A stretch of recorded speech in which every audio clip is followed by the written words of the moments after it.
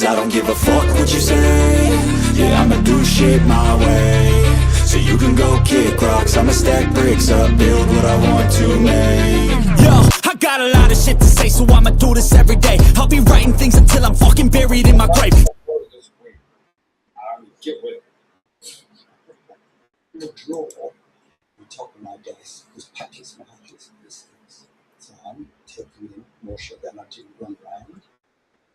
And gradually my waist. The exercise helps because working muscles need more energy. Working muscles need more energy. But as you realize that your body was hard, take a down size, building muscle because you're not protein, it needs more energy. Let's be like, I'll what to have protein. Usually it's somewhere around 200 grams of protein a day. Keeping energy that you need and not consuming all. Nowhere near ready to do this. The whole more sugar from blood sitting still for long periods. Use that which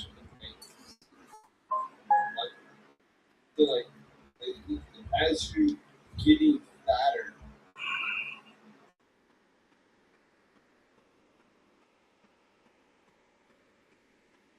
and move around, body is getting sluggish. Now going to get larger. So I'm able to stay with them. The one that really is seriously strange, but it's not.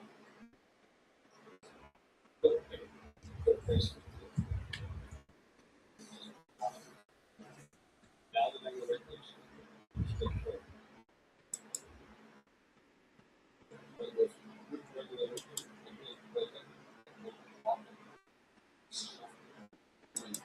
It is so strange that human beings go back the way they're supposed to.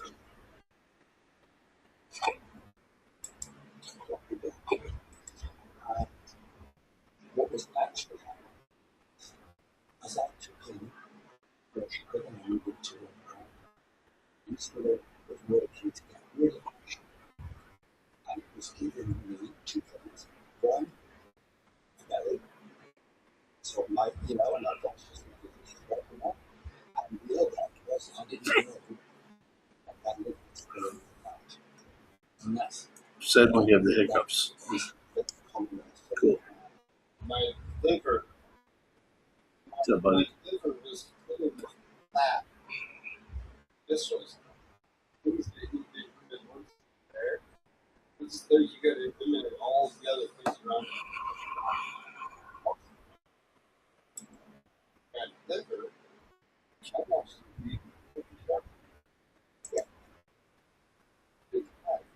you can't sit there and drink sugar and then for everything else that people don't have a blood sugar.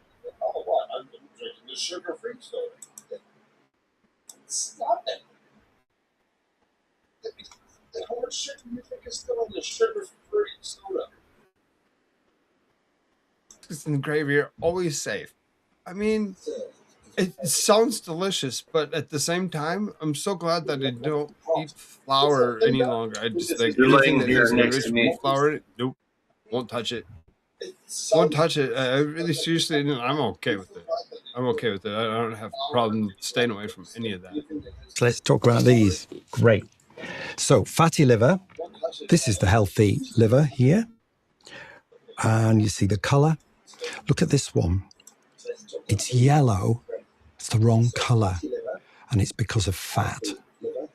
So in that case, like has happened to me over years, my liver began to fill with fat. Because it was essentially overworked and glucose was being stored there? Yes. So I was taking in too much I have a fatty glucose. liver. Insulin was doing its good job of taking it out of my bloodstream and forcing it inside cells in my belly, but unfortunately in my liver. Okay. And so there's a progressive laying down. Because I drink too much.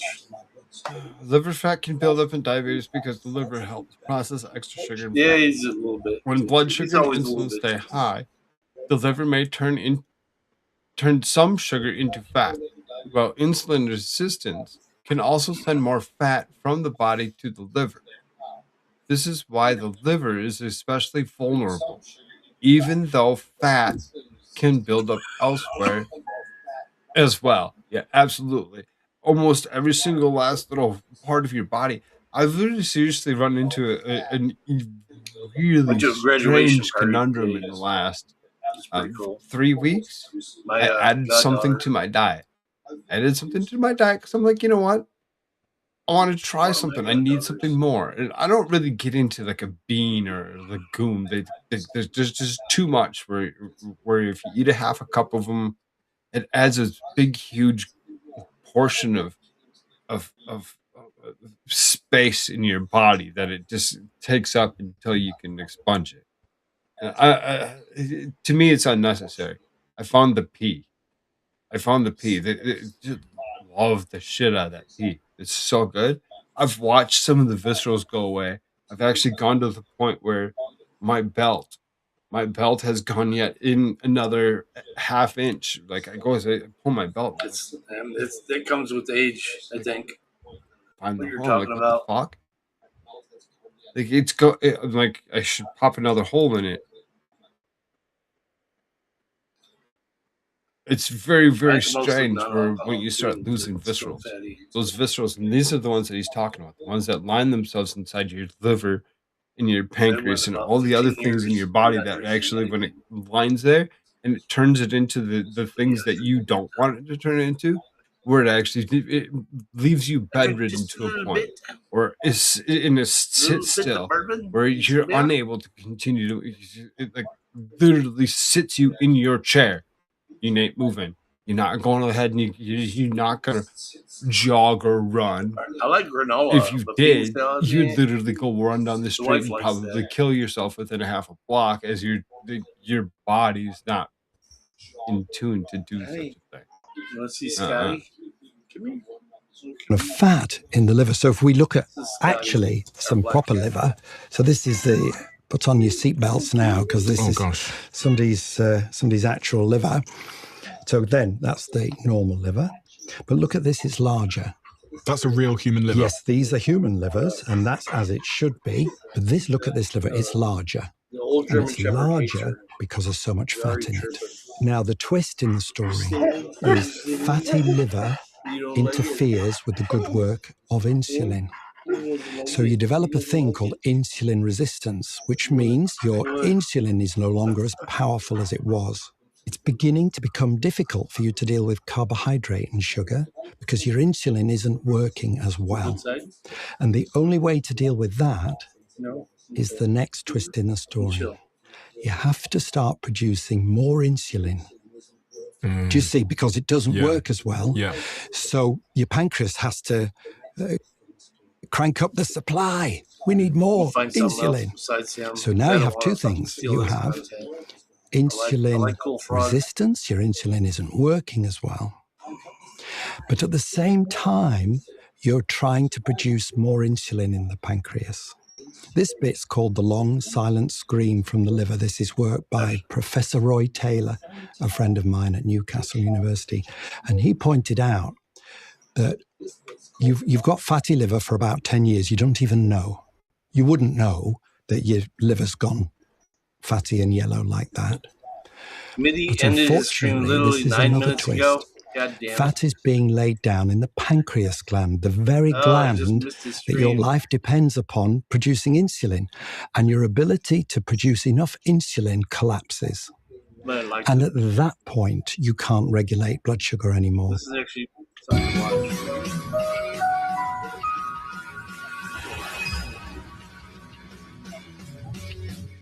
Hello, Amusement Park Portal. Thank you for tuning into our latest video. Well, we're going to look at Cedar Point and a big problem they may have regarding their Cedar ride Point, collection. We have a problem. But before we begin, I kindly ask you do me a huge favor and just go downstairs there and hit that like and subscribe buttons, as it really does help us out, doesn't cost you a thing, and it keeps us going. So with that being said, let's get on with the video. Same here. Now you may be thinking to yourself, what possible problem could Cedar Point have as far as the rides go? They have some of the best coasters in the world, all in one park.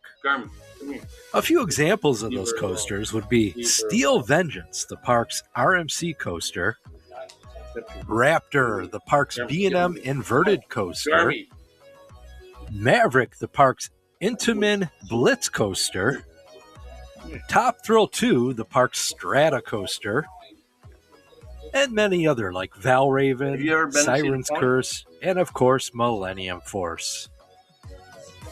However, the coasters aren't the problem at this park.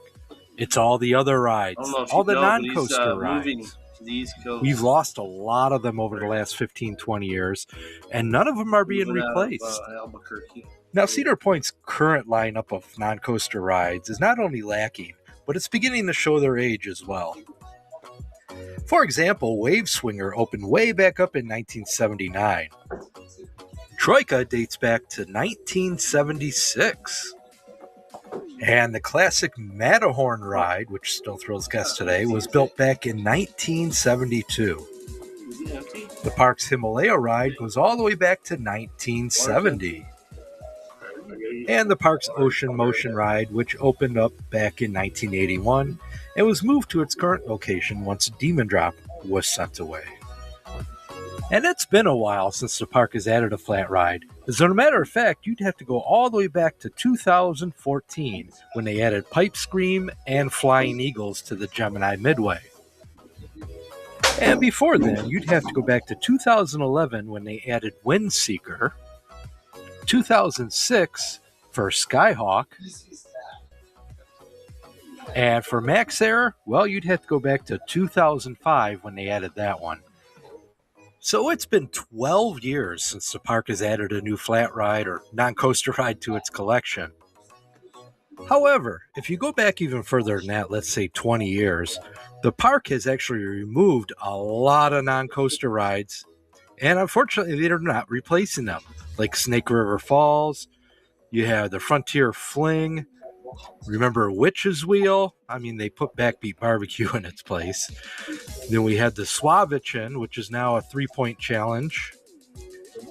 We can also go back to the late 80s where we had Earthquake and the Pirate Ride, which were awesome dark rides, both of which have been removed. We also have the Antique Cars, which was replaced by the Farmhouse Restaurant. We had the Chaos Ride, which was in the same spot as the Swavichin and 3-point challenge. And most recently, we have the Monster. That's a sad one. No warning on this one. They just removed it during the off-season. And currently today, all that sits in Monster's former plot of land is this grass. It's only about an hour. This is just a prime area for a new ride. So as you can see, Cedar Point is in desperate need of adding some more non-coaster rides. It's been a long time, well, since 2014 when they added their last. So they are definitely due for a new collection of flat rides. So the next part is we're going to look at what rides could the park possibly add to remedy this problem. There's been a lot of new non-coaster rides introduced over the last few years, and we're going to go over a handful of them that we think would fit in perfectly at Cedar Point. So let's get started. The first type of ride we think would be a good fit at Cedar Point would be one of these Nebula rides that parks have been adding. However, these rides aren't the greatest when it comes to capacity. So I could see Cedar Point maybe adding 2 of them right next to each other to remedy that. Not only are these rides impressive to look at, but they're fun to ride as well. Another great addition would be one of these Zamperla Endeavor rides. Now, it's really similar to a lot of you may remember Witch's Wheel. It's kind of similar to that, only you're not enclosed in a cage. You're kind of out there and your feet are dangling in the open air. These rides are a lot of fun, and a lot of parks are starting to add these too, like this one here at Kings Island. Another ride I'd like to see them add is a modern day log flume. Now, I know what you're saying. Well, that's an older ride. Why would they add an older ride? Well, it is an older ride, but I'd like to see a new take on it.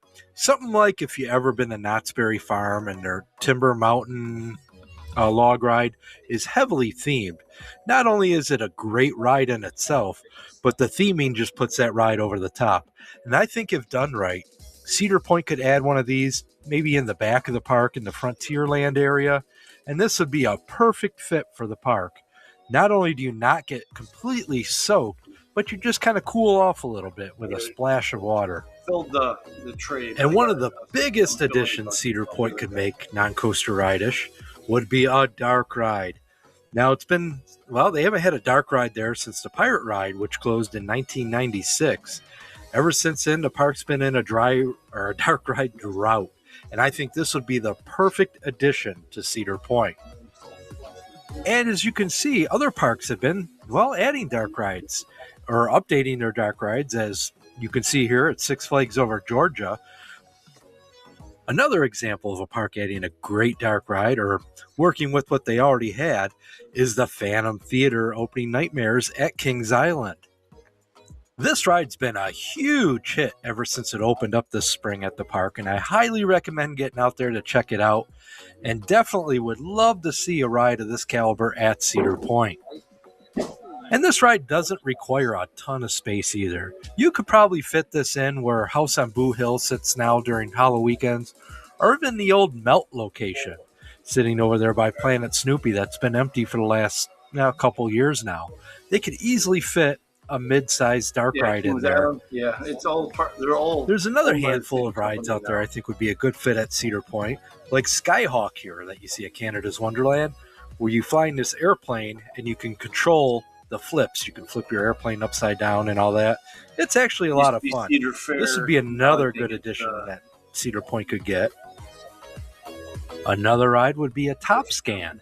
These seem to be a lot of fun, and I actually really enjoy these. It's not a crazy ride. It doesn't make you sick to your stomach, but you still go upside down, do some flips, and all that. It's a solid ride. I think that would be a good fit for Cedar Point. Shivering Timbers. Now, I know I've mentioned a few that are on my wish list, but I'd like to know what rides you would like to see added. Let me know in the comments down below. And I know some people have mentioned, with the financial issues that the chain is going through right now, I wouldn't expect them to add anything new. However, remember, Six Flags America just closed down, and while they may have taken out some of the rides over to Great Adventure and that, there's still some rides remaining in that park that would actually fit in quite well at Cedar Point. An example would be the Teacup Ride. I know that's a fun ride. It's great for families. Now, the park currently does have a kids version of this ride. However, adults really can't fit in it.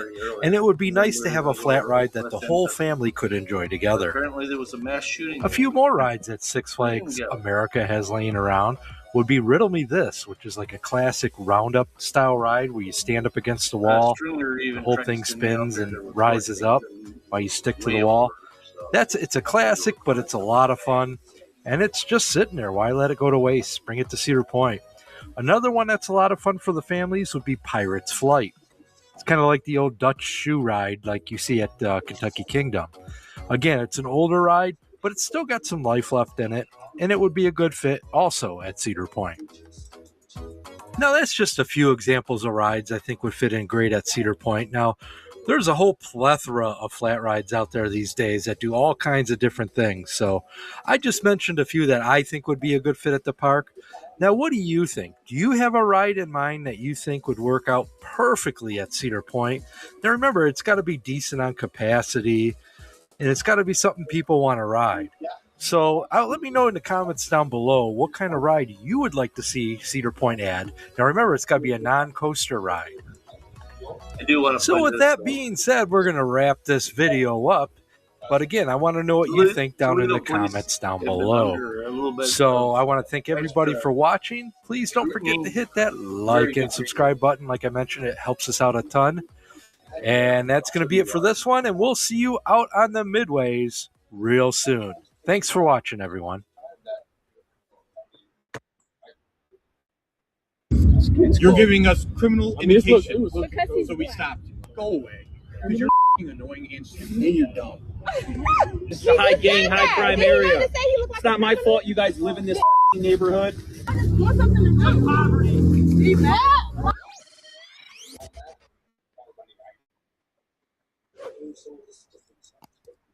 I'm glad that he's trying to actually.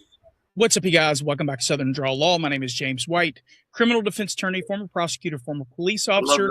Today's case takes us out to Toledo, Ohio. And what we're going to do is we're going to talk about two separate incidents, one in more detail than the other, about the way that the Toledo, Ohio Police Department, or at least the officers in question, appear to believe they are supposed to deal with the citizens in their community, specifically juvenile citizens in certain neighborhoods. And so, obviously, you saw the clip at the beginning of this. It ain't great. They know it ain't great. There has been some movement on this case, but I haven't seen a lot of people talking about it. So I just want to sort of introduce you to what happened and then give you sort of a background context explanation to let you know how we got here and what's next.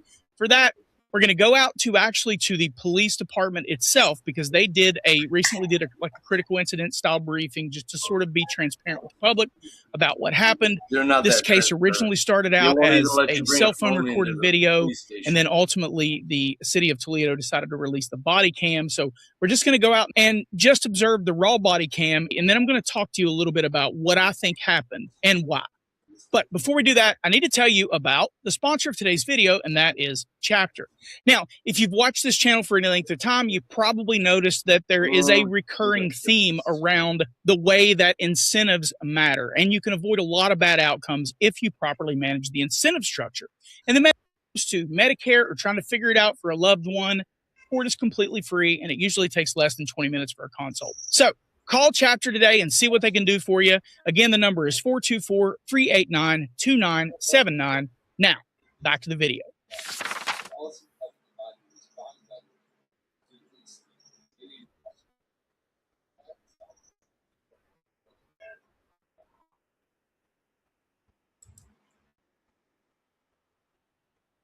Even though you're not using them properly, your muscles are going to cut your muscle, you're going to get muscle fat.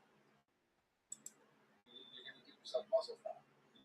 And end up being to the point where you're going to see big things hanging, and it's going to be in that, not choose that fashion. Then you're going to help you close now. Recording. Come over here. Come over here. How old are you? 16. Come over here. You got anything on you? Nope. I got nothing. Okay, come here. No, I can show you. Nope.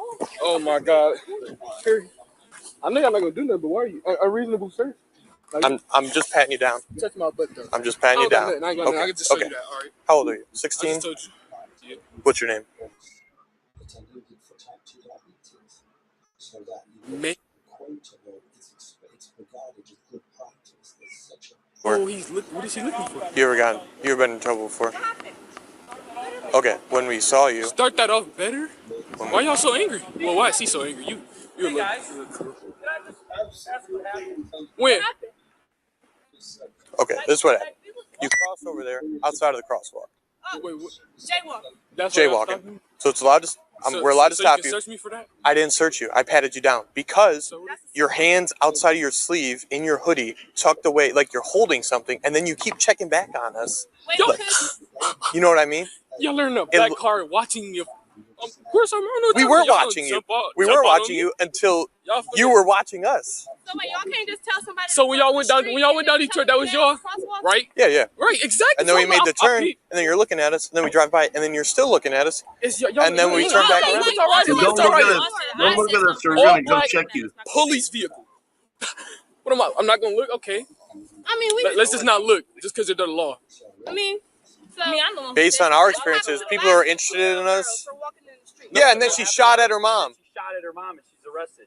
She's a criminal. But y'all Okay, take me wait, for we this. not criminals. I didn't say you were. But y'all check. But You y'all- brought up that 15-year-old girl who's a y'all take me criminal. for this, though. Yeah. You're giving us criminal It was indications, low-key cold. so we stopped you. Criminal? No, don't say that. Don't say that. I don't think it's that low. Go away, because you're fucking annoying and stupid. Y'all can't talk to me Criminal? like that. Oh, we Have a good one, man.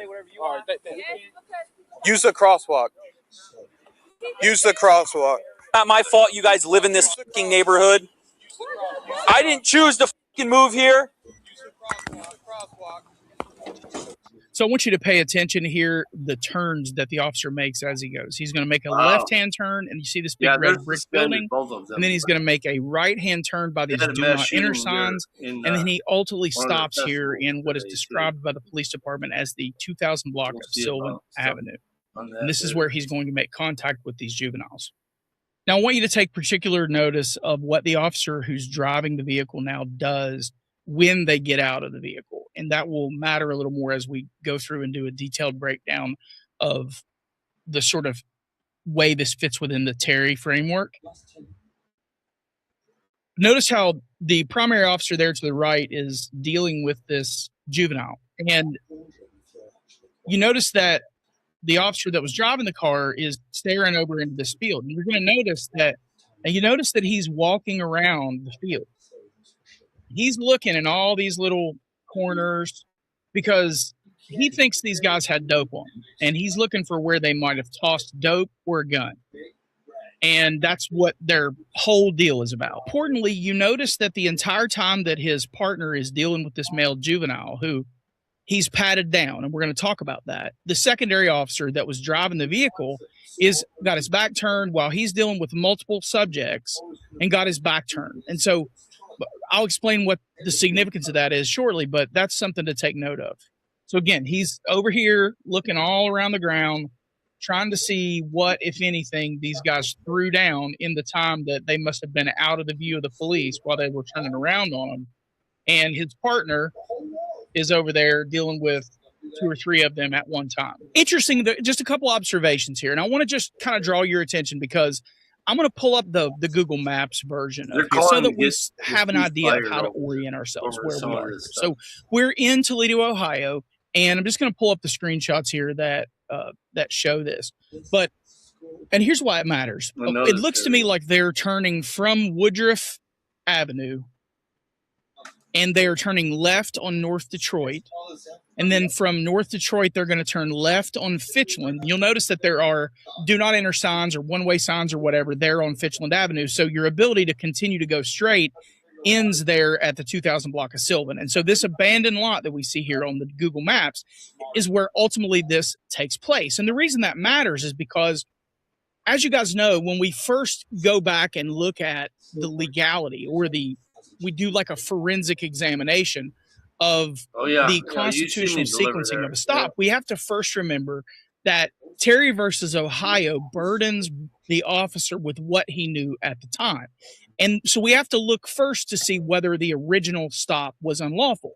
And you'll notice that he told that the juvenile, when he first talked to him, that the original stop was because they were observed not to be walking within the crosswalk. Well, if you look at the Ohio crosswalk statute, you'll notice it says that every pedestrian crossing a roadway at any point other than within a marked crosswalk or within an unmarked crosswalk at an intersection shall yield the right of way to all vehicles. Okay, so we don't have vehicles in question who the drivers of which did not have right of way yielded to them. So that's not an issue. So under subsection C, which I think is the one that is in play here, between adjacent intersections at which highway traffic signals are in operation, pedestrians shall not cross at any place except in a marked crosswalk, except as otherwise provided in this division. Whoever violates this is guilty of a minor misdemeanor. So again, what are your responsibilities as a pedestrian under the Ohio jaywalking statute? One, if there's traffic on the road and you're crossing the road other than a crosswalk, you have to yield to traffic. Well, that's not what they're accused of. Okay, so we remove that from the reason for the original stop. So we're really focused only on subsection C of the Ohio jaywalking statute. And the reason I wanted to bring this up was because if you look at the map, there's only 2 intersections that they could have been observed where they would have even had an opportunity to use a crosswalk. Again, the officers were on Woodruff, and they turned left at the traffic light from Woodruff onto North Detroit. And then they turned left from North Detroit to Fitchland. Well, if you're looking at the officer in the way that he's talking to this juvenile, he points back. He's looking at the juvenile and he says, over there, you didn't cross in the crosswalk. So he's pointing back to the right. He could only be talking about 2 locations. So the legality of the initial detention comes down to these 2 intersections. And only one of the 2 intersections even qualifies for a detention in this particular situation. And the reason is because if you look at the map here, the intersection that exists here at West Woodruff and North Detroit is the only intersection where a crosswalk is provided, and the traffic at that intersection is governed by traffic control devices as defined by the statute. But the intersection that was closest to where the officer was standing when he was talking to the juveniles is this intersection at Fitchland Avenue in North Detroit. Well, depending on which one of these intersections he was referring to, having seen them cross, one of them provides potential reasonable suspicion for the stop. The other one doesn't. So if he's looking back and he's saying, I saw these juveniles cross this intersection at West Woodruff and North Detroit, then he might have a lawful detention for the purposes of talking about jaywalking, right? But if he's referring to Fitchland Avenue and North Detroit, which we won't know right now because we haven't seen any of the police reports as to which of those intersections he's going to try to articulate a violation regarding, well, then he would be incorrect about that because the intersection at North Detroit and Fitchland is not supported or governed by traffic control devices, which means that it does not provide reasonable suspicion or probable cause to detain someone for a violation of the jaywalking statute simply because there's a crosswalk. Again, if there's a crosswalk that has no traffic signals, then the duty of the pedestrian is to yield to oncoming traffic. That is not what's in play here. So the only reason that he would be able to stop them for jaywalking would be that they violated the law by not walking within a crosswalk at an intersection that is controlled by traffic control devices. So we really have an either-or situation. If the original detention was about the intersection at North Detroit and West Woodruff, it's probably a lawful detention. If it was about the intersection at North Detroit and Fitchland Avenue, this is an illegal detention from the beginning because, again, there's no probable cause or even reasonable suspicion that they violated the statute because there's no traffic control device, okay? Every single one of these kids ostensibly committed, to the extent that any offense was committed, they committed the same offense. And yet it was the young black male who was patted down, who was told to show his hands, who was identified, who, all that stuff. None of the rest of them. So what is the reason for your enforcement here? And that's another issue that happened. They make a stop based on a jaywalking investigation, but they never investigate the jaywalking. They never even look back to see whether the intersection was one that qualifies for jaywalking. So it's obvious that their reason for the stop is pretextual in nature because they think there's drugs or guns or whatever, but they use the jaywalking as a legitimate reason under Wren in order to make a lawful stop. But what police officers don't seem to understand is that the pretext might be your reason for actually stopping them, but it's the violation that provides the lawful basis for the detention to begin with that defines the scope of what you're allowed to do. You stopped them for jaywalking. You never investigated jaywalking. You never investigated the intersection. You didn't treat all of them equally. You treated him differently because what you did was you used that as a way to do the stop, assuming you're talking about the correct intersection. And then you immediately pivoted to the pretext, which means that you violated the scope of your original detention in the first place. So fast forward that a little bit further into the interaction. Now let's start looking at whether the behavior of the police officers comport with what they are saying is going on. The real issue here is the pat down for me, because as you watch this young man approach, you can see that he's walking with his hands out towards the police officer. And when they first start, they're somewhere between 25 and 50 feet away. It's hard to tell. And so we don't know what the distance is, but it's a far enough distance that you could see his whole body, you could see his hands.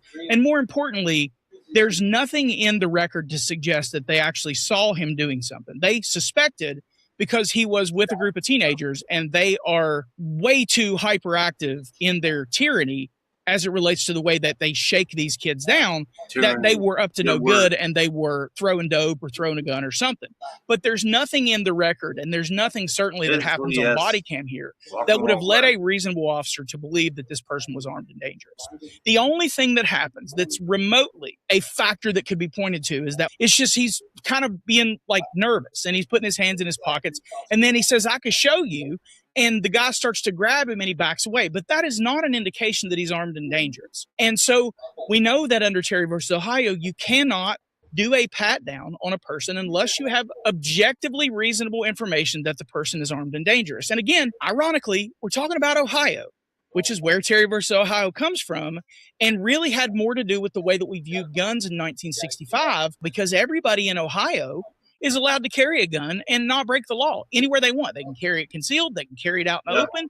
Now, maybe the argument is you can't do that if you're 16, but he had to ask him how old he was. So it's not like he had any sort of information that would have led him to believe that he was under the age where he could carry a gun legally. So again, if you don't have a lawful basis for the original detention, you definitely don't have the authority to conduct a pat down.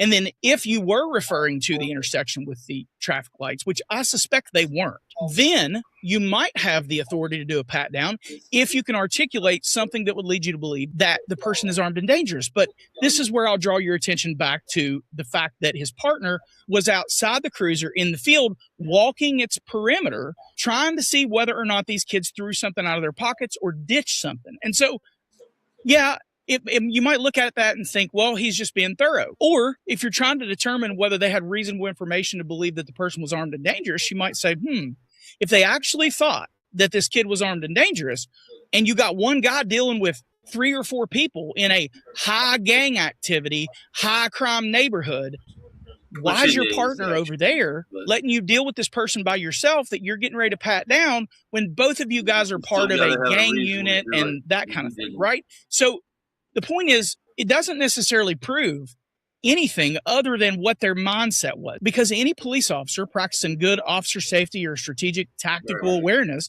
is going to be like, my partner's dealing with 3 or 4 people. One of them is conducting himself like he's armed, right?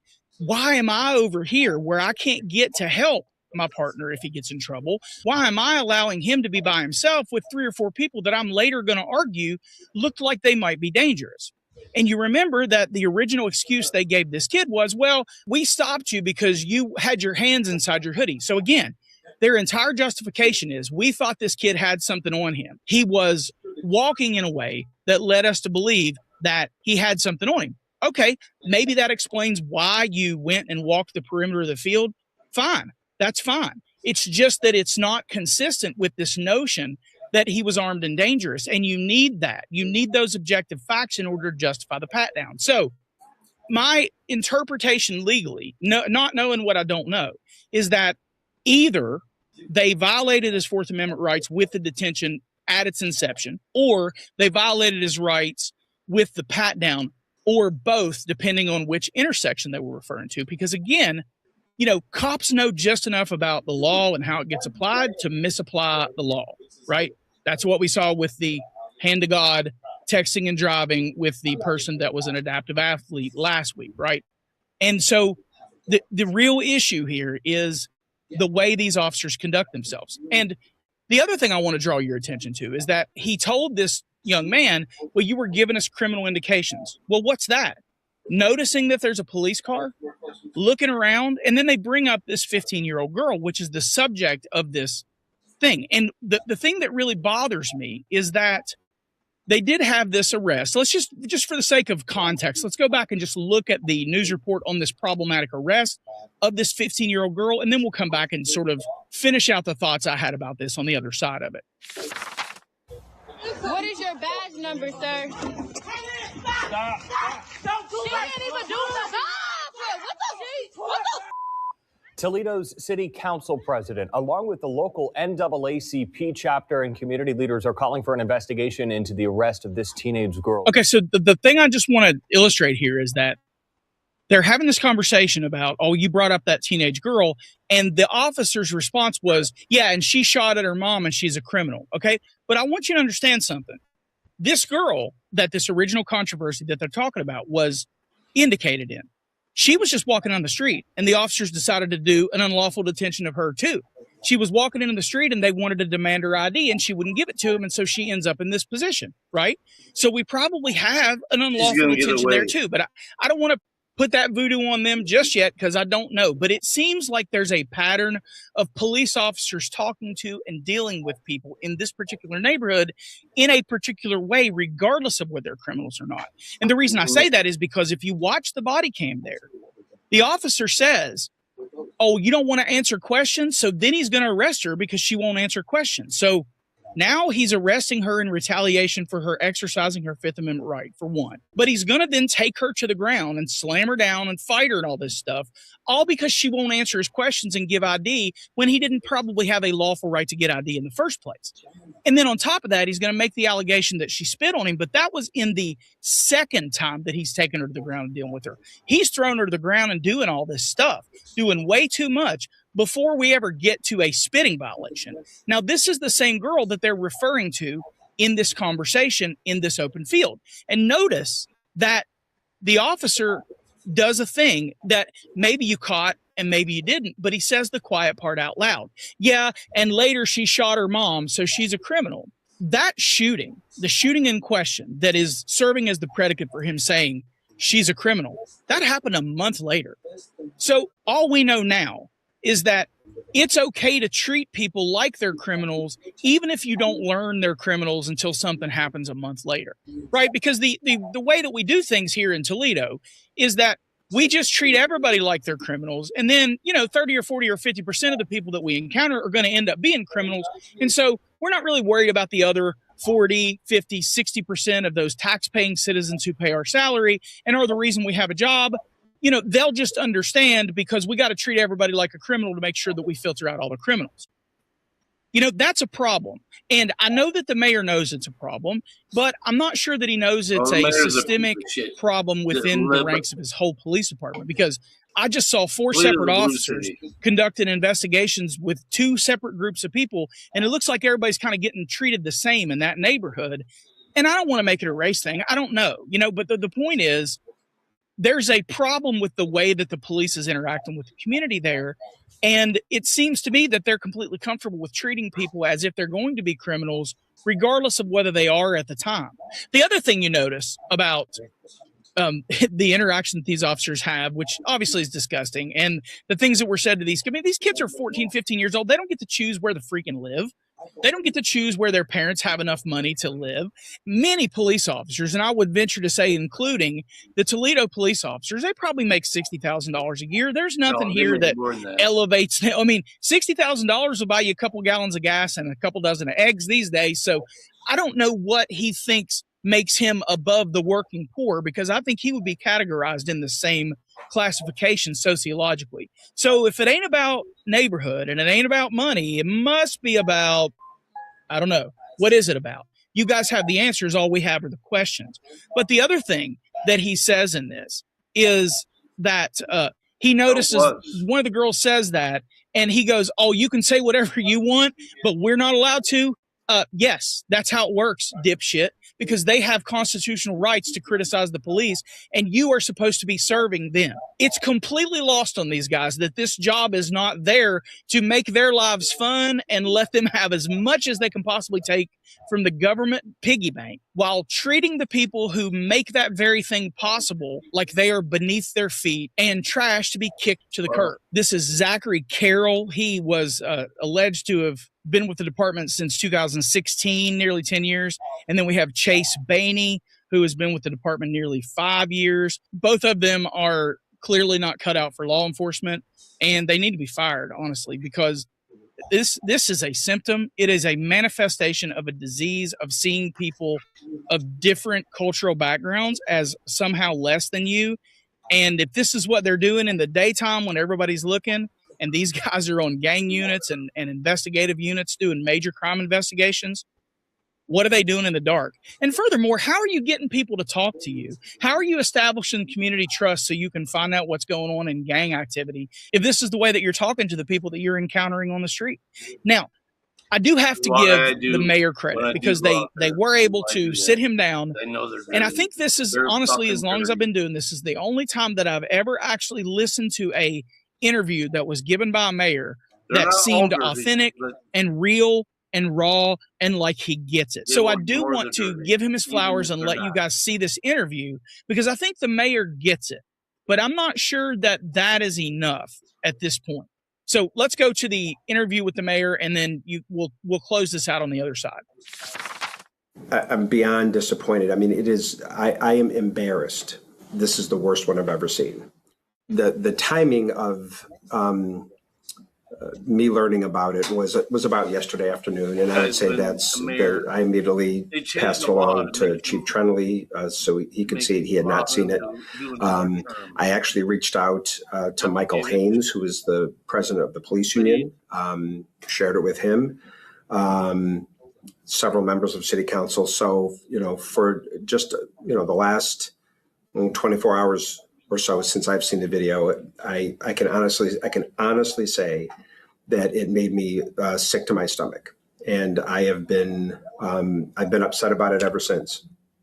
I've been mayor for 8.5 years now, and I've seen a lot of videos, a lot of police related videos, whether it's an officer involved shooting or use of force. I mean, we do live in a world where now with body cams and other things like that, we do see a lot of interactions between police and the community, and a lot of them are, raise concerns.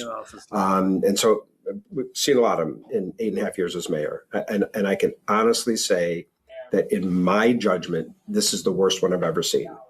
And that might surprise some people because there's physical force isn't being used. There's not, a shooting, and we've seen those videos also over the years. But this one bothers me more than any of those, simply because of what it what it reveals about how this particular officer feels about not just those kids that he was interacting with, but an entire neighborhood. It makes me sick. I just am. That's why you're not. He has to serve, much less being the mayor of that city. I understand police have a difficult job. I get that. But you cannot ridicule kids based on the neighborhood they live in. You just can't do that. It's wrong. That's sometimes the world can be divided into right and wrong, and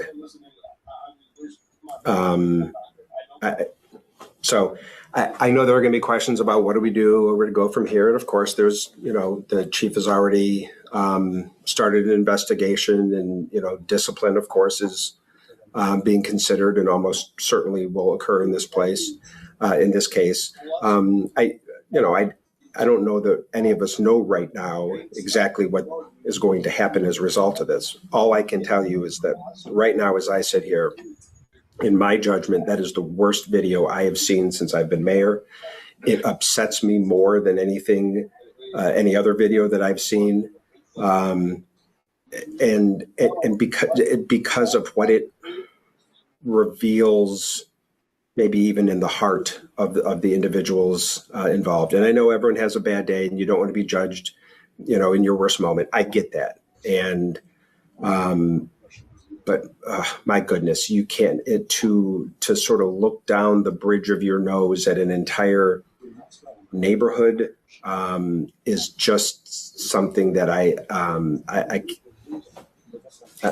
I'm disgusted. So I think that's the first time that I've ever actually seen a mayor not be political, like just be a human, like a normal dude, answer the question, don't backpedal, don't try to frame it in some particular way, just give your honest thoughts about it. But to me, it came off as heartfelt and authentic, and I thought that it was good for his community. But in closing, I just want to say, this is the danger of allowing police officers to personalize the job around their feelings. We've gotten to a place in our country where police officers have been allowed to turn this job into a thing that prioritizes their feelings about whatever's going on above anything else. And that's not just a police problem. That's a societal problem that exists as the very sharp counter side of the double-edged sword of social media. People have begun to think that their feelings are the most important thing, and police officers are people, and this is what you have. The problem is that you've got these 20-somethings that think they know everything. And maybe they start out in the police force, with these grand ideas about how they're going to make a difference and how they're going to be good to people and how they're going to serve and blah, blah, blah, blah, blah, blah, blah, blah, blah, long fart noise, right? And then they arrest a couple people, or maybe they come across a couple dead bodies. Happened to me.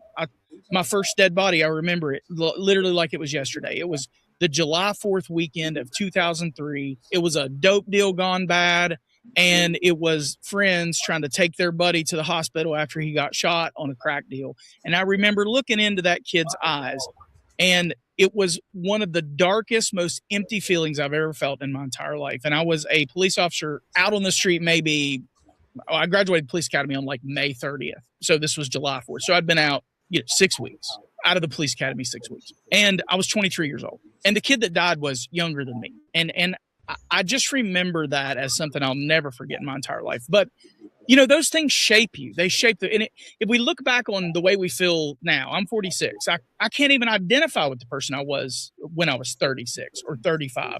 Certainly not 26 or 25. I have a 26-year-old son, and I'm talking to him about personal responsibility and holding himself accountable and how to be the best possible man that you can be and the best possible human that you can be. And there's a mismatch in the way we see the world. And there's a huge mismatch. There are people on these streets being policed by these 25-year-old kids who've got sheltered existences, who never saw anything like this. So they went to work at the police department. And the whole point I'm trying to make is you've got an entire police force worth of people at varying stages of life. And they are going to look at the people that they police in ways that change and evolve over the course of their career. And if you do not have something as a stable foundation, like the Constitution, to guide you as to how you're supposed to deal with people, then all you have is the shifting sand upon which the officer's emotional response to whatever happens rests. And that changes as they get older, as things happen, as the trauma of the job impacts them. All of that is all evolving all the time and constantly changing. And the only bedrock is the constitutional principles. So the videos that we're seeing of these police officers and the way they're conducting themselves is a reflection with what they think they can get by with within the boundaries that their leadership has set. And you're the mayor, you're not the police chief. But we might need to sit back and take a look at what this police chief thinks is acceptable. And Toledo's not a small police department. There's a bunch of moving parts there, but somebody somewhere has made these guys feel like they can treat these people any way they want to. And what you say about how you personally feel about it is not getting translated over into the leadership of the police department that is churning these people out and putting them on the streets to deal with the people that you're trying to reconcile the situation with. And what's going to happen before long is you're going to have Benjamin Crump in your city. And you don't ever want Benjamin Crump in your city, ever. You don't ever want Benjamin Crump to come to your city. And it's going to happen if this is allowed to continue. So something somewhere has to change. So I'm talking directly to the mayor. I believe that you get it, but I'm not sure how much you getting it is impacting the people that are actually going out here and advancing the objectives of the Toledo Police Department. Nobody got their ass beat and nobody got seriously injured, and that's the reason that you don't have riots. But if you let stuff like this continue to happen, riots are coming. Community uprising is coming. Crump is coming. Get it under control now. Those are my thoughts on this one, guys. I hope you got something from it. I'd like to invite you to check us out on all the socials. I'll put up a QR code here for you to scan with your phone. That'll take you to the Linktree site where you can check us out on YouTube, Facebook, TikTok, and Substack. I hope to see you on one of those platforms in the very near future. Please remember to like and subscribe and leave a comment on the video. Check out some of the other videos on the channel and leave a comment on there as well. Until I see you again, take care. Always film your interactions with the police and keep your evidence to yourself. For sure. Good guy. I like Southern. I watch a lot of his videos. Okay, let's find something else. 4 hours just to be outperforming every last person that's around you. On thought, on action, on reaction.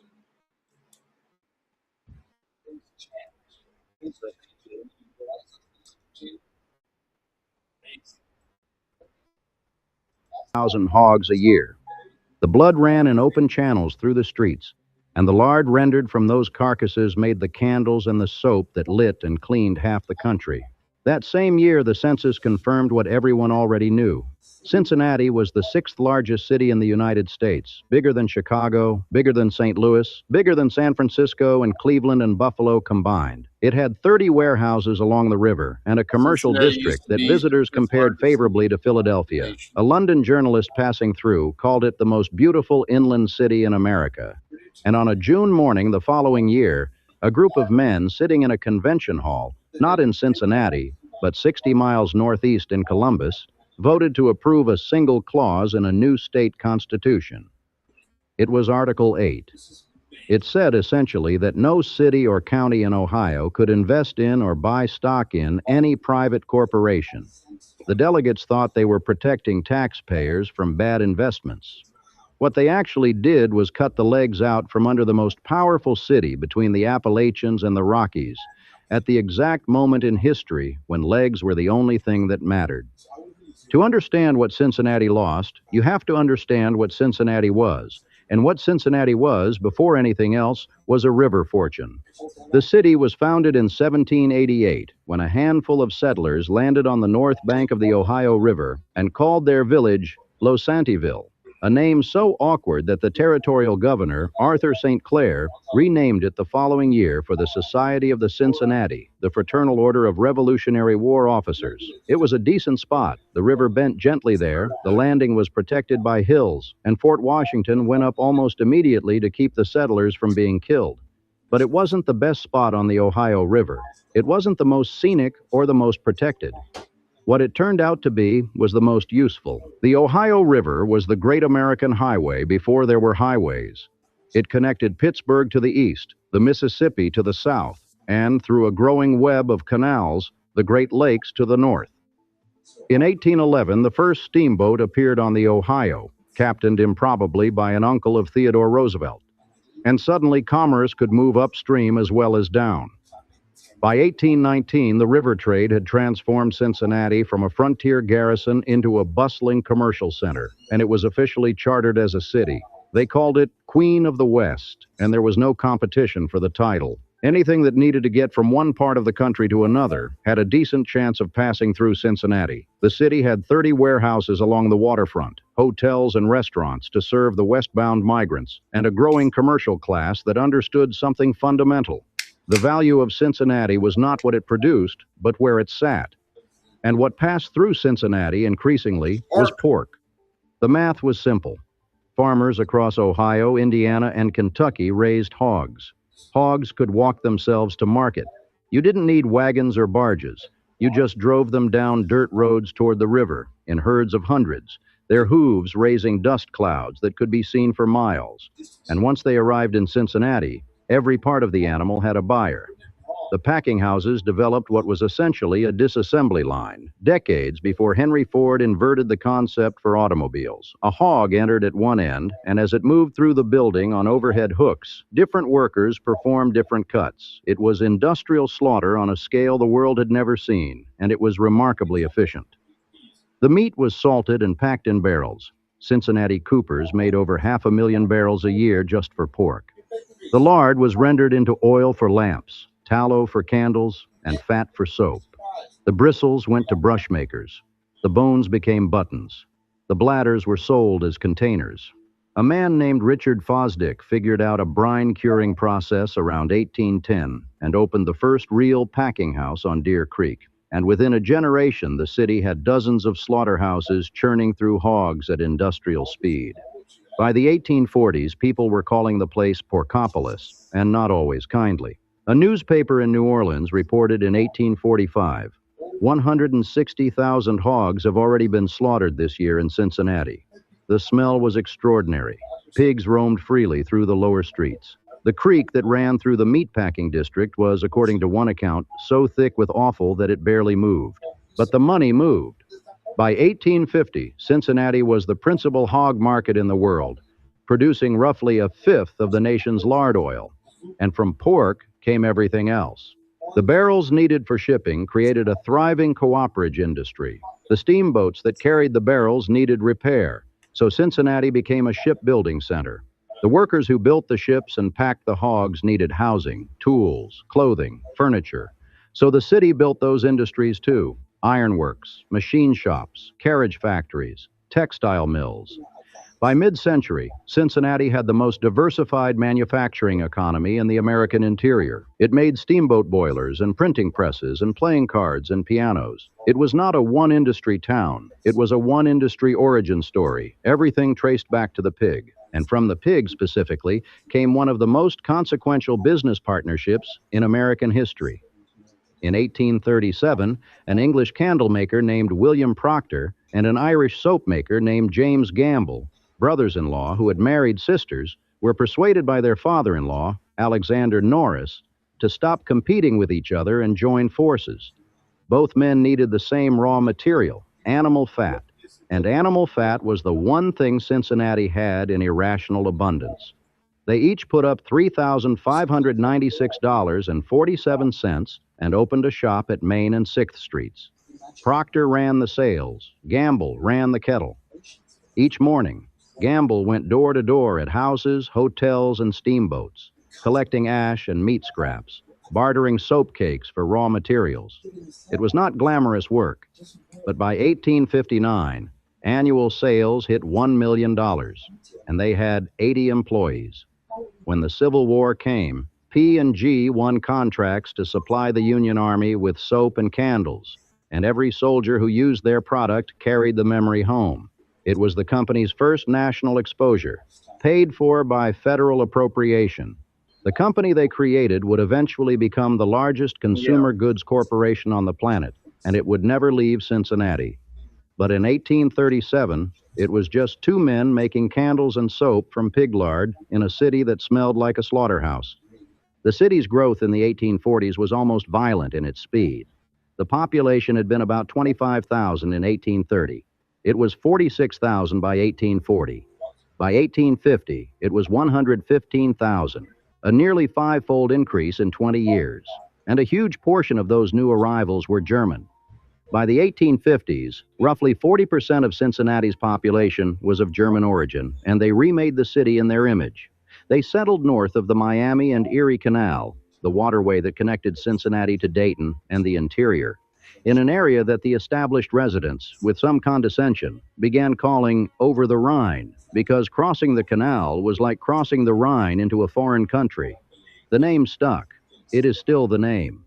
What the Germans brought, besides labor and skill and that distinctive architecture of tall, narrow brick buildings packed tight against each other, was beer. The first German-owned brewery opened in 1829. By 1860, there were 36 breweries in a city of 161,000 people. These were not small operations. They were enormous, architecturally spectacular enterprises with underground lagering tunnels bored into the hillsides, because lager, the style the Germans favored, needed cold storage, and before mechanical refrigeration, the only way to get it was to go underground. The tunnels are still there, beneath the streets of Over the Rhine. 4 stories below Vine Street, in vaulted brick chambers that haven't held a barrel in a century, you can still feel the chill. By 1893, Cincinnati's per capita beer consumption was 40 gallons per person. Men, women, and children averaged together, roughly 2.5 times the national average. The Christian Meerlein Brewing Company was exporting beer to South America and Europe.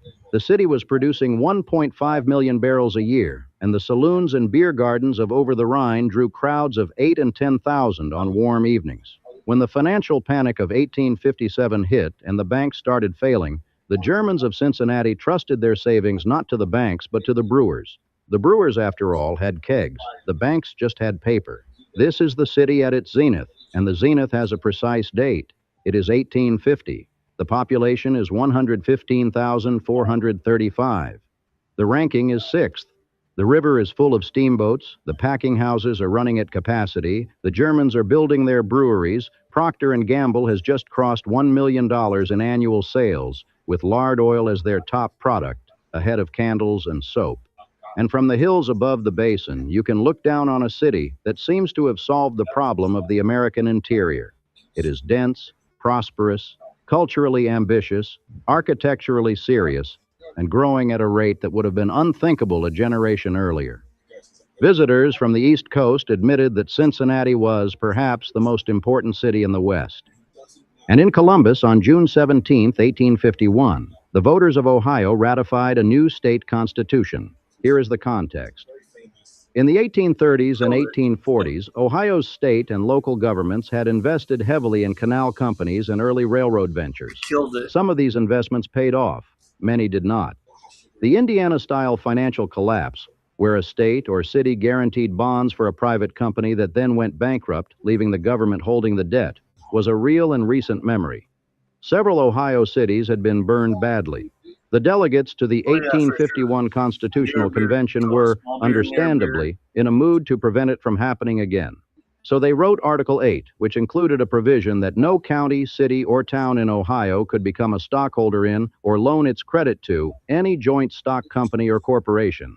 The intent was fiscal prudence. The effect was something else entirely. The timing could not have been worse. In 1851, the railroad revolution was just beginning.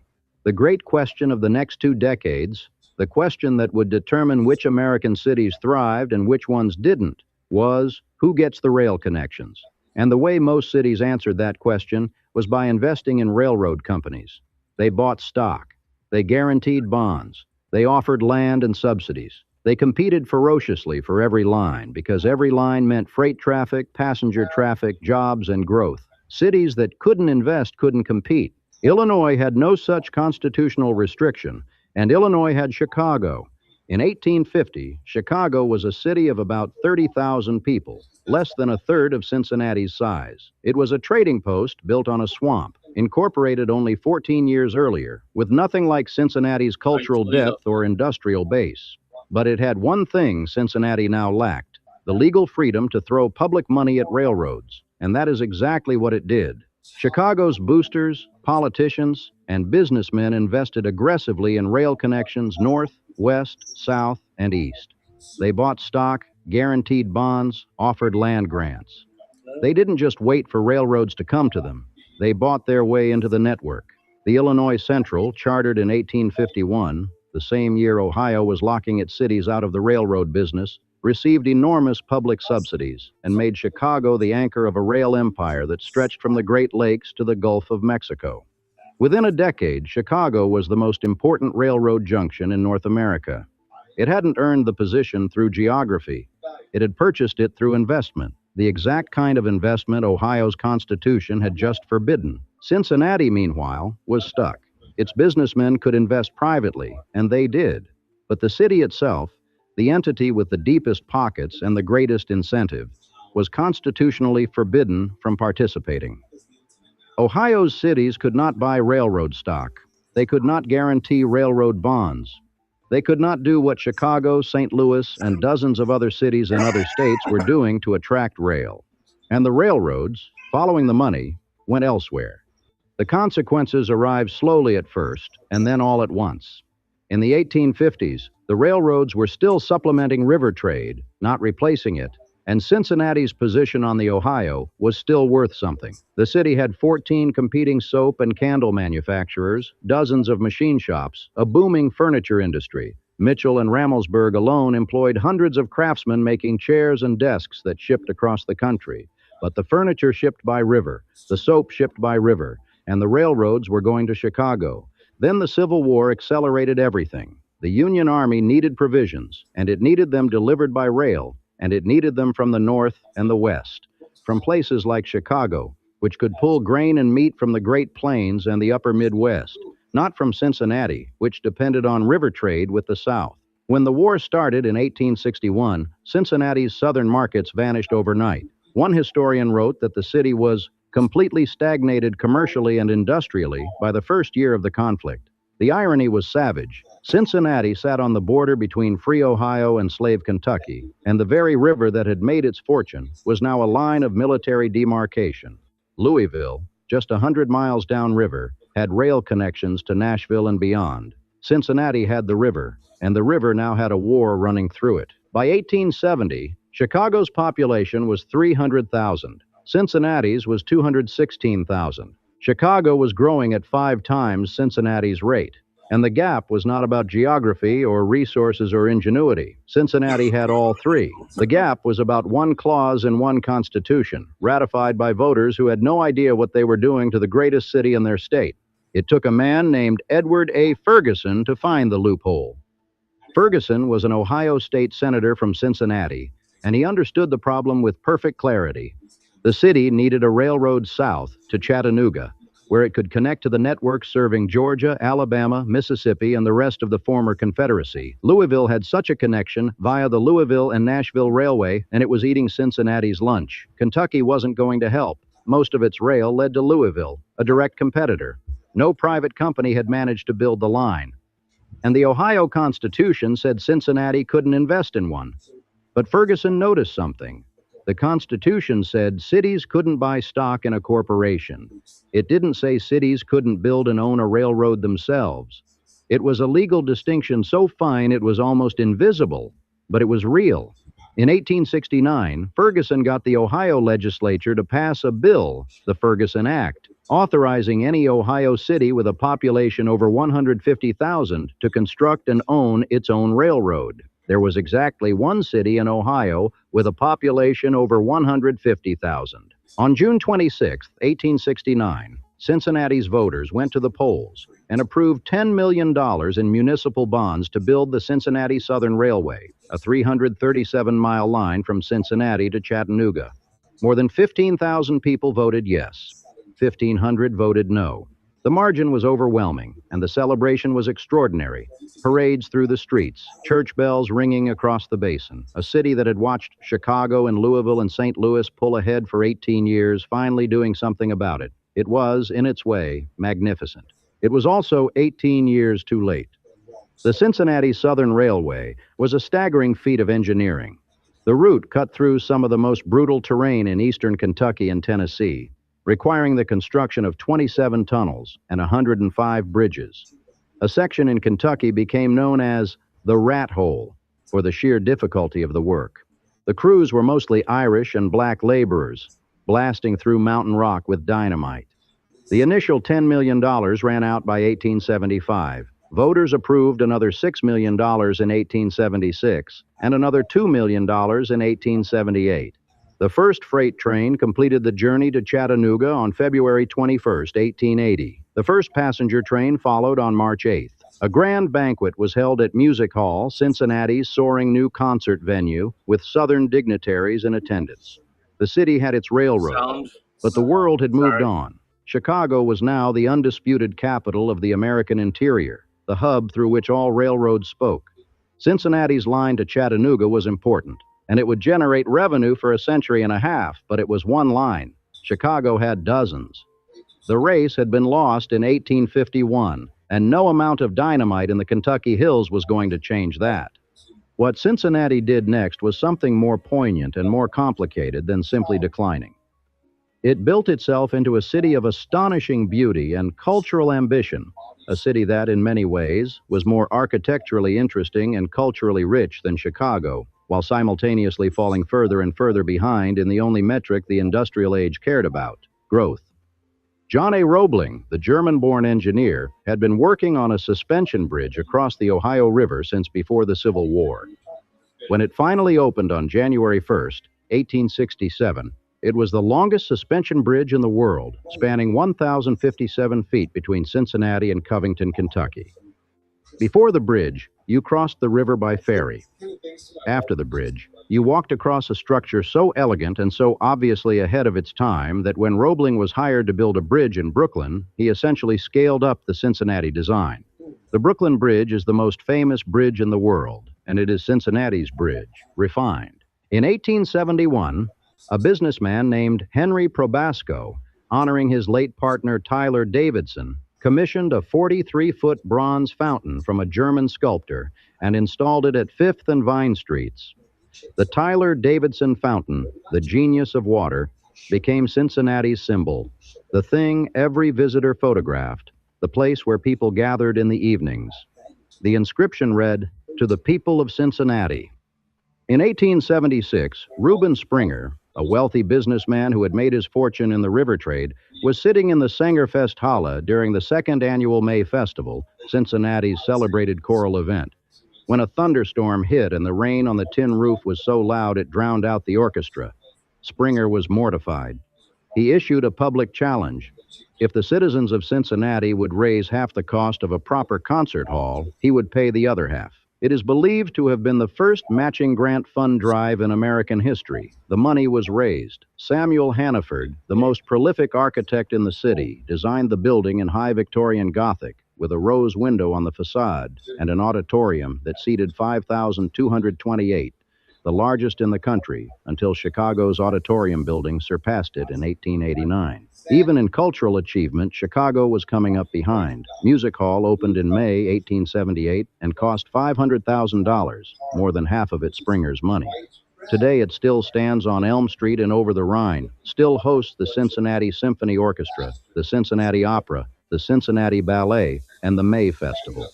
It is the only 19th century concert hall in the United States with a major orchestra still in residence. The city's hills, the steep, dramatic hills that ring the basin on three sides, gave Cincinnati something no other American city had: inclines. Starting in 1872, the city built 5 inclined railways to carry people, streetcars, and wagons up the slopes to the hilltop neighborhoods. The Mount Auburn incline came first, with a lookout house at the top that drew 10,000 visitors on weekends. The Mount Adams incline followed in 1876 with Highland House, where the symphony orchestra played outdoor concerts for crowds of 8,000. These were not just transportation, they were spectacle. You rode a platform up the side of a hill and stepped out into a resort that looked down on the city basin and the river and the Kentucky hills beyond. No city in America had anything like it. Pittsburgh had similar terrain and built its own inclines, but Cincinnati's were bigger, more elaborate, and better integrated into the city's social life. Samuel Hannaford didn't stop with Music Hall. He designed Cincinnati's City Hall in Richardsonian Romanesque, completed in 1893 at a cost of $1.61 million, with marble from Italy and Tennessee, granite columns from Vermont, and stained glass windows depicting Cincinnatus, the Roman farmer general for whom the city was named. He designed the observatory, the Elsinore Arch, churches and hotels and houses across the basin and the hills. His firm worked in Cincinnati for over 60 years. He was not building for a city in decline.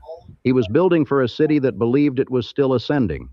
And in a way it was. The population kept growing, from 255,000 in 1880 to 326,000 in 1900 to 401,000 in 1920. But the ranking kept falling, 8th in 1880, 10th in 1900, 16th in 1920. The city was getting bigger. Everyone else was getting bigger faster. Cincinnati built beautiful things. Chicago built an empire. Procter & Gamble, meanwhile, was becoming enormous.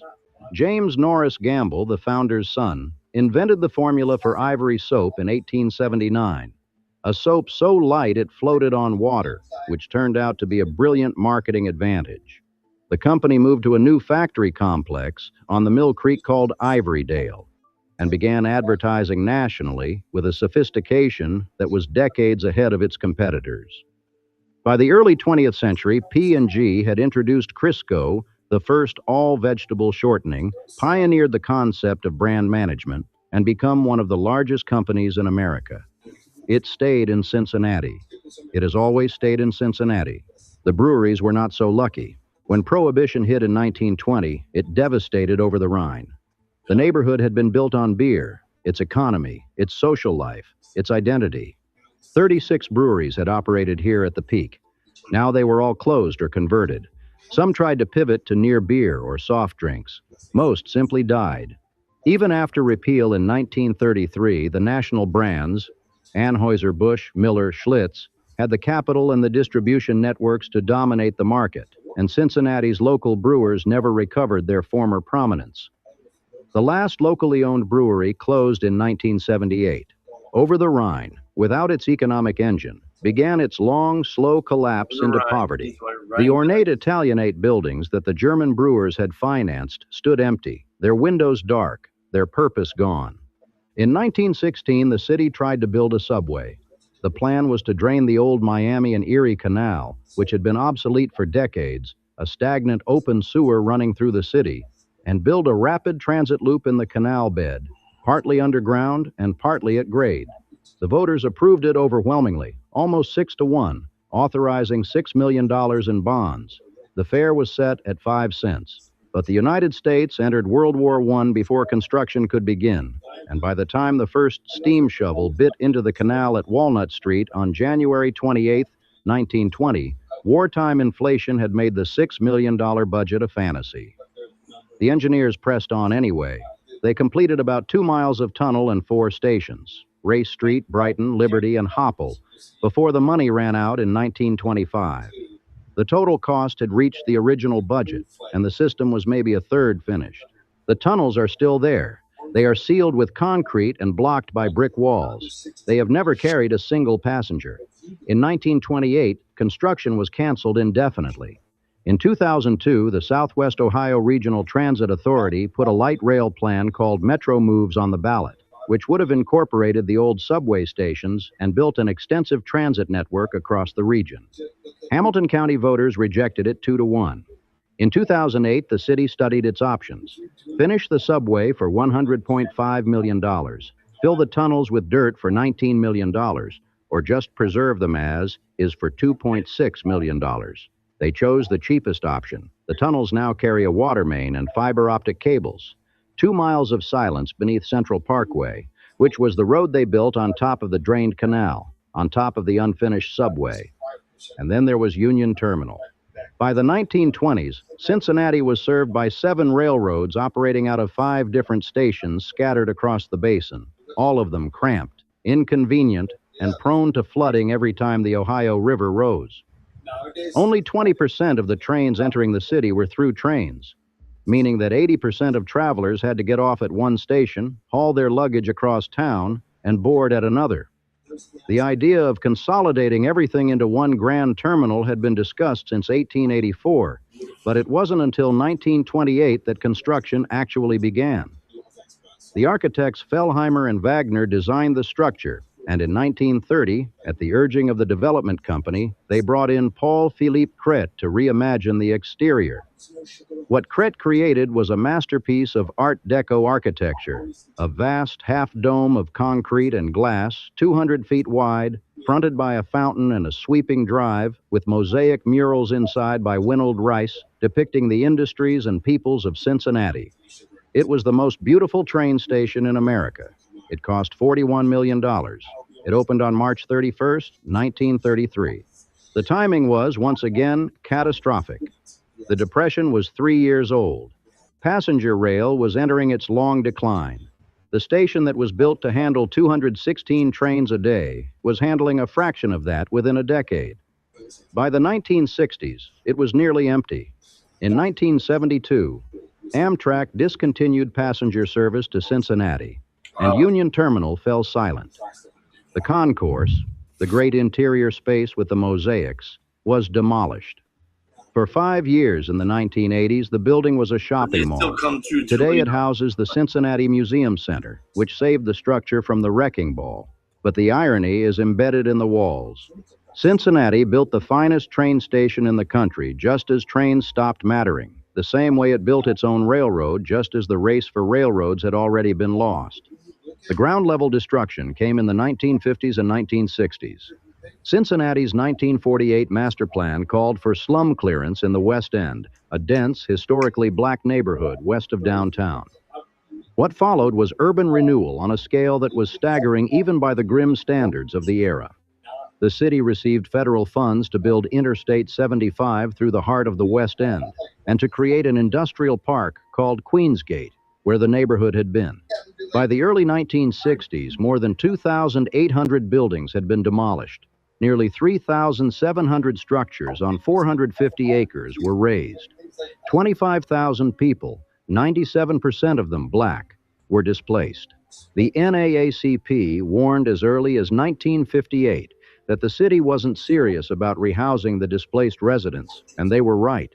The West End's population dropped from 67,520 in 1950 to 17,068 in 1970. An area the size of over the Rhine was simply erased. Where Holy Trinity Catholic Church once stood, with its choir that Laverne Summerlin still remembers, there is now the 5th Street exit ramp of their 75 South. The inclines died in this period, too. The Mount Adams Incline, the last one running, closed in April 1948. In its final year of operation, it earned $8,407 in fares and cost $68,617 to operate. There were proposals to save it, have the city take it over, run it as a tourist attraction, convert the car house into a restaurant. None of them went anywhere. The automobile had won, and the inclines were dismantled, and the view from the hilltops was now something you drove to, not something you rose toward on a platform named after a 19th century financier. The population peaked at 503,998 in 1950, then began its long slide, 452,000 in 1970, 364,000 in 1990, 309,000 in 2010. The metropolitan area continued to grow, reaching 2.2 million, but the city itself, the basin, the hills, the neighborhoods that Hannaford and the Germans had built, hollowed out. Over the Rhine, which had been a thriving working-class German neighborhood in the 19th century, became one of the most impoverished and dangerous neighborhoods in the country by the 1990s. The brewery building stood empty. The lagering tunnels collected dust. The ornate Italianate facades, those tall, narrow brick buildings with their arched windows and iron cornices, deteriorated behind plywood and chain-link fencing. It was one of the largest collections of 19th century urban architecture in the United States, and it was rotting. And through all of this, Cincinnati still owned a railroad. The Cincinnati Southern Railway, that monument to Edward Ferguson's ingenuity and the city's determination to fight back against the 1851 Constitution, had been leased to a private operator since 1881. First the Cincinnati, New Orleans, and Texas Pacific Railway, then the Southern Railway, and eventually Norfolk Southern. The city collected lease payments and kept ownership. It was the only municipality in the United States to own an interstate railroad. For a century and a half, Cincinnati held on to the one thing it had built to save itself. In November 2023, the city voted on whether to sell. Norfolk Southern offered $1.6 billion. The proceeds would go into a trust fund, the interest used to repair Cincinnati's crumbling infrastructure. The bridges, the roads, the parks, the municipal buildings that decades of deferred maintenance had left in disrepair. The city was receiving about $25 million a year in lease payments. The trust fund, proponents argued, could generate $50 million to $70 million a year in perpetuity. Opponents said the city was giving away a unique, irreplaceable asset for a fraction of its long-term value. The campaign in favor of the sale was well-funded, backed in part by Norfolk Southern itself. The vote was close. Of the 83,732 ballots cast, 43,173 voted to sell, and 40,559 voted to keep the railroad. The margin was 2,614 votes, about 3%. And just like that, the Cincinnati Southern Railway, the railroad that a city built because a constitution wouldn't let it invest in someone else's. The railroad that took 11 years and $18 million and 27 tunnels through Kentucky Rock. The railroad whose completion was celebrated with a banquet at Music Hall and church bells ringing across the basin. That railroad passed out of Cincinnati's hands. There is a viewing platform atop the Carew Tower, the Art Deco skyscraper that went up at 441 Vine Street in 1930, just as the stock market was collapsing. It was named for Joseph T. Carew, who founded the Mabley and Carew department store chain, and it was designed as a city within a city, stores, offices, restaurants, and a grand hotel, all under one roof. One of the earliest mixed-use developments in America, conceived simultaneously with Rockefeller Center in New York. Ground was broken in September 1929, 1 month before the crash, and the construction was scaled back. Only the first 3 floors got the expensive marble and mosaic finishes. The rest is plain brick. The hotel was supposed to be called the St. Nicholas Plaza, but the owners of the old Hotel Sinton claimed they held the rights to that name from a previous establishment on 4th Street, and so it became the Netherland Plaza instead. It cost $33 million and was, for decades, the tallest building in Cincinnati at 574 feet. From the observation deck on the 49th floor, you pay $4, ride one express elevator and one older, smaller one. You can see everything. The Roebling Bridge, still standing, its cables still taut across the Ohio. Union Terminal's half dome, 3 miles to the west, where the museum center keeps the mosaics that were almost destroyed. The river, curving south toward Kentucky, the same river that brought the flatboats and the steamboats and the hogs and the Germans and William Proctor and James Gamble and all the rest of it. Over the Rhine is down there, too, partly renovated now. The Rheingeist Brewery opened in 2013 in the old Christian Merline Packing Hall on Elm Street, and the restaurants and bars along Vine Street are full on weekends. The lagering tunnels have been turned into cocktail lounges. You can sit 4 stories underground, beneath crystal chandeliers, sipping a drink in a vaulted brick room that once held 10,000 barrels of lager. And it is genuinely beautiful, and it is also a very particular kind of American beauty. The beauty of a thing repurposed because its original purpose was taken away. The Procter & Gamble headquarters is still downtown, a pair of octagonal towers overlooking the river. The company that started with pig fat and a handwritten amendment to its stationery, and Gamble, was literally penned in at the top of Procter's existing letterhead to save the cost of new paper, now makes Tide and Pampers and Gillette and Crest and Charmin and earns more in a quarter than the entire city of Cincinnati collects in a decade. The irony is that Cincinnati's single greatest corporate asset was born from pig lard, and the pig lard came from the river trade, and the river trade was the thing the railroad was supposed to replace. Fountain Square is still there, the Tyler Davidson fountain still running in warm weather, still inscribed to the people of Cincinnati. The Red Stockings, the first professional baseball team in American history, they won 57 games and tied one in their inaugural 1869 season, a record that still stands as the best debut in professional sports, are still playing, though they're just the Reds now, at Great American Ballpark along the river. But the subway tunnels are still empty. The West End is still mostly highway and industrial park. The inclines are gone, all 5 of them, and the railroad. The railroad that was going to save everything. The railroad a city built because it was the only city in America whose state wouldn't let it do what every other city was doing. The railroad belongs to Norfolk Southern now. The check cleared in early 2024. From the top of Carew Tower, if you look northeast on a clear day, you can see, across more than 300 miles of Ohio farmland and Indiana prairie, the faintest atmospheric suggestion of something large on the horizon. You cannot actually see Chicago from Cincinnati, but you can feel it, the gravitational pull of the city that won, the city that had no Article 8, the city that was free to buy its way into the railroad age, while Cincinnati stood on the banks of the Ohio River with $10 million in bonds and a constitution that said no. The 1851 convention delegates are long dead. They were trying to be careful with public money. They succeeded. Cincinnati never made a bad investment in a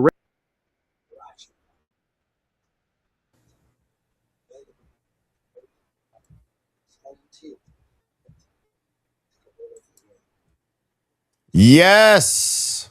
Hello, my beautiful friends, and welcome back. I hope your Saturday is off to a beautiful start. You're bursting full of energy today, ready to enjoy the weekend. Very glad that you're here and with us. We got some business today. We saw the Butler assassin was apparently emailing with some deputies. I've got a whole slew of redacted documents queued up. We'll go through them as best we can because large portions of it are illegible. We can't see anything behind the blocked out text, but we'll see what we can piece together and unpack a couple other things. We've got an update in the executive order ballot lawsuit that was filed by California and Team Blue, and some other cabinet developments. There was a rumor that Susie Wiles was going to be exiting the administration. Not true. She came back out and rejected that. And some other headlines, but it's a beautiful day. Very glad that you're here. It's rainy in Dallas, says Quell. What's up, Natalie Ray? Savdi's here. What's up, Doan? Nice to see you. Gina Hansen. Texan Knock is in the house. Very nice to see you. What a beautiful day. J-Ma, we saw Whirlpool. We got Jumpin' Jeff. We're coming through loud and clear. Dan says, what, is it morning already? I know, man. That came quick. What time? Oh, I got to get up. Hey, what's up? Hashtag Queen. Whirlpool Galaxy is here. It is a beautiful day. Let's take a look at the schedule. We saw this yesterday, but largely the same. Trump is in New Jersey, Bedminster, New Jersey, at the National Golf Club. Haven't seen much activity from him this morning, but maybe we will. Maybe he'll give us some comments after he gets off the golf course, if that's what he's doing. But that's what we got today. Then, as we know, tomorrow he's going to the NBA Finals. That's not tomorrow. That's on Monday, actually. So apparently, I think game 2 or something happened yesterday, and then he'll be back on Monday for the finals. We've got a tele-rally up in New Jersey, some executive time on Monday.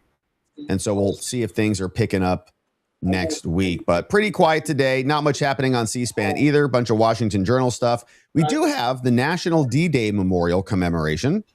And then mayors are all meeting. So a bunch of mayors around the country are getting together. Crazy. 82nd anniversary of D-Day, the invasion. Yeah, that was heroic endeavor. Lots of really brave Americans killed that day. So shout out to all of our veterans out there as we pause to remember D-Day. Big one that was out there. So that's what's percolating out there. There was also a rumor that Susie Wiles was going to be leaving the administration. A lot of posts about this. The Daily Mail had an article saying she's had enough. She can't take the chaos in the Trump administration. Turns out that's not true at all. The Daily Mail had an exclusive. They said Susie Wiles is quietly planning her exit strategy after the midterms. And by the way, it's not unusual anyways for chief of staff individuals to leave. They don't stay around generally forever. It's kind of a good, position. Come in there, just grind hard, and then you burn out. And so we'll see if she ultimately stays. She says she will. But the Daily Mail had this article that was getting a lot of attention, notably frustrated by Trump's recent cabinet appointments.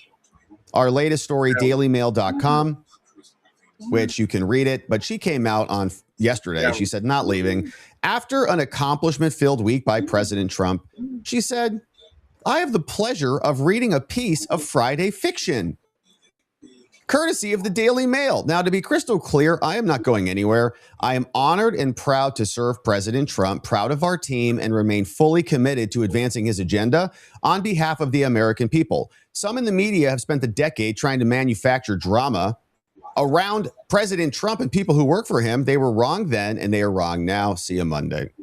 So we'll see what ultimately happens, but she is rejecting that outright, and we'll see if that holds. I think some of it will depend on the midterms. There might be a desire for a changing of the guard, but we'll have to wait and see. Yeah, it was an interesting argument, an interesting article. So that's part of the cabinet situation. Caroline Leavitt was out. She went back down to the reflecting pool at the Lincoln Monument. She said, we took a family trip to the Lincoln Monument yesterday, to check out the new reflecting pool. Absolutely stunning. DC is so beautiful again, just in time for our nation's 250th birthday. Lovely. Explaining, thank you, Mr. President, President Trump. And here's what it looks like right now. It's going to take a couple days to fill. I saw another post saying that it might take all the way up until Tuesday. It's like 6.5 million gallons, and it's just bubbling up through this center orifice. It is very, very slow to fill. So they're there watching the water come in. Those vehicles will obviously leave by the time it fills up. But that's what it's looking like, and it's a pretty nice reflection. I don't see any dullness in the reflection. Looks very good. And I think once it's full, it's going to look even better. So they were out there, nice looking family, little babies probably tucked away down in this stroller. And so Caroline Leavitt, hopefully she's back soon. We miss her press briefings. I did not say breast briefings, but she'll be back at some point. She's on maternity leave still. And we haven't seen really many press briefings. It's been pretty quiet out there. We've got, I think Dr. Oz came out, Rubio came out for a little bit. And this is her enjoying the maternity leave, and then she'll be back. We also saw that there was an update from Rapid Response 47. Many of the accounts are now changing their profile pictures over to the celebration of the 250th, and a lot of that is going to be kicking off pretty soon. How great is it to have a president who's rebuilding the Capitol? And here's what this woman had to say over on the cables. How great is it to have a president who is giving our nation's capital the attention to bring it back to the grandeur that it deserves, especially ahead of America's 250th birthday. You know, this is a project that even the most liberal D.C. residents have said, hey, it's pretty nice that the fountains are turned back on again. It's pretty nice that crime has gone down in the city. And President Trump wants our nation's capital to be a haven for residents and visitors alike. We are the greatest country in the world, and our capital should reflect that. But it's not just these awesome beautification projects that the president has undertaken. It's also his efforts to drive down violent crime, and we've seen great success doing that with crime down across the board. And so the president is going to continue to make D.C. safe and beautiful for residents and visitors alike. How great is it? And there was this clip that was going around, kind of semi-viral, of this woman who doesn't sound like she's a fan of Trump per se. She said that it does look good. She says, I hate that I like it because it looks so good. And honestly, I've been down to the Lincoln Memorial a couple of times, and the pool, have not been down there since the construction started, but we're planning on it very soon to go check it out once it's full. I think they said Tuesday it'll be full. So we'll probably go out next week. But the reflecting pool just didn't have a lot of attention. People would go to the Lincoln Memorial and really enjoy that, and then just kind of like walk around the reflecting pool. It wasn't like people aren't sitting out there. People aren't having picnics. It was just kind of like this stinky swamp, which is very symbolic for the entire city. But she was out with her puppy. She says, looks pretty dang good. I thought it was a stupid idea to paint the reflecting pool, but y'all, it looks good. Sure does. It actually looks really good. Like, it makes the reflection look extraordinarily prominent in a way that it did not look before. And I hate that. She hates it. But she likes it. I hate that I like it, crying. Can you just set that aside for 2 minutes? It's good. I mean, it looks great as far as we can tell. And they were going to make it, I think the original outrage about it was a little bit more blue, like a little bit brighter blue. But it's pretty dark, and you can see it reflects beautifully. I mean, it's right there. And Caroline Levitt's photo also was sharing that too. So we'll go check it out. We'll do I want the fences to come down. I think there's still some fences up and around it right now. So your boy wants to get in there and just plunge his hand down in there. And what is this nice new material? Because your boy's got a lot of experience with pools. And we've had multiple conversations. What is the finish? It's like a plastic kind of, it's like a resin or I don't know what it is exactly. We looked at it. We still didn't really get the details on the material, but it's getting filled and we're going to go check it out. So it's looking good. Even the people who are not fans of Trump, they like it. And of course they do because it looks good. So we'll go check it out. Now, there was also last week the news about Bill Pulte going over to the Office of the Director of National Intelligence and meltdown all over the place. They asked John Thune about it. John, what do you think about this? They go, I don't want to talk about it. Talk to Tom Cotton. Tom Cotton comes over. He says, I have no opinion on the matter, meaning they all hate the guy. So Pulte now apparently got the order from the president to just start firing people all across the board. Trump said in an interview that the Office of the Director of National Intelligence should, quote, be much smaller and maybe even terminated. Whoa. Trump said he wants Bill Pulte, as incoming acting director of national intelligence, to begin firing a large number of employees as part of a shakeup. In an interview yesterday, Trump said he's privately told Pulte that he believes the ODNI, which oversees 18 federal intelligence agencies, was unnecessary and or too big. He said, I'd like to see it smaller. I think there are a lot of people in there that shouldn't be there. Probably true. Asked whether he is calling on Pulte to fire people. He said, well, I want him to start the process, adding that his eventual nominee to serve in the role will permanently and should continue the work.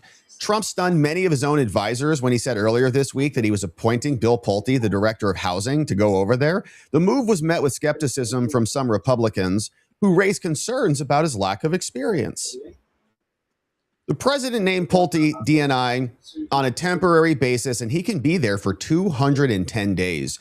And as we mentioned, part of the strategy here that I think is brilliant is that the next person Trump nominates, they'll hope, I would presume just coast on through, because the Senate will be so mad that Pulte is there that they'll do anything to get rid of him so we can nominate somebody.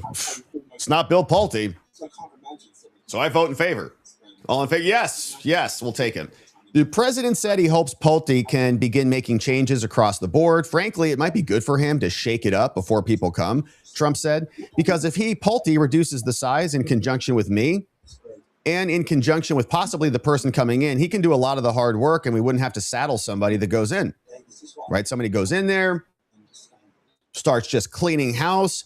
I would imagine there'll be a bunch of lawsuits about that. So if Pulte does start firing people, they'll just say, he's not a Senate-confirmed DNI, so he doesn't have the power to do that.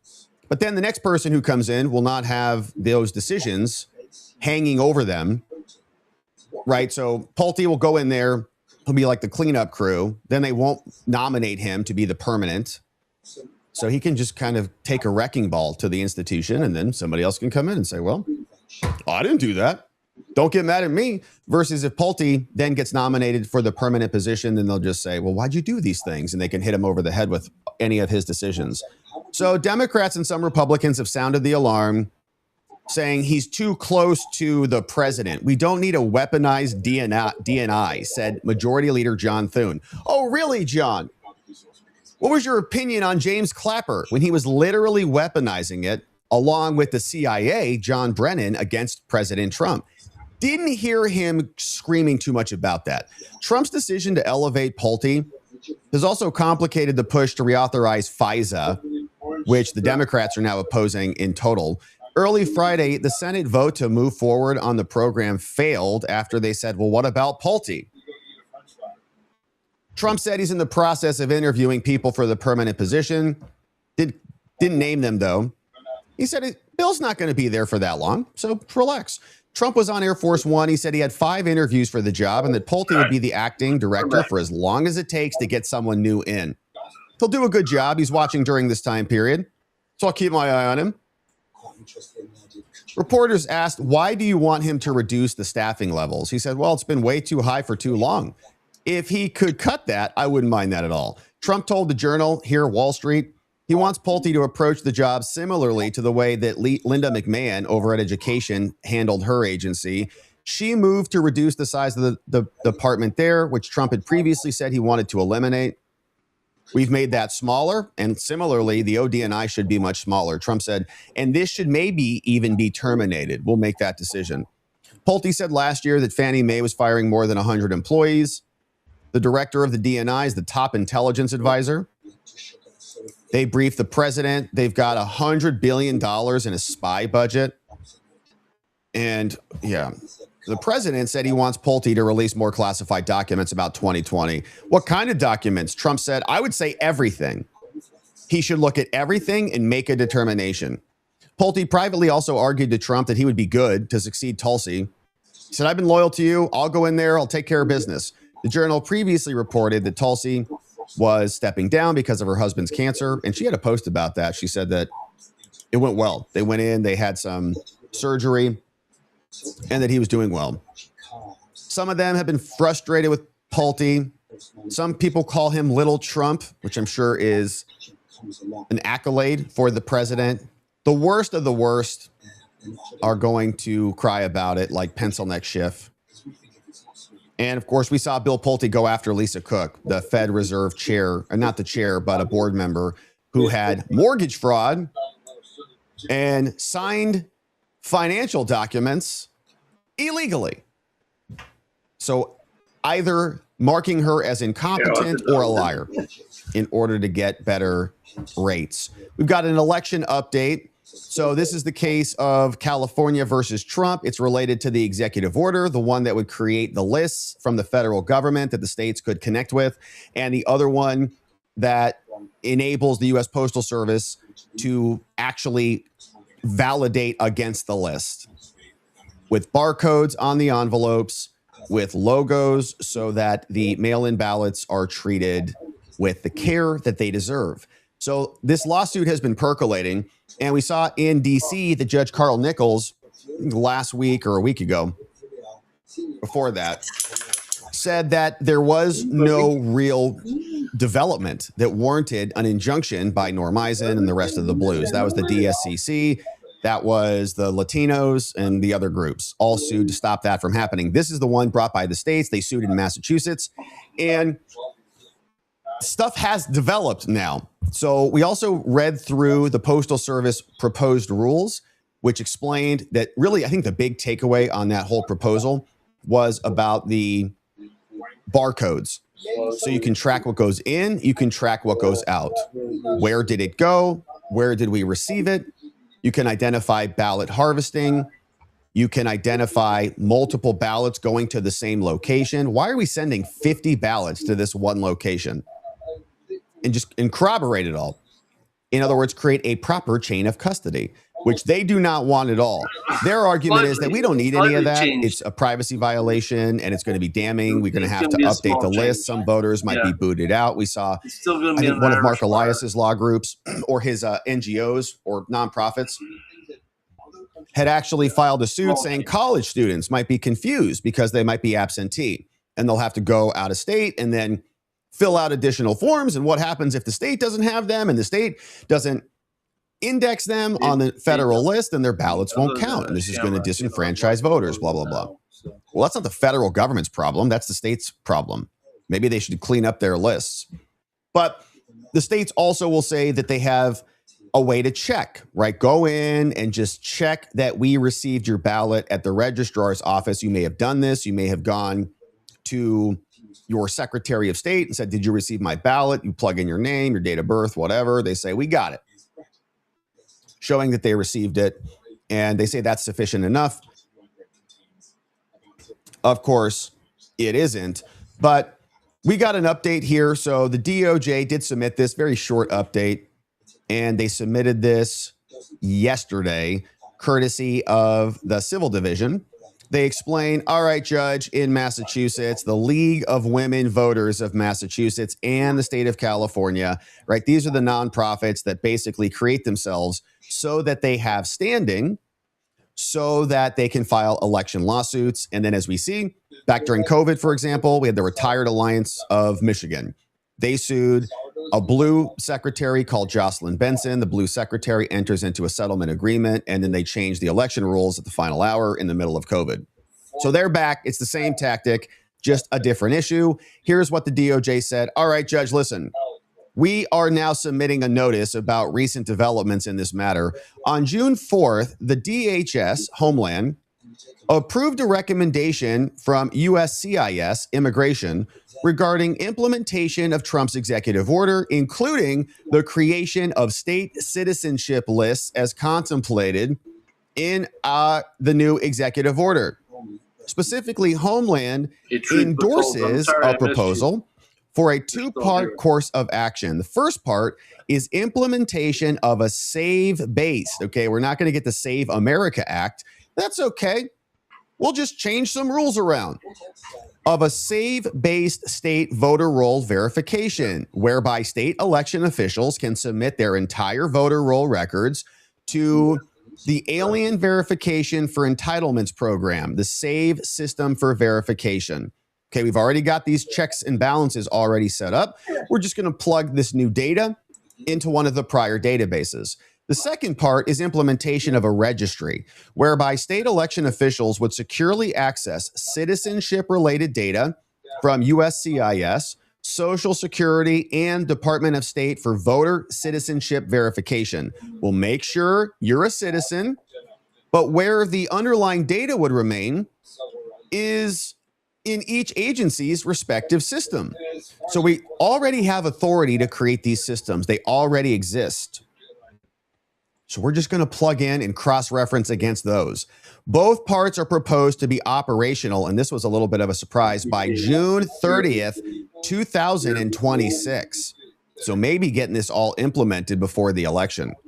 Moreover, Homeland also contemplates working with the Postal Service to integrate Postal Service data sets from mail-in and absentee ballot participation lists once available and in compliance with applicable law, the Privacy Act, SORNs, PIAs, interagency agreements to monitor mail-in and absentee ballot flows, identify anomalies that may suggest voter fraud or misuse, and generate authorized investigative leads, which is what they don't want, which is why they're all suing and having a meltdown about that. So all of that got submitted yesterday, Friday, and it'll be very curious to see if they take this back over to Carl Nichols in Washington, D.C. and say, see, now we've got proposals. His basis of his prior decision, which denied the injunction to Norm Eisen and his crew, was that nothing has happened yet.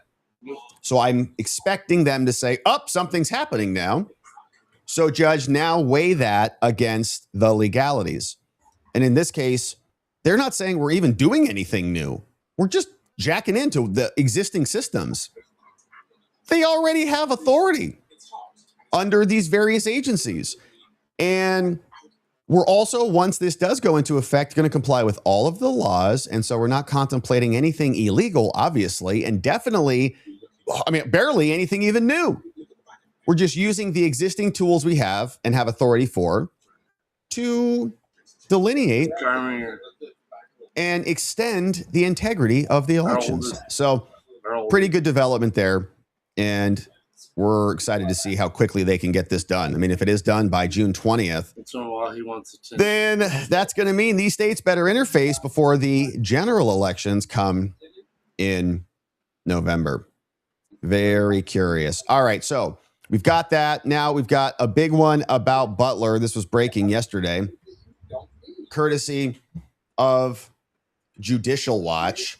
Major update in the attempted Trump assassination case out of Butler. We saw that there was emails now between Thomas Matthew Crooks and a deputy, and Judicial Watch sued to get these heavily redacted pages released for us. We've got them all queued up here. You can see the redactions are numerous. We've got B5s, B6s, B7s all across the board, and looking those up, we know that they're going to be smattered across a variety of redaction authority. We've got internal agency communications. Can't see what they were contemplating. Very similar to a deliberative process. Attorney-client privilege. Stuff that is happening inside the agency they don't want us to see. We've also got privacy interests, personal privacy interest for individual right to privacy under the B6s. We've got the B7 redactions, a slew of them down here.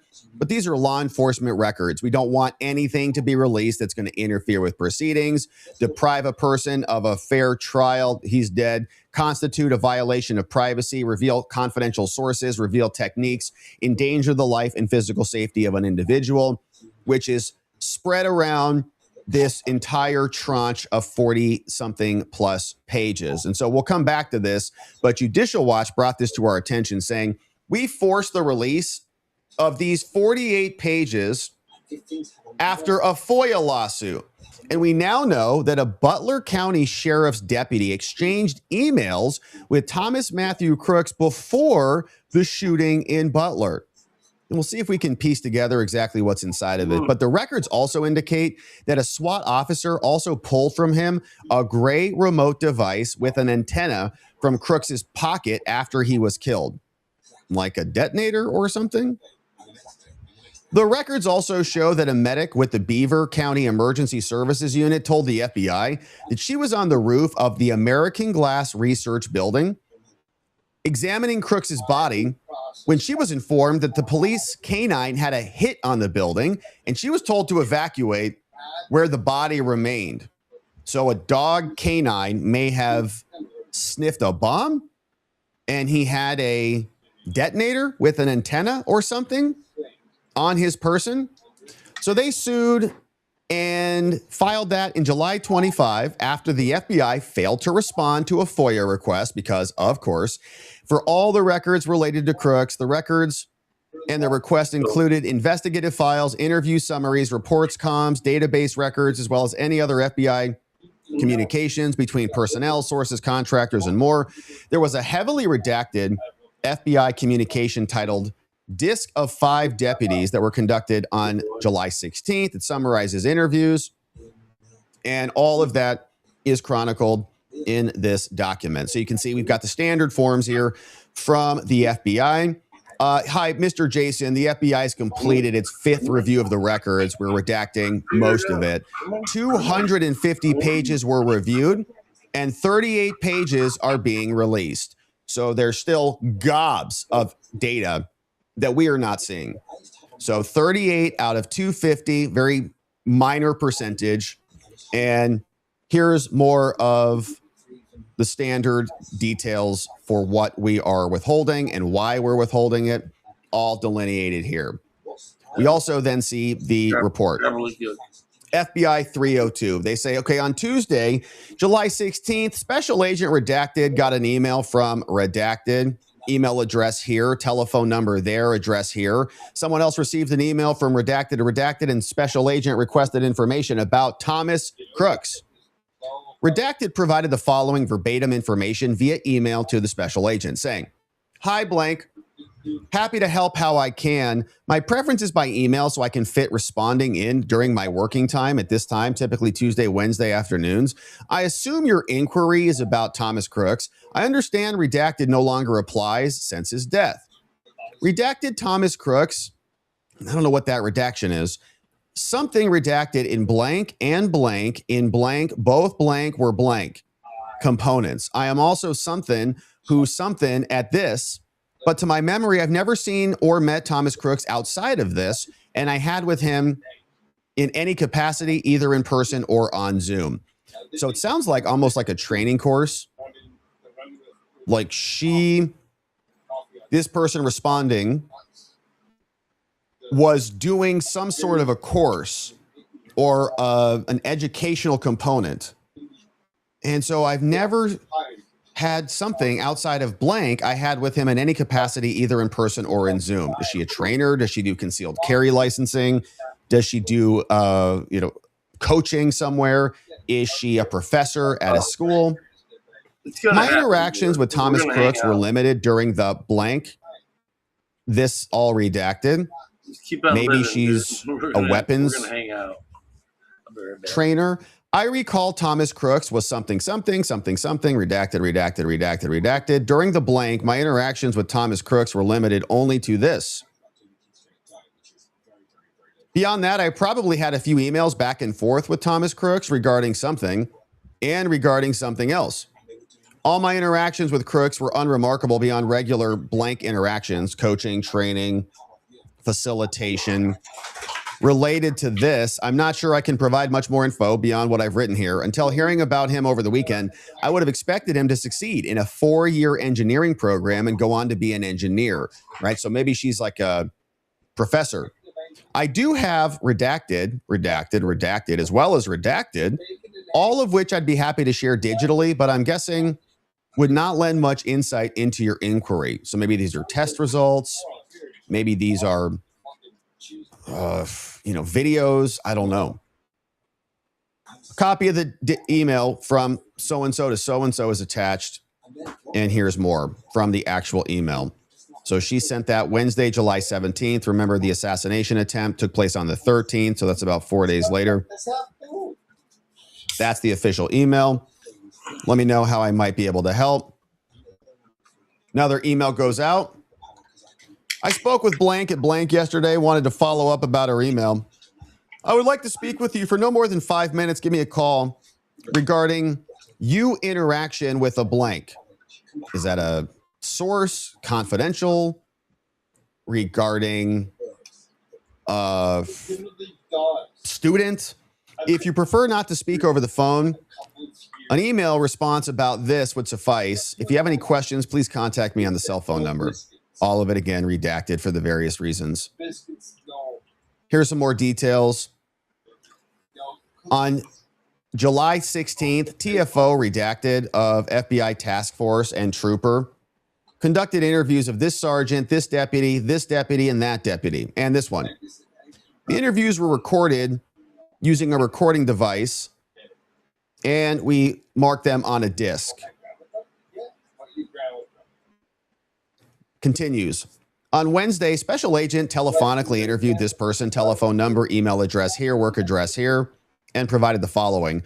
Blank advised that she, something with crooks in the something, was an blank, therefore blank with crooks. Blank advised she did not recognize crooks when everything was on the news over the weekend.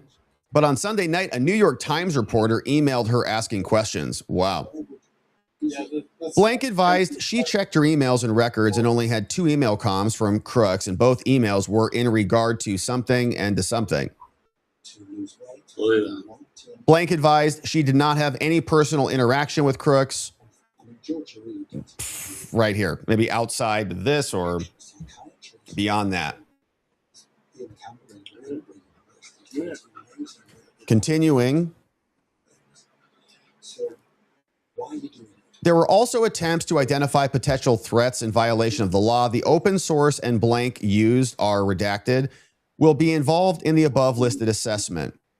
The authorized law enforcement, national security, and public safety purposes for the use of this is to this. Due to the likelihood of this event impacting the domestic violent extremist threat, redacted. Redacted. The following parameters describe how redacted. Use will focus on all redacted. The FBI assesses redacted law enforcement protections. The use of blank will focus on that. Boilerplate language. The attached spreadsheet is not inclusive of all the terms. Here's more. So-and-so Beaver County Department was interviewed. Trooper was there, another trooper, another special agent. The interview was audio recorded. This person confirmed that she was present at the fairgrounds at the Trump rally. Her responsibilities included providing medical backup for the team and any police response. She got there at 9 a.m. and was positioned on the spectator screening area. Blank is employed as a blank and something else for Beaver County. So-and-so reported that the Beaver County team were provided 2 Butler radios to monitor different channels. One was patrol. The commander was notified to move, so the team prepared to move. And during that time, Blank advised that the team was also aware of reporting from a sniper element of a questionable subject in the area that could not be located.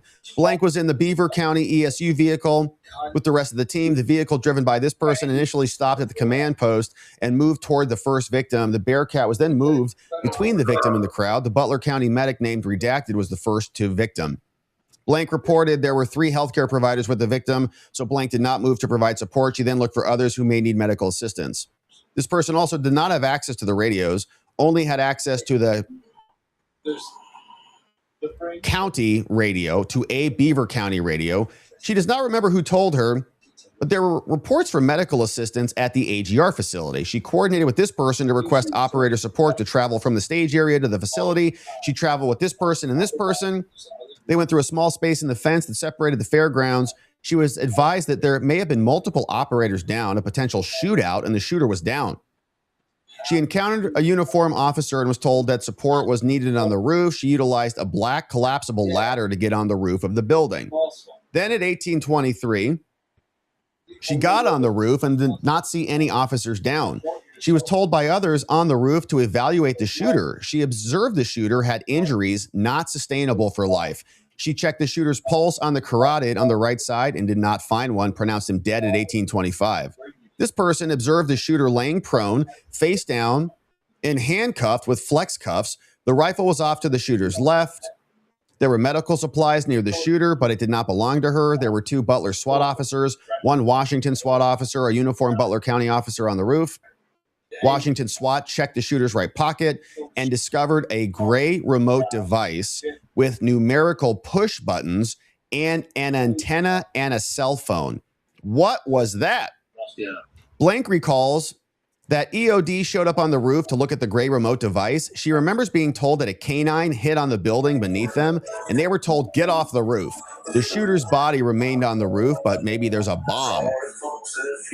Blank does not know when the shooter's body was removed. She provided a body bag by Butler County EMS, later provided this bag to an individual from the FBI or the Secret Service, doesn't recall. Someone else does not recall the time she left the scene, but it was after 1 a.m. on July 14th. She participated in a debrief with the Beaver County ESU team. Also did not attend the operations briefing at 9. She believed that Butler County coordinated with Allegheny Health Network to have a physician and a medical tent, but does not know who was in charge of the medical response. More notes redacted, being saved to a hard drive. They say, here's more. Somebody, a white male, date of birth redacted, was interviewed in front of the residence.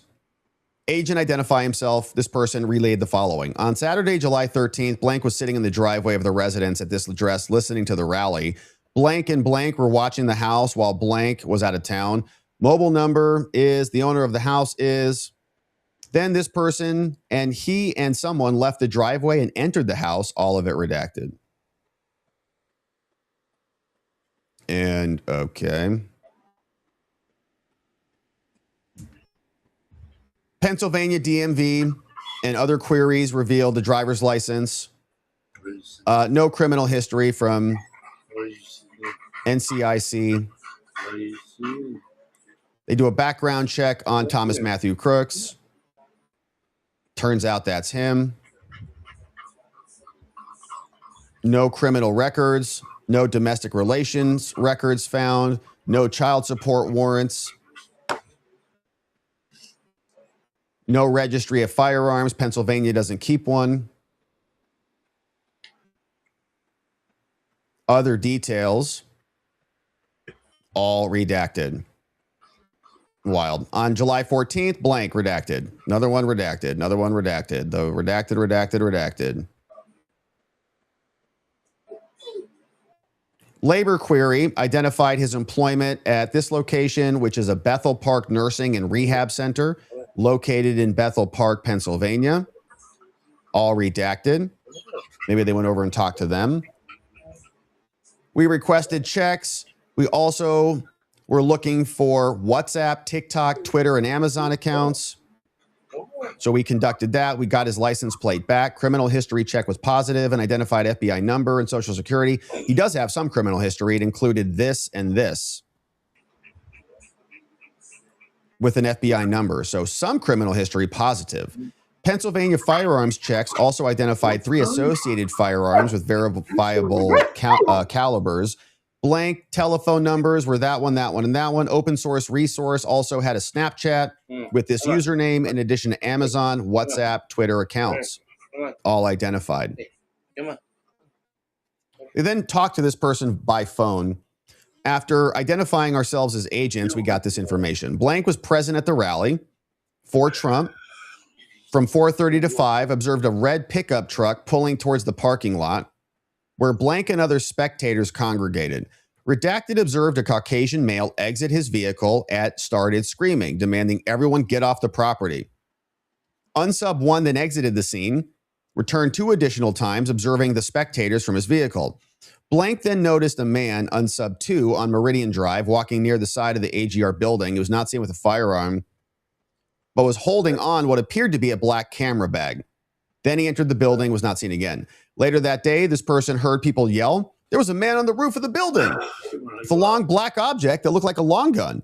Blank observed the man being situated at the right corner of the building closest towards the water tower. Blank then recalled members of the Pennsylvania State Police arriving to the scene and unholstering their weapons. Blank then heard 3 pops from the roof. The shooter was located, followed by 5 10-second pause. Shooter then heard 3 additional pops prior to the shooter being neutralized by presumably the Secret Service counter snipers. Once the shooter was neutralized, law enforcement secured the scene. The total time was approximately 5 to 10 seconds. Caucasian male, brown eyes, brown hair, broad build, short hair, large forehead. He continues on July 14th. IA blank reviewed posts made from an X account. The account made a post on this that referenced a previously deleted post. According to a blank news article from this date, someone made a now deleted post on X that contained the following right here. Possible email is that. What kind of post was that? And the rest of this is sealed. We've also got sealed by court orders. What a joke. Someone else, date of birth, agreed to be interviewed at a Marriott hotel. Agents were there and present. After being advised that we're federal agents, all of it redacted. All of it redacted. What a joke. Same thing here. We talk to this person, Marriott, the nature of the interview, all redacted, and that's the document. So, okay, so they got triggered on a bomb, according to a canine, a big one, such that they evacuated the roof. He was emailing law enforcement prior to this entire incident. Don't know what her capacity was or whether this was a firearms training or a bomb training or this was just a standard criminal justice class at a local college. Didn't see anything really about education here. And the whole thing is redacted. So Judicial Watch had to sue to get this information. He had a bunch of social media accounts, and we still know very, very little about this. The idea that he was just there alone and was not communicating with anybody, he was just a lone wolf, seems like a stretch to me. But shout out to Judicial Watch for getting their hands on this document. And I don't know why we can't see more about it. Is it going to reveal FBI investigative sources and methods? I don't think so. He's dead. So they just wrapped this whole thing up with a nice little bow, said, here, just eat it, America. There's nothing else you need to see here. Who trained him how to build a remote detonator device and connect that to maybe a bomb? Did they find a bomb? They told us he had no social media at all. That was the main narrative. Couldn't find anything about the guy. No one knows anything about him. He has a ton of social media and may have been communicating, may have been very communicative with other people. He was so communicative, he was communicating with law enforcement. What was that about? So the cover-up continues. Judicial Watch is on it. We're happy to see these documents get released, but we still know very little. And for a very transparent FBI, this feels like they're still hiding the ball on the truth from all of us. So we'll see if that changes in the foreseeable future. Keep our eye on this one. All right, friends, let's see what you say about all of this and more. What else are you seeing out there today? It's a beautiful Saturday. Good to see you. J-Ma in the house. Wookie, sir, 34 months as a membo. I am sure I canceled until unblocked on X, Rob. What? I am sure I canceled until unblocked on X. I don't think I blocked you, Wookie, sir. I don't really block people on X. I don't think I block anybody on X. I'm trying to think if I blocked anybody. If somebody posts like nudity, then I'll block them because I don't want that crap showing up in my feed. Are you posting wieners or nipples? But other than that, and I very rarely see that. So I can't think I've blocked anybody. But Wookie, sir, you've been here for 34 months. I hope you continue. We appreciate that. Let's see what you guys say about this all. It is a lovely Saturday. Who is joining us this morning? What's up, Dan? How does one block on X? You just click the block button. A little while ago that would indicate to me that the state of Ohio has lost its damn mind because the email purports to be from Governor Mike DeWine's office or some sort of press release stating that House Bill 626 has been enacted to prohibit aimless driving, and the people who are tooling around on the roads just enjoying their freedom had better be able to explain where they're going to any law enforcement officer that might stop them. Let's talk about it. This is bullshit. What's up, you guys? Welcome back to Southern Draw Law. My name is James White, criminal defense attorney, former prosecutor, former police officer. So I get this email. The state of Ohio, Office of the Governor, Columbus, Ohio, May 12th, 2026. Dear Ohioans, Governor Mike DeWine has officially signed House Bill 626 into law, making aimless driving within the state of Ohio prohibited, effective May 15th, 2026. Under the new legislation, individuals may no longer operate a motor vehicle without a clear and lawful destination. Cruising around, joyriding, or driving with no place to go are now prohibited under state law. The law does not apply when driving to or from work, school, medical appointments, church, or other necessary activities. All drivers must be able to clearly state a destination if stopped by law enforcement. State officials say the law was introduced in response to rising traffic congestion, unsafe road behaviors, and increasing incidents of distracted and purposeless driving. Governor DeWine released the following statement: Ohioans deserve safer roads and stronger communities. This law ensures our roadways are used responsibly and with purpose.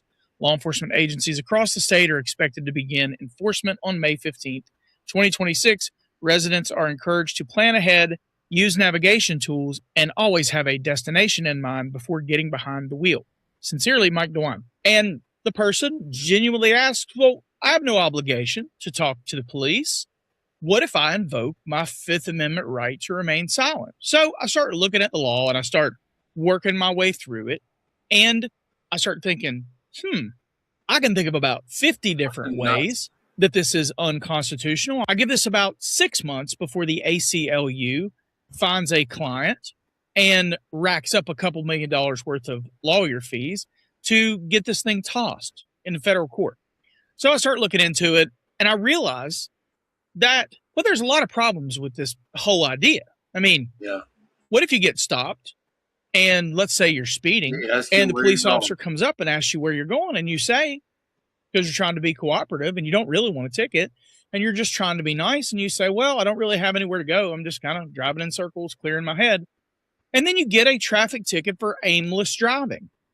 The whole idea is supposed to be that, they're dealing with congestion and unsafe conditions on the road, and people have to have an approved governmental purpose in order to be out on the roadways. Well, I'm happy to report that despite the fact that I've been duped before by staged and faked body cam videos that I thought for a second were real, but they were so fantastical, I later learned that they weren't. I've even come out and done retraction videos to kind of poke fun at myself for getting fooled by such a thing.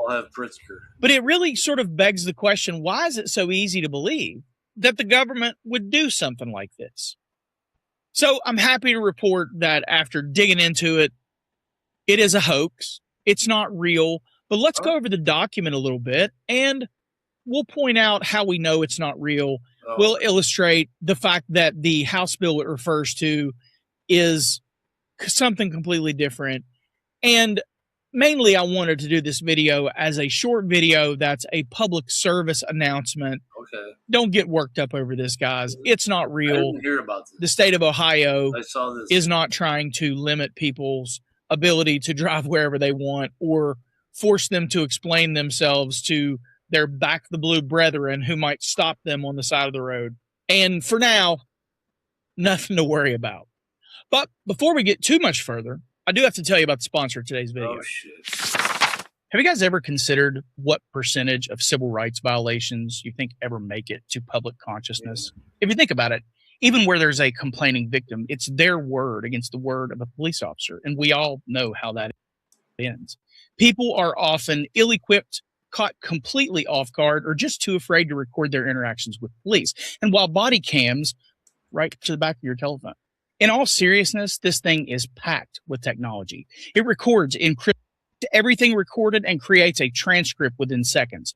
And with over 2,000 templates, the proprietary technology summarizes, identifies different speakers, and offers insights beyond what was recorded. It even has an Ask Plod function that can be used to gain insights and perspectives that you may have never considered on your own. Now, personally, my favorite feature is the versatility, because while it's designed for professionals, almost anyone can find a way to use this device regardless of what they do. The ways that it makes my life easier as a lawyer and a content creator may not be useful to you in any way. For instance, I'll sometimes see a video for the first time and I'll have a reaction to it. But by the time I actually get around to making a video about it, I'll forget what my initial organic first impression was. And I won't realize until after post-production that I missed talking about something that I really wanted to talk about. Having a device attached to my phone and always by my side means that I can take notes about what I think in the moment, transcribe them, and then build them into my framework as a roadmap for how I want to cover the story. At just $189 for a single device that can do so many things well, it's hard to get more bang for your buck than the Note Pro. For my audience, Plod is extending an exclusive offer. Just scan the QR code on the screen or click the link in the description and use the code SDL10 at checkout to get an additional 10% off. If you can find room for improvement in the way you organize your days, give the Note Pro a shot. It might just be the thing you never knew you needed. Now, let's get back to the video. So one of the ways that you can just know whether something's real or fake right off the bat is, generally speaking, when the government comes out and says, we've got a new law coming into effect, they'll cite the specific area of state code where that's going to fit. They won't just say, we've signed House Bill this or that into law. They'll say, you know, this will go into this section, this subsection, whatever. This new law will replace the language or revise the language or modify the language of previous section, this or that, subsection this or that, under title this of the Ohio Code or whatever, Tennessee Code annotated, whatever state you're in. The other thing is that the state of Ohio has a constitutional structure that preserves a referendum period where citizens can challenge enacted laws. And so it requires that the laws take effect 90 days after filing with the Secretary of State. And so, you know, you got your bicameral legislation, it goes through the House and it goes through the Senate, and then it goes to the governor's desk. And then if he signs it, then it's supposed to be filed with the Secretary of State, and then it goes into effect 90 days later. So this letter is obviously dated May 12th of 2026, and it's stated that it's going to take effect on May 15th, 2026. So obviously, if this notice was being put out to Ohioans 3 days before the law is supposed to take effect, that would be just unconstitutional on its face based on the state of Ohio's constitutional structure preserving the referendum period. The other thing is, it says under the new legislation, individuals may longer operate a motor vehicle without a clear and lawful destination, cruising around, joyriding, or driving with no place to go are now prohibited under state law. Well, if you know anything about the definition of joyriding, joyriding is typically a situation where there's an unauthorized use of someone else's motor vehicle. So joyriding, in common parlance, has already been prohibited under Ohio law because it's the unauthorized use of somebody else's vehicle. And the difference between stealing someone's car and joyriding, under your general understanding of joyriding, is that a person who steals a car intends to deprive the owner permanently of that car, whereas somebody who is joyriding, maybe they just took their parents' car without permission, or maybe they borrowed the car for 2 hours and then didn't bring it back, and they don't have any intention of keeping it forever. They just don't want to bring it back right now. A lot of times you see joyriding with cases where people don't have money, but they need dope, so they'll loan their car out for dope for 2 hours. Then, of course, the drug dealer gives absolutely zero shits about how fast you need your car back when he's busy using it. So that's the kind of thing. So just the sort of language that you see in the notice should lend itself to the notion that it's not real. Newly prohibited joyriding being one example of that. Anybody who understands what joyriding actually means knows that joyriding is not being in the vehicle for the pleasure of being in the vehicle with no intended purpose. The other thing is, the language says clear and lawful destination. Well, any destination is lawful so long as it's not unlawful. So there's no reason why any destination or no destination at all would not be considered lawful unless that destination is unlawful. For instance, it would be unlawful for me to drive my vehicle onto the airport runway. That's an unlawful destination. But you could say, I'm going to the airport, and that's not an unlawful destination. So if this law were to actually be real, and you would actually have to explain, all it says is that you have to have the ability to tell the police officer where you're going, and it be a lawful destination. Well, you could say, I'm going to the airport. You could mean that you're going to drive your car onto the tarmac and collide with a plane. It doesn't mean that that makes your answer to the police officer lawful or unlawful. This is just a really stupid thing, but because it's on something that appears to be official letterhead. It's sort of like a hybrid between a press release and a DMV notice and a bunch of other different stuff just to get people up in arms and get people emotional. It purports to be an official communication from the state of Ohio, and yet it cites state officials say the law was introduced in response to, as if it was a news report about what state officials said, instead of it being an official communication from a state official like the governor, since it says the office of the governor. That might be one of 10 different clues here that this is fake. And so I really just wanted to do the video so that, because I've already gotten several emails, like probably 10 emails from people wanting me to comment on this and essentially tell them, do I still have the right to remain silent?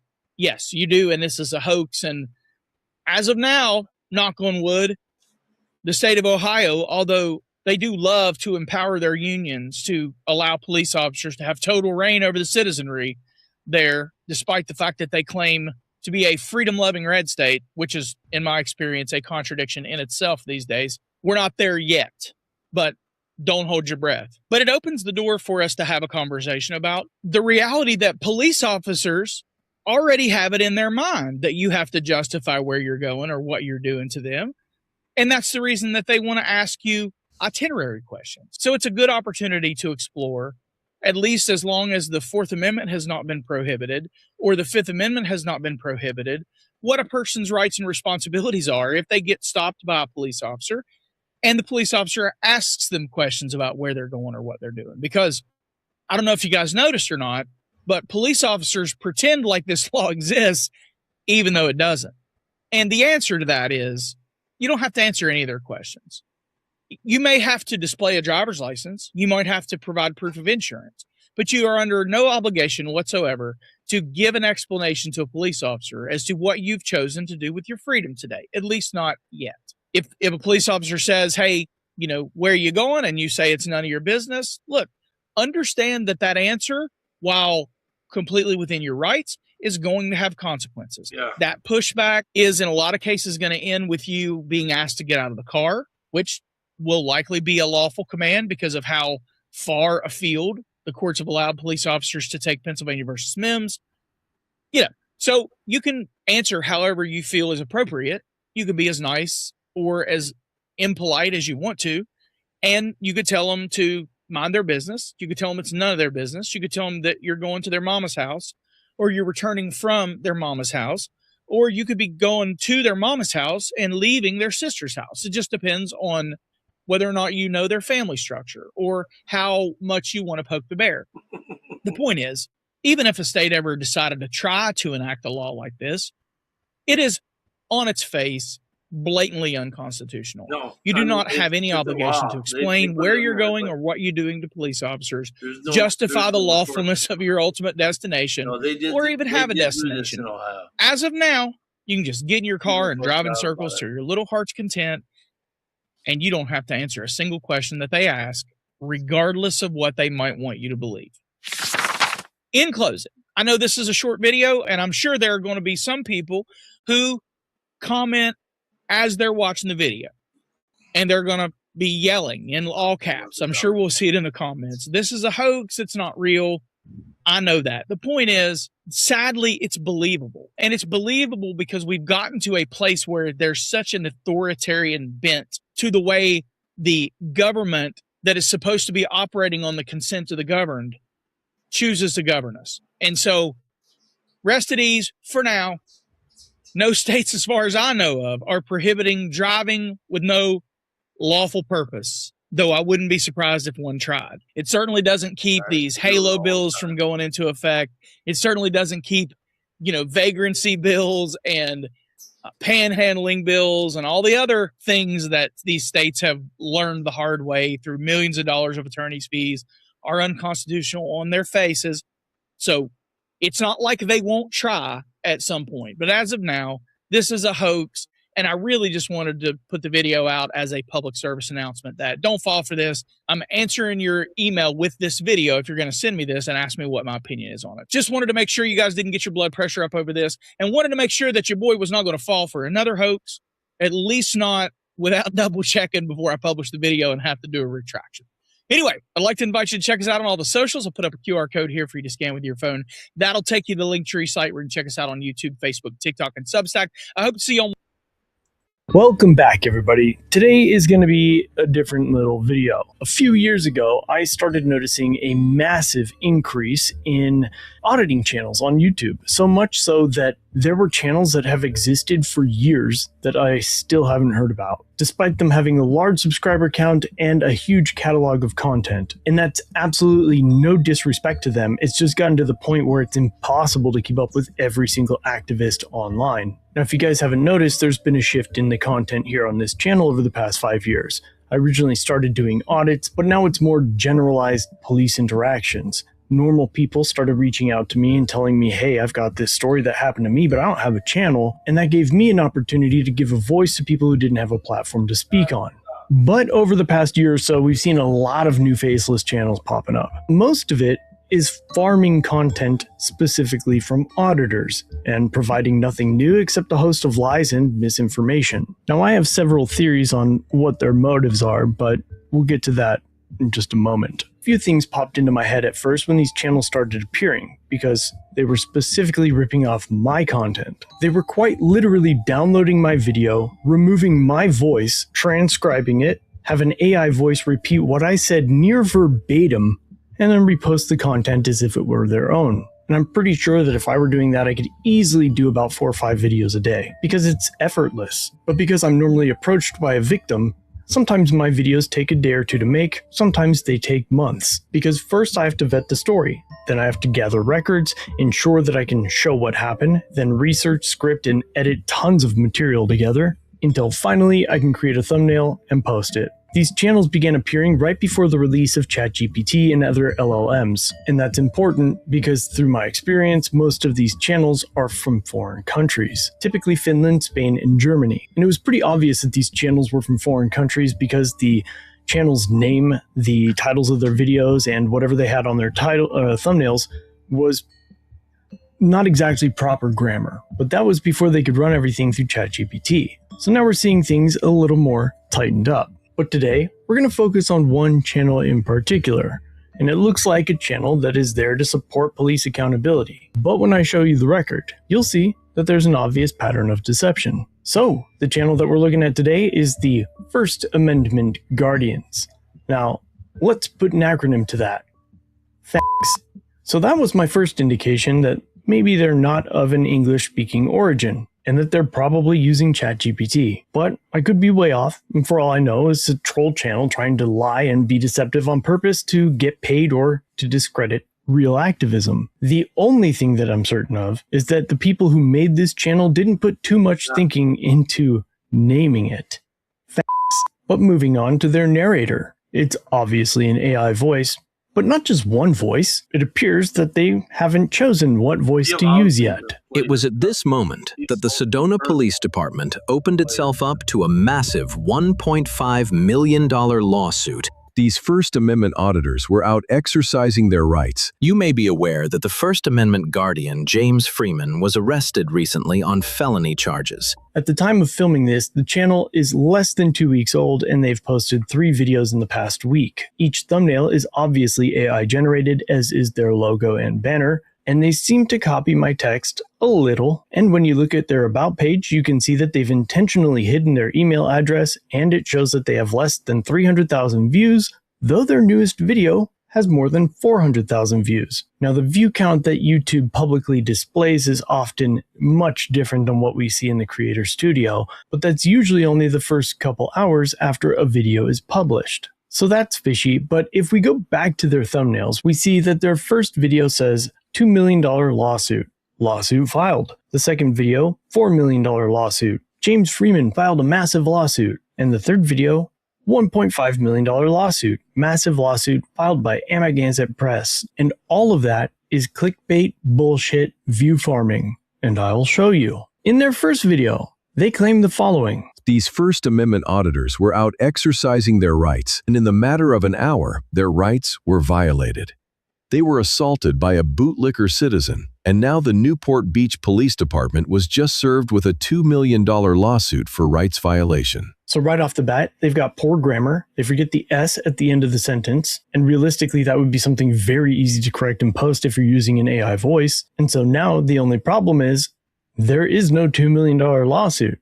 There's not even a $2 lawsuit. Now, I reached out to FAFO Audits to see if they had filed the lawsuit, and maybe I'm just wrong. And unfortunately, they never responded. But it's only been a day since I've emailed them, but they took my video to use for their second video. And they never reached out to me to ask permission, not that you have to when free use is involved, but they never inquired about any other details either. Make sure to watch the video all the way through to get an update on this massive lawsuit.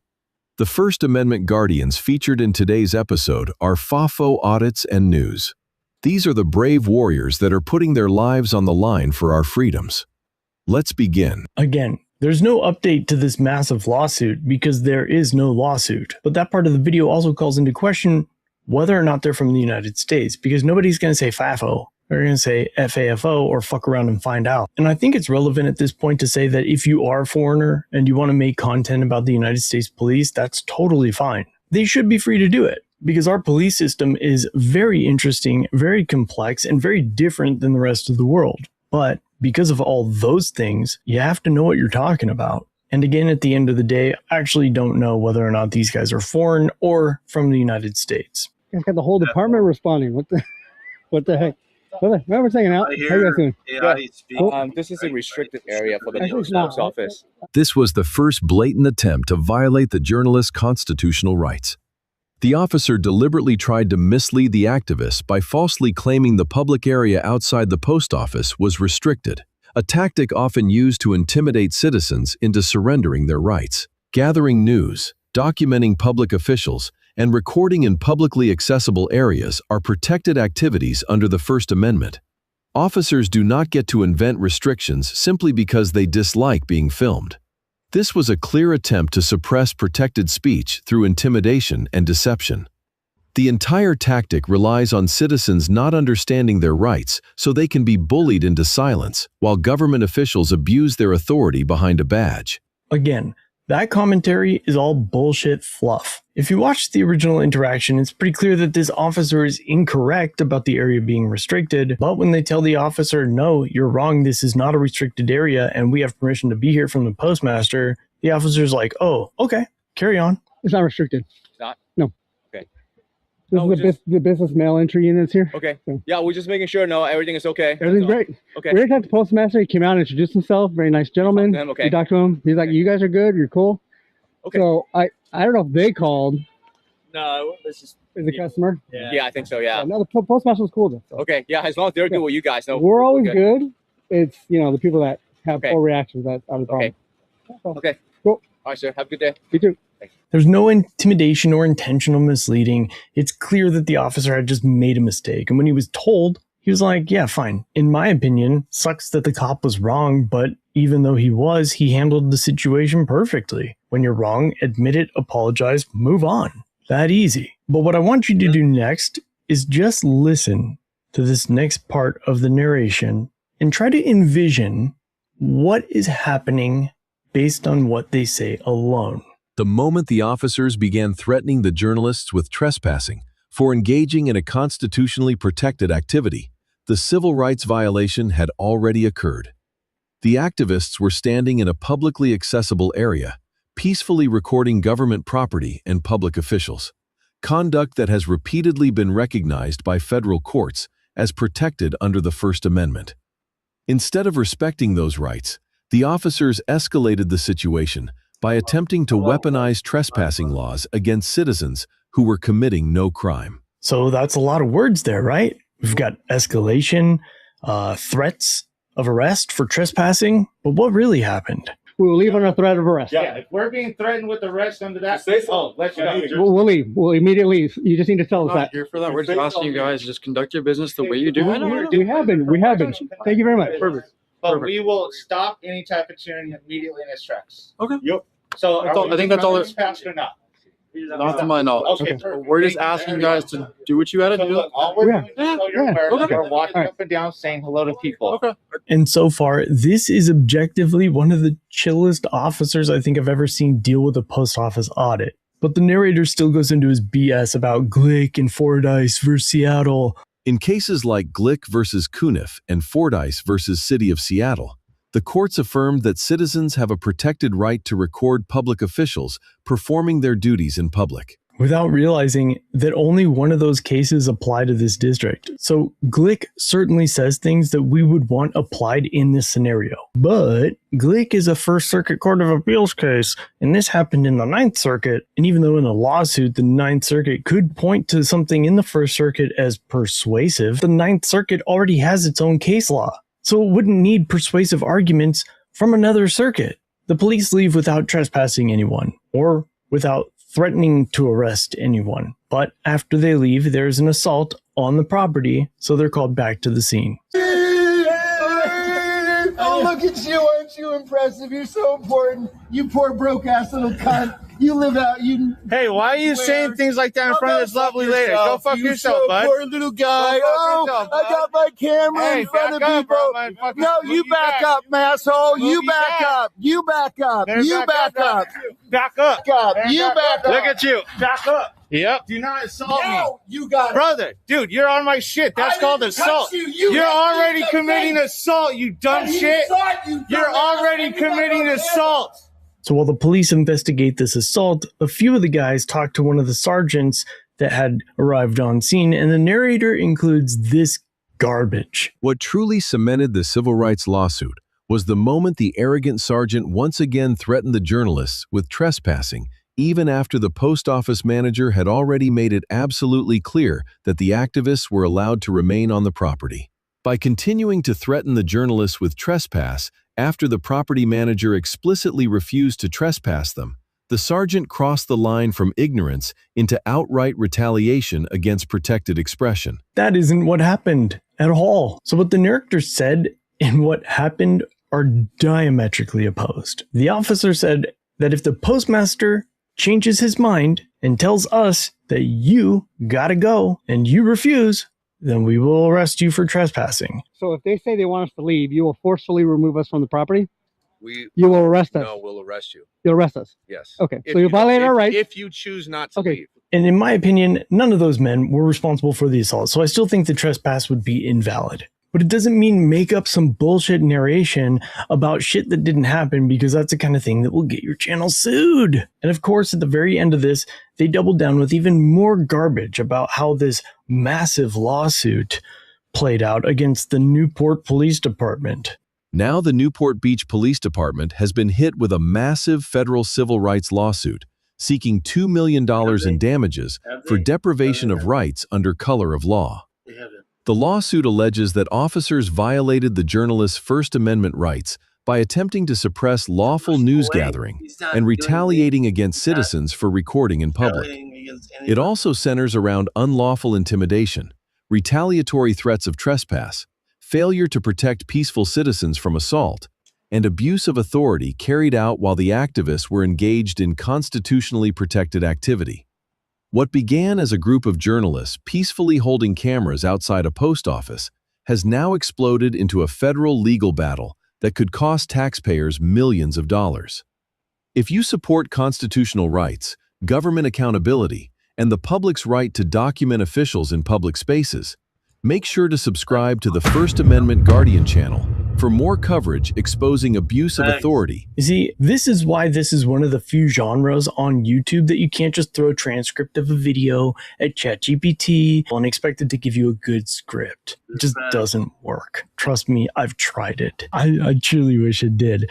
But obviously, this is complete trash. But the next video that they did was just a few days after the first, and it was the day that I posted about James Freeman just last week. Now, this video starts out talking about a conspiracy with the Sahuarita Police Department and James Freeman. So that made me really pay attention, because I was like, whoa, is there something I don't know, like that these guys figured out? Instead, I realized that these guys are bad actors operating in bad faith. They know absolutely nothing, and they are possibly attempting to corrode the community from within. You may be aware that the First Amendment guardian, James Freeman, was arrested recently on felony charges. You may be aware that his channel is no longer on YouTube because he put it private. But do you know why this is happening? It all started with this arrest on August 11th, 2025. The government feared the massive lawsuit James's lawyers were about to serve them. This was a lawsuit so big it was going to bankrupt the city.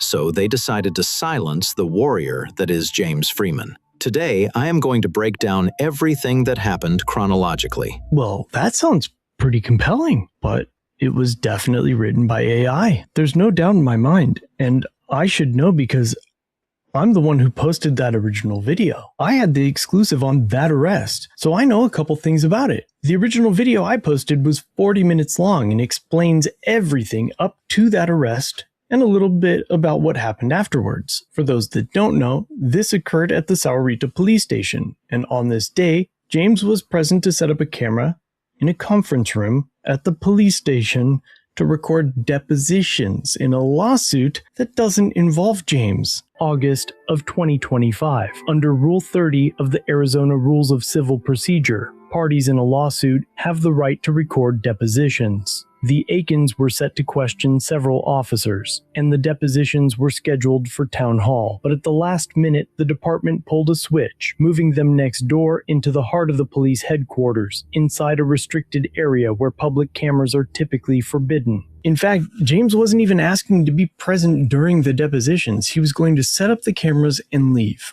When James Freeman arrived to document the proceedings, Town Attorney Jim Jellison personally blocked him from stepping inside the conference room, despite having already agreed to allow video recording. They wouldn't even let him through the door to set up his equipment before leaving. But for some reason, possibly a language barrier or AI just couldn't figure what was happening in the video, the narrator continuously refers to this as a public meeting, and they claim that James's rights were violated because he wasn't allowed to record inside the public meeting. The champion of freedom, James Freeman, arrived at the public meeting with one simple goal: exercise his constitutional right to document government officials in a publicly accessible space. But there's nothing ever said in the original video about a public meeting at all. But the moment he attempted to enter the building and set up his cameras, the city manager immediately positioned himself in the doorway and began obstructing access. In fact, that's the city attorney, because these are depositions in a lawsuit. So that's going to be the defense's attorney, the attorney for the city. I even show the guy's face, say his name and his title, and they still messed it up. Town Attorney Jim Jellison personally blocked him from stepping inside the conference room. Instead of respecting the public's right to attend and document government proceedings, the officials on scene appeared determined to control who could record and how much transparency the public was allowed to see. This is where government officials cross the line from discomfort into outright constitutional violations. Public meetings are not private kingdoms where bureaucrats can arbitrarily decide which journalists are allowed to document proceedings. The First Amendment protects freedom of the press and the right to gather news in publicly accessible government spaces. Well, that part's true, but it bears no relevance to this video. By physically obstructing access and interfering with lawful recording activity, the city manager cemented the foundation for the federal civil rights lawsuit that was ultimately filed against the city for deprivation of rights under color of law. Again, there's no lawsuit filed. They literally took this video from my channel and ignored everything said about it. And another thing I noticed is that I have to point out how terribly edited these things are. Most of the time, they don't cut somebody off in the middle of a sentence or a thought, but literally in the middle of a word. How about answering my letter? The situation escalated from a straightforward civil rights violation into a full-blown constitutional disaster the moment the chief of police violently threw James Freeman to the ground and placed him under arrest for attempting to exercise protected First Amendment activity. What began as government officials unlawfully obstructing a journalist from entering a public meeting had now transformed into a physical use of force incident carried out under color of law against a peaceful citizen documenting government activity. Again, not what happened at all, but it gets worse because he's going to restate 42 USC 1983 multiple times throughout this video. And all that is a federal statute that allows us to sue. That's it. The cameras captured everything: the obstruction, the retaliation, and now the violent escalation by the highest-ranking law enforcement official on scene. At that point, the lawsuit exploded in magnitude. This was no longer just about denying access to a public meeting. It became a federal civil rights case involving retaliatory arrest, excessive force, suppression of protected speech, unlawful detention, and abuse of authority. Under 42 U.S.C. Section 1983, government officials can be held personally liable when they knowingly violate clearly established constitutional rights, and the chief's actions potentially exposed both himself and the city to catastrophic financial liability. Incidents like this are exactly how cities end up facing multi-million-dollar settlements that devastate taxpayers and destroy public trust.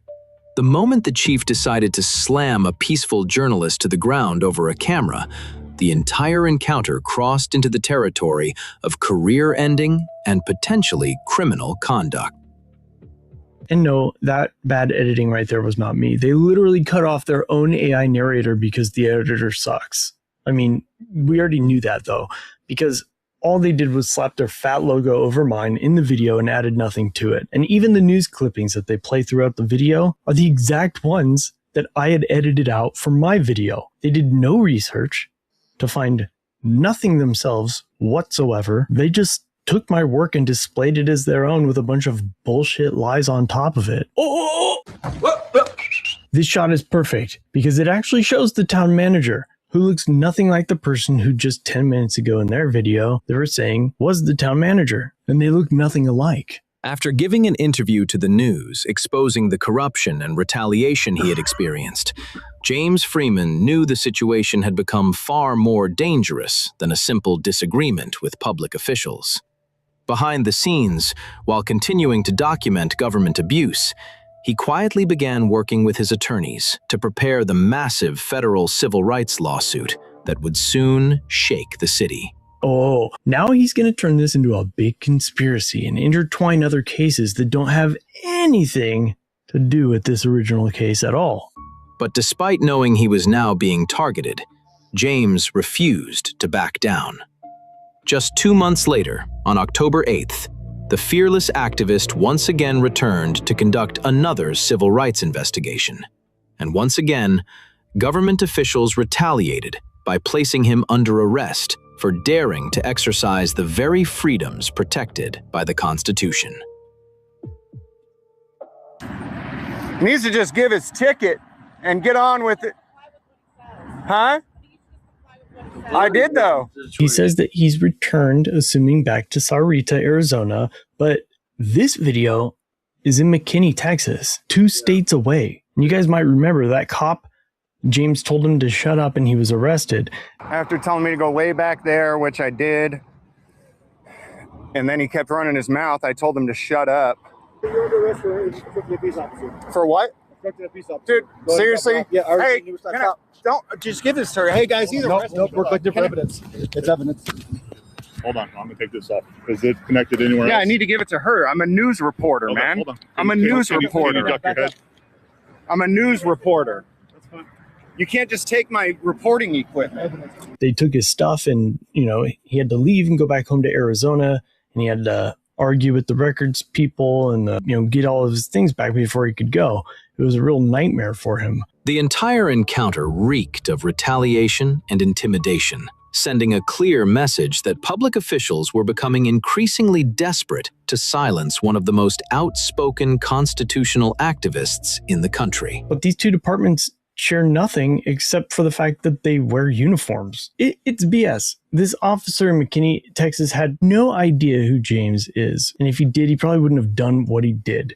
According to my sources within the auditing community, By that point, James was already putting the finishing touches on a massive federal civil rights lawsuit that had grown to nearly $4 million in damages. I don't know how he's trying to tie this in to James's current charges, as it happened 2 states away in McKinney, Texas, and that case already settled in February. Like, the lawsuit was filed in December, and by February they had settled. It's done. It's over. It's just, again, it's all BS. This guy knows nothing about what he's talking about. According to my sources within the auditing community, which is absolutely no one. Let's face it. This guy has a total of 0 contacts within the auditing community. I mean, we're so wide open that most people in the auditing community will respond to your email. But I can almost guarantee that this person has never talked to any one of us. He ripped off my video without talking to me. He ripped off FAFO, and I'm sure Amagansett Press without asking as well. He's got no sources, but I'll eat my words if one of you guys can reach out to my email and let me know that you talked to this person. But I have a feeling they're not going to respond to this video or do anything different. They're just going to keep posting garbage. James Freeman, once a fearless activist standing tall against government abuse, now appeared exhausted, worn down, and visibly broken by a system that targeted him the moment he became too effective at exposing corruption. What began as peaceful First Amendment investigations spiraled into a relentless campaign of retaliation that ultimately resulted in James being hit with 4 felony charges and 6 misdemeanors. To his supporters, the message from the system was clear. Challenge government authority for too long, and they will try to bury you under the full weight of the state. So next they have a video by Amagansett Press, $1.5 million lawsuit. It was at this moment that the Sedona Police Department opened itself up to a massive $1.5 million lawsuit after trespassing an innocent traveler from a public sidewalk.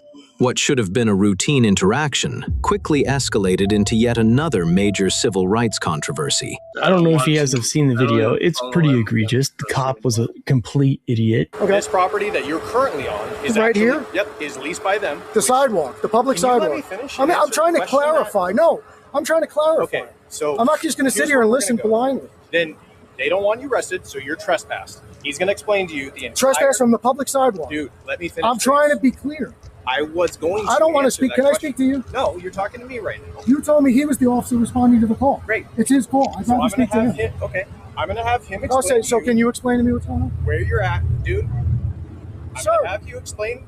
He's going to explain to you where his property is, which you are currently on. And you're going to take his word for that? Yeah, You're because I just called... You're going to allow him to convince you that the public sidewalk is his property? Property line to the curb. Including the public sidewalk? Or including the sidewalk? Property line to the curb. Okay, very good. So if you come back, you will be arrested. Do both of you understand that? So I can't walk You on are this. both So right. how do I get out of here without walking on his property? I'll walk you off. And then what I have to go back to my truck? You'll have to go a different way. Okay? Do you guys both understand that you're trespassing? You can, if you From the public sidewalk. If you come back to this area, you can be arrested. Do you understand? Do you understand? You know what? I'd almost rather let you do that, but I'm not going to do that. Let's go off the Where's your city sidewalk. attorney's office? Let's go off the public sidewalk, please. Let's go off the public sidewalk, please. Let's go off the public sidewalk, please. If you refuse to leave, I will Off the public sidewalk. Off the public sidewalk, you're going to arrest me. Off the You hear what you just said, fool? sidewalk that is You're in leased by deep them. shit. You're in deep shit. You know, Jason and Ben, they both reached out to Brandon Grable. If you haven't seen his channel, clearly established, he's awesome. He's making great content. He's a lawyer out of Texas, but he sent a demand letter on behalf of Jason and Ben for $25,000 each for being trespassed off of the public sidewalk. We are going to break down the explosive lawsuit filed by Amagansett Press and examine what many see as a growing pattern of corruption and unconstitutional conduct emanating from the Sedona Police Department. 25,000 plus 25,000, I'm pretty sure still equals 50 grand. Not 1.5 million. Not even close, huh? Not to mention, it's not a lawsuit filed. It's a pre-suit demand and notice of intent to file. They even show it on the screen right here in their own video. And there's more and more and more and more. to rage bait you into watching their videos. The situation took an even darker turn when officers from the Sedona Police Department detained the First Amendment guardians for nothing more than exercising their constitutional rights on public property. After that portion, I'm leaning a little bit more towards their American and maybe just trolls and their view farming, but they really don't care or respect anybody in the auditing community. He just called Jason and Ben fags or First Amendment guardians.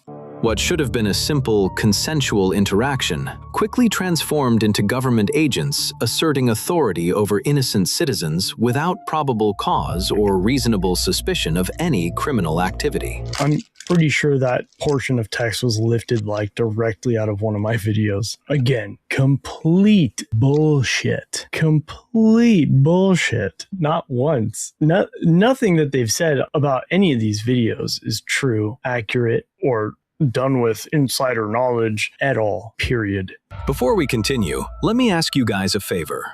Please subscribe to our YouTube channel. Some may think that we use an AI narrator out of laziness, but the reason we do that is because we know that the government retaliates against the journalists who push back on their tyranny, just like they did with the First Amendment guardian, James Freeman. The reason why the channel gained 700 subscribers with only 2 videos is because the research is done by real insiders in the First Amendment audit community who wish to remain anonymous. By subscribing to the channel, you are helping the message of freedom get further and reach more people. Thank you in advance, and let's continue. This is all trash. It's AI, scripted garbage. So I urge you not to subscribe to the on YouTube and to be more careful about who you give your attention to, because that is the currency on YouTube. Your attention and your time is money. Don't give it to these morons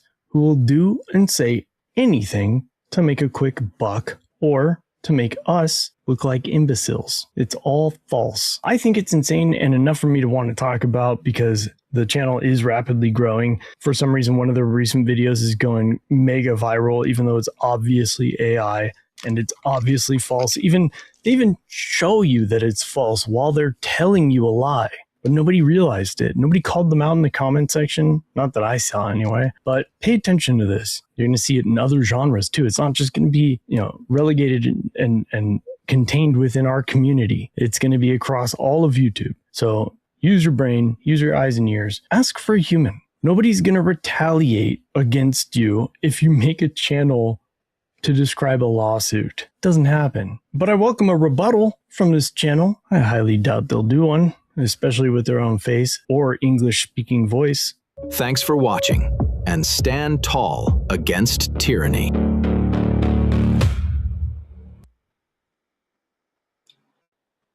We'll have to watch out for them.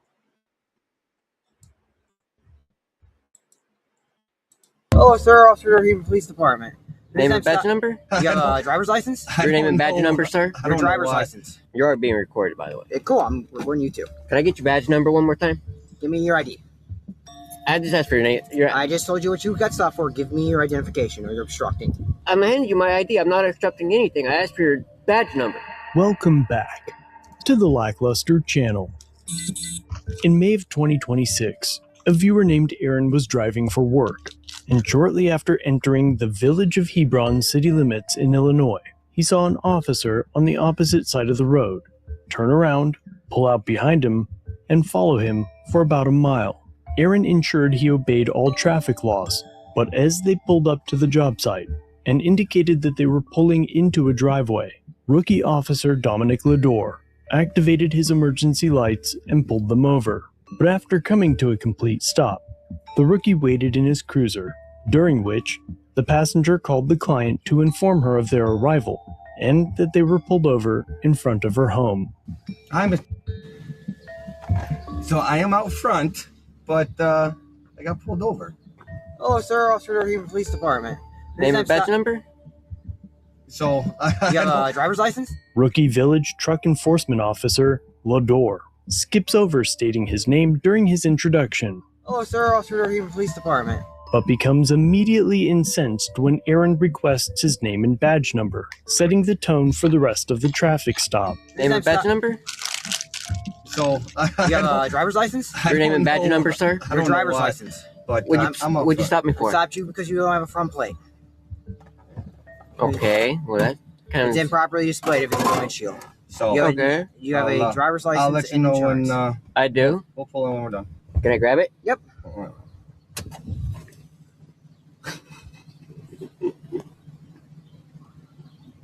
You are being recorded, by the way. Cool, I'm recording you too. Just letting you know. Can I get your badge number one more time? Give me your ID. I just asked for your name. I just told you what you got stopped for. Give me your identification or you're obstructing. For what? I'm handing you my ID. I'm not obstructing anything. I asked for your badge number. My badge number is 9632. Thank you. 9632 is a total of 4 syllables and takes approximately 9/10 of a second to say out loud. But as if it were some incredible ask, the rookie once again demands Aaron's ID, even though he never refused to provide it. The rookie's subsequent threat is a total of 26 syllables and took 6 seconds to speak. But the rookie isn't finished twisting up his own panties. Next, he'll show his disdain for the US Constitution by retaliating against Aaron when he asserts his Fifth Amendment right to refuse to answer questions. So where are you going? I don't have to answer questions. Okay, so you're also overweight. So because this road's limited at 10,000 pounds. So we're gonna go back to the Richmond scales and I'm gonna weigh you. I don't answer questions without my lawyer. Cool. We're gonna go back to the Richmond scales and I'm gonna weigh you. Okay. For reference, the Richmond scales are roughly 8 miles out of town and would leave the village without a single law enforcement officer. Aaron is driving a 2012 Chevy Cutaway. In Illinois, you must register your vehicle if its gross weight reaches specific thresholds. This classification includes the trailer. The truck that Aaron is driving is registered for a higher weight limit because they often use a trailer. However, today they're not towing anything, and a base model of this truck starts at around 5,000 pounds. The rear of the truck is empty, and Aaron is certain that his gross weight is far below the 10,000 pound threshold. So they begin making calls to inform their next jobs that they won't be able to make it today, because they're being taken to the weigh station to prove that they are legally allowed to be on the road in the village of Hebron. Alright, so I got pulled over for improper front plate. And now he wants to take us to the scales and weigh us. Literally in front of the house. I got 15 feet before I pull in the driveway and he pulled us over because they said we had no front plate or improper front plate. I am sorry, I will not be able to make it today. Do you have insurance? I have been stuck on I don't answer questions all day. Do you have insurance? I don't answer questions. Can I get a supervisor, please? I'm the only one on. So supervisor, please. I'm the only on-duty police officer for the village. Are you a of Hebron. supervisor? I'm the only on-duty person for the village of Hebron. I understand that. So there's no supervisor. I'm very cordial with you. I'm being cordial with you. I'm asking for your insurance. It's a company truck. Yeah, it's a company truck. There's insurance on the truck. Write me a ticket for it and I'll just send it to the courts. Cool. Hey, we got like only a minute. So what's this being overweight about? Why you want to take me to scale? You're being taken to the scale because all the village roads off the hardball are limited to 10,000 pounds. You're registered for 10,000 pounds. Okay, but there's no trailer. It doesn't matter whether it's a trailer. It's a gross vehicle weight rating. You're over what the village has as standard. But I don't see how there's not a supervisor on duty or somebody that's above you. All the small villages, there is no supervisor on duty. There has to be somebody. There's no one on duty besides me. I would like somebody higher up than you. There's no one on duty besides me. So. Okay, well then I want to take all of this to court. Okay, that's fine. Okay, write me for whatever you want. Another 5 minutes pass as they wait for the rookie to return. During this time, Aaron calls his employer. Yeah, there's no way that truck is overweight though because it's like 100% empty. Yeah, no, we got what, a rotor and a camera? Yep, and we're not opening nothing up for him. We don't have anything on this truck at all to make it. Our shelves are empty. Like, he's just wasting our time. Yeah, he just wanted something to do. He's the only cop in town. Yeah. And he had no. We seen him. We're in Hebron. We seen him turn around and flip a U-turn, park off to the side. We drove past him, and then he ended up pulling out behind us a second or two later, followed us for about a mile and literally pulled us over right before we were turning into her driveway with our blinker on. Yep, speed, doing the speed limit. Stop for every stop sign, counted 3 even, made sure that was stopped. Sound like you've been in trouble with the cops before. About 15 minutes after being stopped, the rookie returns.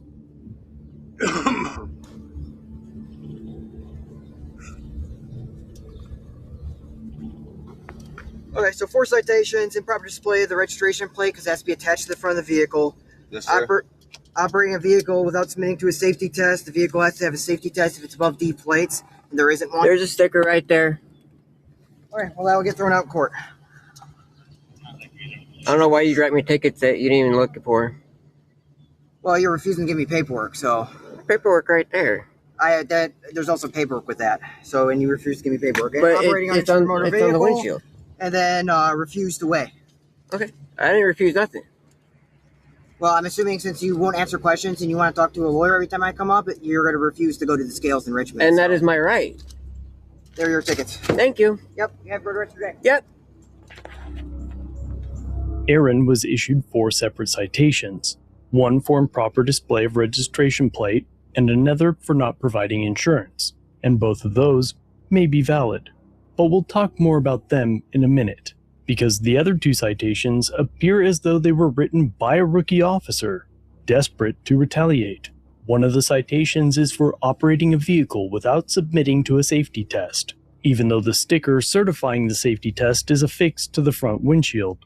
The rookie claimed that there's paperwork to go with it, though he never requested it during the stop. For the 4th citation, the rookie alleges that the driver refused to submit to weighing. However, the record does not appear to support that allegation. When Aaron disputes the claim that he refused, the officer states that he was assuming Aaron would refuse because Aaron declined to answer questions and requested to speak to an attorney before being questioned. And that admission is significant. It suggests that the citation may not have been based on real life or actual fact, but rather on the officer's prediction of how Aaron might respond if directed to weigh. The distinction matters because enforcement action should be grounded in observed conduct and articulable facts, not speculation about what a person might do in the future. The law does not generally authorize punishments based on an officer's assumption of anticipated noncompliance. Furthermore, the refusal to weigh citation carries a penalty ranging from a minimum of $500 to a maximum of $2,000. Returning to the license plate and insurance citations, we found several significant errors in the rookie officer's documentation. The officer listed the driver's first and last name as the company owner, though the owner was not present during the stop. But at the same time, he included Aaron's middle initial and driver's license number, creating an internally inconsistent citation. But that isn't all. He included the owner's home address instead of Aaron's and documented a completely incorrect license plate number. And still not done. Finally, he marked the vehicle as a passenger car for personal use, though it was clearly a commercial vehicle. The officer is listed on the department website as the Village Truck Enforcement Officer, and is the only law enforcement officer on duty at the time, meaning he's being used by the village as a cash cow. The real reason he's on duty is to collect revenue, and since the town is so far away from any other town and is on the border of Wisconsin, the likelihood of people returning is very low. So let me know what you think in the comments down below. How would you feel about your tax dollars being used in this manner if it was your town? While it's likely that this one officer creates a substantial portion of the city's revenue, do you find it appropriate to have a rookie officer that clearly has no issue retaliating against the public as your one and only? Let me know in the comments below, and I'll see you in the next video.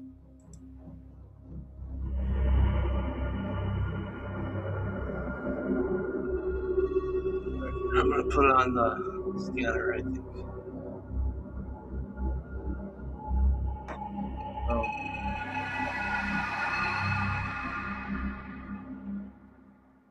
Yeah, one new pig. Yeah.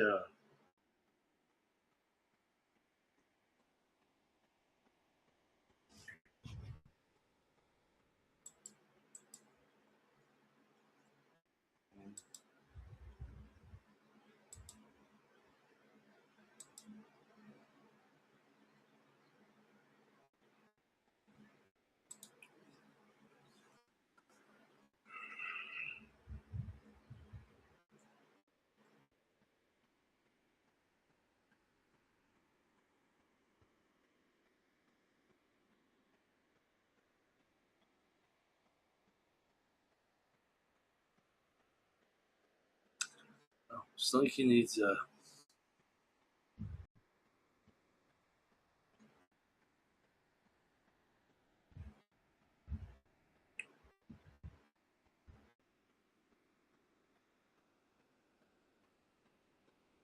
Dog just farted next to me, dude. It's disgusting.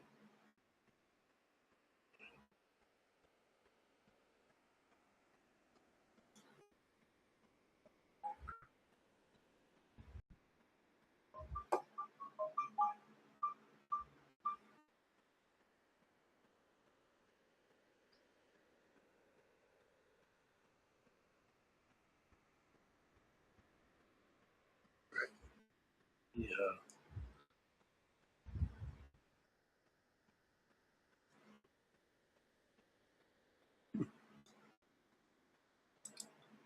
Play something.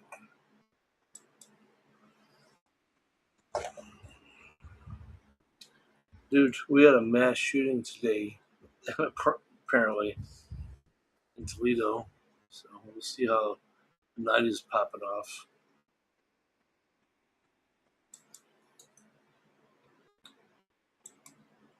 They tried to get me to go record. I don't know why they wanted me to record anything, though. It was silly.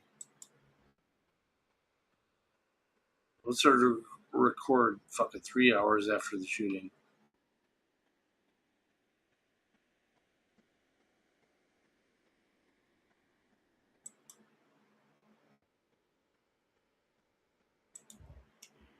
Clear. 520 Baker. You can give me an Eddie on my previous. Baker and Eddie.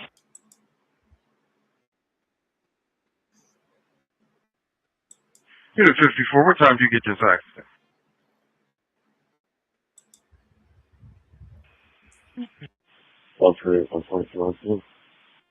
We received a call at 156, sir. Have you show you both on scene? All right. Copy that. You guys have a good night. Enjoy the stream the rest of the night. I'm going to leave it up for a few hours. Love you guys. Hey.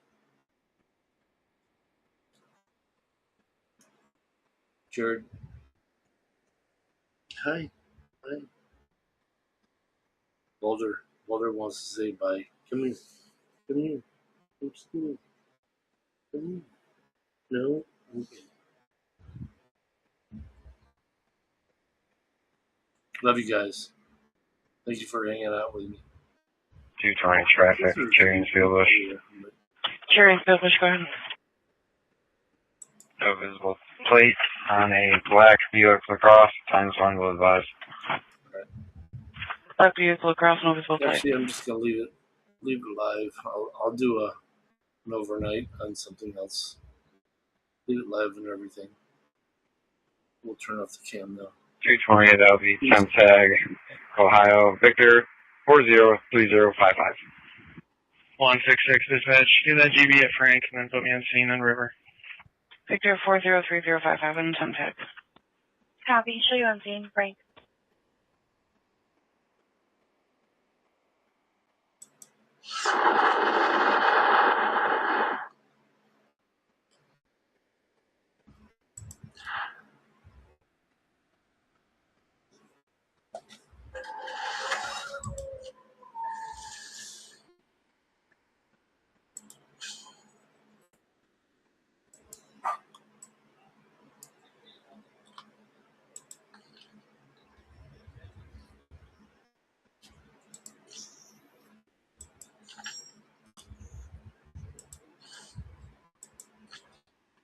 If you could check the area of 1829 North 12th Street for the barn. Fire dispatch engine 13, checking your status. Get an alarm come in.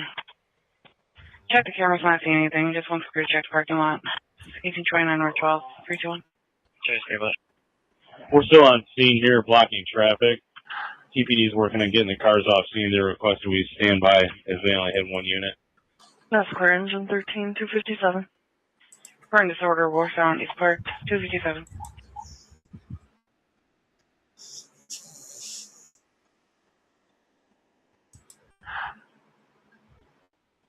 You're open.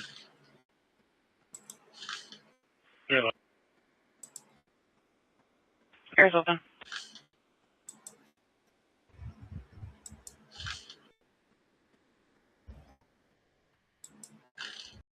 222, we're on scene ending 194. Give us an ID from this and put us back on our domestic, please. Or assault, whatever it is. I'm fine. I'm seeing. I'll let you back to your preview. You're living on scene. 931, fuck up. Okay. 421, we're out the disorder. 421, copy.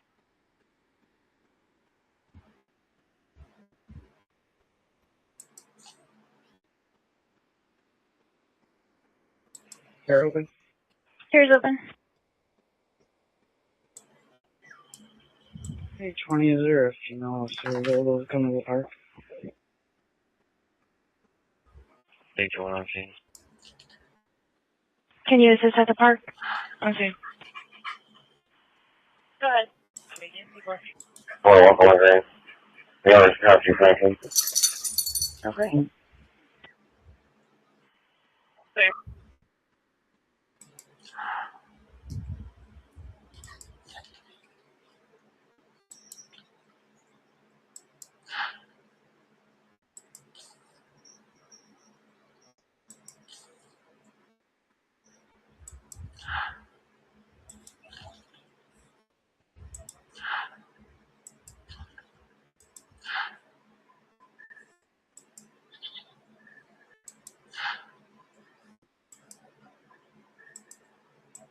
One, David.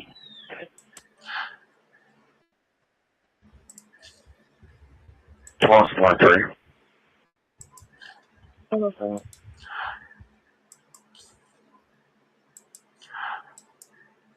Money Oakdale. King Young Frank 5596. King Young Frank 5596. Silver Tail Line. 122, 138, 166, checking your safety.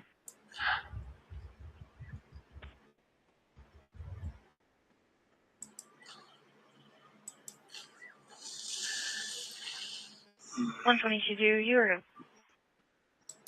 you're unreadable. Copy.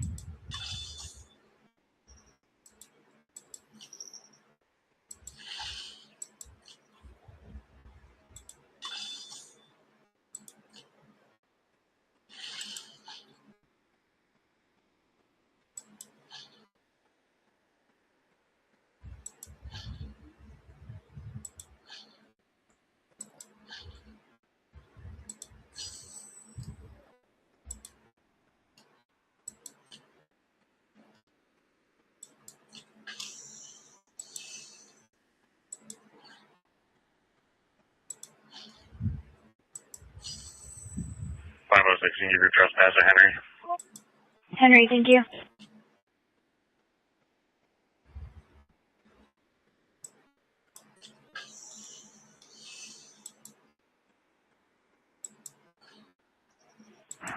Please. 821, I'll be over. You can send me your unwanted. No.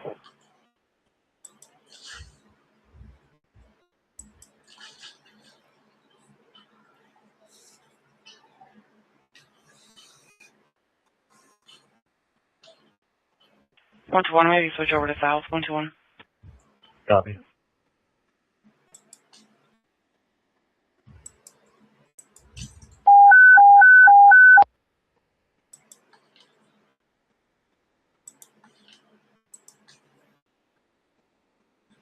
Five 511, 513, and 121. I'll have you start code 3 for weapons. 1851 West Sylvania at O'Shea. It's a third-party caller saying her daughter's at the location and is saying that people have guns. Caller is about to arrive in a red truck. 1851 West Sylvania, code 3, 510. Ready, 11, ready, 11. Sky first. 511. Seahorse, Sylvania. Okay, medical open in service. 302. Tremaine, Phil Douglas. 121. Sylvania, North Haven. 506. 506. Well, you can give me that 810 1 second crew. Teddy, 121, you can Ida. Copy, Ida.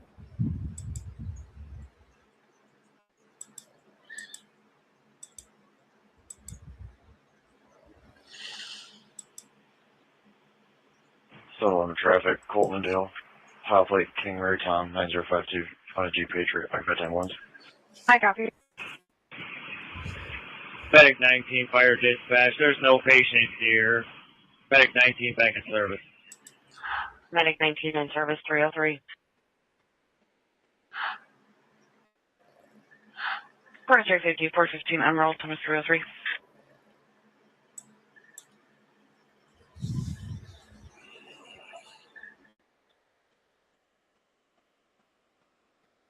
Outside.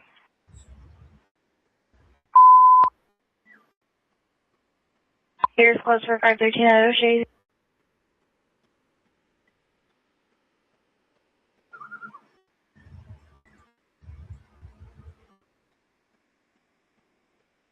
You could slow cruise down and catch command. Cruising route to O'Shea, you can take immediate 510. I think that's 511. insane. On scene 521. No. 506, you can either. 513 D's. But here, they're shut for the night and everybody's leaving. Copy, do you want the air still? Yeah, you're back. You can also give me a David. Go ahead, 13. Here's clear 304. Cruising route to O'Shea's, you can INA 510. 13's back in service. Okay. 521. That's clear. I got you in service 304.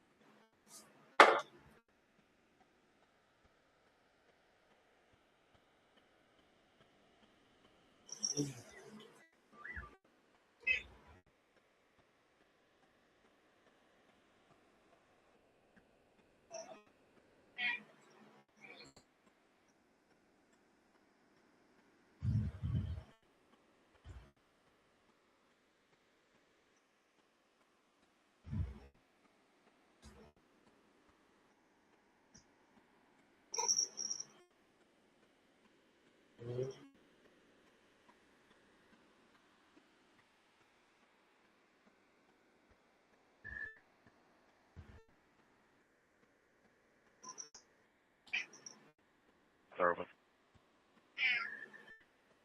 Here's a On the David 21. David 21.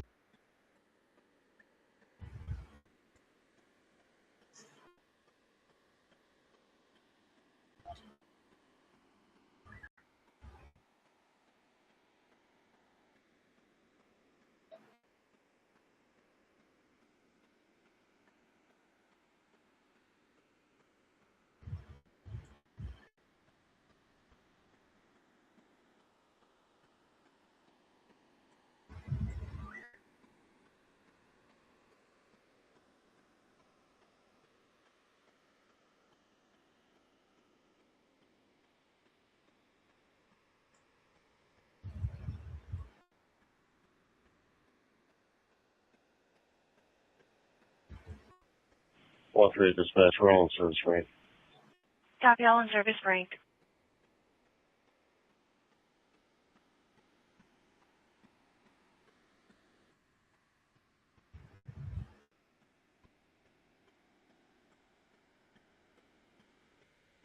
Oh, 7 checker. Okay.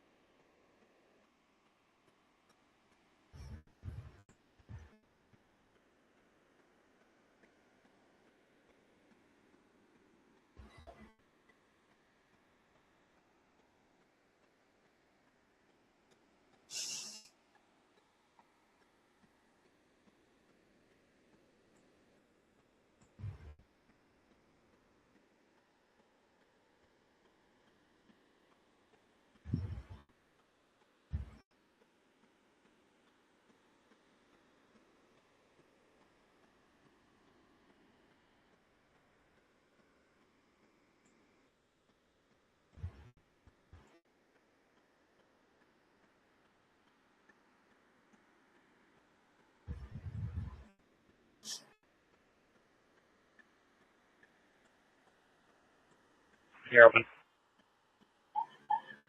Here's open.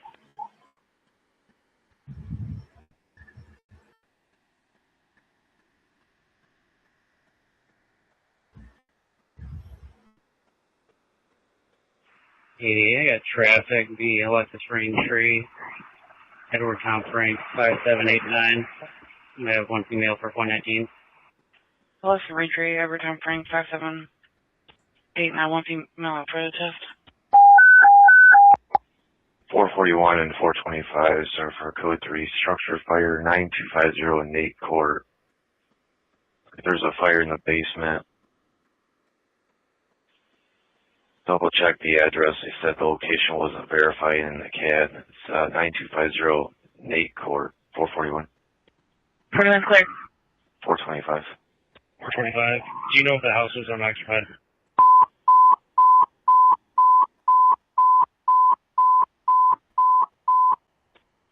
We just got an update. There's 4 people and 4 animals. They're currently evacuating now. Copy, thank you. Nancy.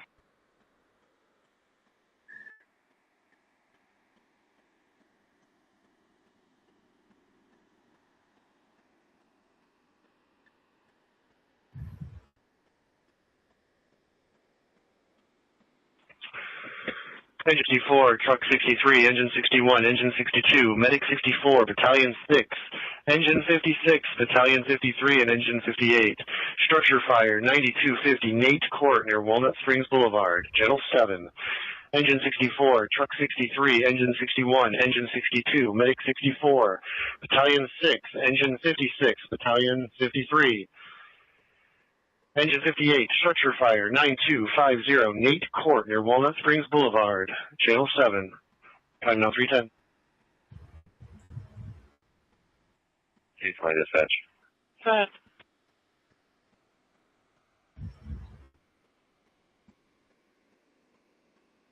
On the LCJ starting 7373. Show us on scene at 10. One LCJ on scene. 311, David. David. 441, 425. That is going to be a good address. It's going to be the first house when you enter the cul-de-sac. 441 copies. And 425. Still have 1 adult inside looking for another pet. If you are still on the line with that caller, please tell them to get out. Okay, well advise the operator. Battalion 60. 13 has traffic. That's clear, Battalion 311. Go ahead.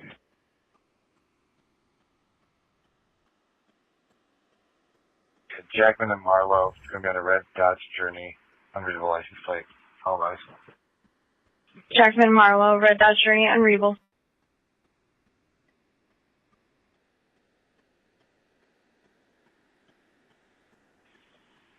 It's going to be Ohio temporary take, Union 834614. Cruising route to the structure fire to 9250 Nate Court. Caller states that the fire's in the basement. They think it's coming from the humidifier. They do have white smoke showing. There's 4 adults and 4 pets that are evacuating the house. You do have hydrants in the cul-de-sac at Nate and Walnut Springs Road. Medic 61 fire dispatch, can you add us to this? Yeah, I got you added to it. Partners complaint 1800 Miami, please. Time is 312. Fire dispatch, add Medic 62 to the structure. Medic 62, 312. 425, 441, everybody's out. 425. 441. 441 copies, thank you. Cruising route. Police are currently on scene. State everybody is out of the house. Just to be clear, there is a hydrant in the cul-de-sac, and then at Nate and Walnut Springs Road.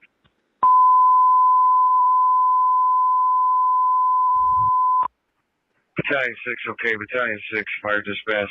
Can you ensure all police vehicles are out of the cul-de-sac? 425. Affirmative. I'll let them know right now. 421, can you show us out on a traffic stop with Ohio Patrol? We at 1531 Miami. 1531 Miami. Rescue 7, in-service assist, 2134 North 13th Street near Beacon and East Bancroft. Channel 3. Rescue 7, in-service assist, 2134 North 13th Street near Beacon and East Bancroft. Channel 3. Time now, 313. 331 Baker. Station 7, 313. Baker. Copy. I'm on Coast Boulevard. I'm on the cul-de-sac. There's going to be a hydrant in the center cul-de-sac in front of the house. Okay, thank you. 441. 441 copies. 513, checking your safety. Good. 25 dispatch. I got smoke coming out of the front door from the garage into the home. Copy. 831, officer for unwanted. 5625 Rywick, Unit 25, female Clark Carmina, said that 2 people are sleeping in the shared laundry room and they're not supposed to be there. A black male, unknown clothing, and a black female, also unknown clothing. 411 Eddie. Airport and Angola. Eddie. Fire dispatch station 58. 821, I already self-dispatched myself to that call. I'm en route. I'll be there soon. Are you clear on the call or do you need a second phone? Yes. We're clear on the call. We have a third person coming on that we're waiting for. No, I'm advising. Never true. 112, 113, an accident, property damage at Jackman and Lasky. That's clear, 314. Okay, 801, you can item. Tow car actually is involved, the white Tory 300 for the black SUV. Yeah. Car pulled into the parking lot of Rallies, other vehicles at the Clean Laundry. B. Jackman and Lasky, 112. 441, Hill. Female 280. Going in front of the home where the garage doors are. That's clear.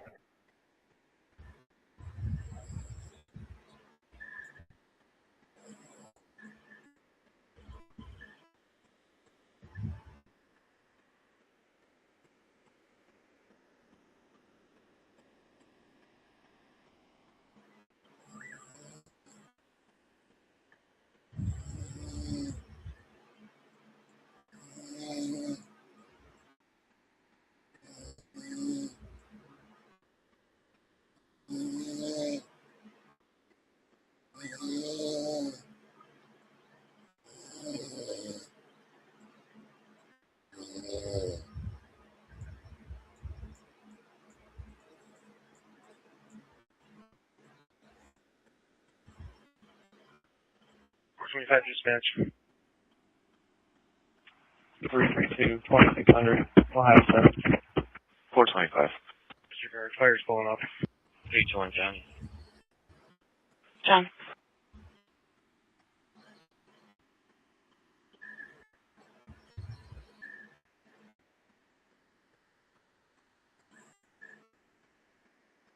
King William David 3758. King William David 3758. I'm going to be checking on the driver of that vehicle in the Circle K parking lot. He is slumped over at the wheel. Engine 61's on scene. 2-story single-family house. Nothing showing from 3 sides. Officer 61 is passing command, doing a 360. No, 12, I return on a white 2008 BMW, plates valid, Arlos, Kramer's cab. That's clear. 321, check safety, 415 Emerald at Amtrak. Michael Stacy feeling suicidal. Think about taking pills, he doesn't have anything on him. Be a white male, I see wearing a black t-shirt, blue jeans, white shoes. Has an orange brown suitcase. 415 Emerald, 321. Sharon Central. 830, Eddie. Eddie. Medic 61's on. 21, I'm on same.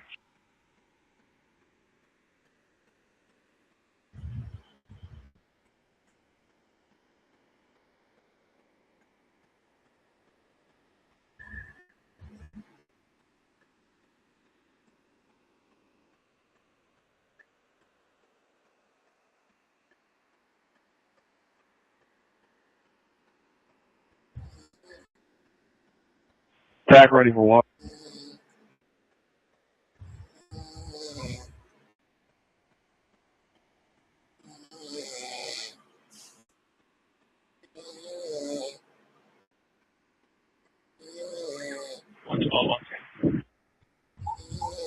Okay.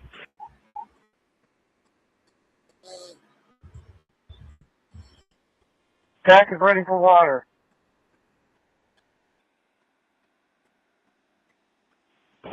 Water coming.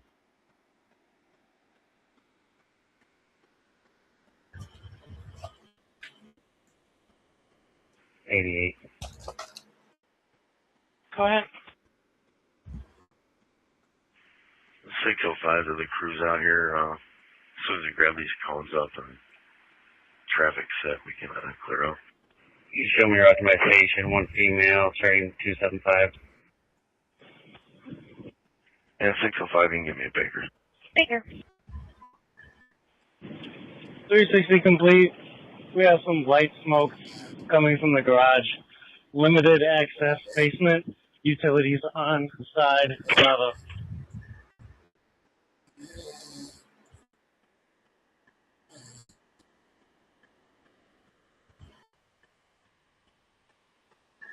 Which one, Eddie? Eddie.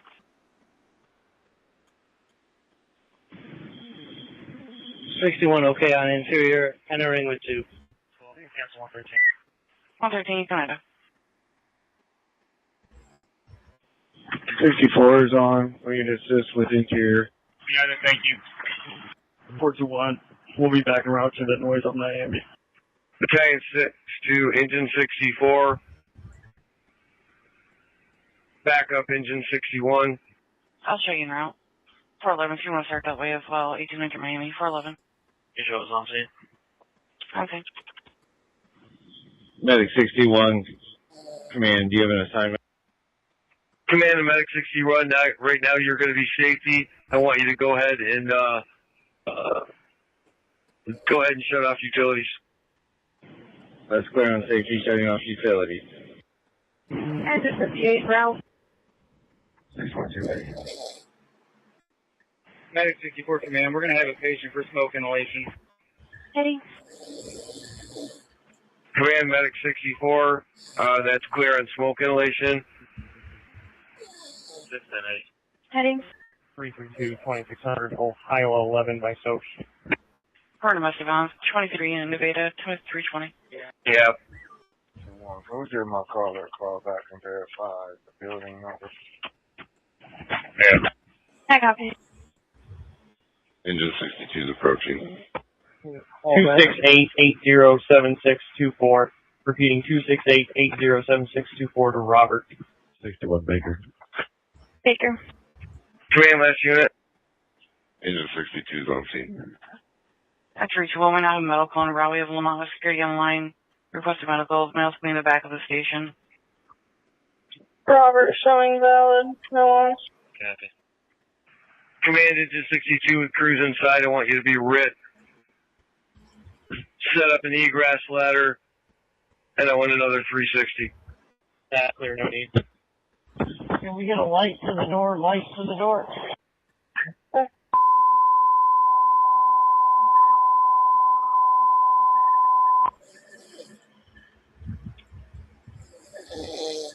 G6 is on scene. I'll show you. Engine 5, ill person. Please have this as a check safety. 415 Emerald Avenue at the Amtrak station. Channel 3. Engine 5, ill person. Please have this as a check safety. 415 Emerald Avenue at the Amtrak station. Channel 3. Time now, 3:22. Copy. 56, okay. 605. 605. Okay. Yeah, can you have 621 report at Scott first? 621. 61 copy. 332, 2600. 33. 321, we got no answer. 61, I copy. I'll be fine for now. Is power off inside? Frank.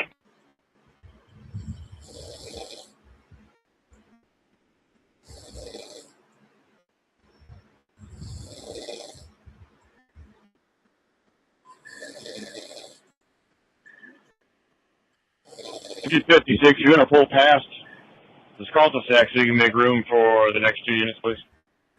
56, okay. Does connect to the next road over if you do have to get out in a hurry. 80, I'll be at my station heading 277. Okay.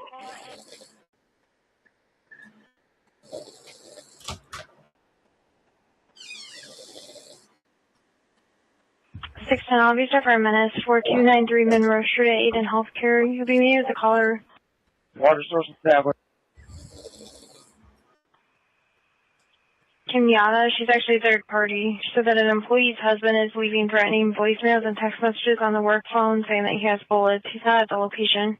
You'll be meeting with us, Sarah. 4293 Monroe Street, 610. Safety to command. Safety go. Door in Douglas. Gas has been shut off on the Bravo side. We're going to make entry to see if we can find a panel shut off with electric. Fire dispatch to engine 5. Police are en route. The male is also in the back of the station. That's clear. Medic 61. Gas is shut off. Your safety. You're going to make entry with 2 to ensure power is shut off. Make sure that you're staying in contact with engine 61, their interior. That's clear. We're going to be making entry with 3. We got water on the fire. 622, Officer for Attack Property, 87 San Rafael Avenue. The female caller, Mariah, so that her ex-LJ car is in a black Silverado with Michigan tags. Known to carry guns. He's threatening to shoot up this address. She's not there. Fire dispatch to engine 5. Police are en route. Male is in the back of the station. Gonna go to the station for a report. Just wants the house checked. 622. Sort of. 310, Charles 11. Charles 11. Command understands you have the fire out, but it's still smoky in the basement. We're going to go ahead and set up for ventilation. Let me know. That's clear. Hold off. Well advised. We're ready. 7-Eleven traffic. Command interior, slow down. You are unreadable. Go ahead, sir. Well advised. We're ready for ventilation. That's clear. Command to engine 62. Trail and Western, Ohio Plate, Sam Lincoln Ocean 335 Ida on a purple BMW. Go ahead for 62. 8119. 166 dispatch. Okay. The Trail and Western, Sam Lincoln Ocean, 335 Ida, purple BMW. 166. 1389 are going to be checking 1 Michigan and Trailview. Pardon disorder, 825 North Erie in the lower unit, 7325. Affirmative, we're setting up an egress letter right now inside Charlie. That's clear. Command to Springfield engine 56. Go for 56. Can you come up to fire front, grab a fan off of one of our units and set up for ventilation? They're clear. Track 63 is approaching. Command to engine 56, disregard that order, stay stage. Command to truck 63, fire front, set up for ventilation. 63 clear. Engine 58, command. We're just down the block. Approaching with 3. Command to engine 58, stage away for right now. Clear on staging. Engine 64, engineer to command. I got a fan to the front door.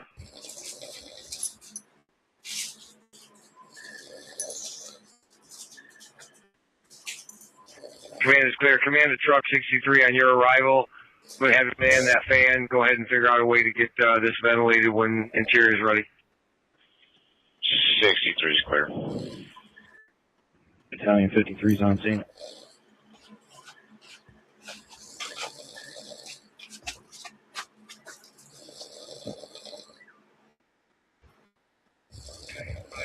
Fire dispatch to engine 5. Police are on scene. Male is in the back of the station. Battalion 5-3, can you take exterior safety? I have a medic crew inside with interior safety. They're trying to shut off power now.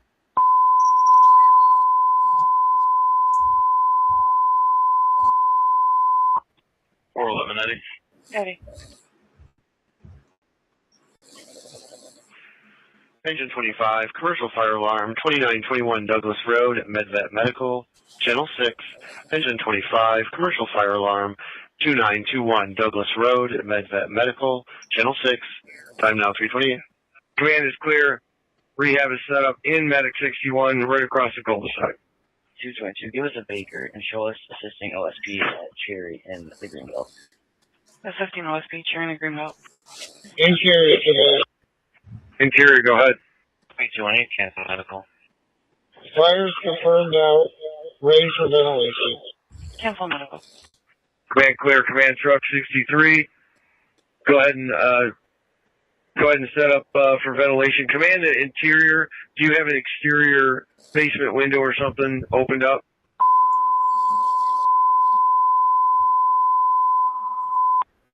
We're working on that. Everybody in. And survive for dispatch. Show it. Cancel for the test. Go back to channel 1. 63 spray. Engine 24 on a heart problem. 2512 Bayview Court near 290th. Channel 3. Engine 24 on a heart problem. 2512 Bayview Court near 290th. Channel 3. Time now. 3:28. 41 David. Red to command. 360 is complete. Have an egress on the 2nd division. Bravo Charlie corner. David. 11. David 11. David 11. Interior safety command. Interior safety, go. 101, David. 101, David. We're going to be making our way to the basement, so look for the panel. That's clear. Command to interior. Be advised you have a crew coming down into the basement looking for the panel. Command to RIT. I'm clear. BC corner with a ladder. Go ahead and just stay as RIT right now. Dave's going to call your child father through picture frame at the caller. B2053 in the beta 411. I am in Oakdale. Truck 63 interior. You do have windows on the Bravo side, A corner, as well as Charlie corner. You also have a window on the Delta side, back by the Charlie corner. 610 off pitch. Medic 64, go ahead. Squad 122. No transport needed. Ready for another assignment. Medic 19, respond with engine 24 on a heart problem. 2512 Bayview Court near 290th. Channel 3. Medic 19, respond with engine 24 on a heart problem. 2512 Bayview Court near 290th. Channel 3. Time now 3:30. Michigan Engineer, King Queen Robert, 116 with a black SUV. Command clear, Medic 64, stay staged. 64, okay? Michigan Junior, King Queen Robert, 1160. Command to Richfield Engine 58. I'd like you to stay staged away, take first out call for us, but stay on close to the scene in case we need you. Engine 25 is on scene. Engine 25 is investigating. We have nothing showing free sides from a single-story block construction building. 331. 2600, 2621. 63 clear. 789. What county? Go ahead. 166, 138. Are you guys all set? I'll take a check. 711. Power's off at the panel. Affirmative. Be advised, I got a call about a possible 2019. Should be in the Fayette area, possibly heading up to 15293, 15293, County Road 24. Should be a white Chevy truck, 2000s-ish style.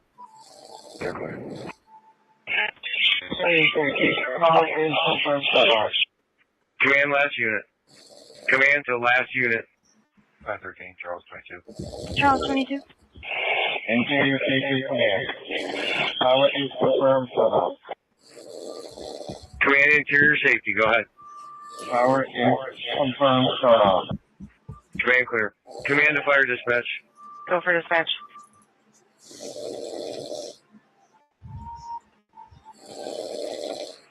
Can you send out an alert to get an investigator called in?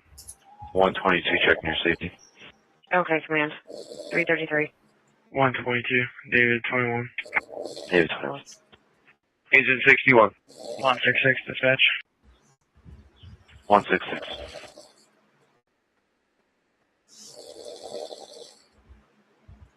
Engine 62.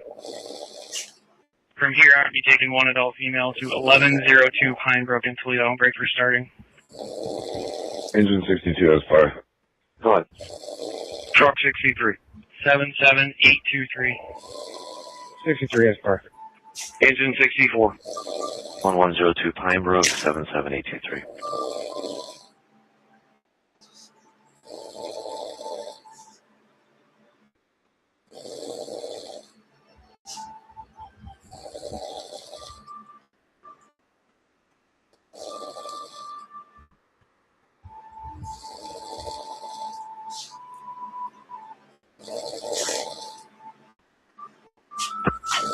$2,600, 2621. Be advised that truck is currently at a dead stop.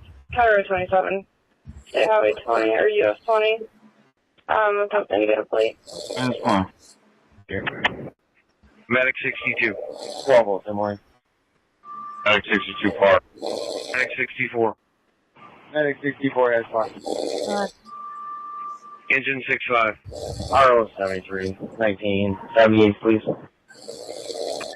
2600, 2603. 10362, State Highway 64, 10362, State Highway 64, suspicion, activity break. Report disorder 629 locus 2334. 25-411. Go ahead. 10362, State Highway 64. CP advising somebody's pounding at our door currently. It's going to be the post and disabled. Yes, sir. Message for you to call 212. Intentional alarm activation during a medical procedure. There is no fire. Alarm has been reset. Staff is in control of the building. 25 is back in. Copy. Let's clear engine 25-35. Clear. Out from US 20, County Road 6. 3211 for the staff, 79196. Truck 63, go. We're going to make entry and put this fan at the top of the basement steps, and then we're going to open up some other windows and doors. 961 fires back. Excuse me, command. We're making re-entry to pull lights downstairs. Command Medic 61, clear re-entry, lights downstairs. 112. Do you need to relog? 720 burglary alarm, 3460 airport, Taco Bell. Coming in as main door and safe, 360 motion. 3460 airport at Taco Bell, 720. With you. Command clear, engine 64, exiting with you. 61 also. Command engine 61, repeat.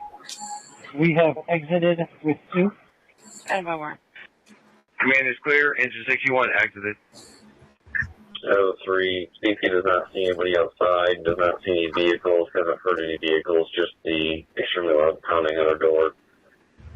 That pounding stopped just before she made it to the phone to call 911. That's clear. 421 on scene. Person 411. On scene. 511, give me Eddie. Eddie. 227 for disorder, 825 North area in the lower unit. 2 o'clock Mariah versus boyfriend, Bobby Glass, last you wearing a black shirt, gray shorts.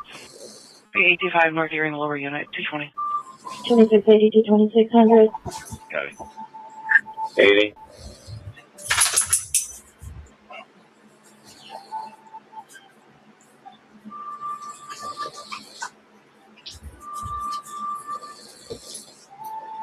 Could you page the EMS over to my office here? I have a person who came in who has a ring that's stuck on her finger, and they've tried everything to remove it, but it's not going anywhere, and they need help. Good.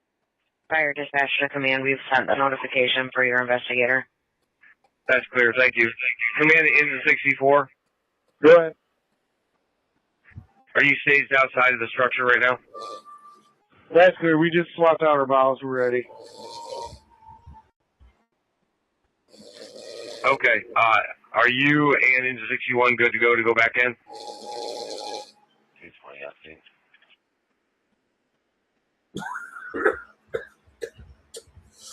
Hold on, 7600. You ready?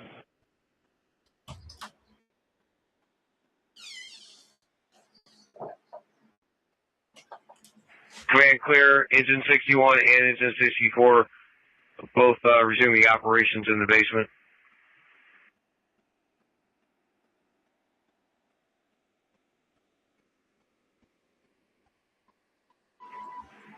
Command to engine 5-8, Richfield.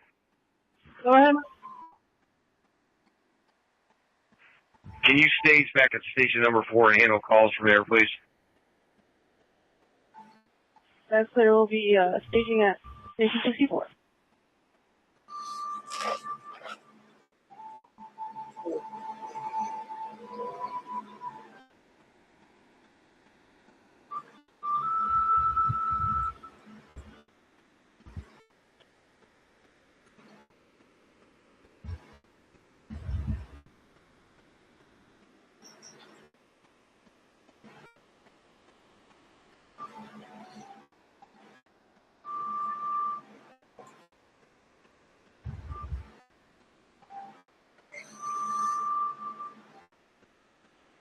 Seven, 8, 9. What county?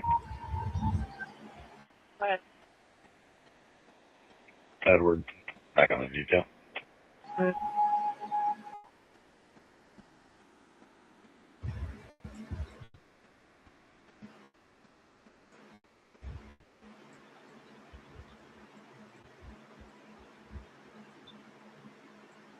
Engine 61 entering 2.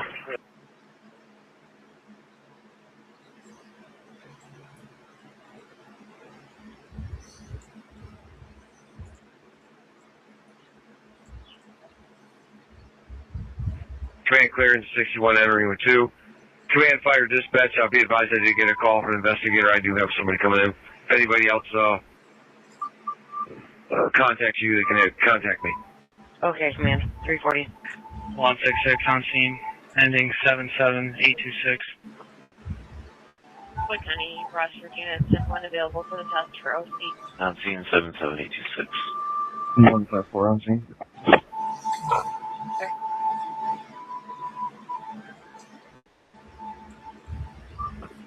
2600, 2621. Got it. Wood County 154, they're coming from Miami and Oakdale. That's clear. Yeah, the subject did make it back to his house that CP initially called to follow him back home. 711, you can push on the Taco Bell airport. Give it to John as the workers. Entering with 3. John 720, you can have. Command clearance 64 entering 3. Right, thank you.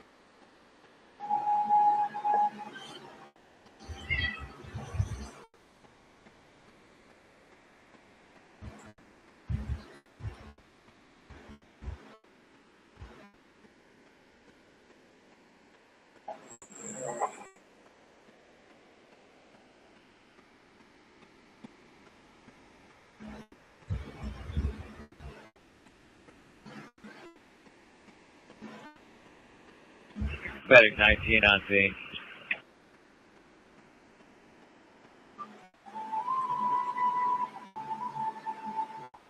Oh, Fury 2600, no E37 out here. Oh, wait.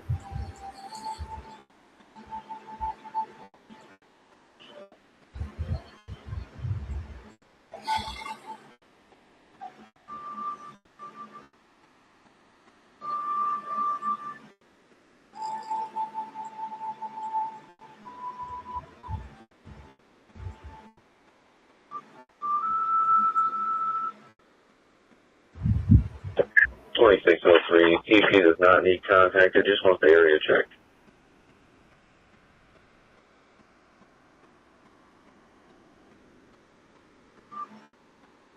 That's clear. Issue 1 or Oliver Barnes checked as well.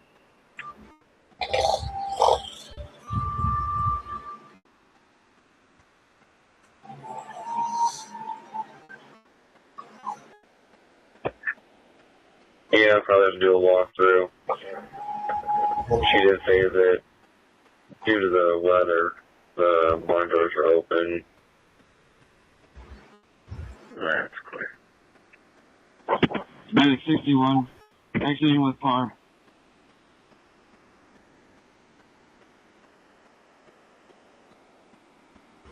31 on C91 and then. Command Medic 61, that's clear. Medic 61, you can head to rehab if you need it. Battalion 5-3, you'll be incident safety. Okay. That's clear.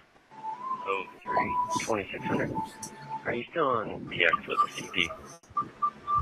Battalion 5-3 clear, incident safety. Negative. I just disconnected. Once you arrived on scene, she was able to see you, but I can call her back. Yeah, if you can, just ask if there's any E9s on the property. You're efficient. 831 across the street from you, Mr. Lullaby's Bar and Nightclub, 710 South Reynolds. We have a disorder. Open line with arguing, no one coming in the line. Caller said her phone was going to die and then disconnected. We got no answer. Location's from Rapid in Phase 2. 710 South Reynolds, 831. Close enough, wrong. Okay. Show me around as well. Showing your mouth. Try 63 to come in. Truck 63. 2603. Go ahead. 830, 831, we now have reports that people are physically fighting and that someone was knocked out. We're going to put another battery fan in the basement window and push it out. Okay, it's your only copy. I'll advise. Come in, clear in a second, Sam. That's clear. 11 shows in a row.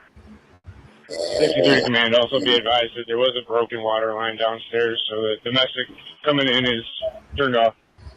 Command is clear, domestic water supply turned off.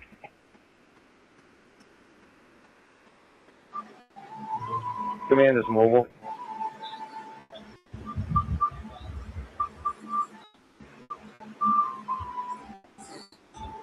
Need to and be advised, we do have firearm route as well. That right. Okay, I copy. There's still some people fighting out here. Can you just step through that for a second? Go ahead. 830, 711, I'll have you take a code 3. 830.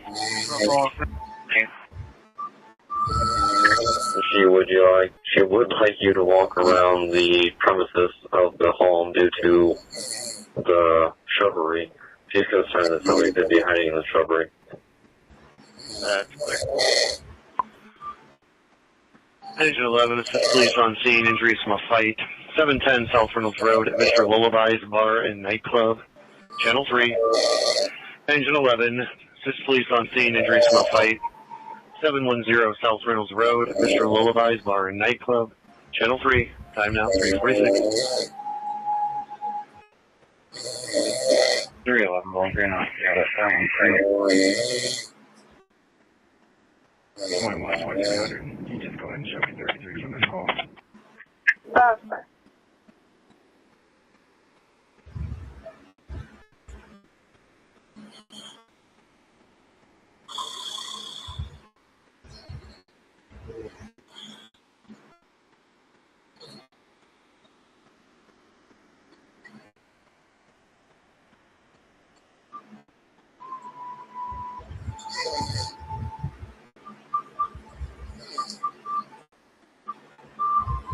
C31, checking your safety. 831, okay.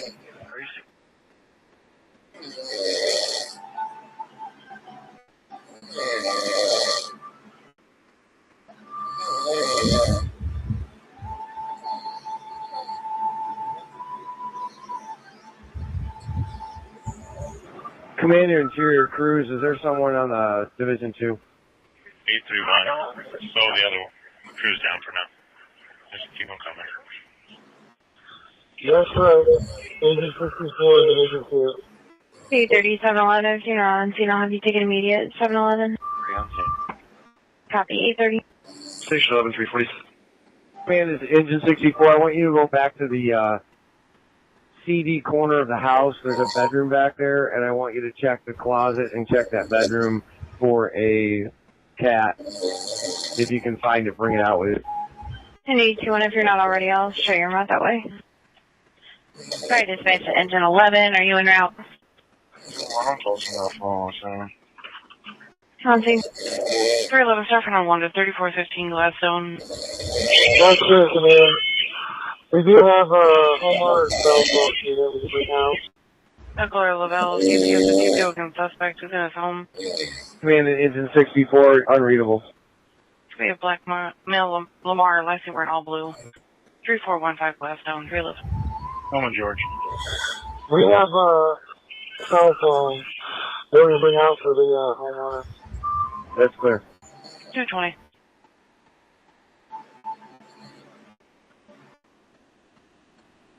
Dispatch 220.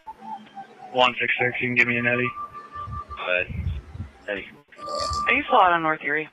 In the area searching for the suspect.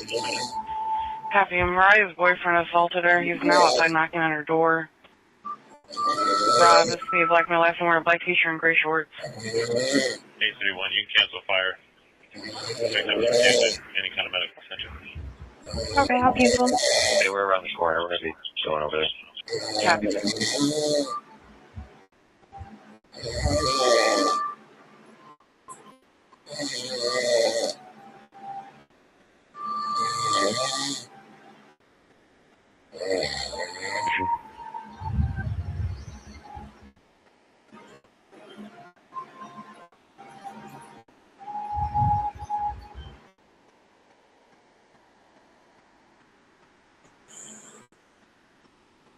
Wait, what running?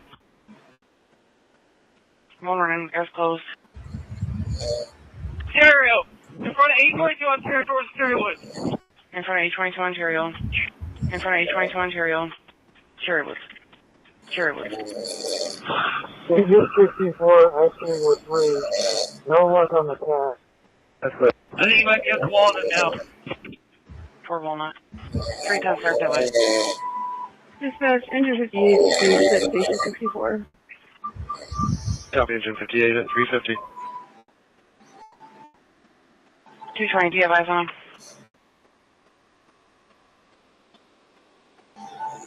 Outside. He's between Walnut and Locust. Between Walnut and Locust. Got a description. Male, tall, short hair. His name's gonna be Shenyan Senior. name's be Bobby Glass. Bobby Glass, black male, tall, short hair. Saw him behind 812. I think I'm on Ontario. Behind 812 Ontario. 321 Shotgun Russell, Ontario. I'll show you that.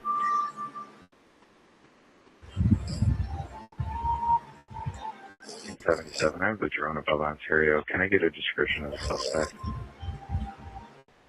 Black male, black shirt, black shoes, gray shorts. 03, 2600. No, sir. Reference 20. 311. You advised the CP didn't want to be contacted, correct? 520 David.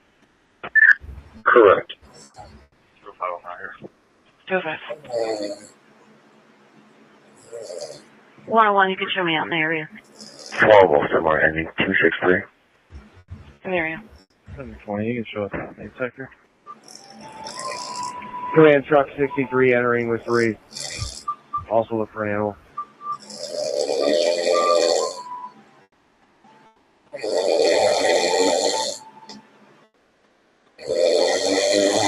Troy, I didn't see him cross Walnut, so I'm guessing he would start heading towards the Greenbelt. Didn't see him across Walnut. Possibly toward Greenbelt.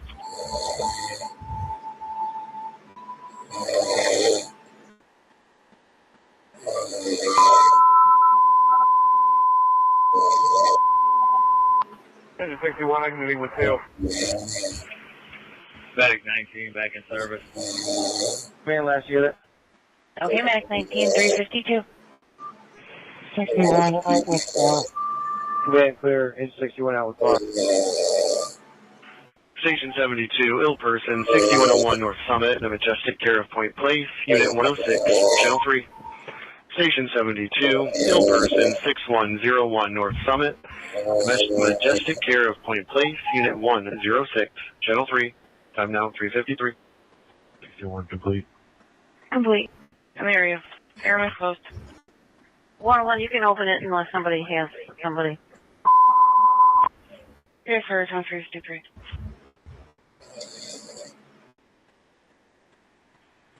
61 officer for this check safety 2743 West Central Furniture Palace. Now caller Joe is reporting a semi is in the alley with hazards on for the last 5 hours. Caller thought that he was unloading earlier, so that his wife heard a loud bang a few hours ago and noticed that the semi was still in the alley with the hazards on. 2743 West Central 621. Copy from Clark.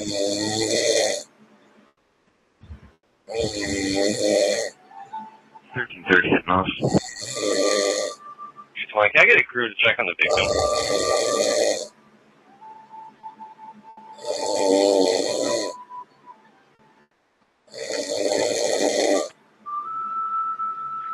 Can I get a crew over 825 North Erie Street?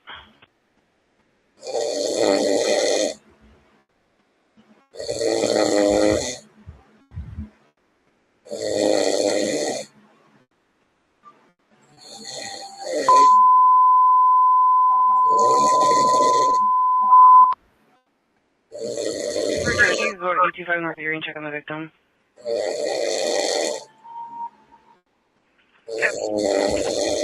Oh, 30, 2600.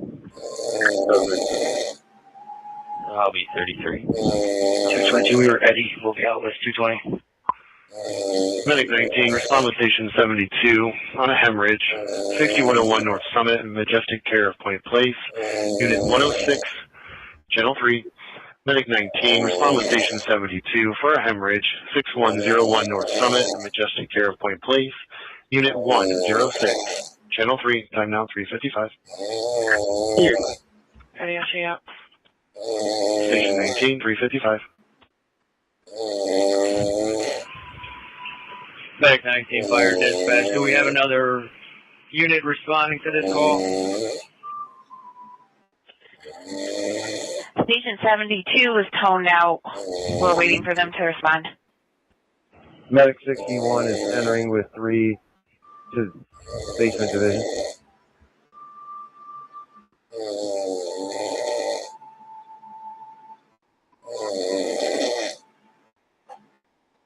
Well, I hear movement in the back of 722 Walnut. Moving in back of 722 Walnut.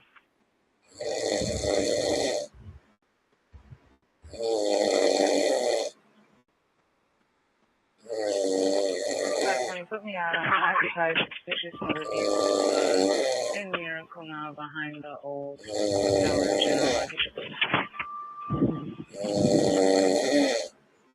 File 038 Union Queen. 20 to my other half. I have 2 witnesses here. They're saying they never saw the gentleman pass Walnut. Just you and me. 038 Zebra Union Queen. Eddie. He's either towards the green belt or he's in the backyard. Eddie. 411, put our call on hold, shows up 220. Show you out. Better. There you go. Eddie. Eddie. 220, 720, 722 is clear. 722 clear.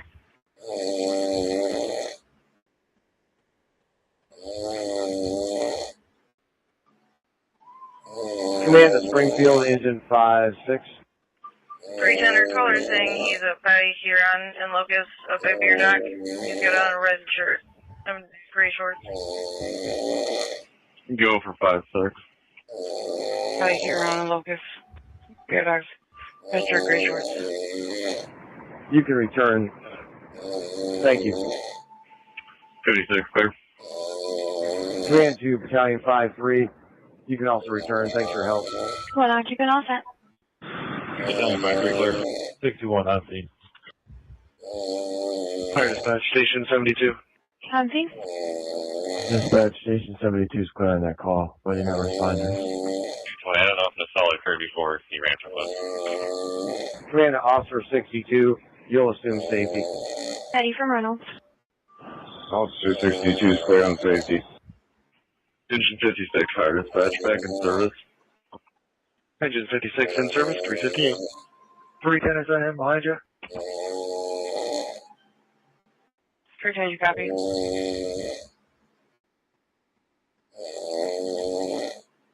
310, we have the mail in the red shirt.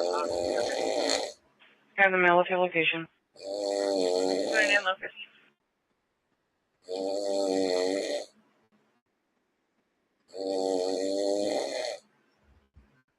Copy. Have an area locus.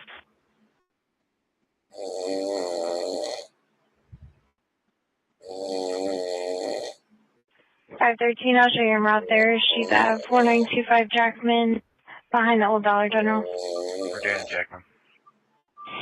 Medic 61 in command. 61 Chauncey. Hansi.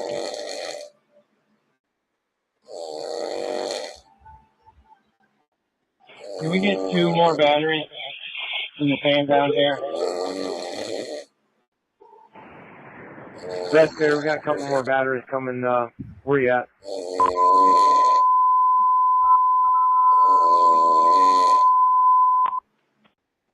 Down in the basement. I'll meet someone at the door. Okay, there's 2 batteries that are meeting you at the front door right now. Correction, the door inside the garage. Clear.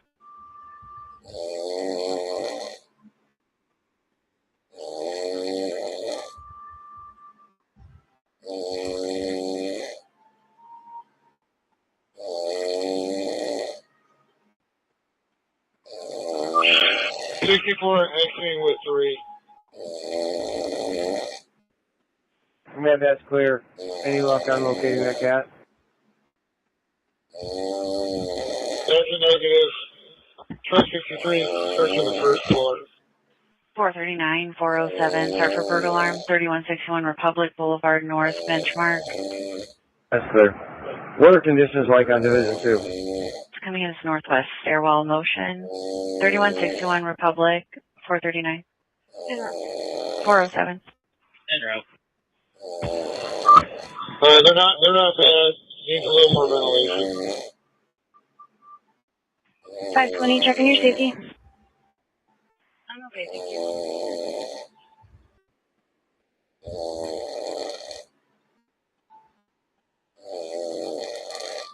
$61, checking your safety. We'll move it.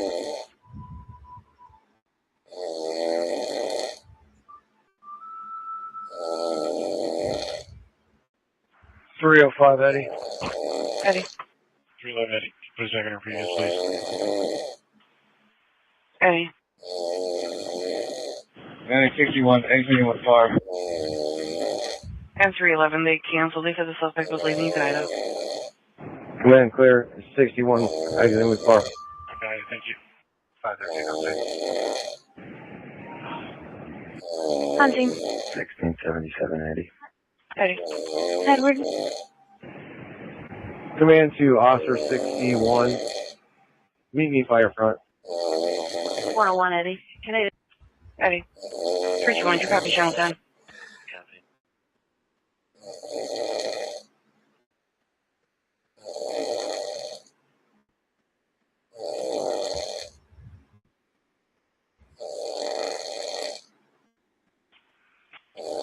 Medic 3, respond with Engine 3 and Engine 13. Injury accident, 2925 North Erie, near Albany, New York. Channel 4.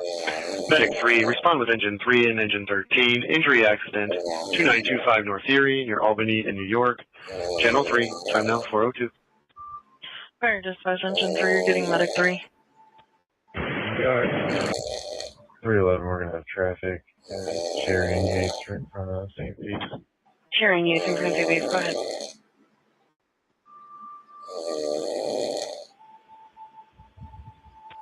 Ohio Police, King X-ray Nora 3682 on a silver Chrysler Junior Oxide 110. Station 3, 4:02. King X-ray number 3682, group, silver for 200 times 1.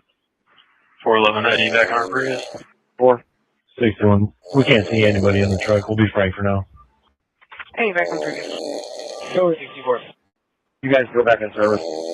64, okay.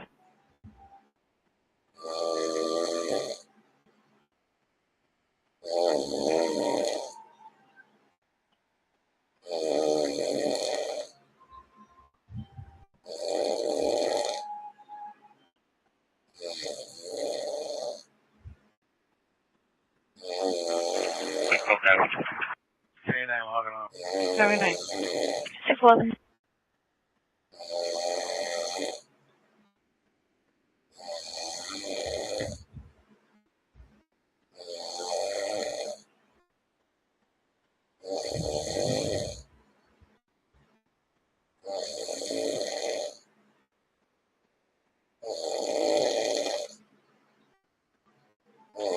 1, were you clearing your previous call?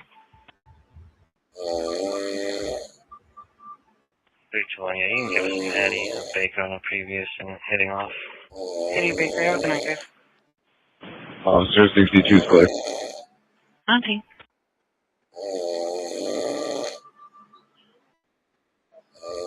James 22. I'll have a plate for the call. Go ahead with the plate.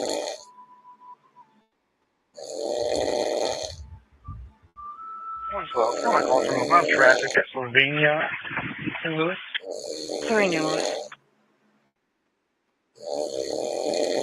Paul Lincoln Frank 6802, black GMC truck. Cloud tires. John Adam Baker 9026, orange Charger with one all set. John Baker 9026, orange Charger with one all set.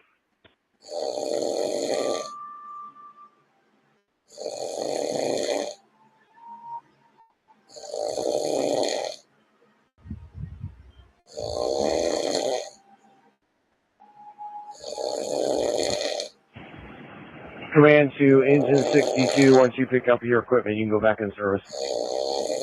62 is clear.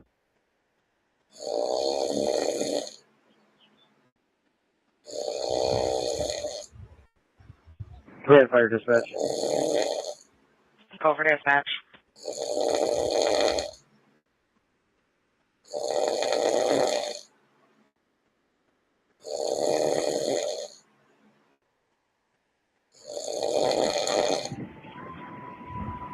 We have this fire out. We're just dealing with a lot of smoke in the basement. We're going to start taking crews free. We'll keep you advised. Okay, command 405.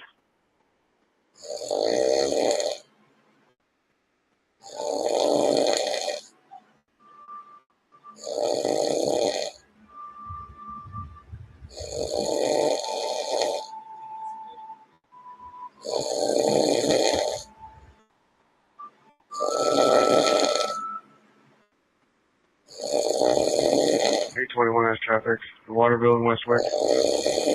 Waterville and Westwick ahead. No visible plate. Gray Toyota. No visible plate, gray Toyota. 806, I'll show you en route.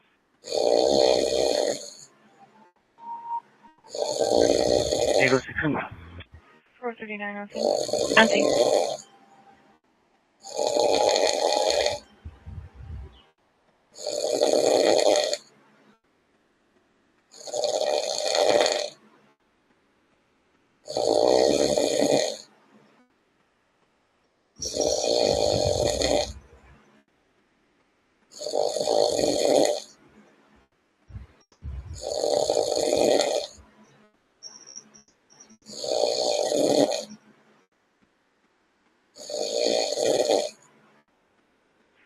One in custody. One in custody, 407.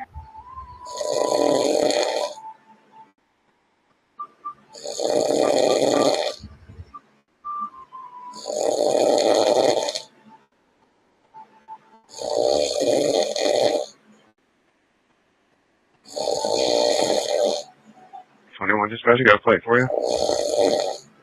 821, go ahead.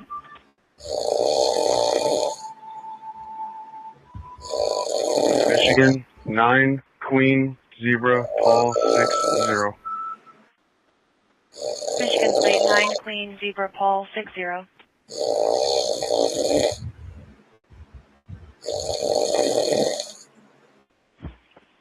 13's on scene, 13's to be command, 2-vehicle accident. 13's investigating.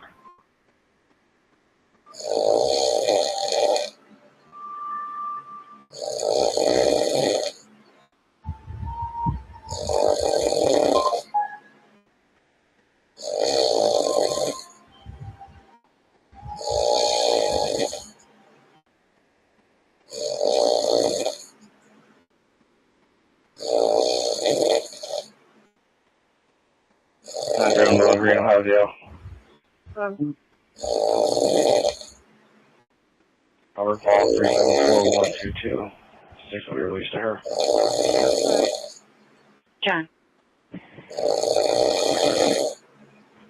Maryville.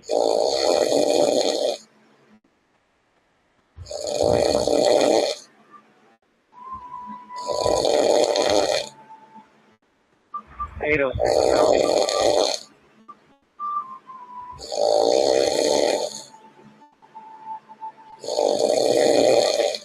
Engine 3, you can cancel. Medic 3, continue code 3.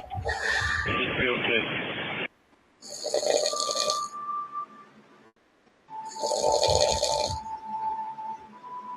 Just doing traffic, steering, and now. Medic 3, okay.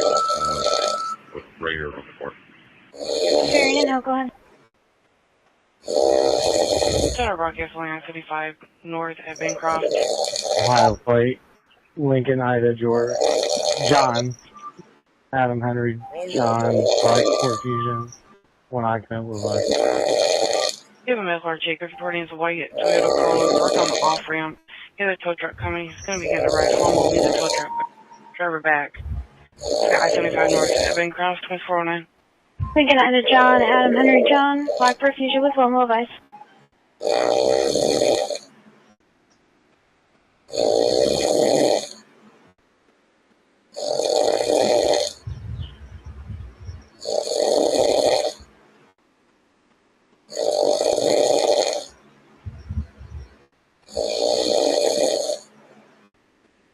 County. Good.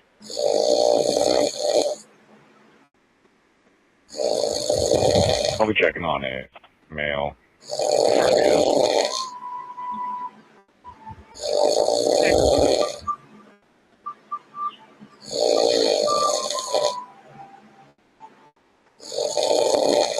Dispatch to 821, 806, checking your safety.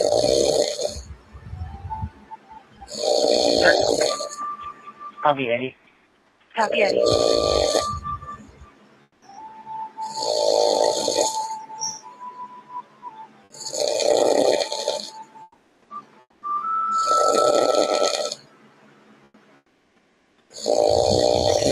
$222, Eddie. Eddie.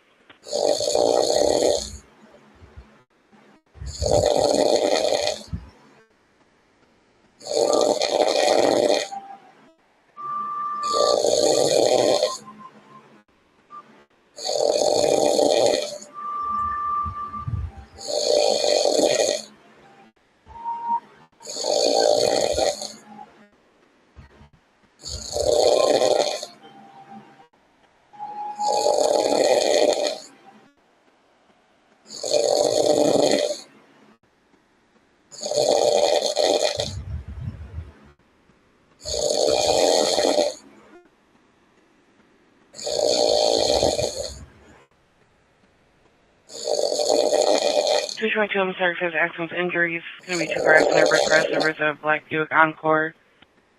There'll be a Black Mia fire on scene. B2925 North Erie, 222. 821-830, a disorder, 1232 Sawyer, Unit 303. Anonymous caller reporting neighbors at the location being loud. Sounds like arguing. 1232 Sawyer.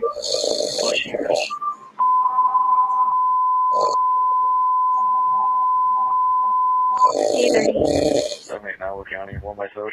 Good. 830. Copy. 292-96-1805. 292-96-1805. If I can just get the name and out. Fire dispatch engine 13, police are now en route. David 21. You it. East to the county, heading 286. Do you want unit follow-up? Peter, you guys? Yes, please. Yes. Zachary Tyler Leary. He's suspended. That's clear, thank you. I'll be all set. Rolling green 710, just to check up. Station 18, 413. Copy that, 413. Okay. Bancroft and Rosewood.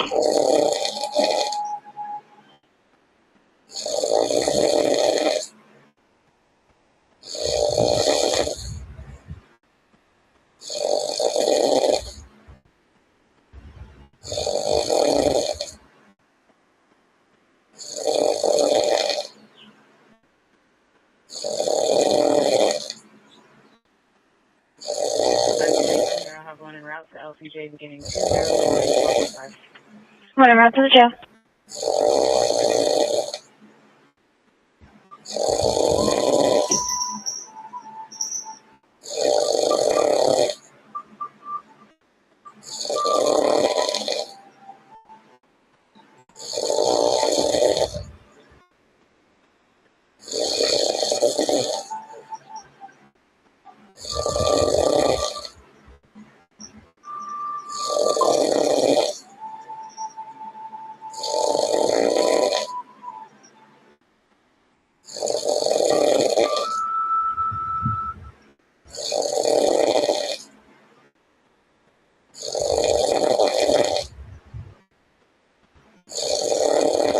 Command Fire Dispatch. You can go ahead and release Richfield. Thank them for their help.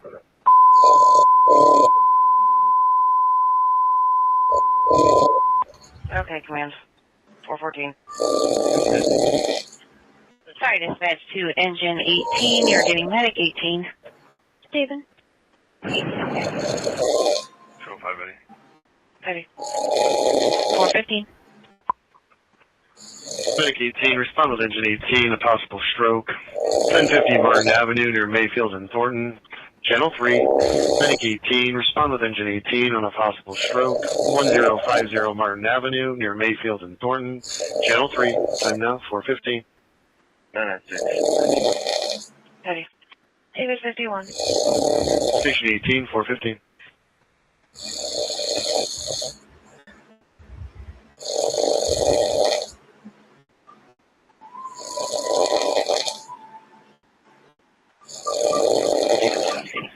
Okay.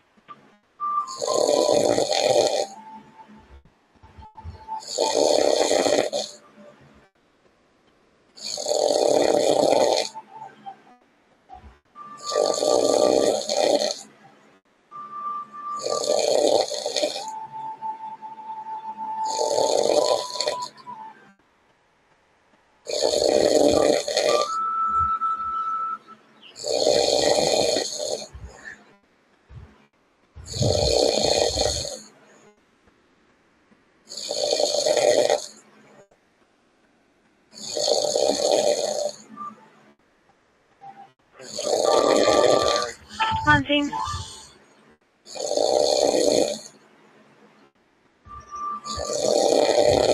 Hey, 30, officer. On scene. Command Medic 61, you can return. Clear.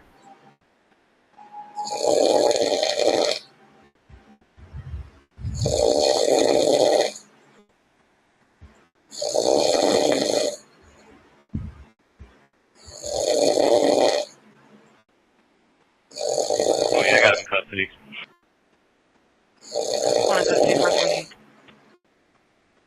Walnut, I can get my partner to bring a cruiser over here.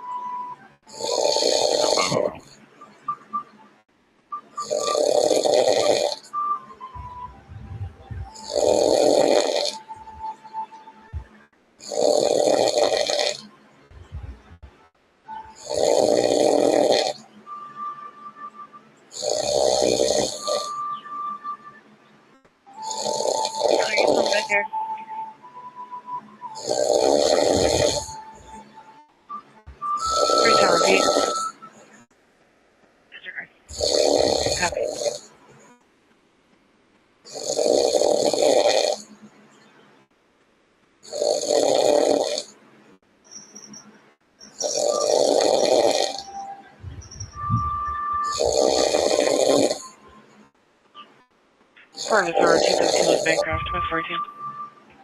789. Go ahead. 35. Edward.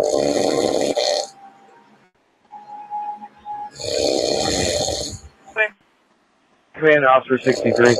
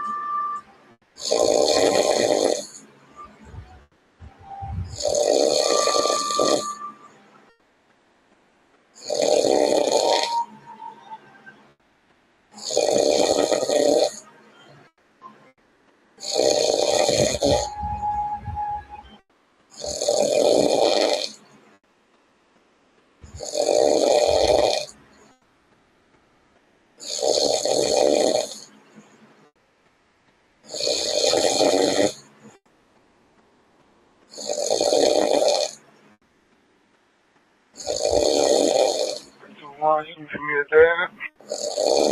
David. Eddie.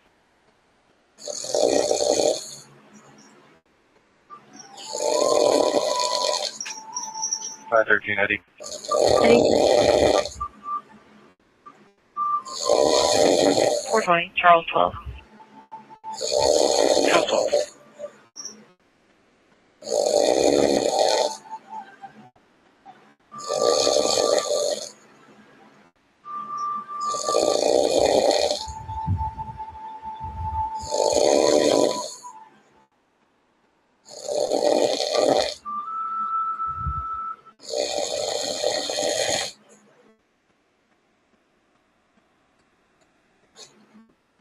Page 20 Baker.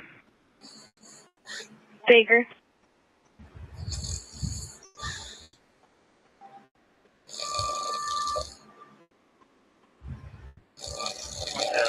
Correction, 112, Charles 21. Give me my previous source. Copy, Charles 21, back up routes. 621 traffic, Dorm Waverly. Door on Waverly, go ahead.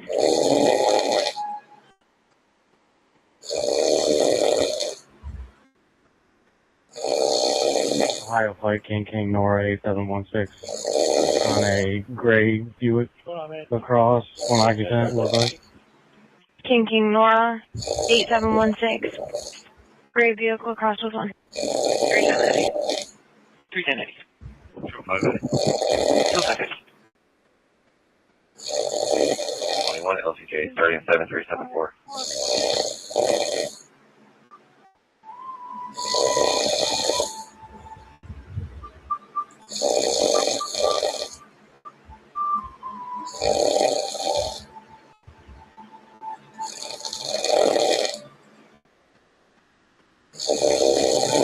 One yesterday for the theft.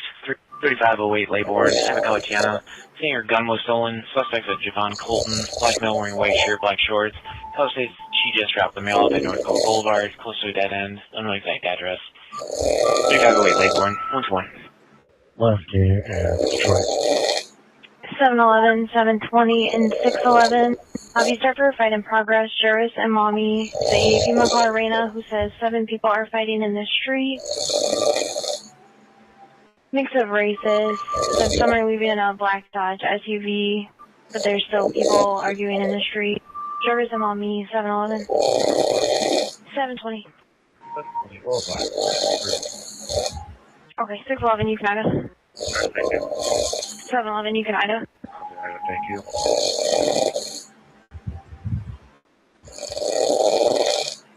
421 yesterday for this timed out assault. 100 Ravine Park Village. I'll send the info to MDT. 100 Ravine Park Village. 421. Mason White.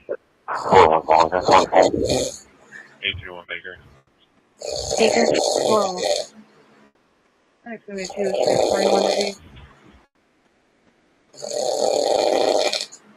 Okay, medic 72, 424.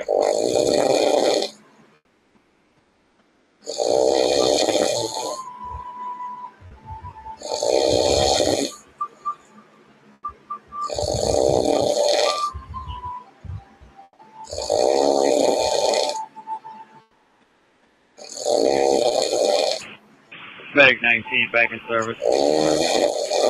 311 yesterday for disorder. 217 West Bancroft. We had an open line call. Okay, medic 19, 424. Could hear people arguing. Caller disconnected. No answer on callback. Got the location through residence was. 217 West Bancroft. 311. 621, checking your safety.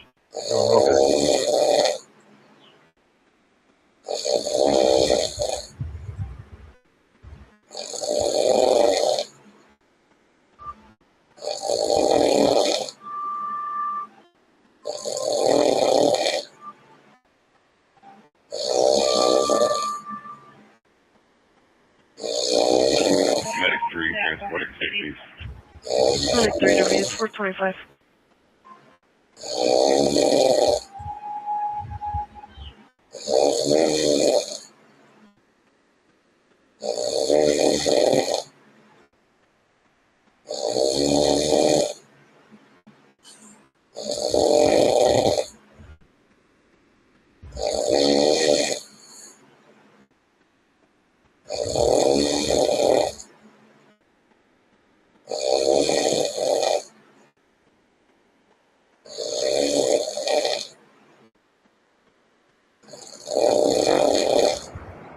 Command the Truck 63 crew. Update on air quality.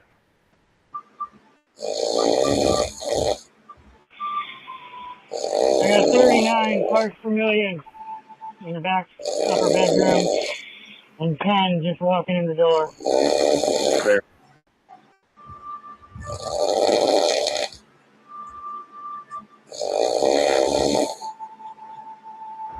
Command Truck 63 crew, while you're upstairs, can you open some more windows up if you find any?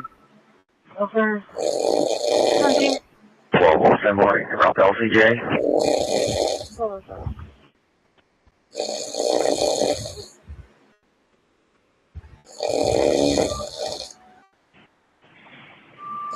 Medic 61 fire dispatch.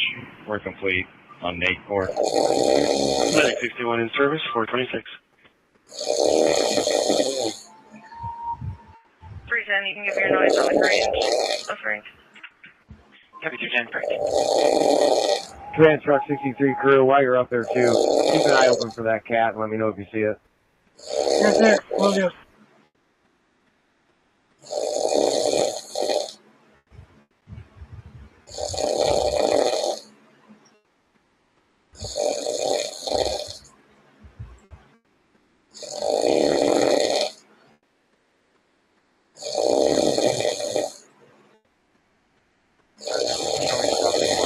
Corner of Jackson and Central. Jackman and Central. 221 Baker. 221 Baker. 720 will be David. David. 61, David 21.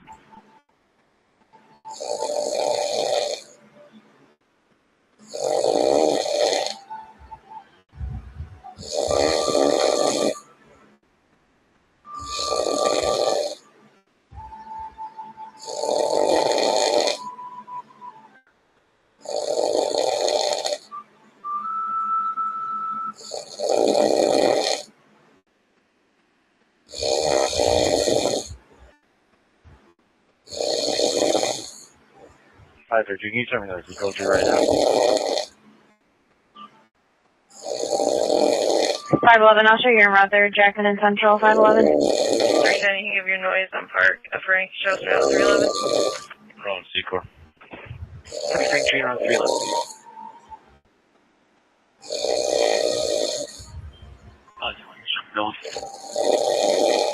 Your mouth.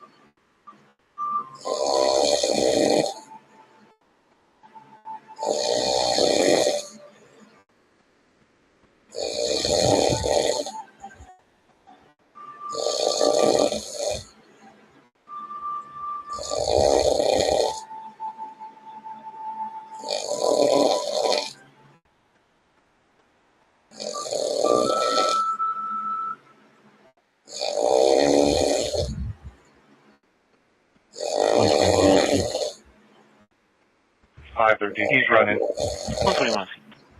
He's running, ears closed.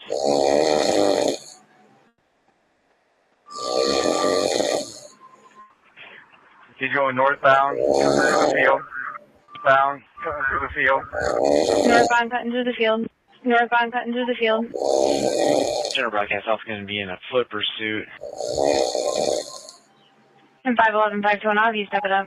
Two Jackman Central. Possibly the suspect from 121 Seth call in Mayborn. Times 430. Copy. 513, do you have a description? Male, shirtless, black shorts. Black male, shirtless, black shorts.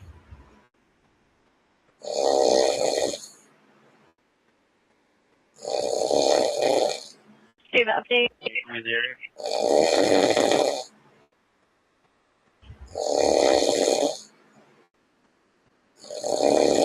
513 update. Yeah, I'm on the ground right now at gunpoint. Have my gunpoint on the ground.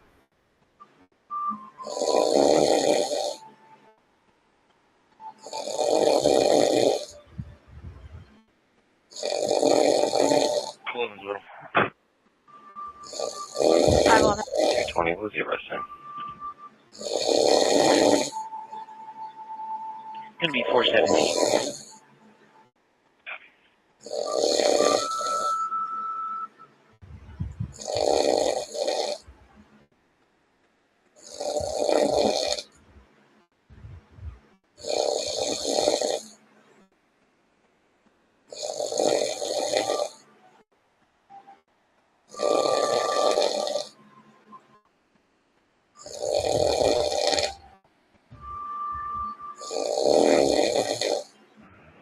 Command the truck 63 crew, basement.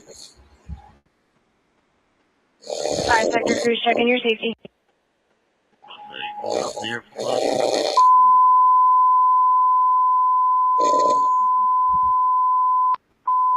Stop there's close, 432. Yeah, please, turn on the breakers.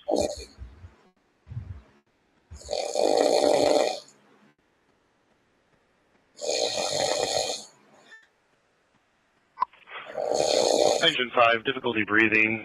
1018 Jefferson Avenue at the YWCA. Unit 400, Channel 3. Engine 5, difficulty breathing. 1018 Jefferson Avenue at the YWCA.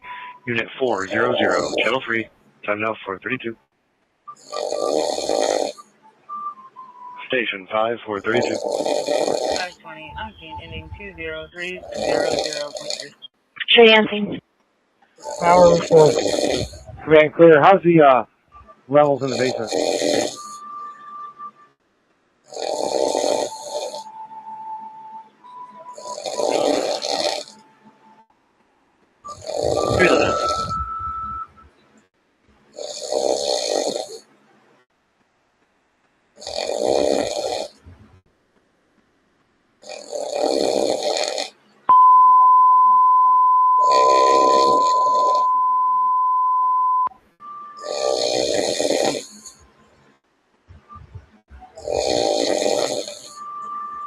And to those crews, just advising that if it is the suspect from Laybourne, he was wearing a white shirt earlier.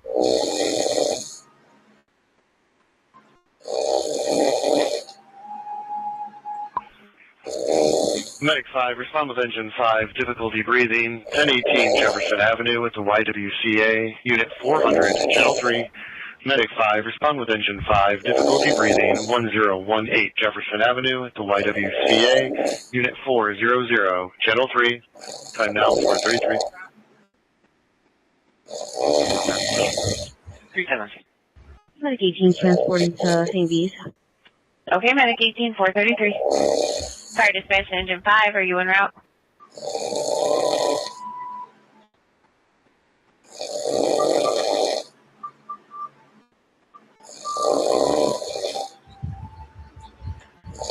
Units for a minute. 4505 Lewis at the 7-Eleven. Caller Mike, who's a worker there. Saying there's a male refusing to leave and threatening caller. Suspect black male sitting in black Chevy. License plate of King Victor 8038. Apparently sitting in the parking lot. 4505 Lewis at 7-Eleven. 120.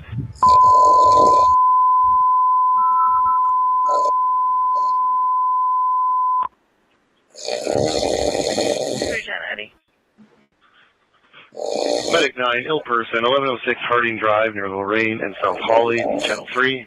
Medic 9, ill person, 1106 Harding Drive near Lorraine and South Hawley, Channel 3. Time now 434. 310. Fire dispatch to Engine 5, you are getting Medic 5. 311. 221, you can keep the peace on Manhattan up right. Station 9, 435. Copy, Frank. Fire dispatch to Engine 5, you are getting Medic 5. 435.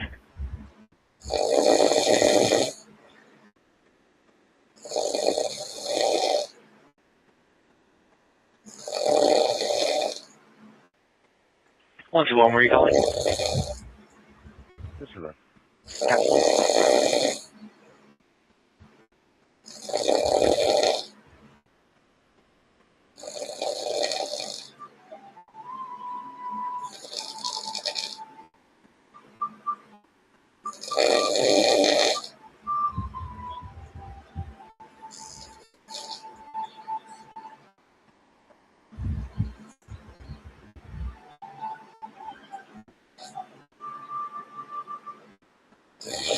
Command crews on the fire ground.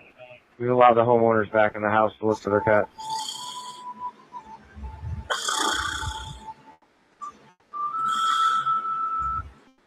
Medic 72 is out of use.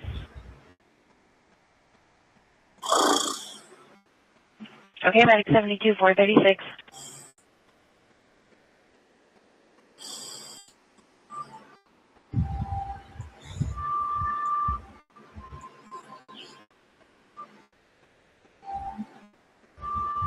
Just 1-6 Frank.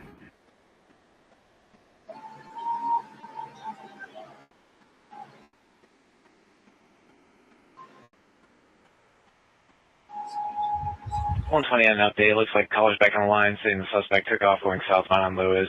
Ran a red light at the intersection. Copy. 4-1. Bowling green. 411.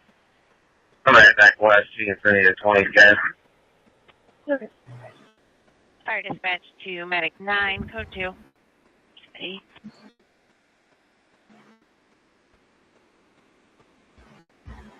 Nine 3-1 Bowling green. Same traffic. Do it. 425, same traffic. Heavy.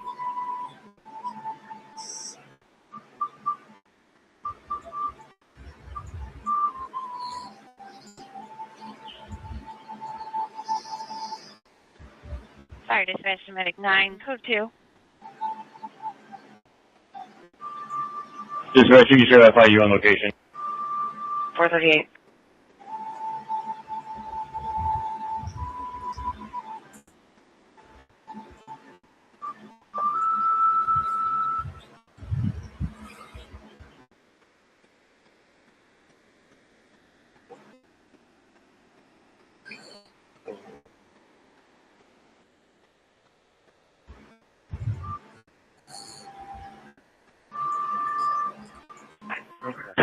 Somewhere ending is 271. 513, is there any crews available with the camera? Alright, back that way. 510.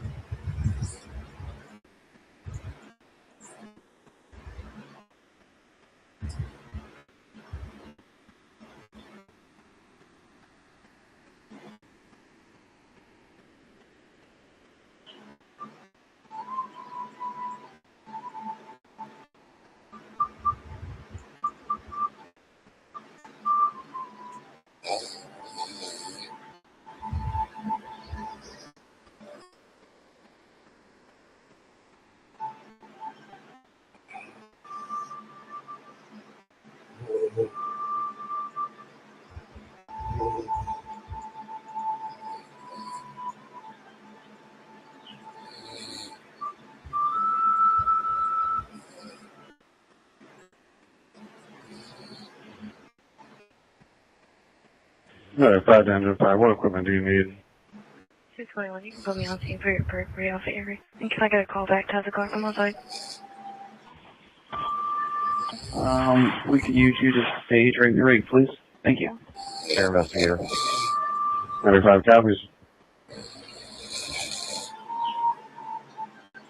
4100.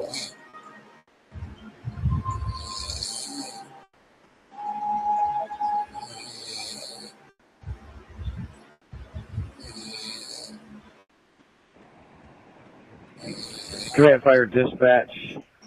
Crews are just finishing cleaning up. We're turning the scene over to the fire investigator. Dispatch copies 440.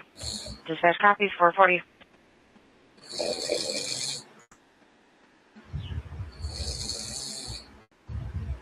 Two two one, get voice non call back. Copy.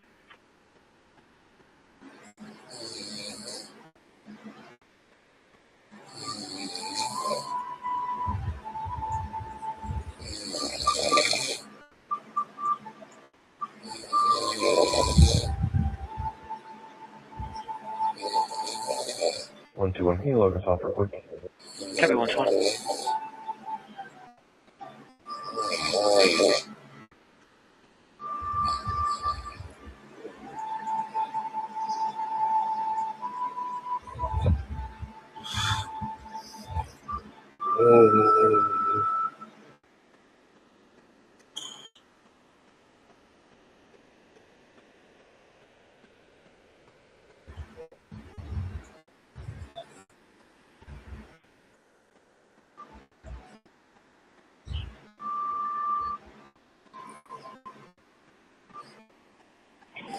95, you canceled. Battalion 6 fire dispatch. Battalion 6 back on 1 in service. Medic 5 copies canceled, thank you.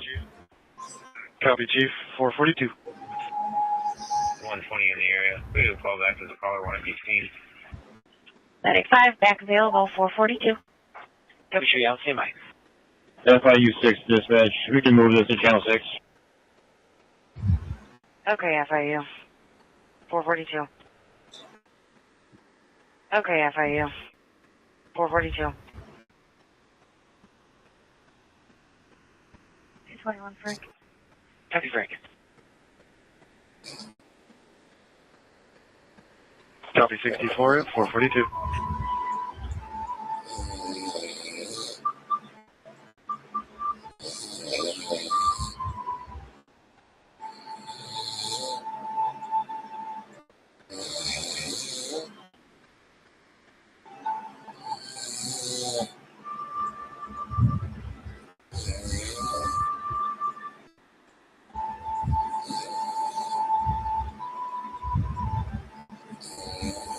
One 120 caller does not need to speak to you.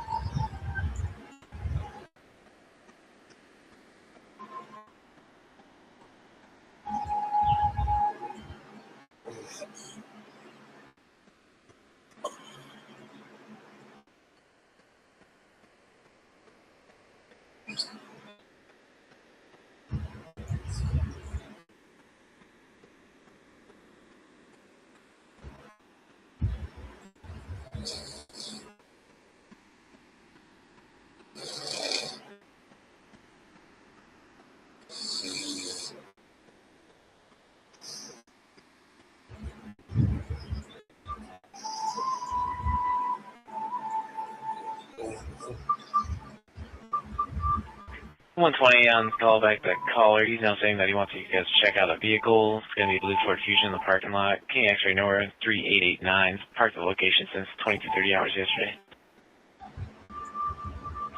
Copy. Engine 5 for dispatch, shows back in service. Engine 5 in service, 444.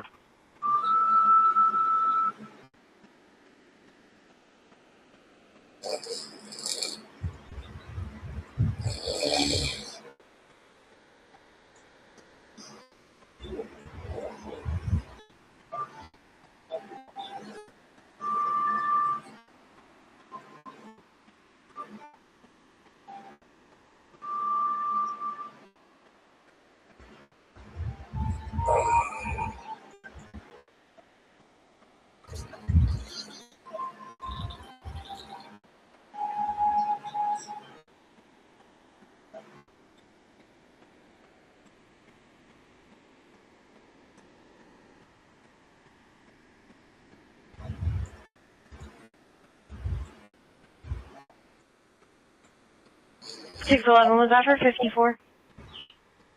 Yes, please. 54, can you go to channel 9, please?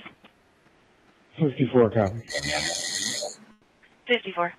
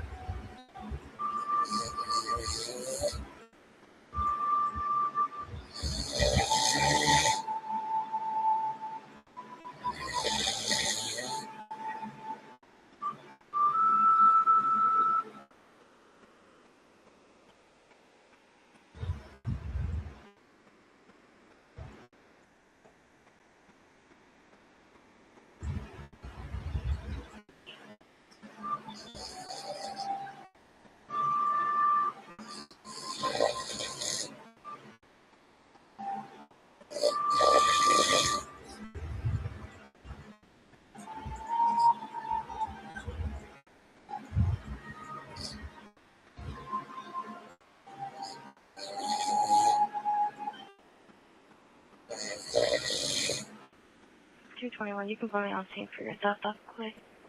Copy, sure you're on Clay.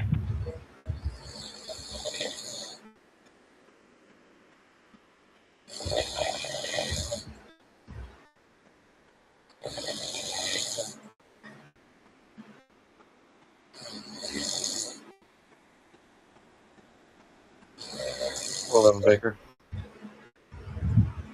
411 Baker.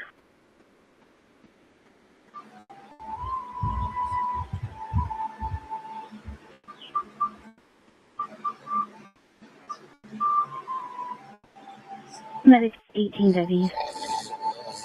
Okay, Medic 18, 447.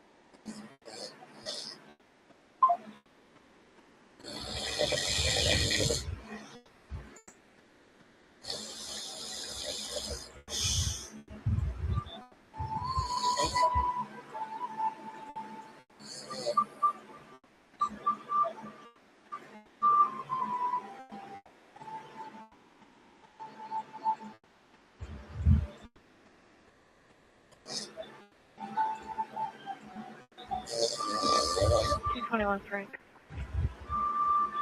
Frank.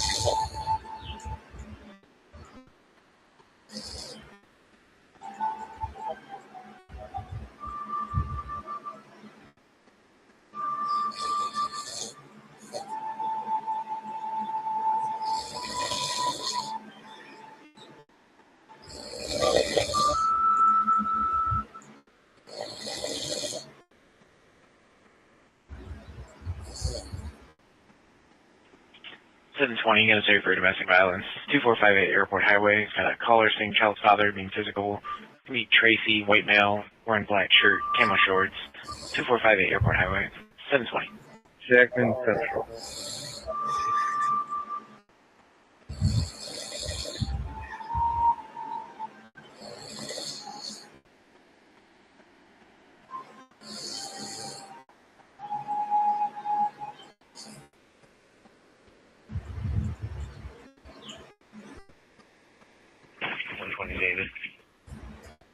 David.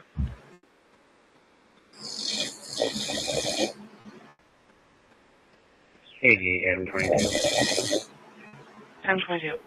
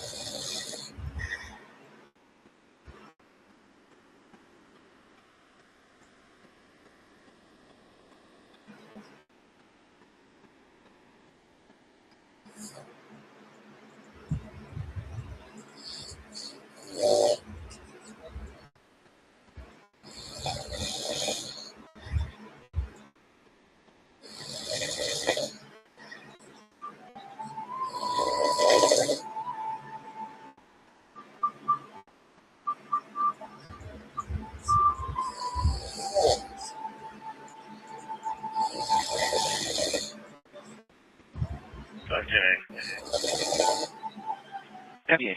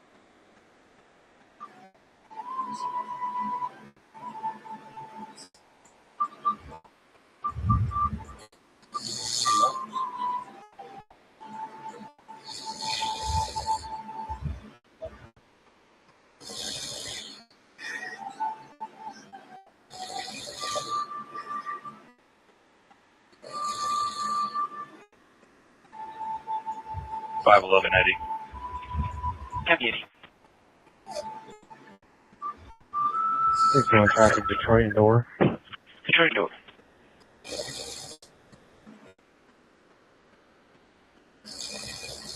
I'm King John Henry 2695 on a Ford Fiesta, occupied twice with us. King John Henry 2695, Ford Fiesta, times 2.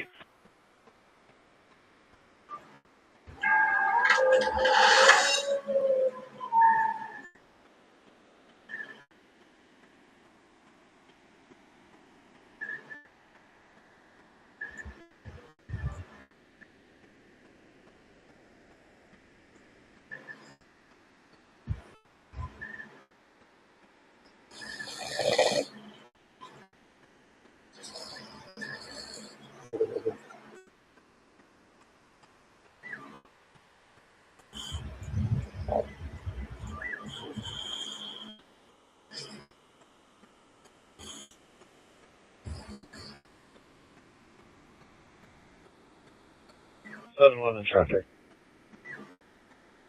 711.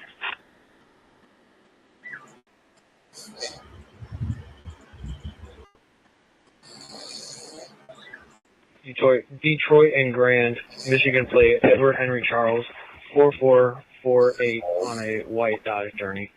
Detroit and Grand. Edward Henry Charles, 4448 Michigan, white Dodge Journey.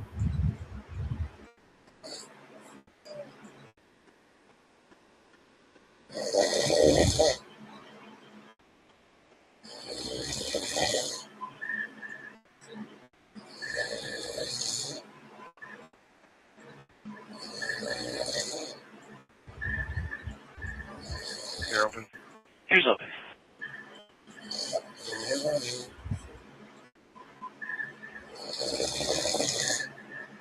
Five 13, showing this 1 South J, or the second floor, apologies. BA miles 183.075. To be sure you're on second floor.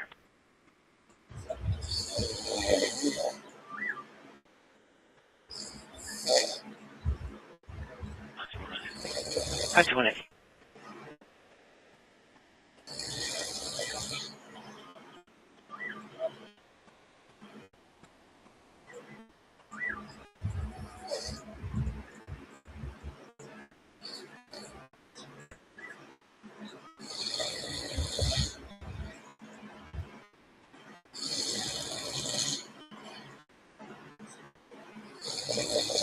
Time will be Adam and Baker on our previous. Adam Baker on previous.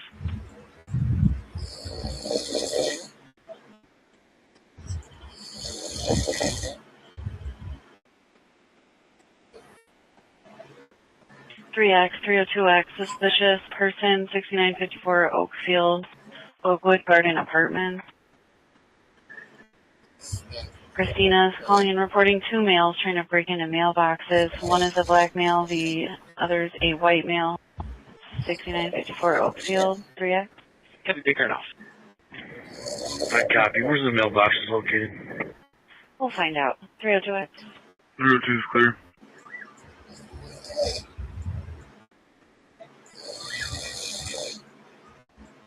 David 12.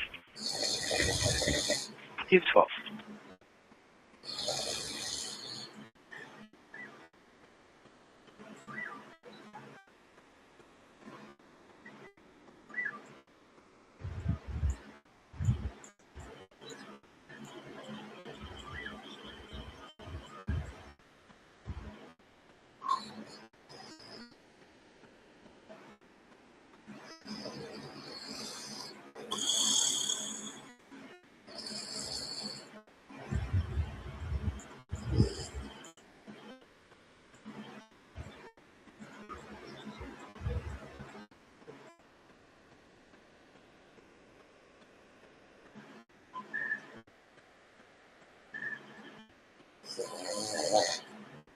Three exits to the back of the complex by the park area. I copy. Thank you.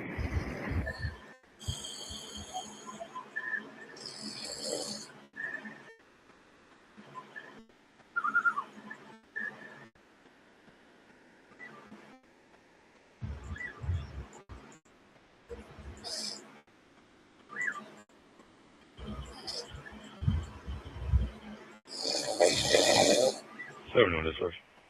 Go ahead.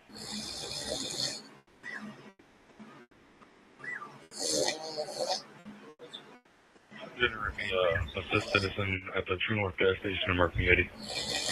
Copy. 3X. Gallup Shirley, can you get a Howland crew to assist us, please? 720 on favor. 71, are you available? 720. 720, you jump in, Rob. En route.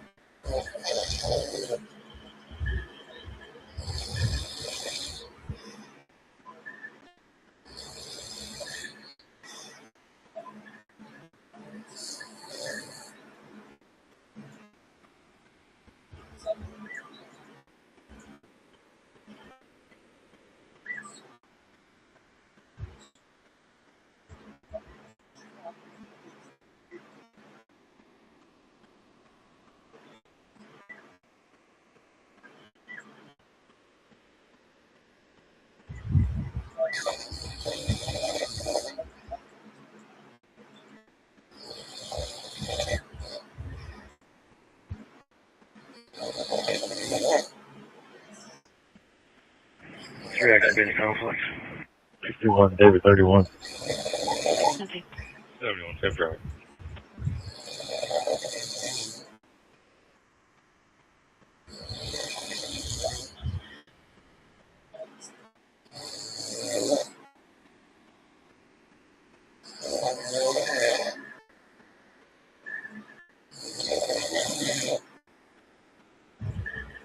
X71, just advising the caller does not see them anymore. Yeah, copy. I don't see him either.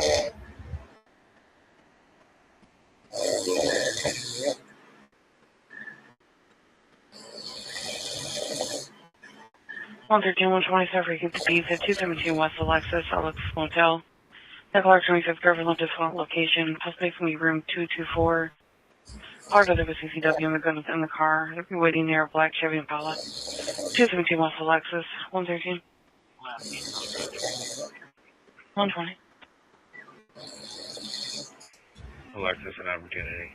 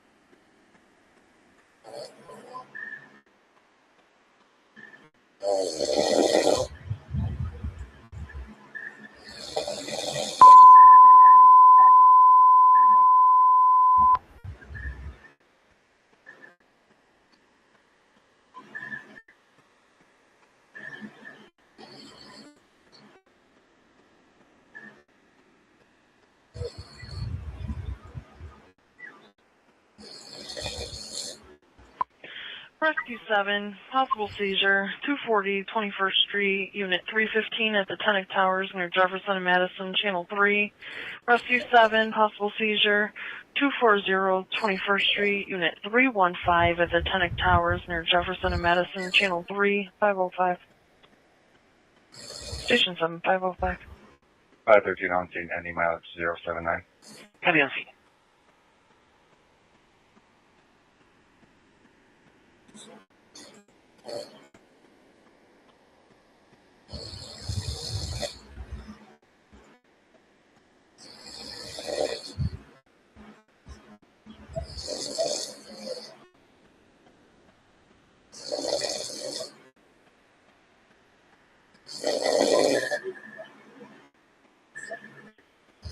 Fire dispatch to Medic 18, checking your status. This is Medic 18, give me about 2 more minutes. Okay, 506.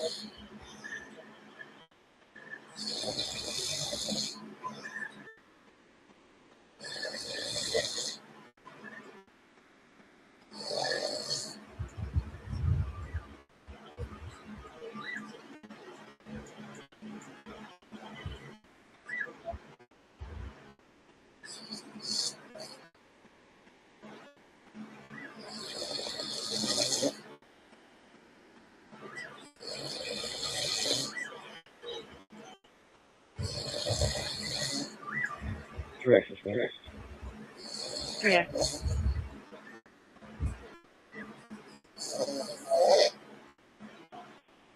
Where's our caller?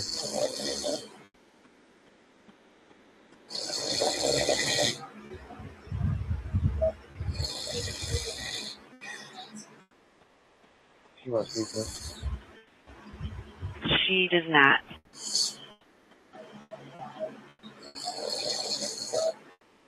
Okay, no one's out here. Clear your shuttle. 120 on scene. On scene. Clear on 2, clear on Nova.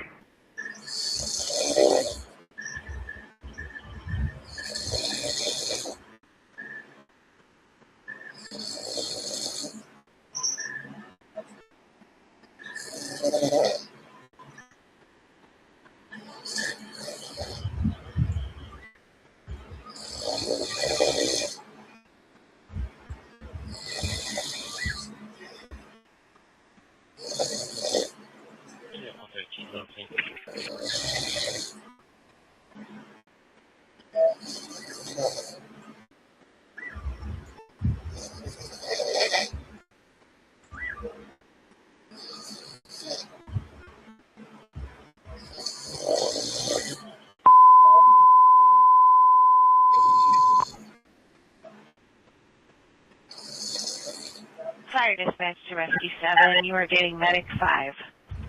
508.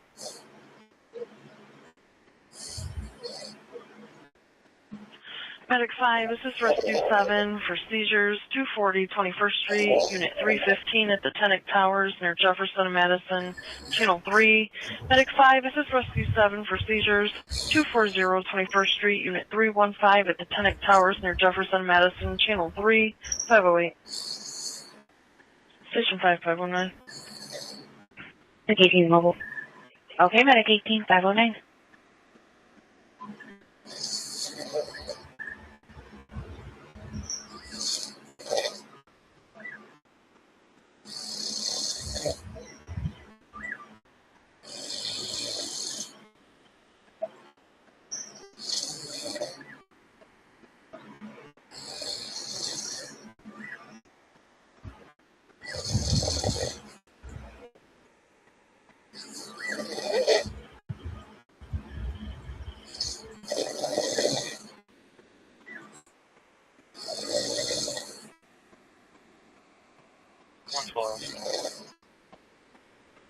Charles.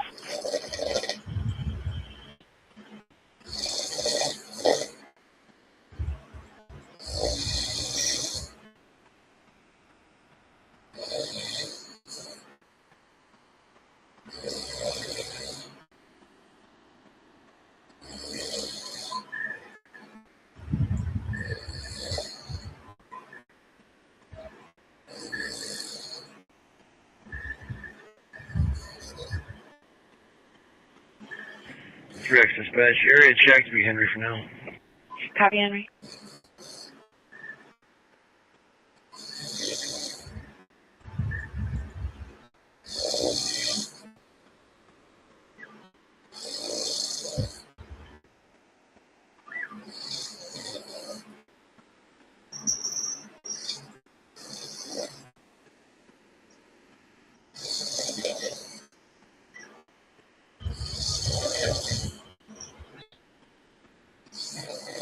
Here's going traffic, Dylan Lawrence. Dylan Lawrence.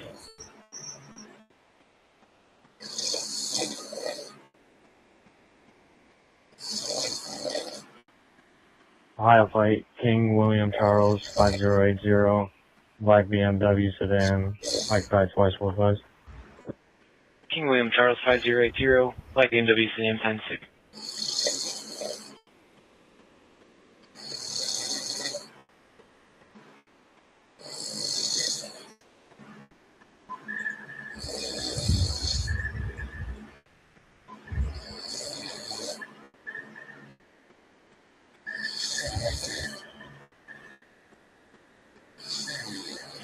Rescue 7 to Medic 5, Code 2, stage on arrival.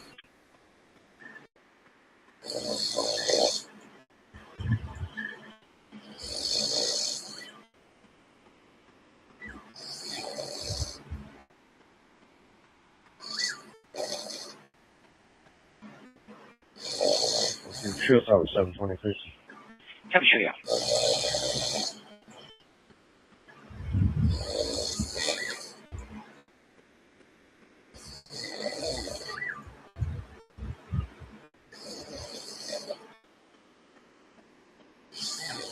Seven 21st, transfer 1 to LCJ, starting is 109. Copy, showing route LCJ.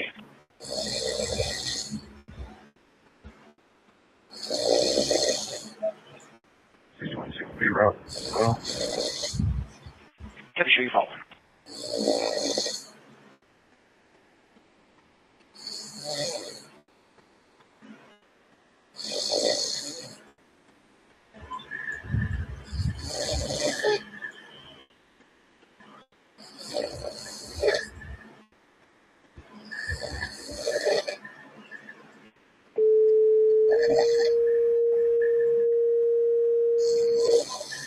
Station 74, abdominal pain, 7408 Lunitas Lane, Brandon Manor Apartments, apartment 27, channel 1. Station 74, abdominal pain, 7408 Lunitas Lane at Brandon Manor, apartment 27, 27, use channel 1, time now 5:13 hours. Station 74, square around.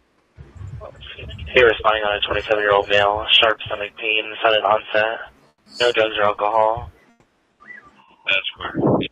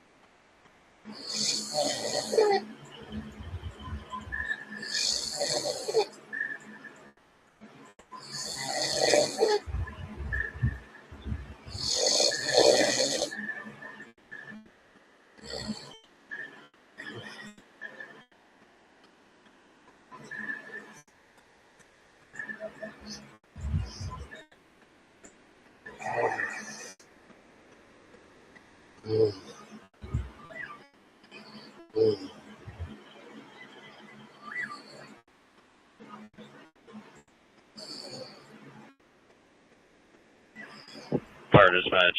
Next 74 utility 74 rounds.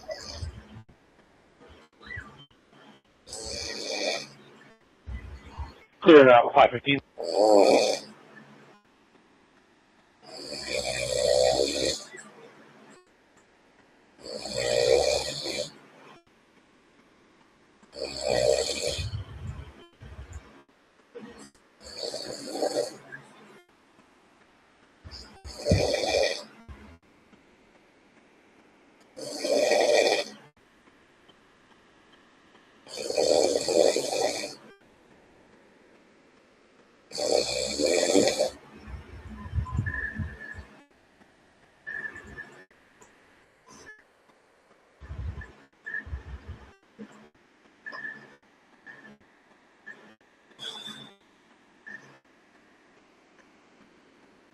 One, two, one, two. I'll take the building for paperwork.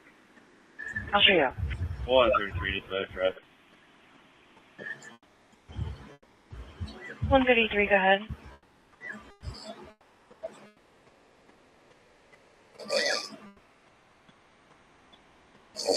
Yeah, Marketplace, Duffel, Sky, Adam Boy, 9026, Orange Dodge, Charger.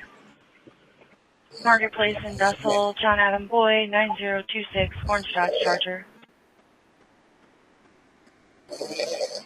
61, David 22. David 22.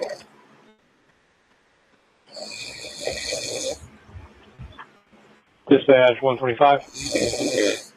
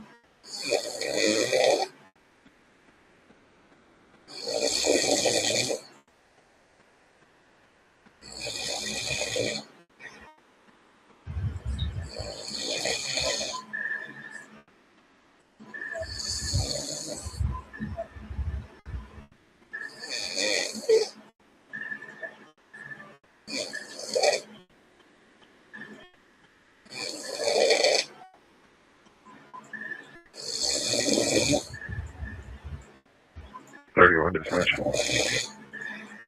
Unit 113, I'll be Eddie. 113 Edge.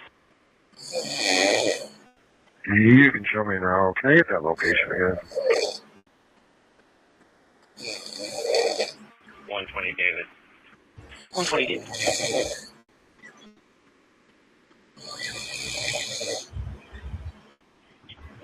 I'm going to as Oregon and Broadmoor. The caller was leaving Precision so that the individual was headed northbound on Oregon Road.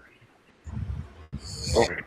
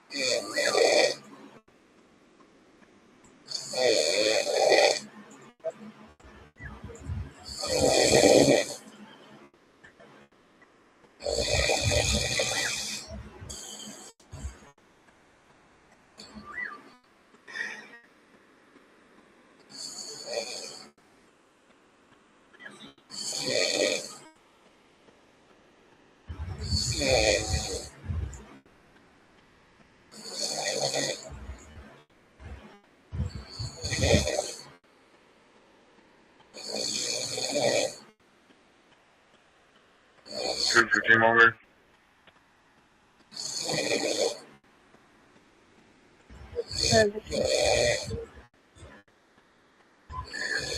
Fire dispatch, both units are on scene. You sure you're on site check Sylvania 1? Okay.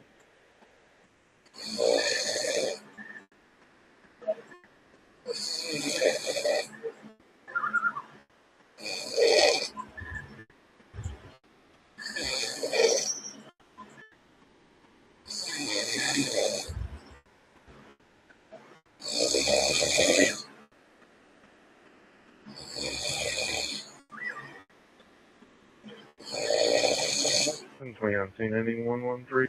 Dispatcher 133, checking your safety 133. On scene. Alpha.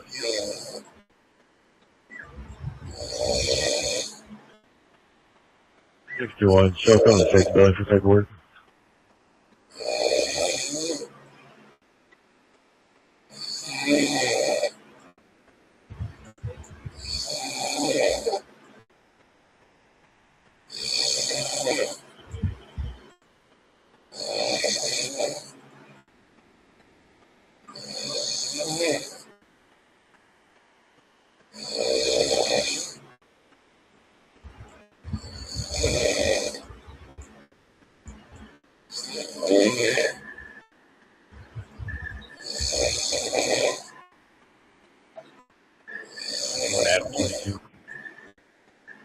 Adam 22.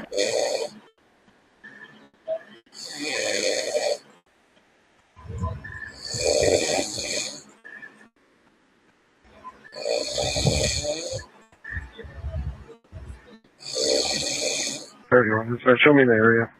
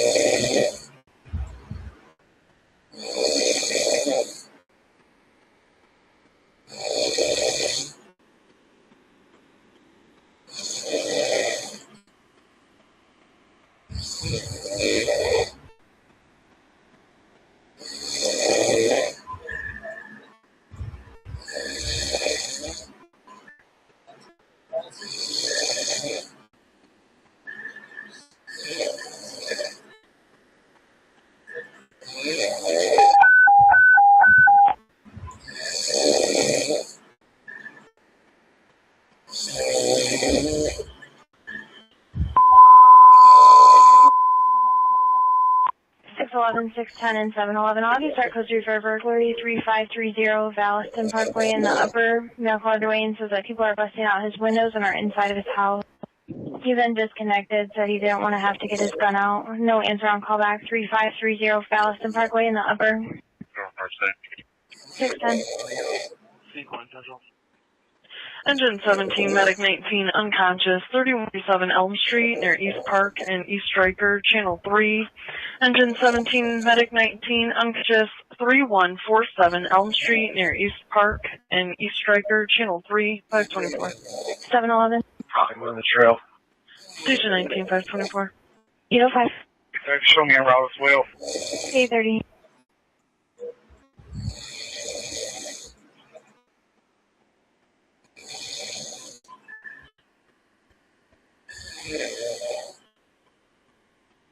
You can hide at 7-Eleven or closer. 711, you can IDA. We'll continue.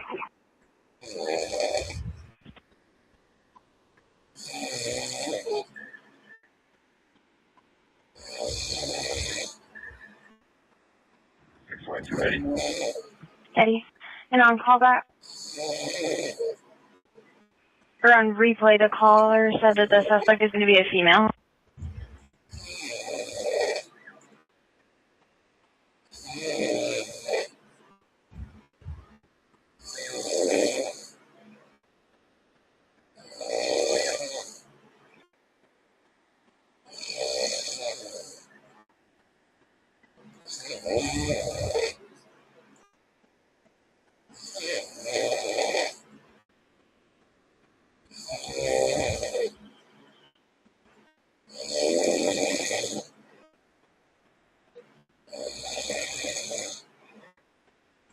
Two 221, sir, for a counter assault, 629 Locust. Further details for your MDT. 629 Locust, 221. 210.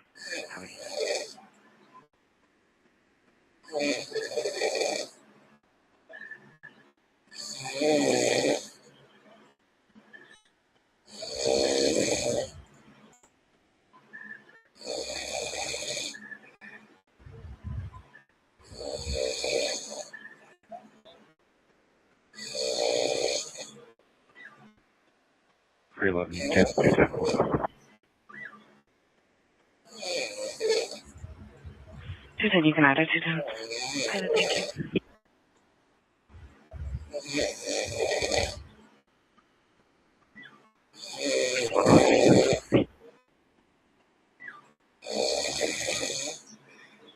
Air's going to be closed for 611. The suspect is a black female, saying that she's driving off now.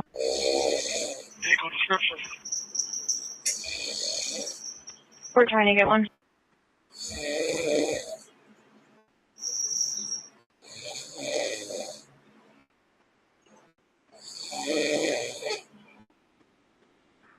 One dispatch.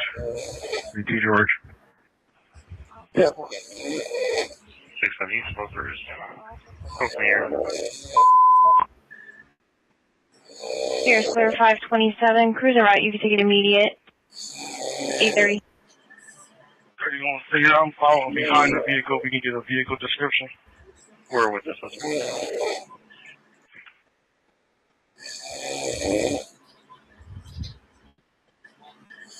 PS648 to dispatch.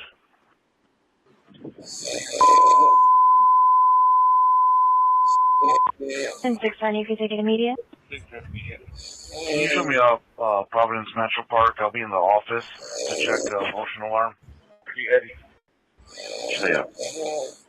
Engine 18, heart problem, 4310 Caroline near Dryden and Eleanor, Channel 3. Engine 18, heart problem, 4310 Caroline near Dryden and Eleanor, Channel 3, 528. 622, I copied that you were on scene. 610, you can IDA.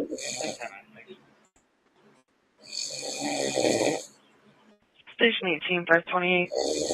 Yes, but you can't say no, we're not here. Fire dispatch back 74, transporting 1 to Mercy, utility 74 in service. Okay. Copy 721 and 711. If you're not on scene, you can IDA. Okay. That's the Medic Emergency Utility in Service 529. Can we get a call back to see where this mail's at? Copy.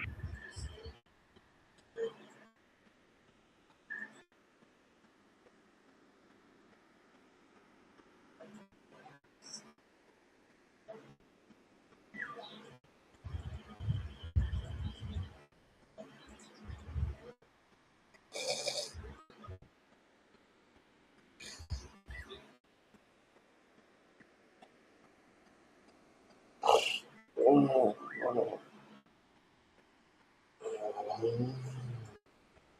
411 start for an assault, 521 pain. We have female caller Sandy. Female assaulted her daughter, Adriana. Her daughter's going to be half bald from the assault, possibly by 4 females. 521 pain, 411. Front Dearborn.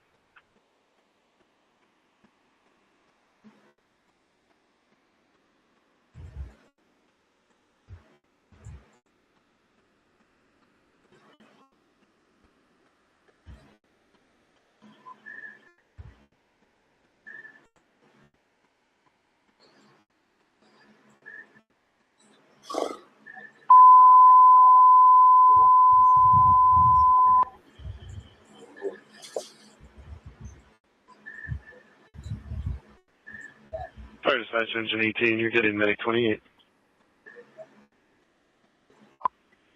Medic 28, assist your engine, heart problem, 4310 Caroline, you're drive-in in Eleanor, channel 3.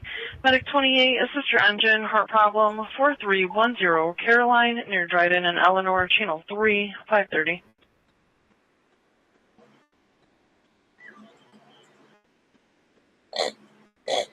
One 33 dispatch, Charles 21. Charles 21.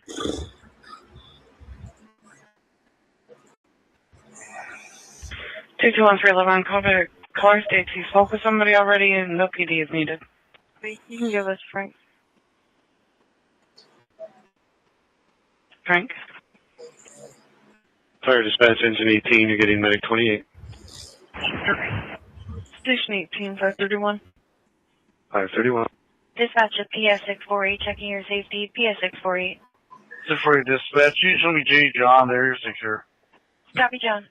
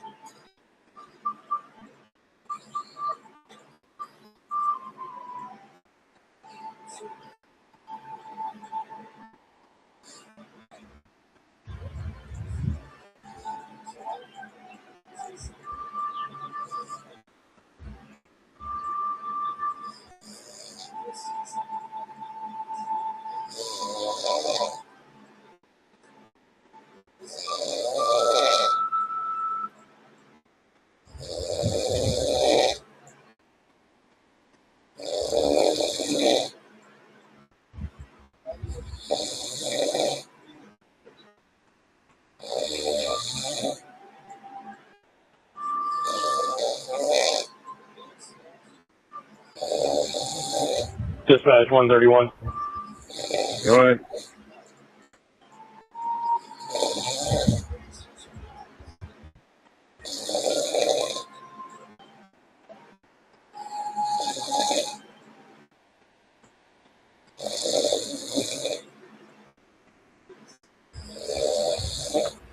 OSP asked if we could check a disabled vehicle, 75 northbound, between the 191 and 192. It's a red Nissan Rogue. It ran out of gas. I think we have one trooper on. He's arresting somebody up in Toledo right now. Okay.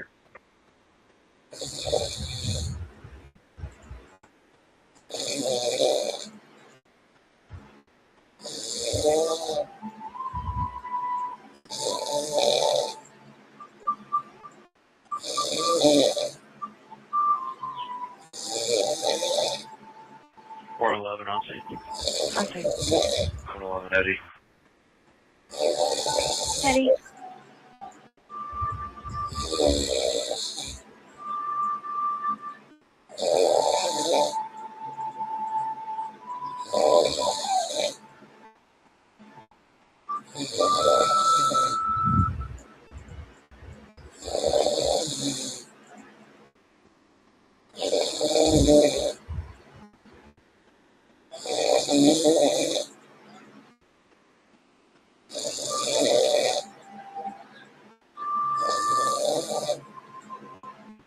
Reporting an unverified stolen from South Channel 1308 South Avenue in the upper. Male caller Tyler Viz is the registered owner of a 2017 black Kia. 773, what county traffic stop? Live King Robert 7757 stolen from the location sometime after 2200 hours. 7-3, go. Time is 5:34. Oregon Ruthinger Henry X-ray Adam 1027 on an orange Subaru unknown. Yeah, clear. 7-7, what county? Go ahead. You can show me out with 7-3. Fire dispatch, Joe anything the worst. Yeah, clear.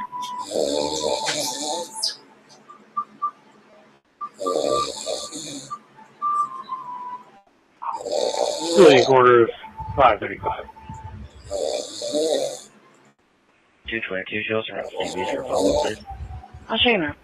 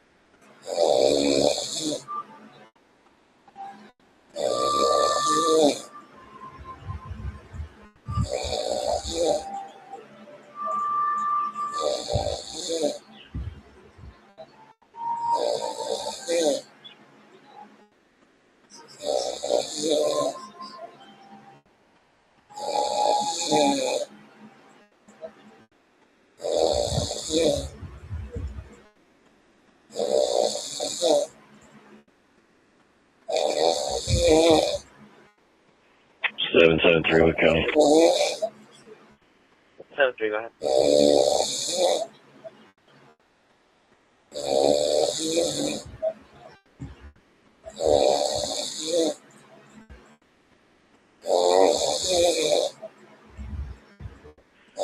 My driver's out of North Carolina, 000 020 251 190. If I can get that back, please. William Whitener, out of Goldsboro, North Carolina, you active. That's clear, I'll be all set. Yeah, clear. 7-3, what county? 7-3. 35.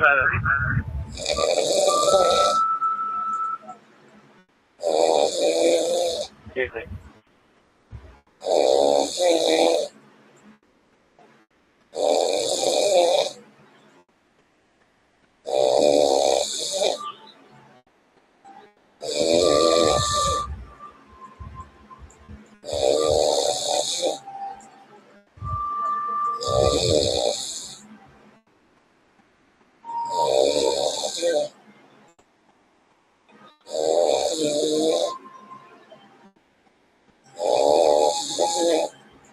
12 off semi, 74. Okay.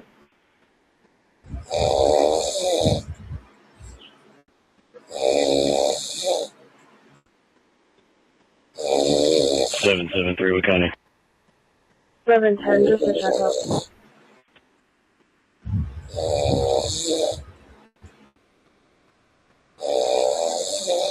Okay, southbound in front of 204. 35, David 11. Yeah, clear.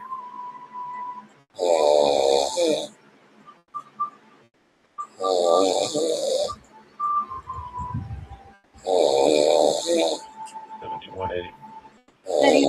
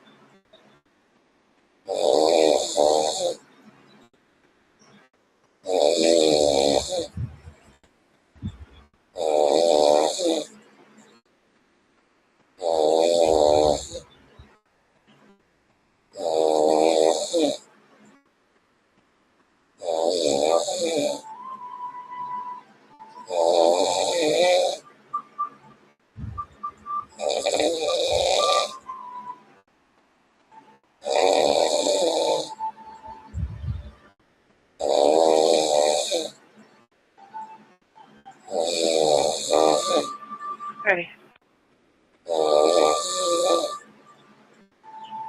Now caller team 1355 bench 721.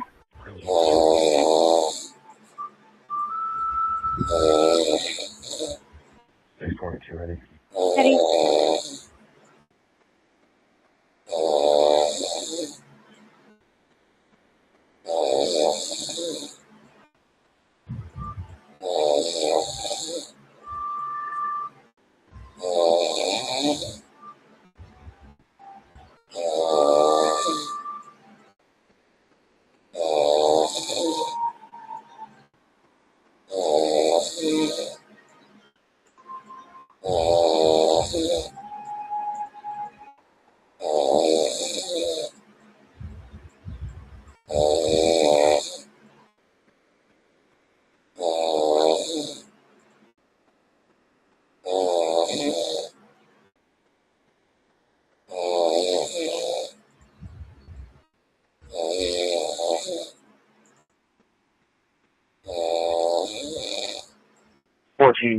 On right.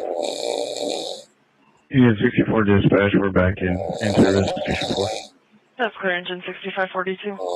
Round 2. 3 on zone. Okay.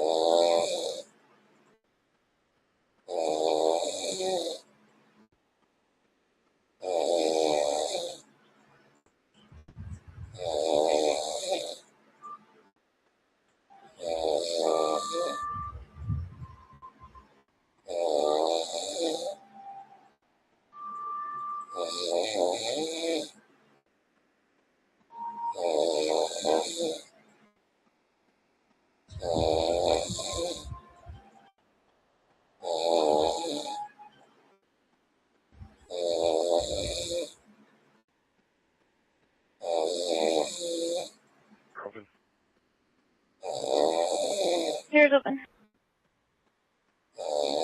You look like custody time.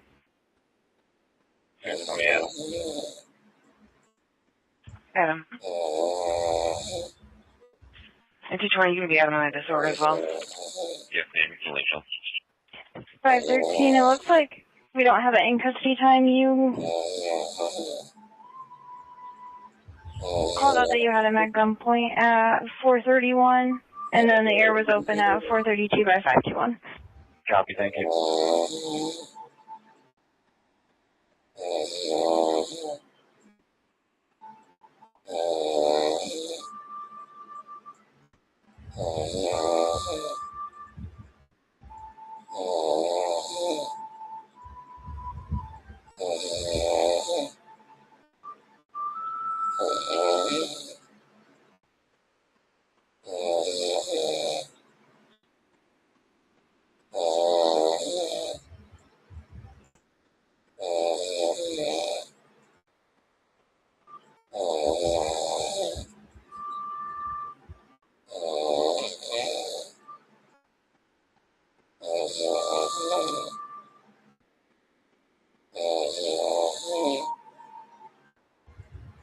Fire dispatch, medic 74 is out of mercy.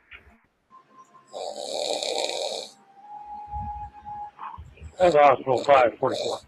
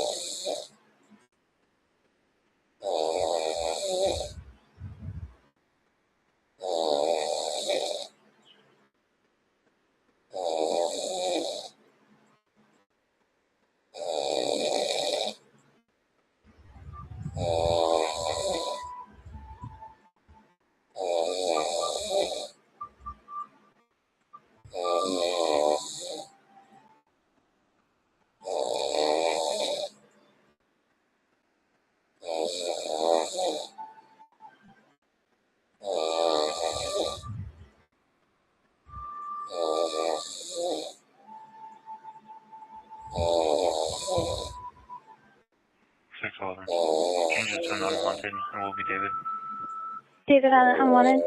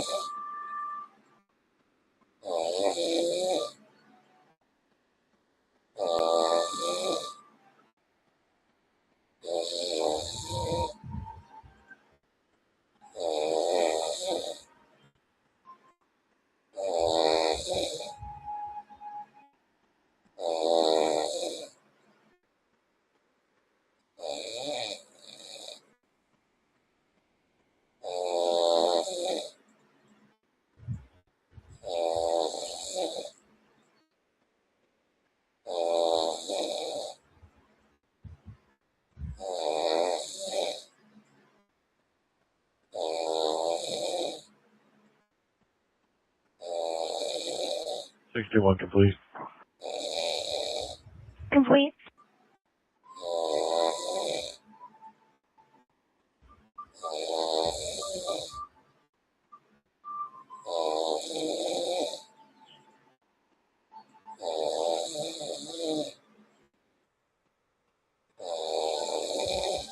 E31, all of you start for this truck safety. 5084 Norwich at the Norwich Apartments, Unit 3C is in Charles. Sam with Toledo Hospital is reporting the underage patient's parents are not answering their phone. Mom is Aura with orange hair, going to be 73 years old. Hasn't been in the hospital at all. No further description. 5084 Norwich. E31. 721 on scene. On scene. 421, you can attach this 411 call. I'll show you.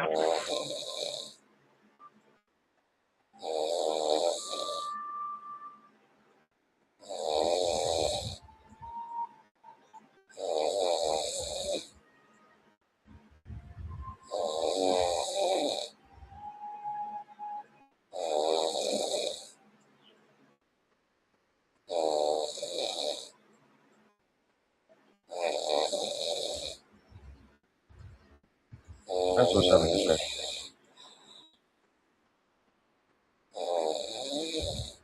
Send that to me, I'm close.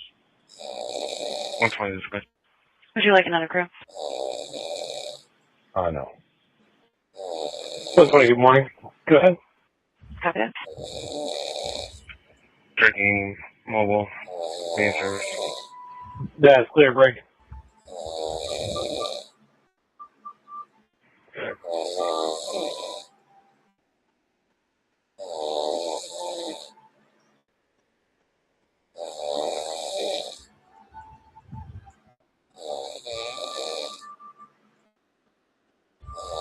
Just that way I do have a call holding kind of northbound between the 191 and 192 for a disabled red Nissan Rogue that ran out of gas. Okay.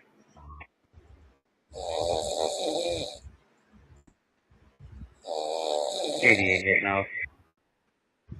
88.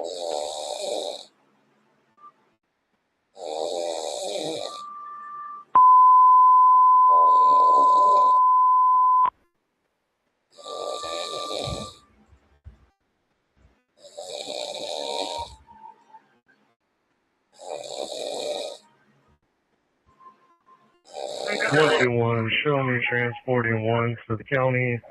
Miles is 001. What's more on the county?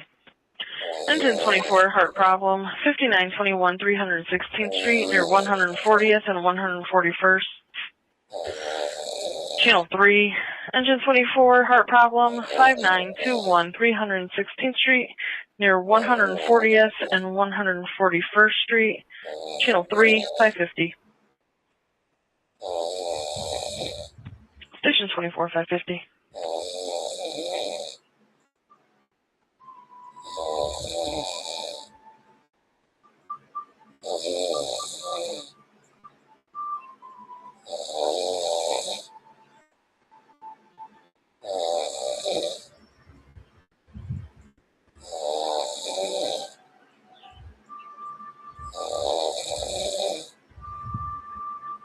One two one on scene, out of 10. I'll see you next time.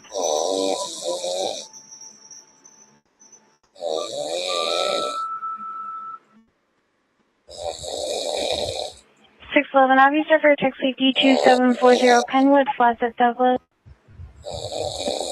Apartment 201, male caller Eric Walker sounds confused.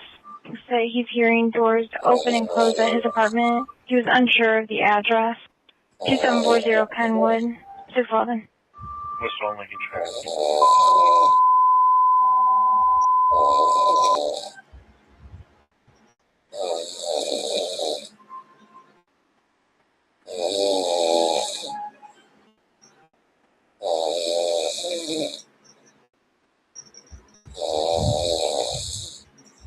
Medic 3, suspension 24, heart problem, 5921 316th Street, near 140th and 141st.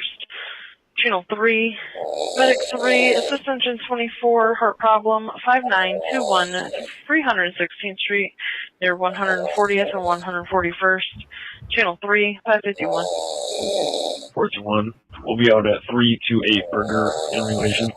328 Burger. 87 head off. Have a good day, sir. Station 3, 552. Fire dispatch engine 24, you're also getting medic 3. 24 copy. 552. Not too far away. Medic 28 transporting the same dues. Medic 28 to V, 552.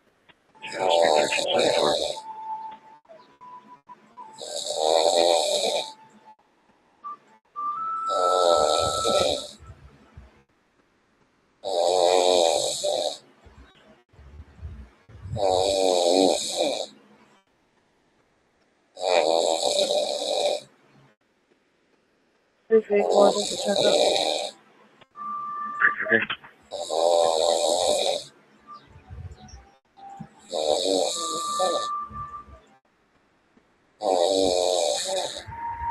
Three dispatch, you can have me just over call. Yeah.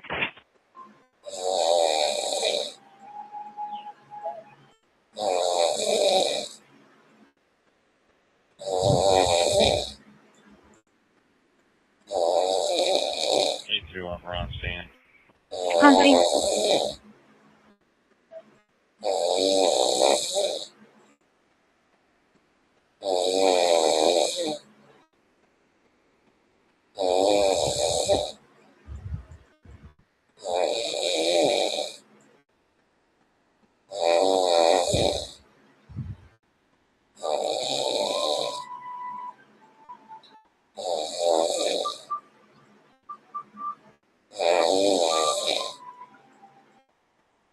Can we do a call back and try for another location? This location is vacant. The whole building's being renovated. SO7, on scene. On scene.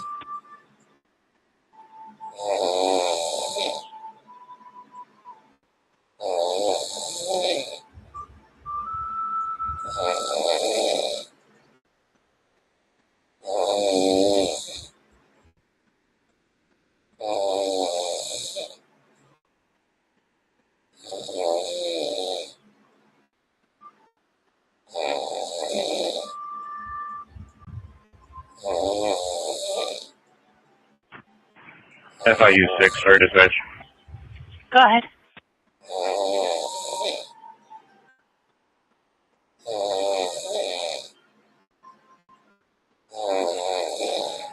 We're complete on 8 court and show us some service. Residents turned over to the homeowner. If you could clear us on the MDT, please. D31, we got no answer. Okay, 555. Okay, I got me.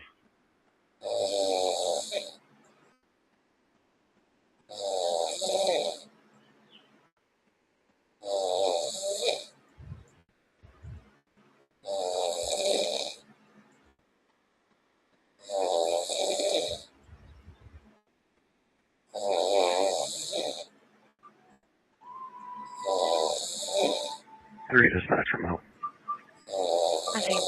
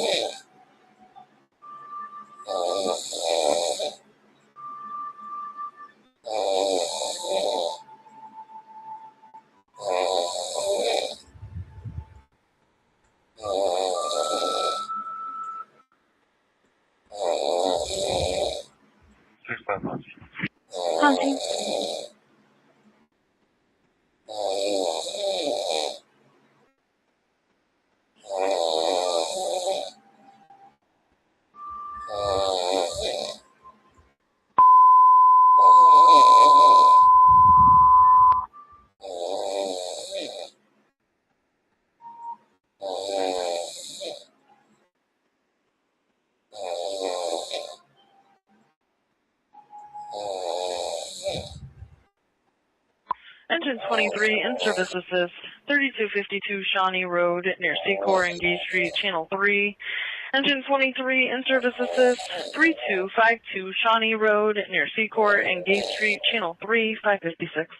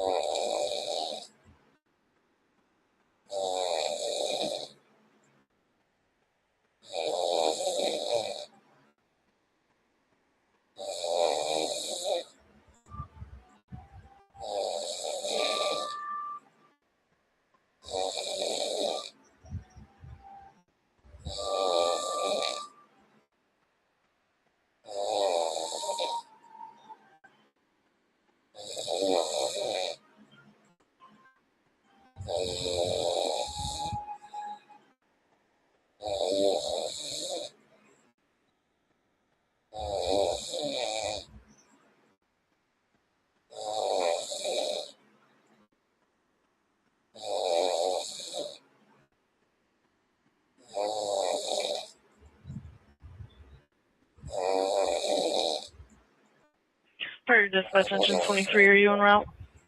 Copy.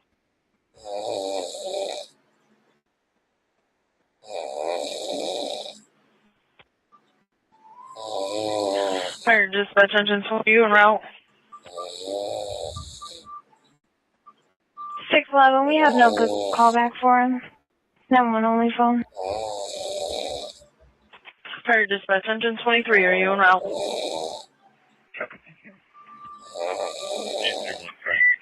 Fire dispatch, engine 23, are you en route?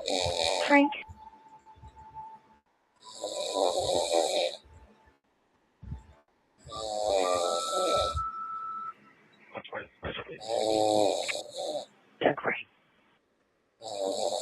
Fire dispatch, engine 23, are you en route?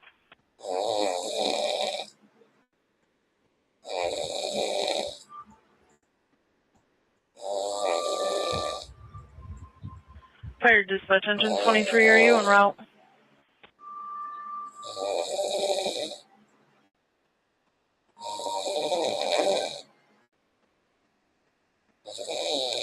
Fire dispatch, engine 23, are you en route? 611. 120 dispatch. Good.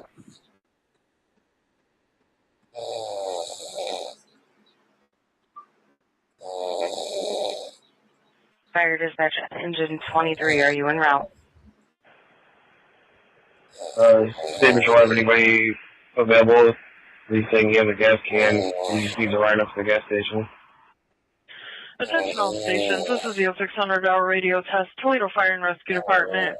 Time now, 0600.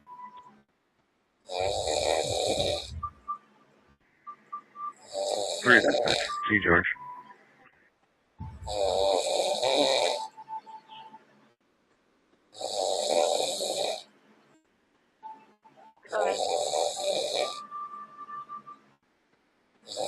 Myself, 919, 37. Okay. One of the other guys, if you just right now, can you send them out here? You're clear.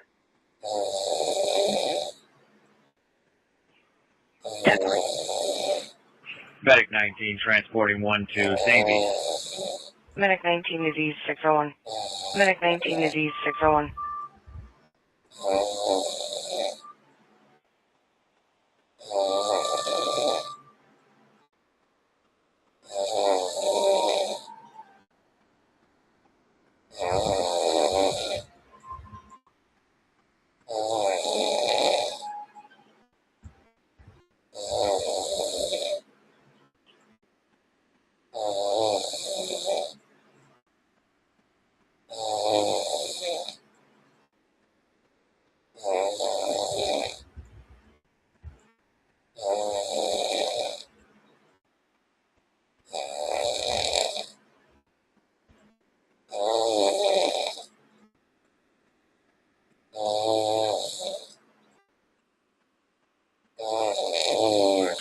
changes. Medic 28, transport complete, 602.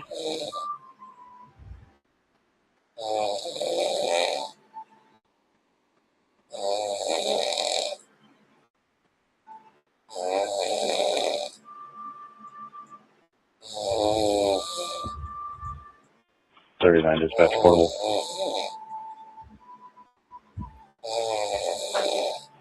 Loud and clear.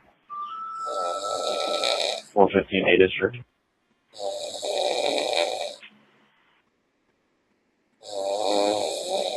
Wood County 78. That's right. Go ahead.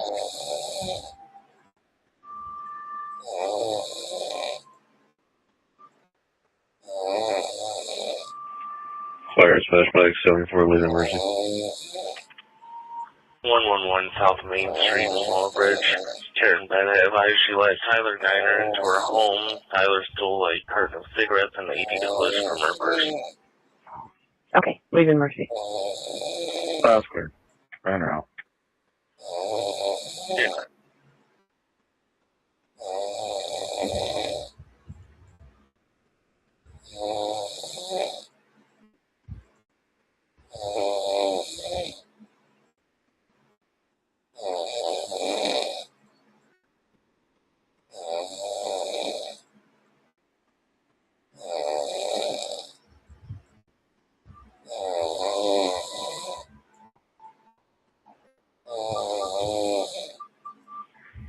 Ear open.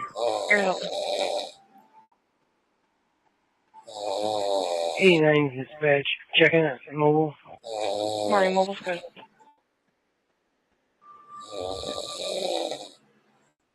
Checking portable.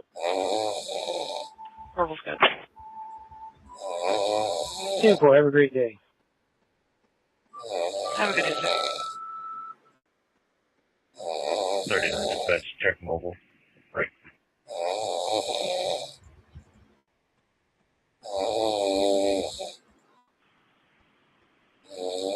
Loud and clear.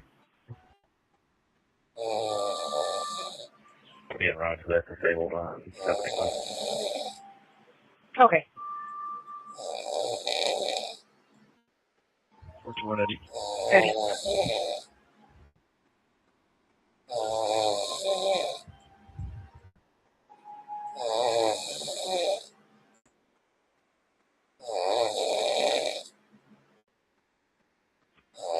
Medic 3's on scene.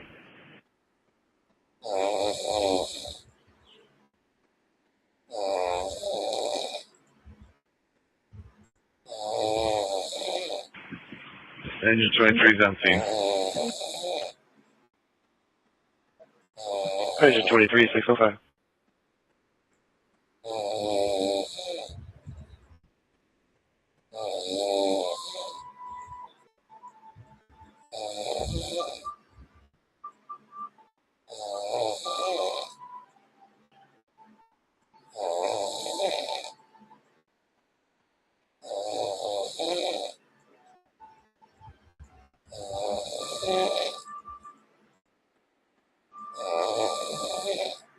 Three dispatch, okay, back up. Okay. Well, going now.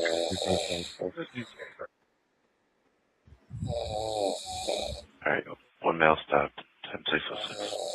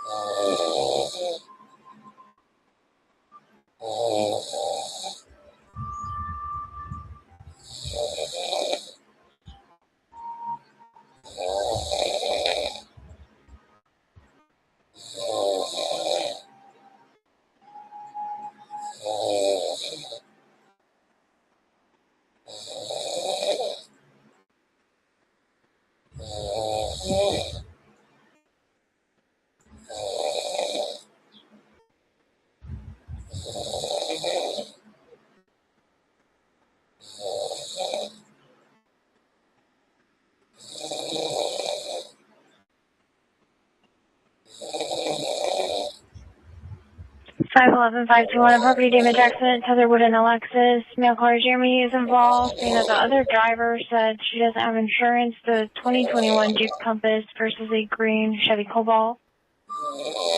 Boyd County, 789. Plate Henry X-ray. Good. Boy 5204, blocking traffic. Tetherwood and Alexis 511. Medic 19, transport complete. Yes, unfortunate. Taxi 1. Medic 19, 609. 3 dispatch. 7 up, 1 detained. 1 tape 609. That's clear. Can you call her back? Have her meet me outside. That's clear.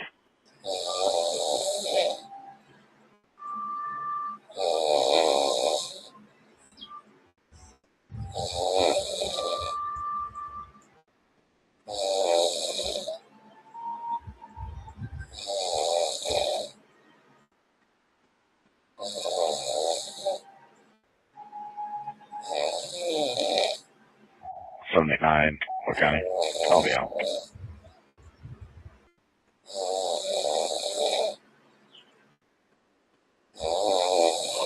That's clear. I just called her. She didn't answer. In again. That's clear, I'm not with her. That's clear. Fire dispatch, medic 74 quarters.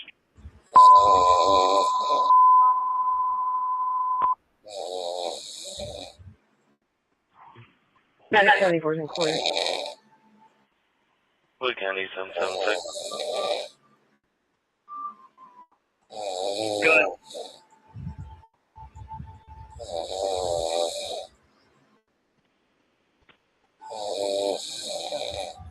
Station 14, 611. Possible disabled, Wales Road near Drew Yard. Silver Mercedes in the lane of travel with its flashers on. 773, what county? I'll take that. 773, but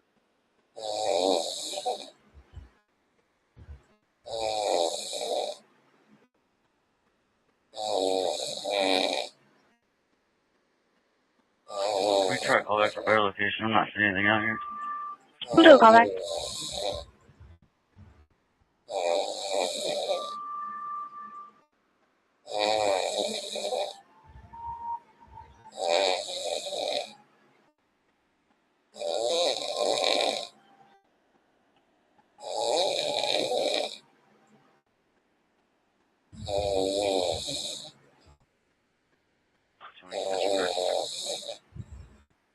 Okay.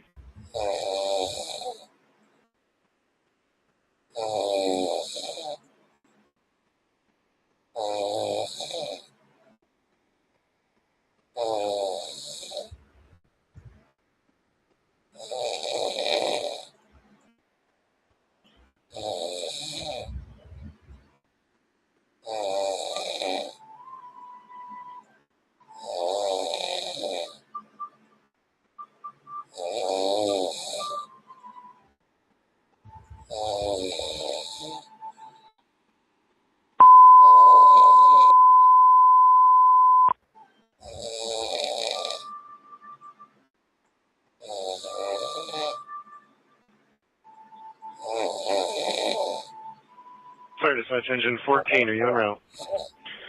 Medic 4, assist engine 14, heart problem, 1030 Joyce Lane near Cala and Saturn, channel 3. Medic 4, assist engine 14, heart problem, 1030 Joyce Lane near Cala and Saturn, channel 3, 612. Fire dispatch engine 14, are you en route? Fire dispatch engine 14, are you en route? Fire dispatch engine 14, are you en route? You can cancel the other crew. Station 4613. Alright, thank you. Well, great. 789, what county? Run. Go ahead. Do you have internet inside or is it down? attempt to make contact with Allegheny at his address. Is CMC working? That's it. 1442, mine's not working. 79 Wood County. Go ahead. Overage unit comes into service. You just want to send them this way. Negative. That's it. Alright, looks statewide then. Wood County 773. Good.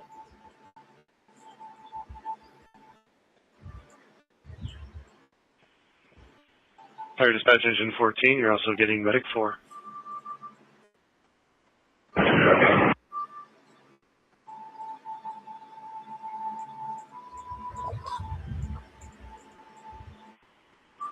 East Broadway in front of Cleveland Cliffs.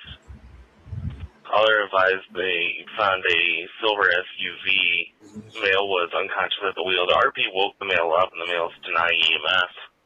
Say that they got the vehicle shut off. Medic 3 is transporting safeties. 220 off. Medic 3, 614. Have a good day. 210 leaving off. That's clear. Have a good day. 310 heading off. Fire Dispatch Medic 4, are you en route? Have a good day. Fire Dispatch Medic 4, are you en route?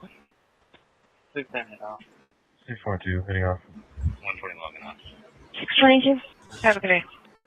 Fire Dispatch Medic 4, are you en route? Fire Dispatch Medic 4, are you en route? 614. Morning, testing portable. Morning portal's good. 820. 776 to 773. Good. Adam logging off. Do you want me to take one of those? Adam. Adam heading off. Adam. Dispatch to PS528. Are you monitoring Southeast? PS528. That's clear. County's clear direct.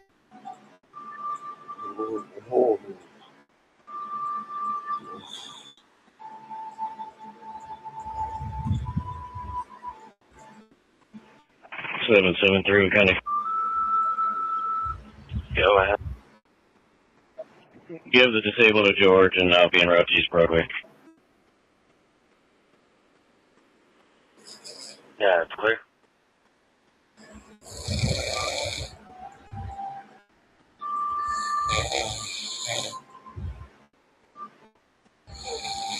Do any Central Trailer crews have a lockout kit?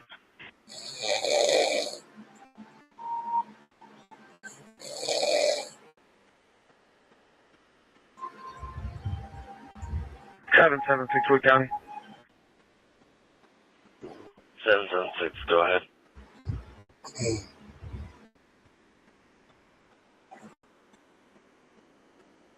Is there a Wolverine unit that's on duty at this time, or do they not get in until 7?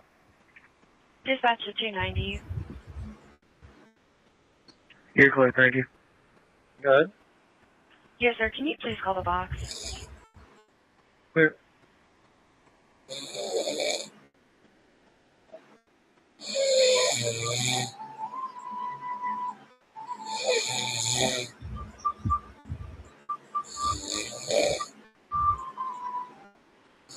Look at it, any units responding to East Broadway. Good.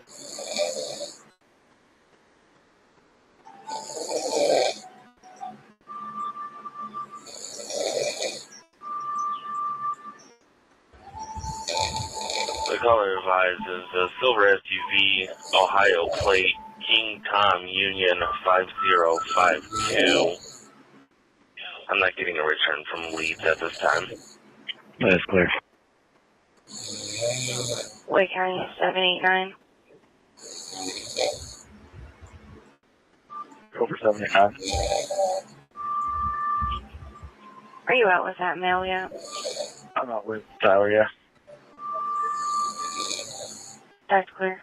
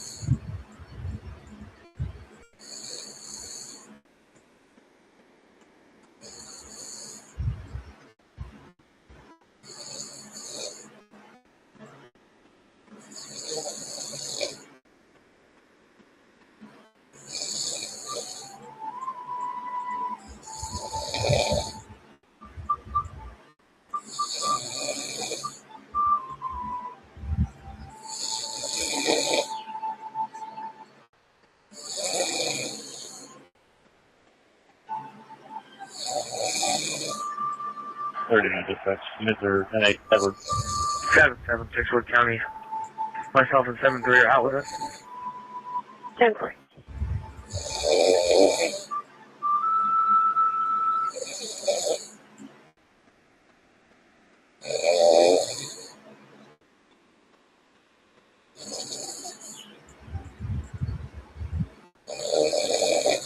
Dispatch 14.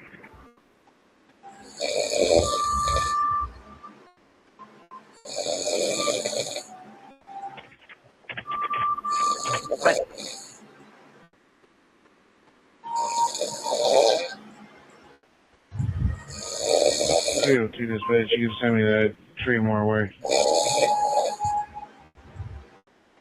875 northbound, just south of the split with John, Sam, Paul, 5314, just over at Baltimore. 10-4. 39 up. 3 dispatch, Edward. Edward. 10-4.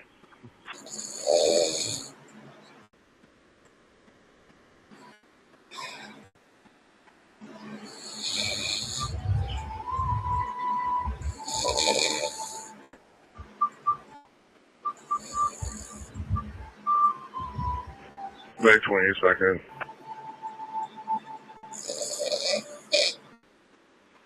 Medic 28, 621.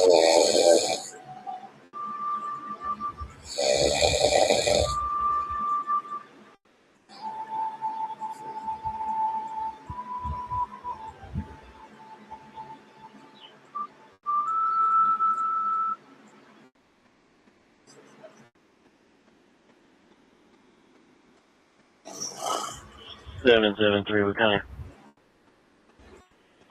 Go ahead.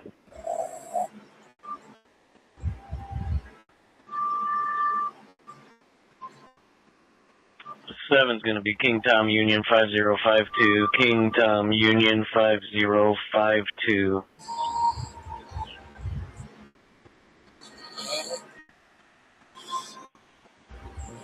Medic force went out code 2. Subject to Quentin Sharp out of Toledo, 2003 silver Mercedes. No record. Your RO is 29 invalid. Okay. 789 with Johnny. 789, go ahead. Tyler, clear the house.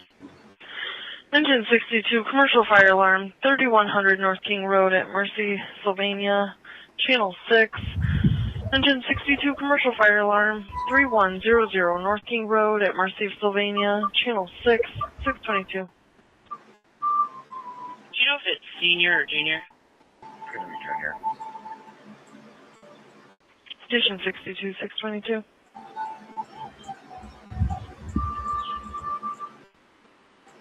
Showing him 38, showing him failure to reinstate. No WW. Dispatch units, check up.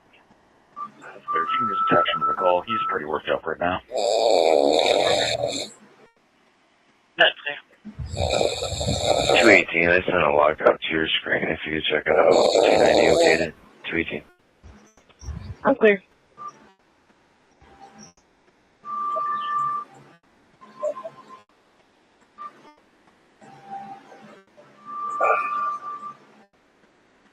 Seven 7-3 Wood County.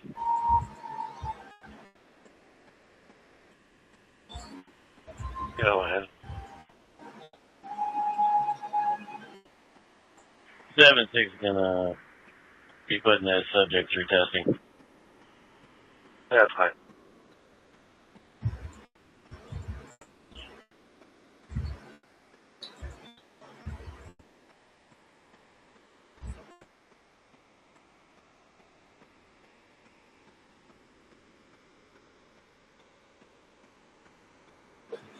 Alright, 4, you can cancel.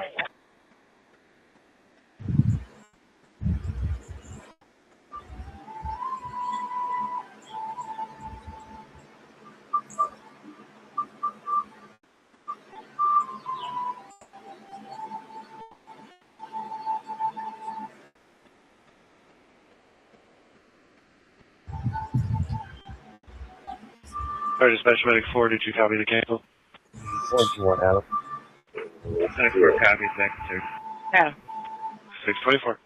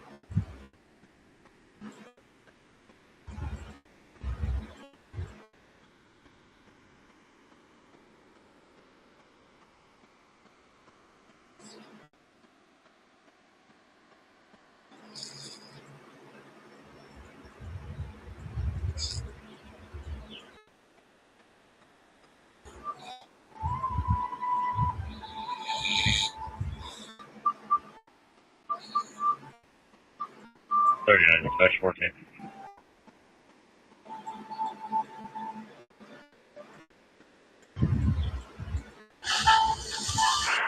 But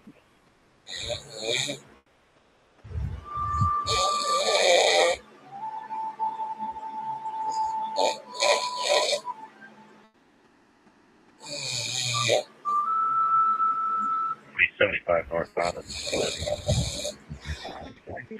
398 David George Union out of South Carolina on Lake Merrill.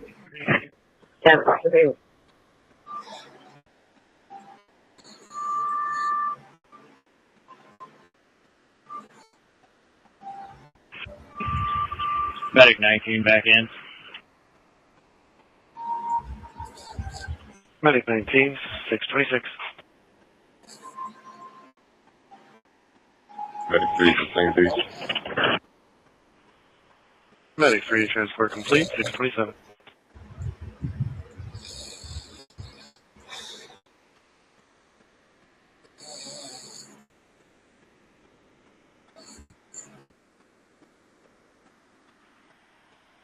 Wayne County 154.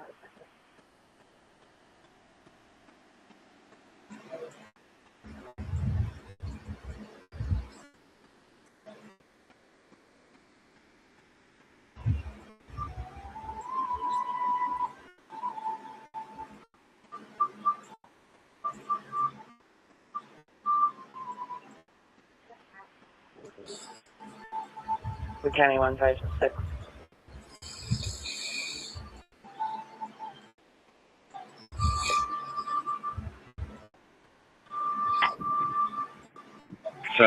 Wood County 5637 going. Home Depot code 78. Clear. Engine 62 is on scene.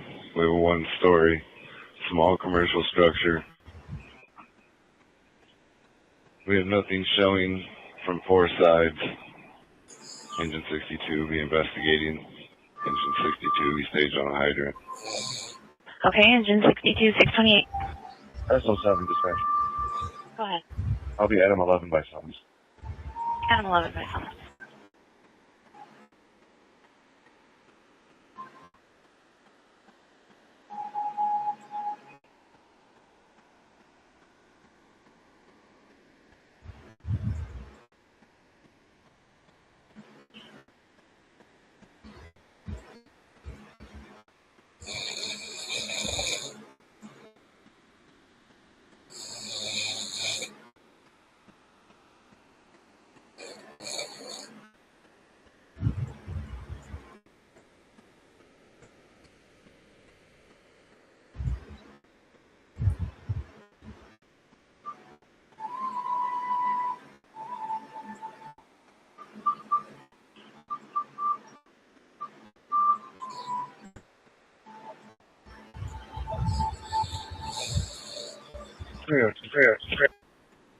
302, can you repeat?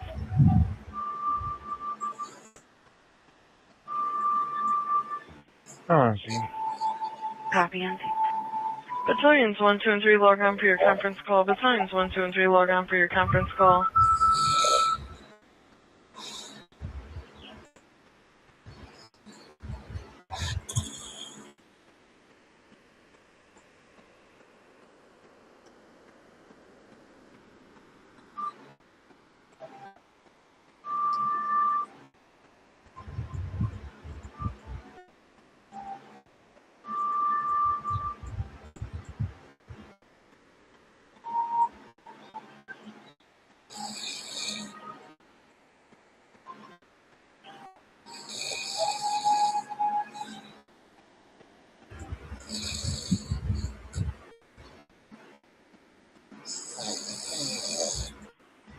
$120, check up.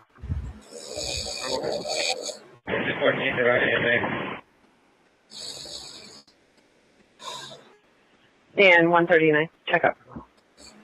Engine 14 in service, 630. Okay. 1040.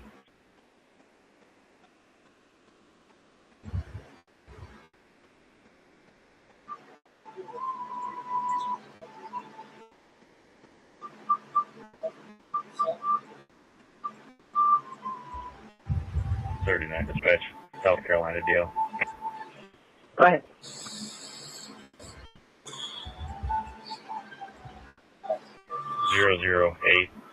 008-007-584. That's going to be South Carolina. Sounds great.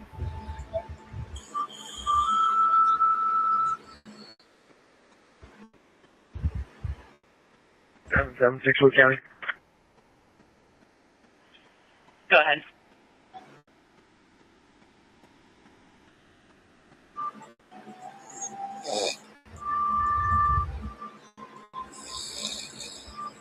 No signs of impairment. He just advised that he is extremely tired and fell asleep. I'll be following him to an address on Freedom Street on the east side of Toledo. Wood County 154. 154. Dispatch 139. Good.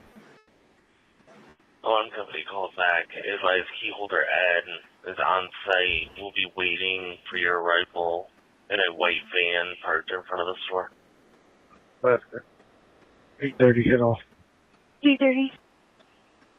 Okay, and that's on Suzanne, Queen, and Valley. Status-wise, it just shows no suspension, so I'm assuming that means she's valid.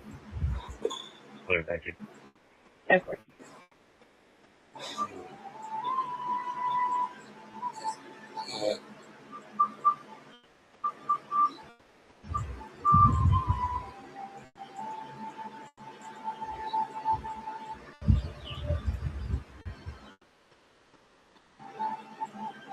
Wood County 789, check up.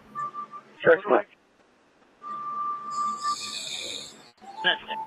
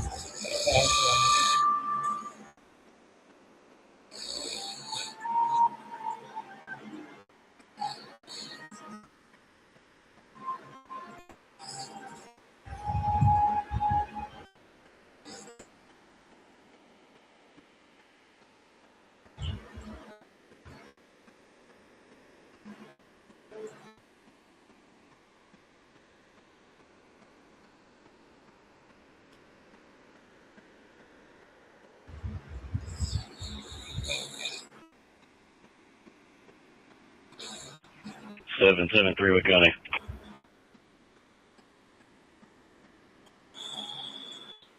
Go ahead. Edward 35.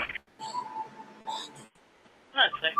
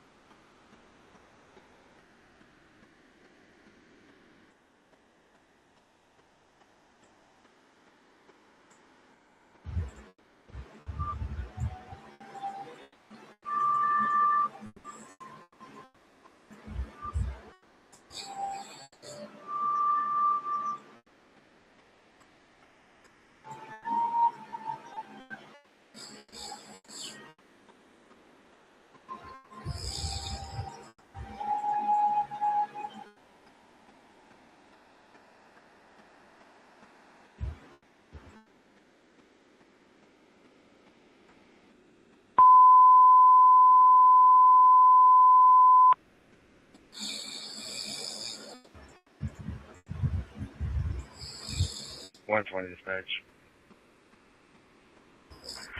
Go ahead. Rescue 7, diabetic, 436 West Delaware at Sparrow's Nest near Collingwood and Fulton, Channel 3. Rescue 7, diabetic, 436 West Delaware at Sparrow's Nest near Collingwood and Fulton, Channel 3, 635. Station 7, 635. 10-4. 218 on scene. King David Paul, 8733. King David Paul, 8733. Copy, I'm seeing King David Paul, 8733.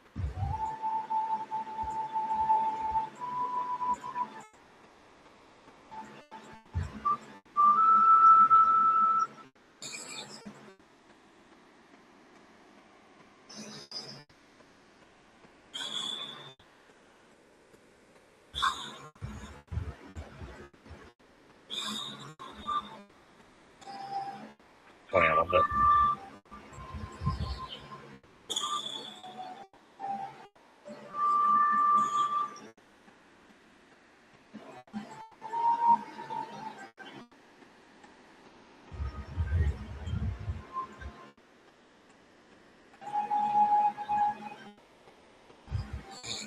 $39 dispatch.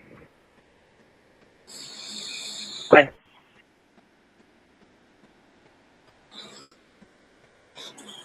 I'll be at 8, David.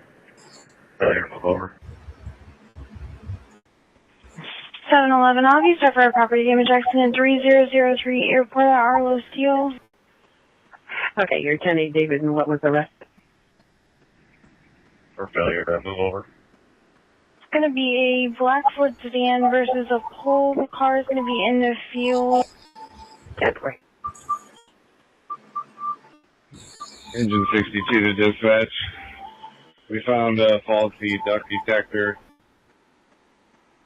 The system's going to remain in trouble. They're going to be on fire watch until they can get a tech here to service their detectors. Engine 62 will be in service. Okay, engine 62, 637. You can see a splinterine at the bottom.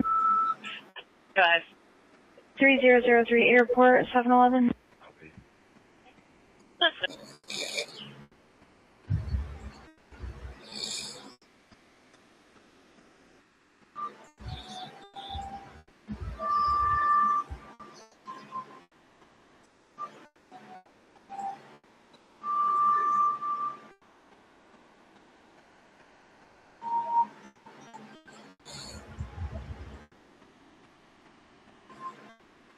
Dispatcher 218, checking your safety 218.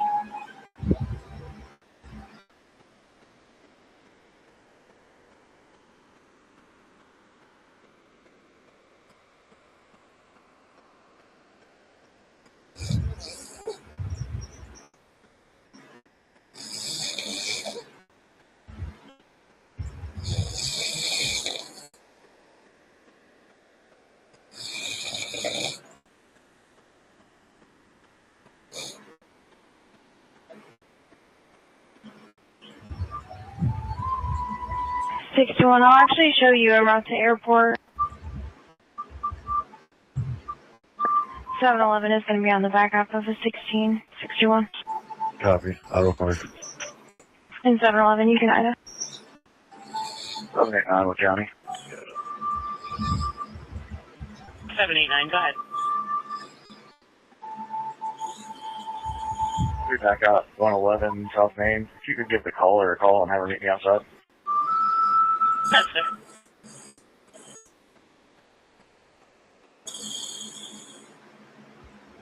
Seven 764 County.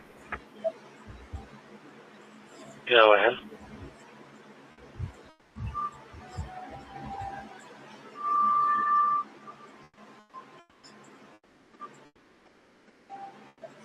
Yeah, that subject's vehicle is going to have an exhaust leak leaking directly into the cab of the vehicle. I think that's what contributed to this. I'll be 35 Edward East Home and been advised of it. Yes, sir.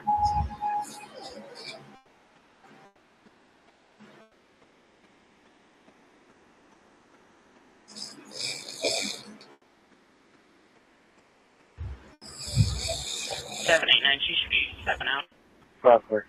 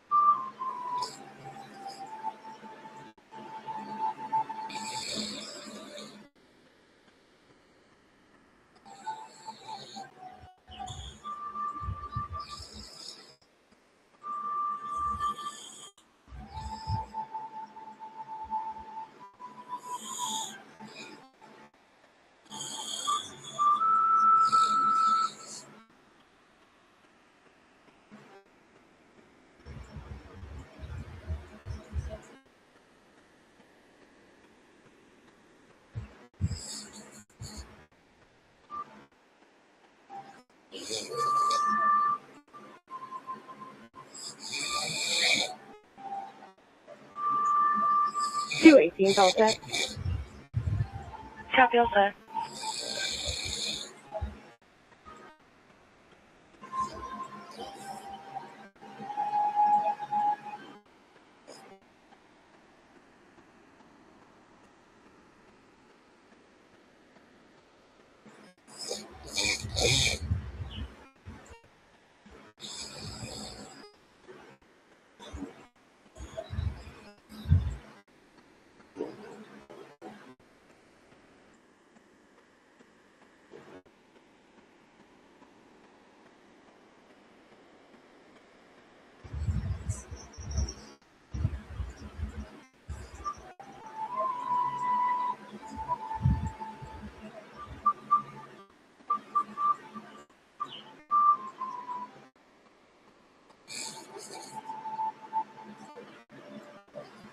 Two 1 Edward.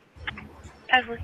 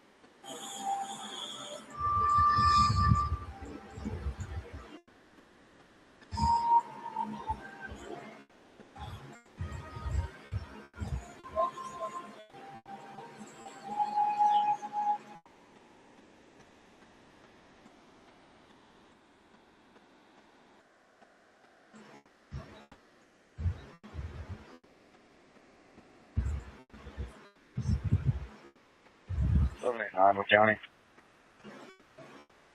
Go ahead. Attach both subjects to the report. Break. Go ahead. I'll be 35. D-boy. That's good.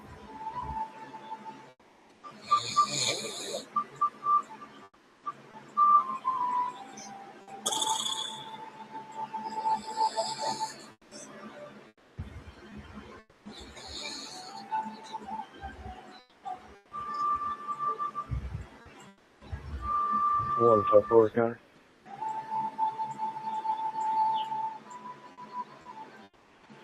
Go ahead. 35 Frank Adam. That's good.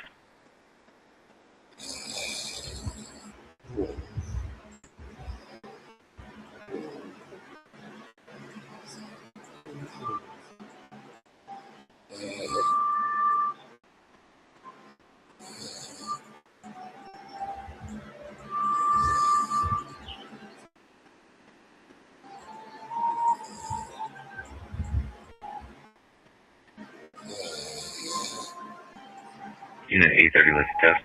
This is the mobile. Good morning, 830. And this is the portable. That one's good.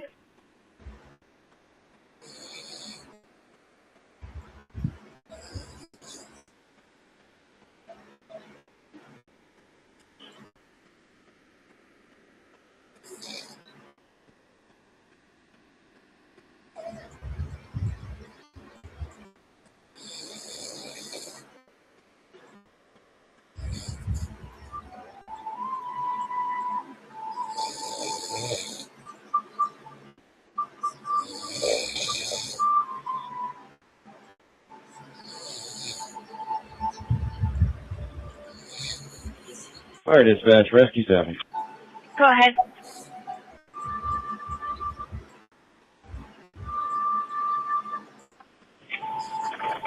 We're gonna need a code 3 transport for a heart. Okay, Rescue 7, stand by.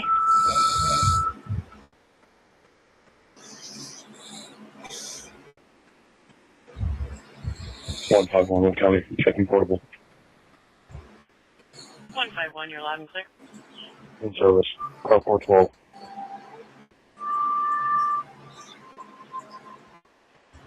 That's good.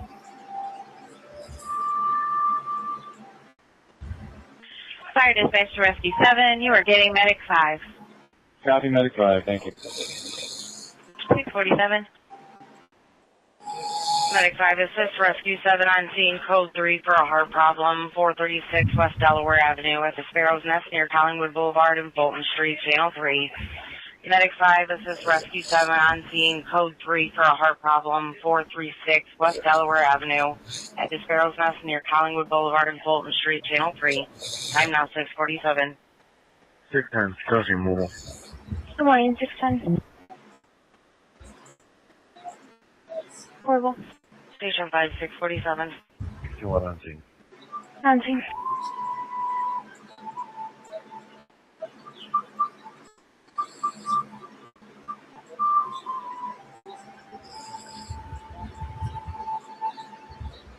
Three out twos, Edward. 302 Edwards.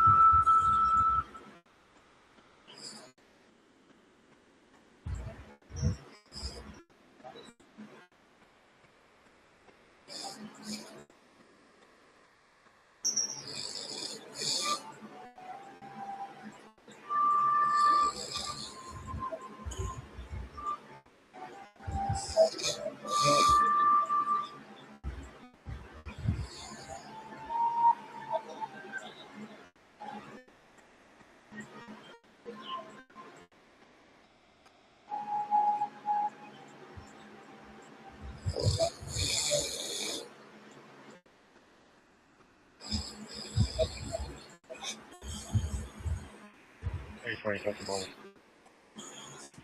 320 mobile phone. A20 on the port. Portable.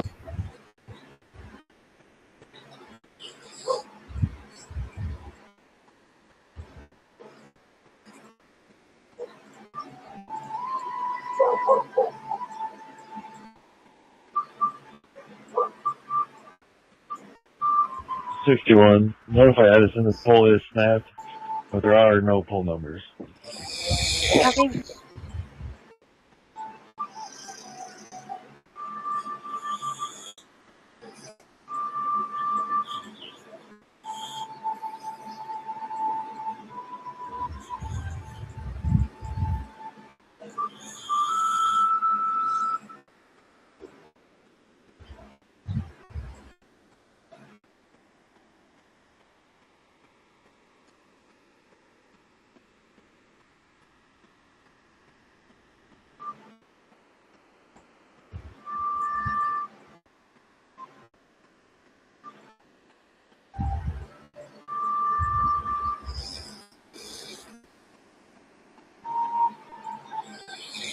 Good morning, 410, doing your test. Morning, 410 realistic. Hey, good morning, number 1. Number 2 morning. Which is good.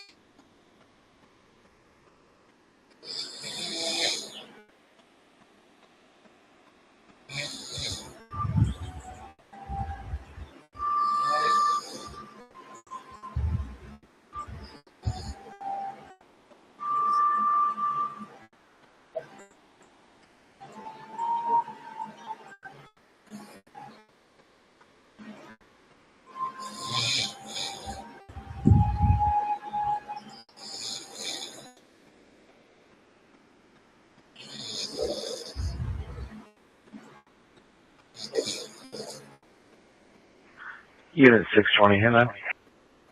620 roll is good.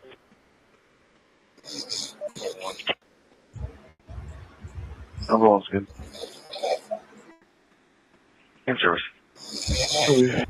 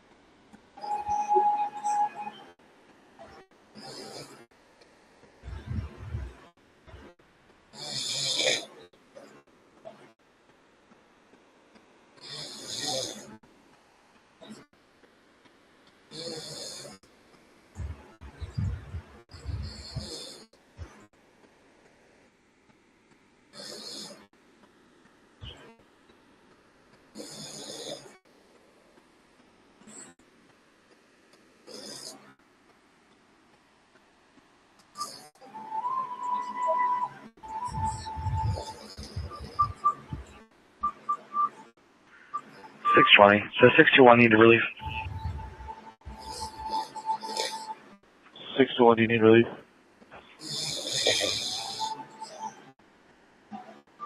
6 General. Copy. Nebraska Westwest.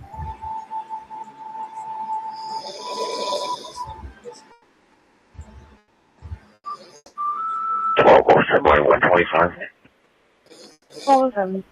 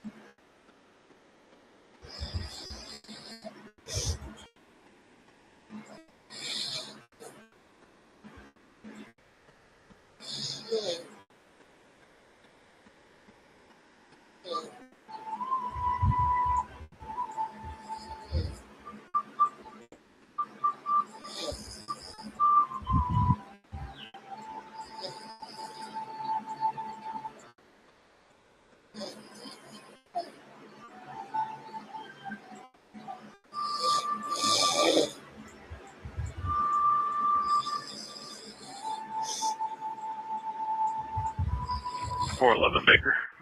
Baker.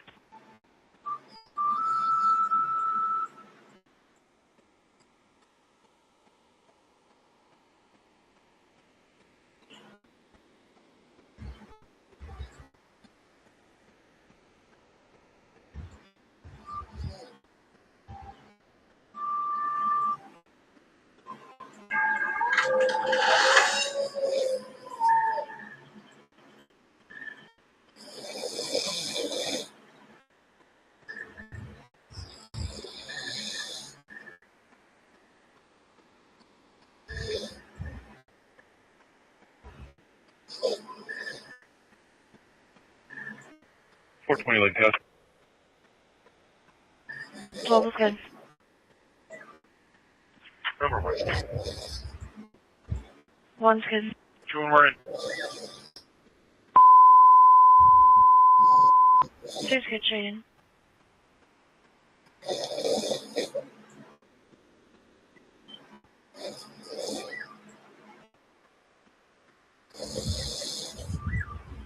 Medic 13 on an ill person, 2100 Consol Street, Birmingham Terrace, number 107, Channel 3. Medic 13, ill person, 2100 Consol Street at Birmingham Terrace, room 107, Channel 3, Tote 657. 1442 Bowling Green 3. 1442. Going to be 25 in Echo Junction with King Nora Frank 6007. King Nora Frank 6007. Okay.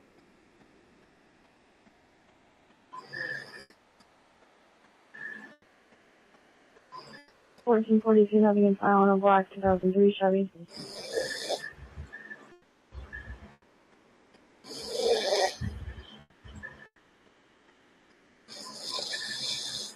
$331 Wood County.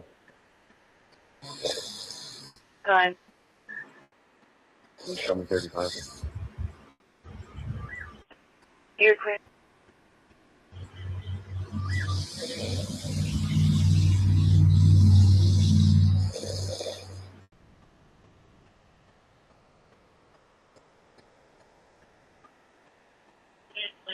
Wait, can you tell me? Go ahead.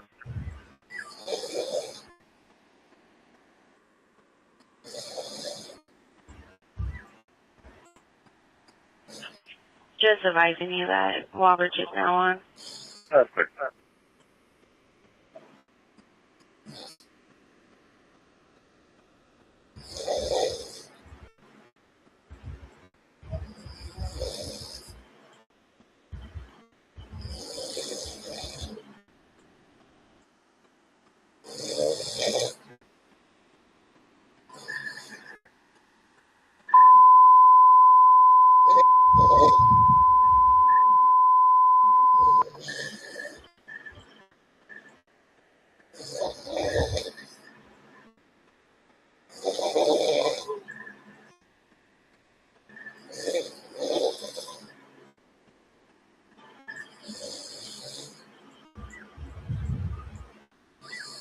Medic 25, Engine 25, in service assist 2735 Darlington Road, apartment 18 at the Old Orchard Nursing Center, Arlington, Douglas, East Channel 3.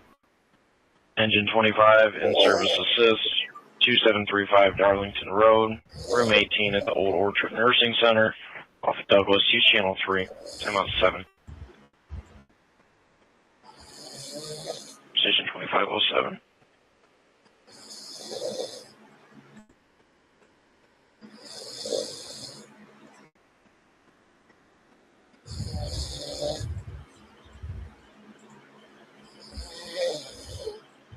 Five 13. Did you have traffic? 0700 hour radio test for Toledo Fire and Rescue Department, Sylvania Township Fire Department. Time now 0700. Baker. Okay, Baker. 721 Baker. Baker.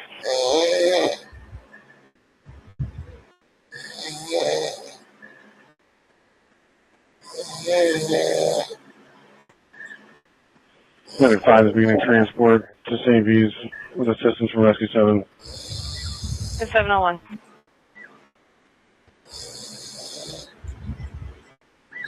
Five 20 mobile's good. Portable's good.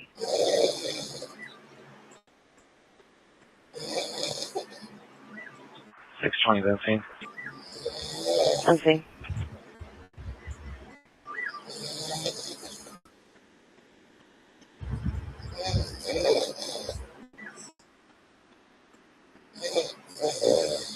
You're about to like that. I'm supposed to the mobile. 2510, your mobile's good. Push down the portable. And that portable's good.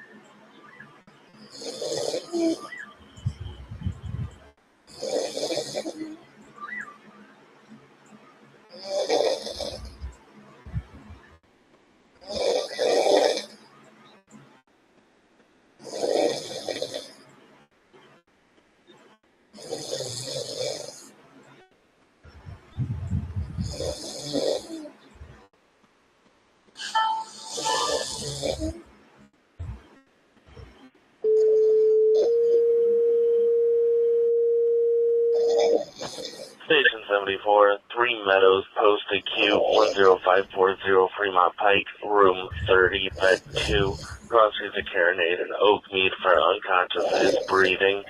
Station 74, 3 Meadows, posted Q10540 Fremont Pike, room 30, bed 2, groceries of Carinade Drive and oak mead drive for unconscious is breathing. Time now 7:03. 641. 153 Will County. Give me a lockout screen, 611 South Howard. Clear on the call, 703, patient 69-year-old male, in and out of consciousness in the bathroom, is a dialysis patient. Okay, 611 South Howard. That's clear. Go ahead. 33 car full light. That's it. You the 720 testing mobile. 720, and mobile's good. Portable 1 is good. Number 2 on surface. And 2 is good. Fire dispatch, utility 74 and medic 74 will be in row. Okay, utility and medical.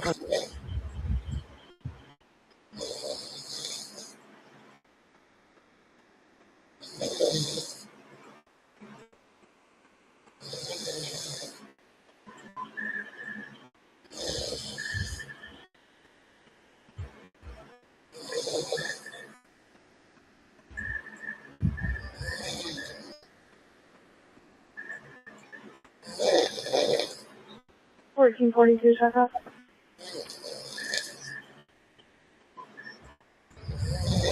126 moving on. Chicken portable.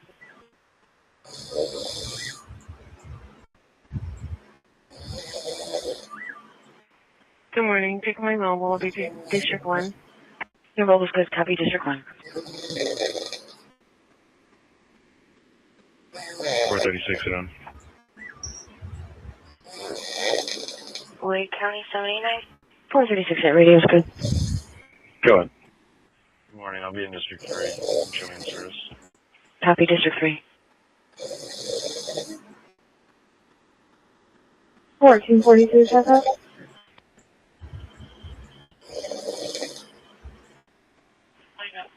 Got Tyler Geiner in public service stating that he got snappy with you and he's now wanting to press charges against Karen Bennett for harassment and hacking his Facebook. Did you just want me to transfer him to your public service or did you want to stop out? If he's wanting to file a report, we'll have to go with Walbridge. That's clear. Okay. Wake County at 331. 331.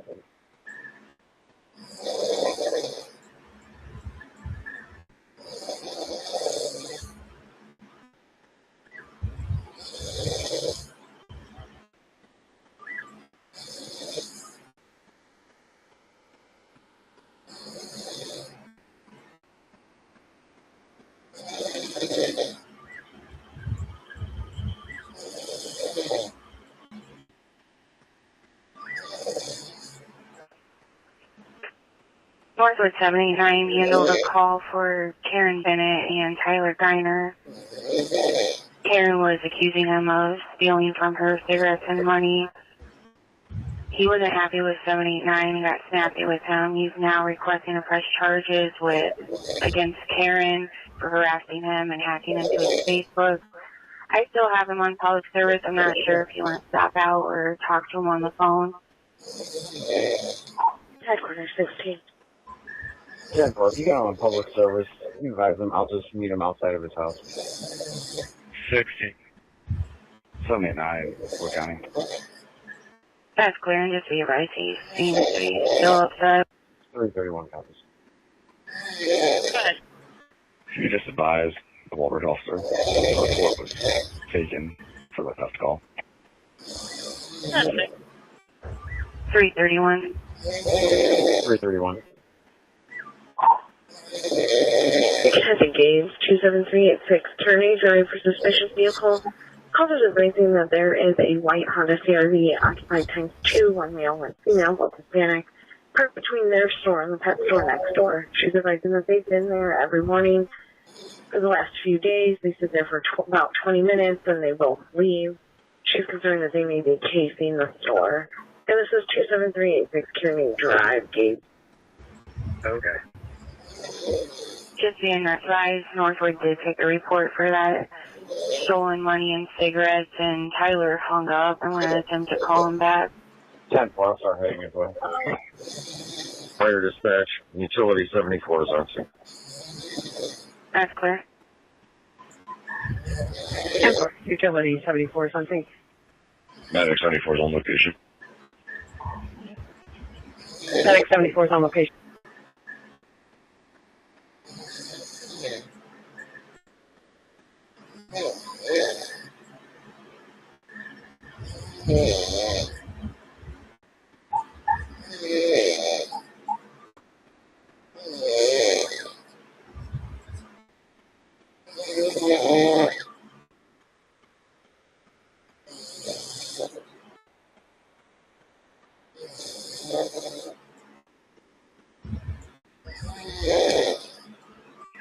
Sitting out the portal. 412, that radio's good. 331 Wood County. You can show me out with that individual. And mobile district 2. Mobile's good, copy district 2. 95 transport compliant. 710.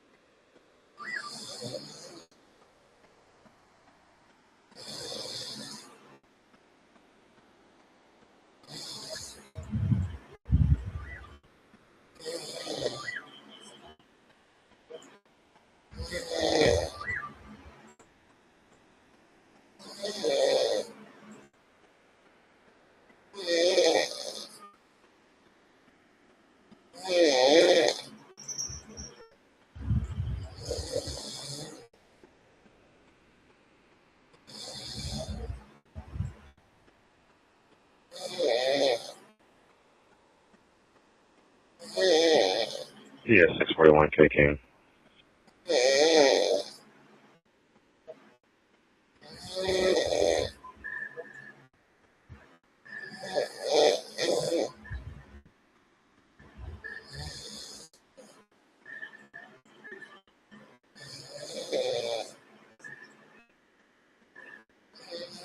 In the area.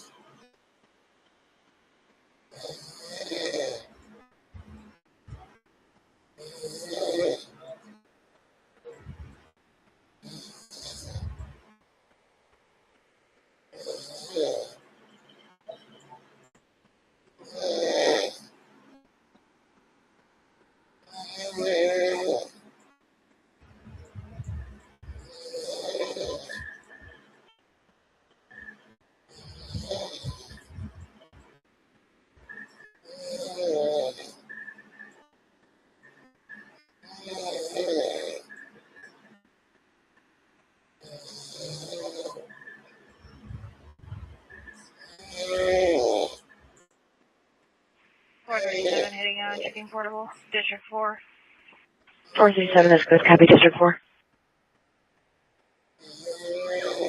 Good morning, 437, checking mobile. I'll be in service. Good morning, your mobile's good.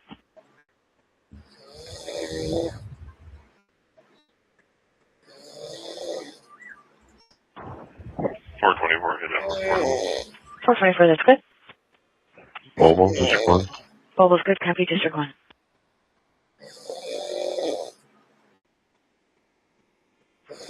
First.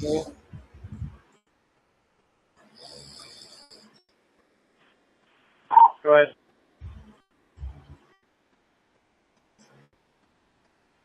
There's no vehicle matching that description in the parking lot. I'll be 150.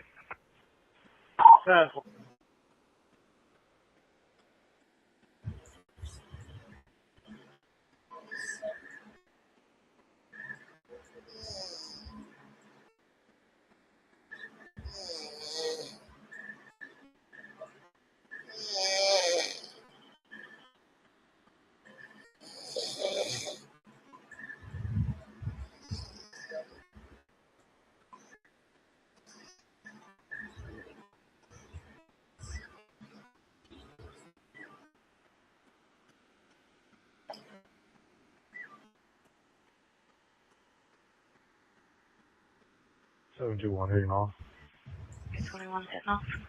621 hitting off. 61. 121 hitting off. 513. 611. Good night. 311 hitting off. 511. Have a good night. Good morning, 821. I'll be logged off. 831 hit off.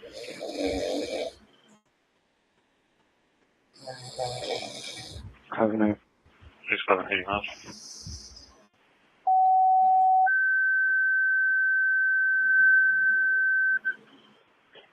Station 38, you have a run in Kingston of Perrysburg, 345 East Boundary Street, room 316 on the rehab side for difficulty breathing. Station 38, you have a run in Kingston of Perrysburg, 345 East Boundary Street, room 316, the rehab side for difficulty breathing. Time now is 7:15. Use channel 1. 611. Say sure it's clear.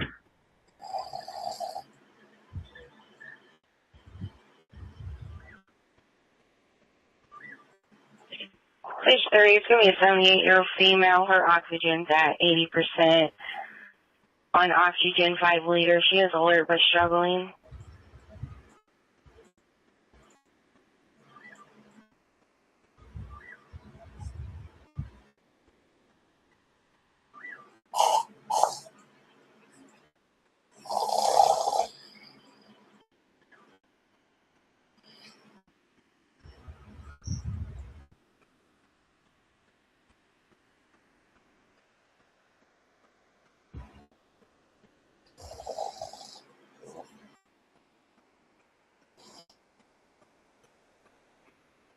Communications, Medic 38 Route Kingston. Medic 38, Route 77. Dispatch Rescue 7.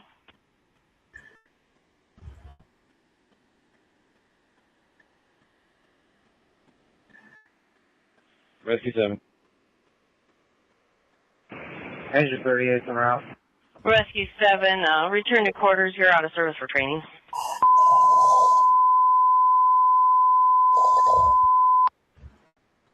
Engine 38, Route 77. Copy that. You can actually show us in quarters. 717. Wake County 331, Jericho. Okay, thank you. Medic 19, ill person 3220 Brigham, off of Ketchum and Woodward, use channel 3. Medic 19, ill person 3220 Brigham, off of Ketchum and Woodward, use channel 3. Timeout 0717. That's clear.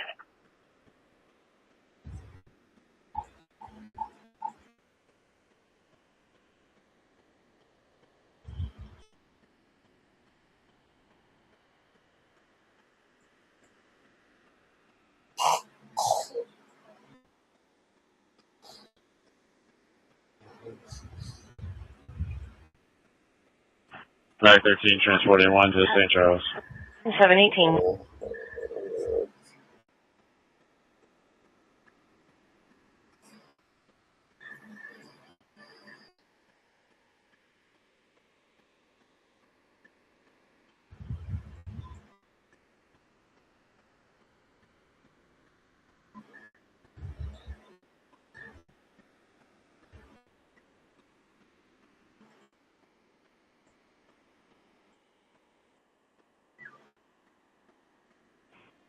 Communications, Medic 38 17.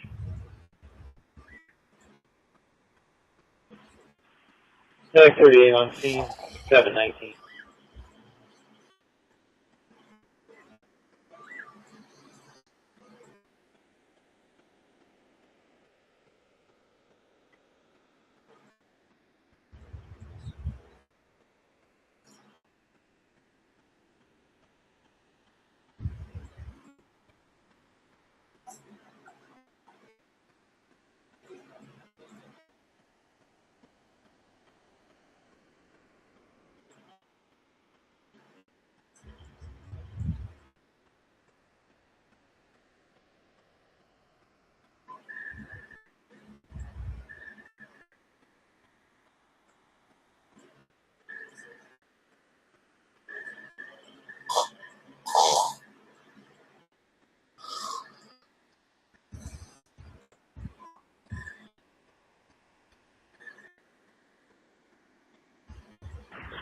Engine 38 on the case.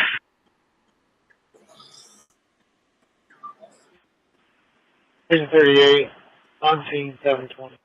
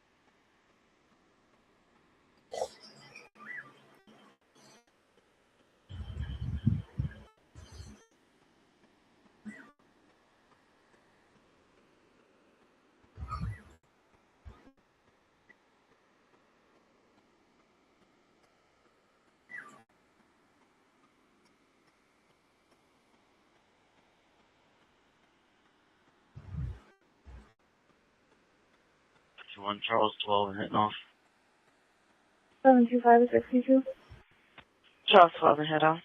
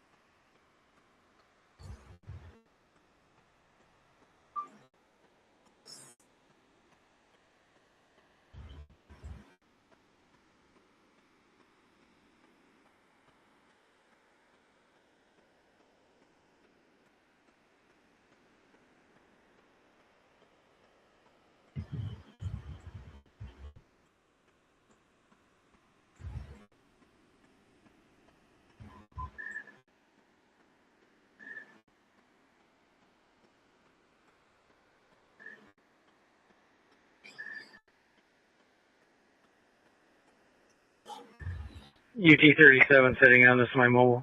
37, mobile's good. This is my portable, D1. Portable's good, D1.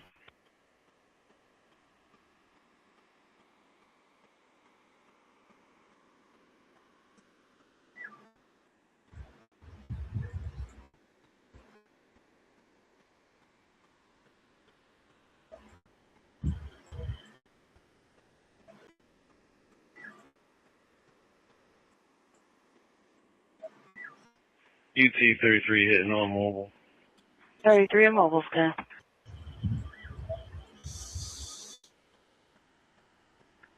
Portable in Service District 2. Portable's good, D2.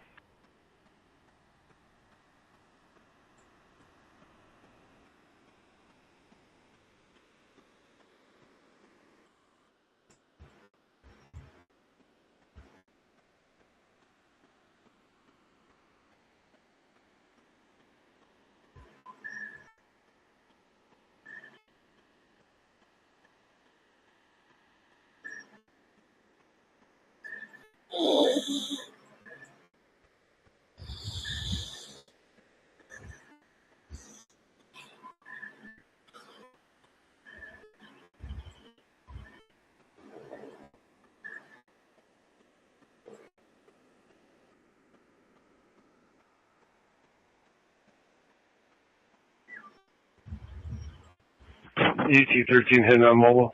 13 and mobile's good. Portable in Service D1. Portable's good, D1.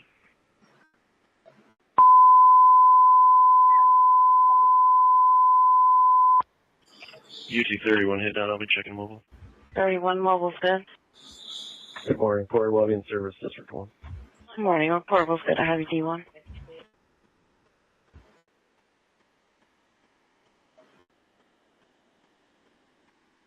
Engine 11, difficulty breathing, 4826 Kildare at the Waterford Apartments off of Emerald in Flynn Court. Use channel 3.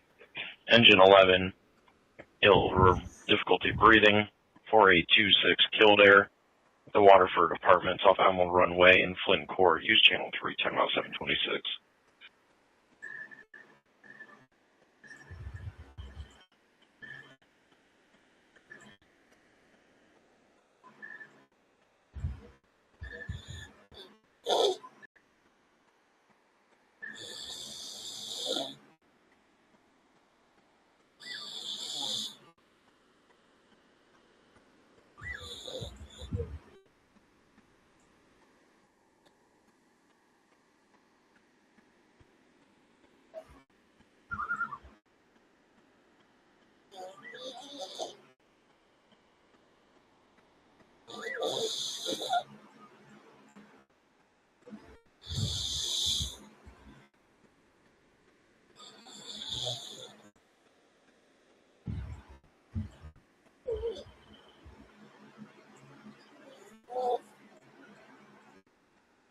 Good morning, unit 2 Time Lake Tassos Mobile. Good morning, I'm always good. Unit 2 for number 1. And number 2.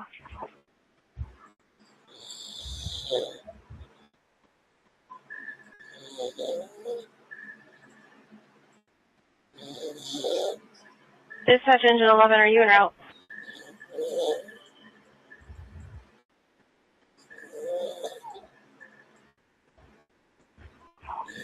Units 20-minute checkup.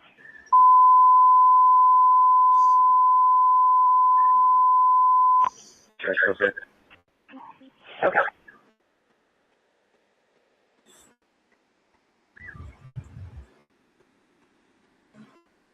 Hey, two dispatch check portable. Medical 11, respond with engine 11 for difficulty breathing, 4826 Kildare, up of Waterford and Emerald Runway. Use channel 3. Medic 11, respond with engine 11 for difficulty breathing, 4826 Kildare, at the Waterford Apartments off of Emerald Runway in Flynn Court. Use channel 3, 100728. Okay, 2 is good. Mobile, District 3. Mobile's good, copy District 3. UT 37 has traffic, Bancroft and Secor. Bancroft, Secor. It's going to be on Ohio temp tag, Union 874420. It's going to be on a maroon Kia, looks like with 1.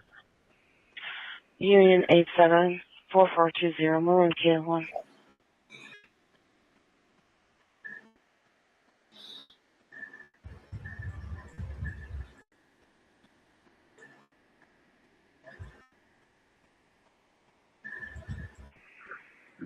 Medic 74, fire dispatch.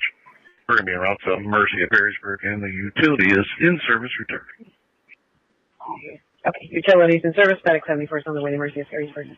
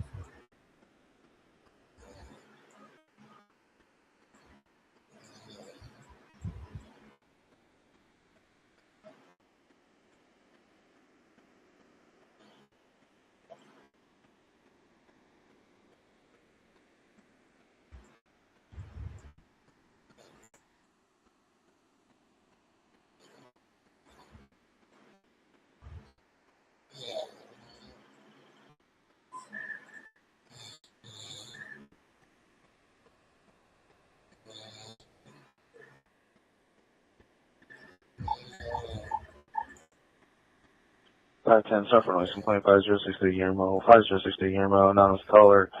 We saw the dogs barking to location 30 minutes to an hour on the issue 510. Carolina.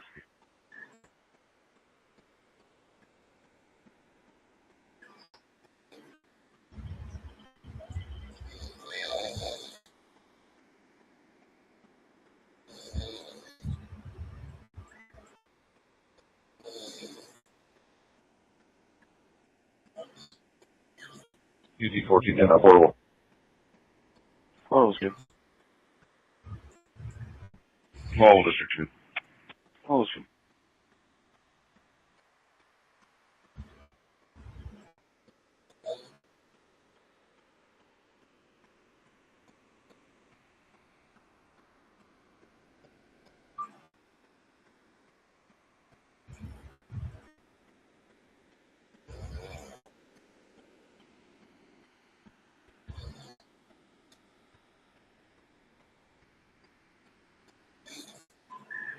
A55, checking portable. 855 is good. Checking mobile. Mobile's good.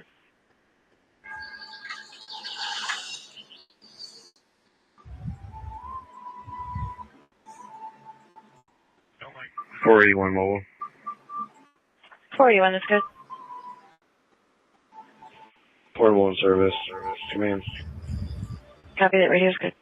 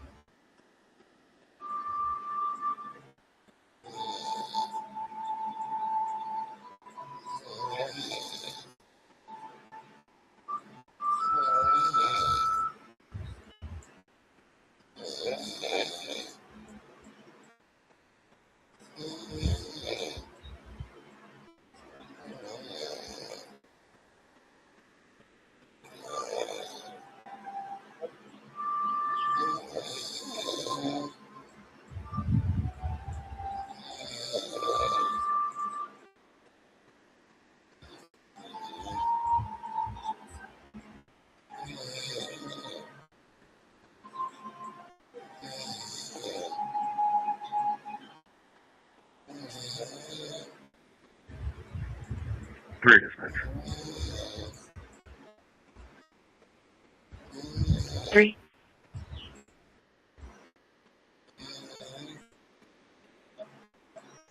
To dispatch. You can show me en route that way. Meeting medic 11. Show me route to 817 West Alexis on a follow-up. That'd be target. Okay, 817 West Alexis at the target. 10-4. And 39. Okay. 8 dispatch, chicken portal. 868, that's good. In service, District 2. Copy, District 2. Bank 38, route to Mercy, 733.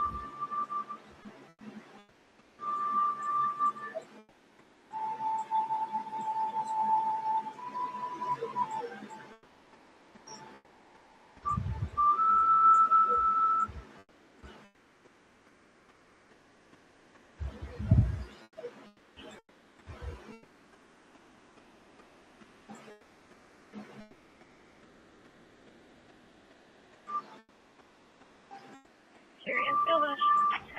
410. East Broadway, front. 420. Engine 38's in service returning. Front bridge. 105, okay. Engine 3 returning 734. 105. Both black males, first red hoodie, black pants, other wearing all black, in the alley by Dexter and Elm.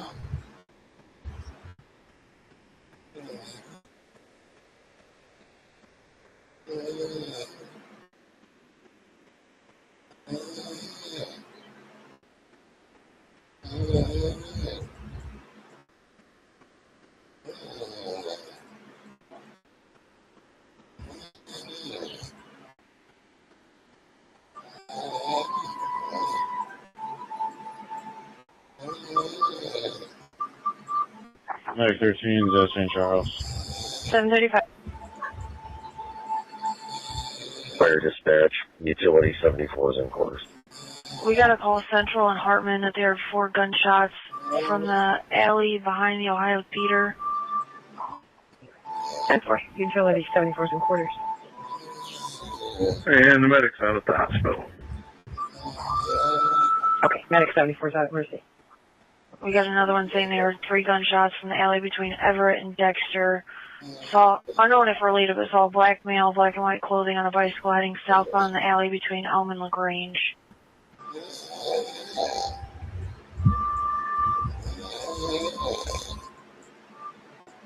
Two sign on the area.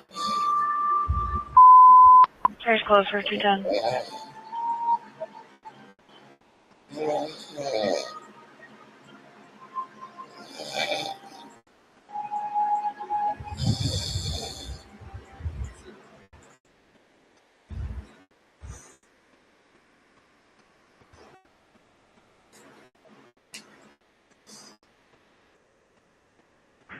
Engine 38 communications with Raglan Station. Engine 38 back on station 736.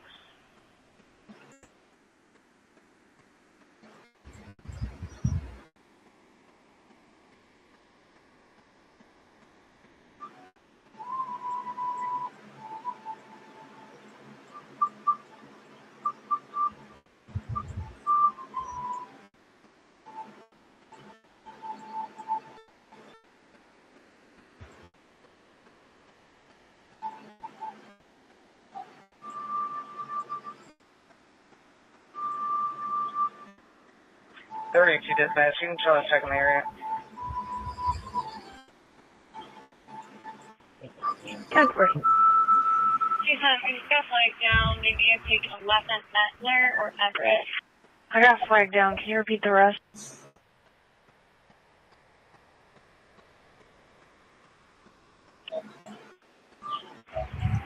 Yeah, they would have taken outbound turn Mettler or Everett.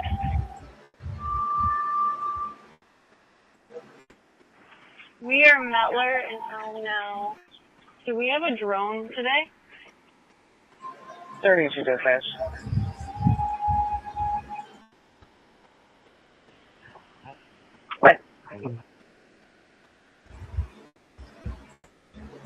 410 on scene. On scene. 24, 26, 420 on scene. On scene. Looks like maybe Oregon, north 795. Yeah, with them. Good. 33. 10-4. Good.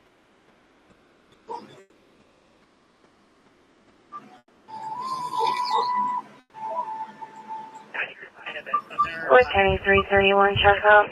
331 with County, check, okay. That's clear.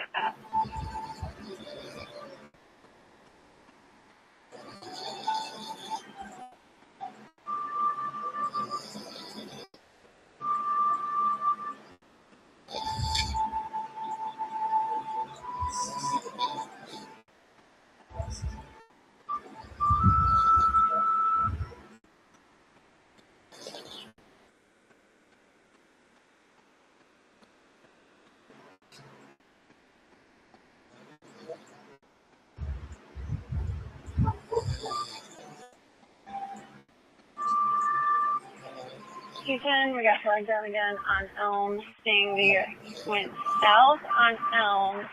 They would have passed Austin.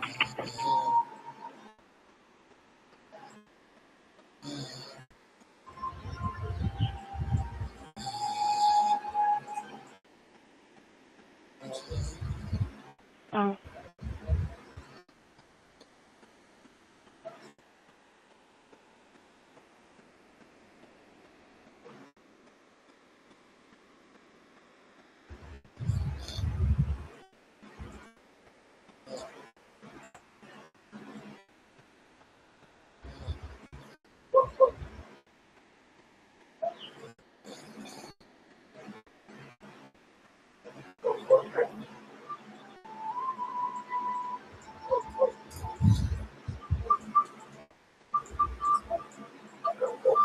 Houston, westbound Elm, from Elm. I'm trying to get a better location. We just got running.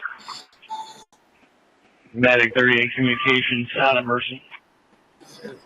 Units, check up. Medic 38 out of Mercy 74. Okay. Last seen Elm and Moss, two of them. Last seen Elm and Moss, too. Dispatch have an SSN break. Good. It could have been in the alley. We can't tell. We were about 3 blocks away. Could have been in the alley. 600-05-7585. I don't think we have enough trees to set up a box, but if we can, we would need one at LaGrange and probably one south of our location. Dispatch 132. Okay, can I get a crew at LaGrange? LaGrange and Moss would be great, and then the one street south of Moss and LaGrange. I don't even know if we have enough crews though. Both going in custody right 32 is on Marisol. She's known at one and she's FBI, BCI. A couple of trespass orders out of Long Beach Police. 53 years old, failed to reinstate. Okay, getting 2 in custody. Got Muller? Okay. Showing Elm. 410 showing Spring and Elm. 105, where are they at?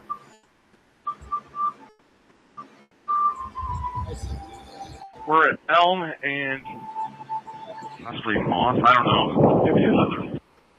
You guys are going to be at Spring and Moss. I'm walking towards it now. Elm and Spring. 32 dispatch. Okay, Elm and Austin. Good. They were taking a walk. Everything's okay. You can show units, Edward. 10-3. 331 with County.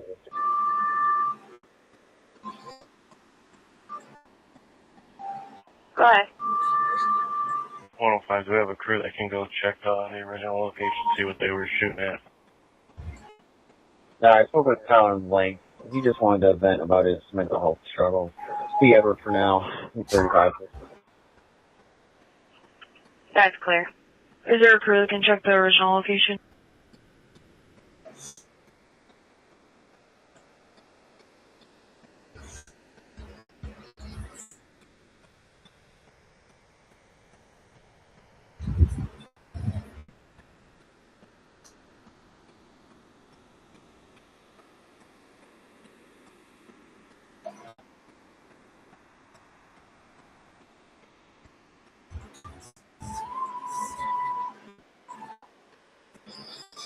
Unit 511 hitting on Loma.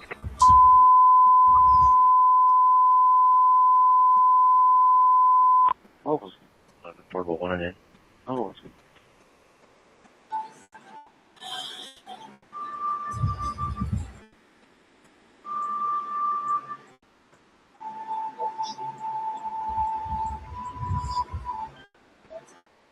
Station 72, difficulty breathing, 6101 North Summit, in room 119 at the Majestic Carrier Point Place, off of Cove View and JASIC. Use channel 3. Station 72, difficulty breathing, 6101 North Summit, in room 119 at the Majestic Carrier Point Place, off Cove View and JASIC. Use channel 3. Timeout 744. Units, we have a group of kids arguing on Stargate.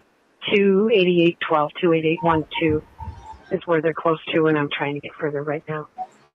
Okay. Right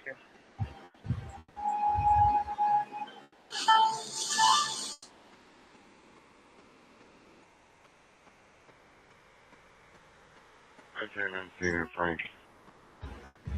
Frank.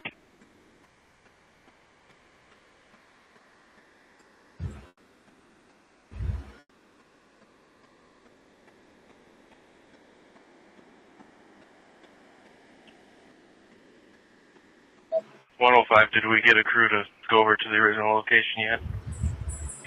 Okay, in units, it sounds like it's quieted down somewhat. There's still 6 or 7 younger kids out there. Small blue Ford is involved, and I'm still trying to get further. 28812 is where the caller is. Can we get a South Channel crew then? We're all tied up over here. Okay.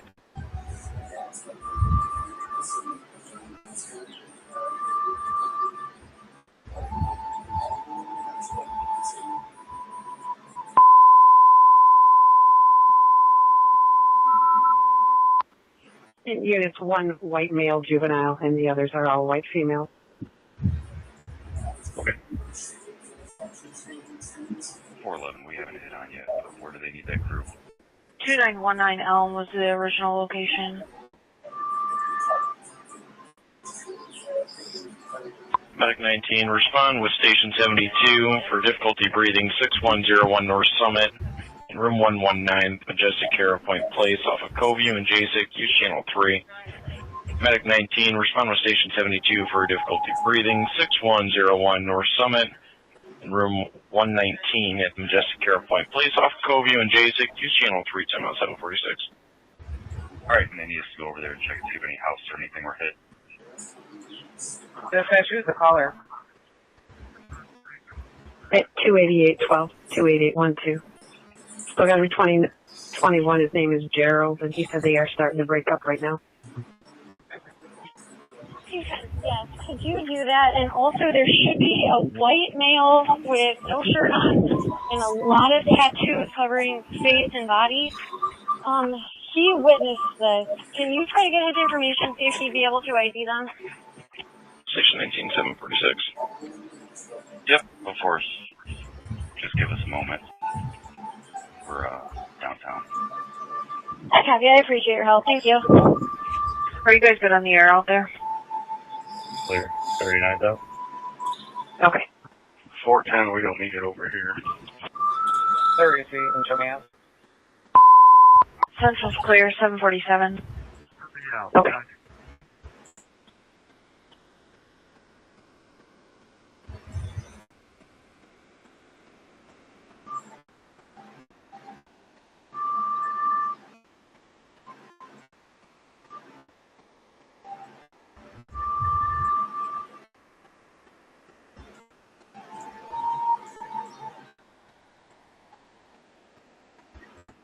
Reporting a fight, Suitor Keen, 748. Mag 13 is back in service, leaving Charles. Mag 13 at 748. Fire dispatch, Mag 74 is complete appearance for Mercy. Be in service returning. 23, 2600. Yes. 33. Yes. Dispatch, I'm going to be out with a juvenile in front of 7312. Female. Okay, and what street, please?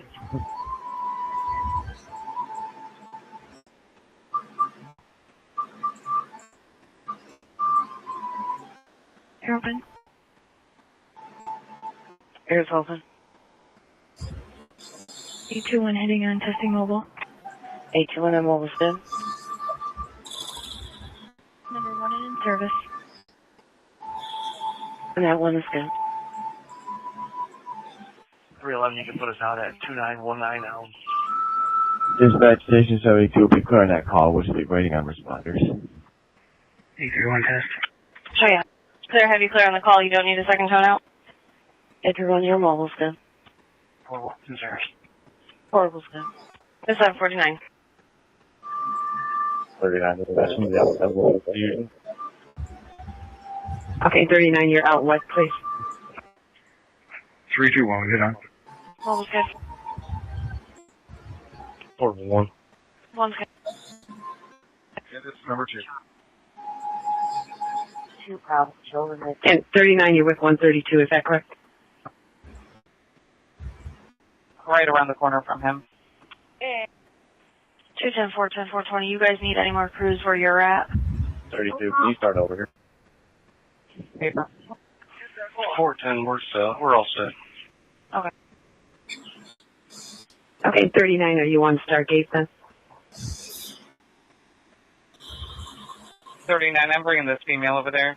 5, 4, 3. 725. 121, hit on mobile. Mobile's good. 4, Portable's good, Shane.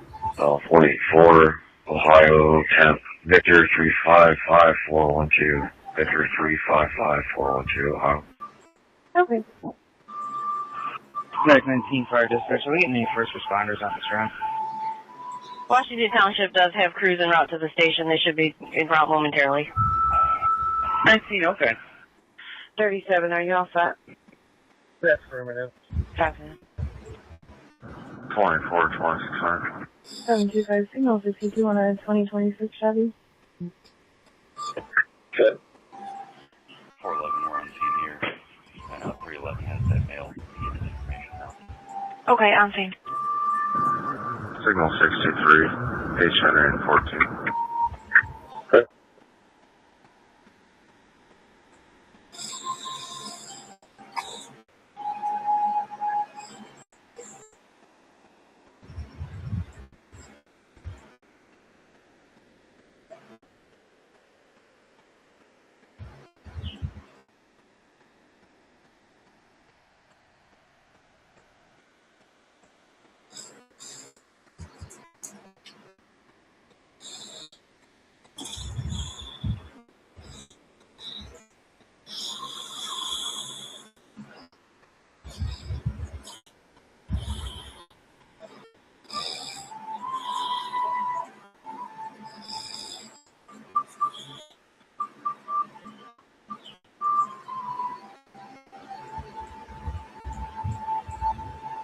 Dispatch units, check up. We're okay. Okay.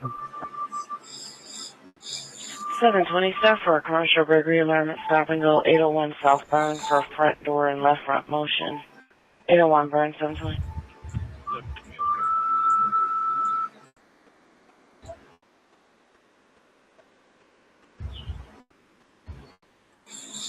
.311 at 210. Can I get you up on 10?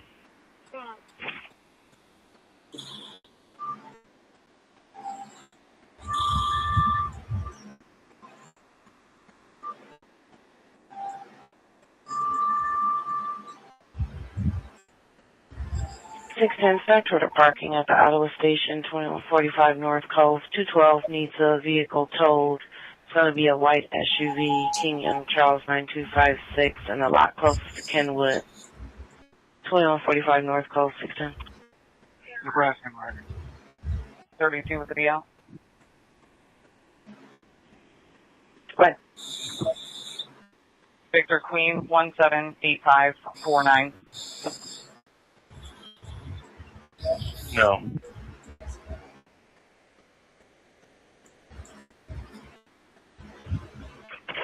That's right.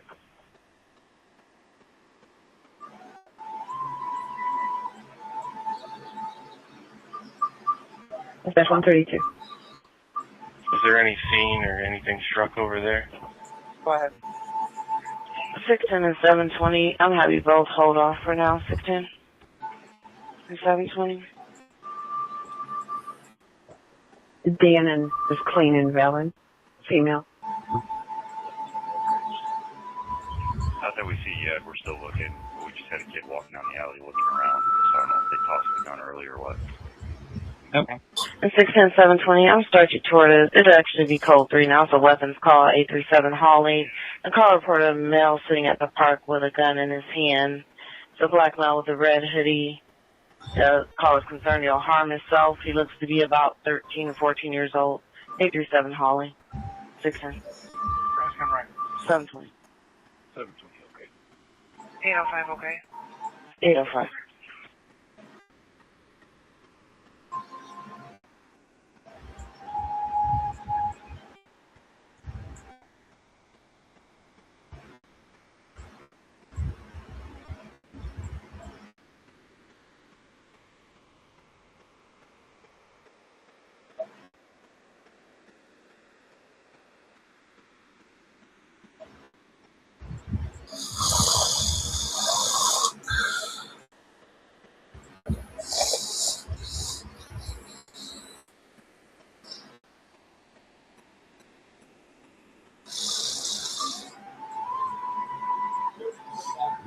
Dispatch medic 72 will be en route.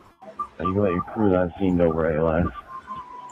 At 755, Mike 19, you clear direct.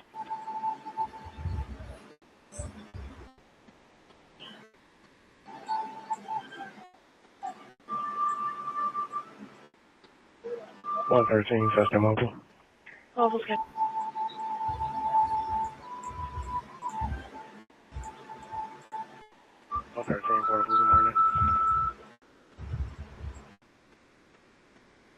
Your portable's out, scrolling right.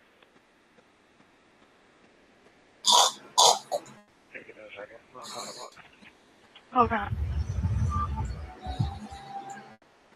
221 Lake Coast Mobile.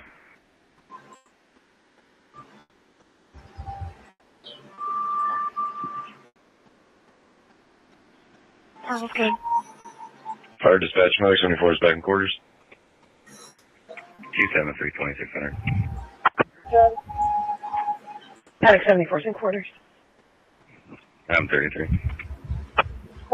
Come down this way. Show me a route to Holly. 511 and Walter Holly.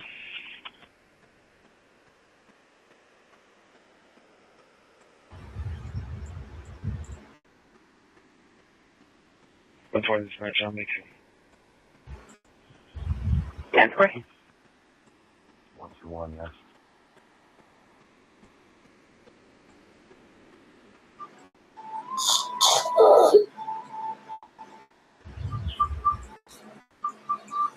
$221, you want to be put out on Elm? Yeah, you can put me on it for now. 61 hitting on. Mobile's good. Okay. 61, number 1. 1 is good. Number 2, and can you put us in out to the safety building for equipment, please? 2 is good, show you around.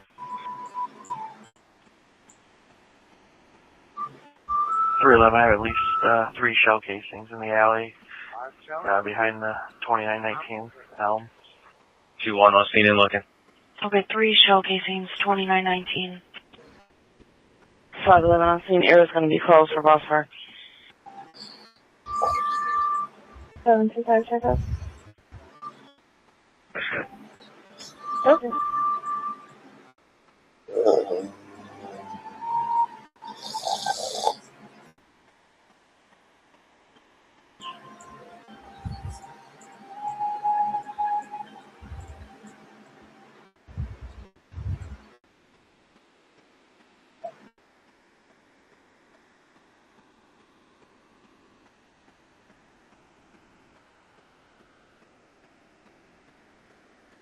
When I'm clear for the immediate scene of Boss Park, I'll be checking the area. Apologies, 511. 139, an animal call. It's 1425 Bradshaw Court. 6 times on scene. 139. On scene, 720. Okay. 805. Copy. 511, are you good for the air to be clear?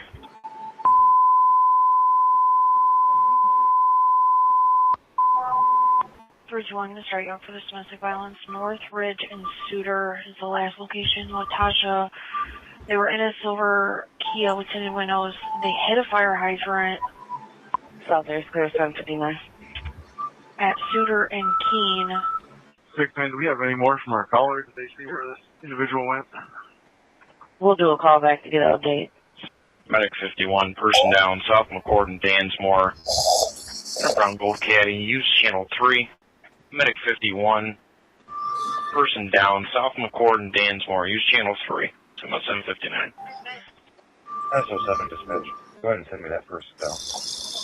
Alright. Summon clean. 521 on mobile. Okay, 302 start that way also. McCord and Danesmore Road. Male passed out in the front seat of a brown or gold caddy sedan. Driver's doors open. Medicals en route is code 302. 521 mobile's good. 210, with the long stretch. But do we have a K9? Oh, one is good. I'm clear from 48. Is there a K9 on? 210, I don't see one logged on. I copy. I didn't think so. Thank you. Truck by 15 dispatch. You can add us with Medic 51, please. On channel 3. Okay, 0 right under. Dispatch Medic 51, your vehicle is actually going to be on Danesmore. Yes, sir.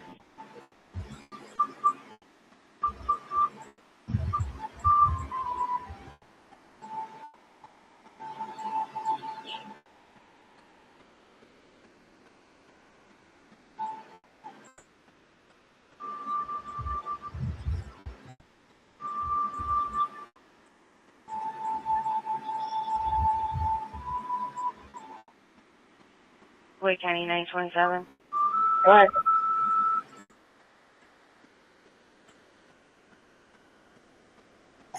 No answer on the call back to the caller. 321, step it up, code 3. Frederick's calling in now, giving 4130 Suter, saying he's being chased by a wife's daughter. She's pointing a gun at him. Copy. Thank you. Now you can cancel anybody else coming this way. Okay. 720, you got it. Communications, Medic 38, in service returning. 1 copy. And 805, 805, Hold on. Tag 38 returning 801. Okay, 08. I have a request for a welfare check at 1379 Owen Road for an 89-year-old male, Dwayne, 75-year-old female, Celeste. Males have history of falling and not being able to get up. Caller's going to be the brother, unable to make contact. He's advising there should be no vehicles in the driveway. Unit 711 hitting on touch mobile. 711, mobile's good. I know what county. Morning, number 1. Go ahead. We'll also be en route from 25. Shift up 2. You can put us on your alarm marker. 2 is good. I'll show you how to stop and go. 24 flashes. Is that the odd or even side? That's clear. Looks like we had a fog/lift assist yesterday. I'm trying to see if he was transported or not. 35. Okay. That's clear. I remember that. If you could just advise. Looks like no transport.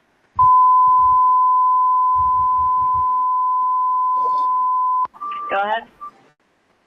Affirmative. No transport. That's clear, thank you. Engine 62, medic 62, ill person 4022 Eaglehurst off of West Sylvania and landslide, use channel 3. Engine 62, medic 62, ill person 4022 Eaglehurst off of West Sylvania and landslide, use channel 3, time out 803. Patient awake. You can go and continue also if they'd like to do a report. That's affirmative. We're going to have no patient here. Track 51, are you clear direct? With 321, they're now Weiler and Suter. 511, there's nothing out here. We'll have to be Henry for now. Station 62, 803. 302, you're right. Copy, Henry. Everything okay, Jackson and Erie? 302's clear, alright. 221. Go ahead. I'll be out of here. Let's go. Eddie and Ron. 610, I'll be Eddie. And you can show me headed to my previous call. Eddie, I'll show you back around. 3 dispatch, I'm out. Okay, fancy. Engine 62, medic 62, code 2 response. Code 2.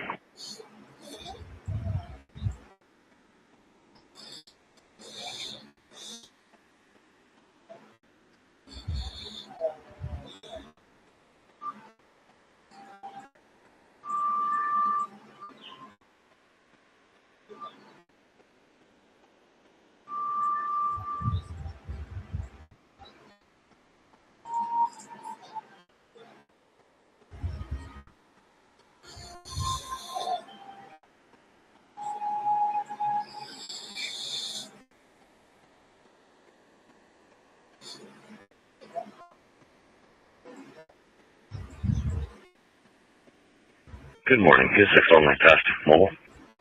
Good morning, that mobile's good.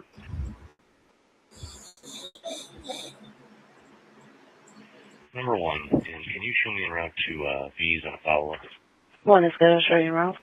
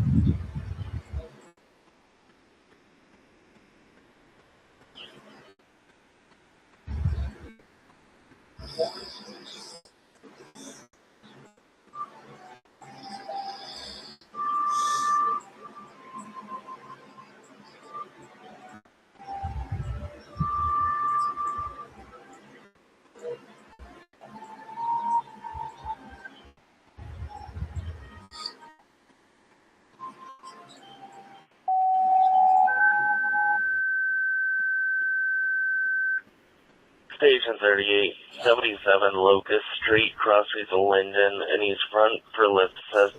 Station 38, 77 Locust Street, crossways of East Front Street and Linden Lane for lift assist. Time now 806. 1442, check out. I'm okay. Okay. SO7 dispatch draft. SO7?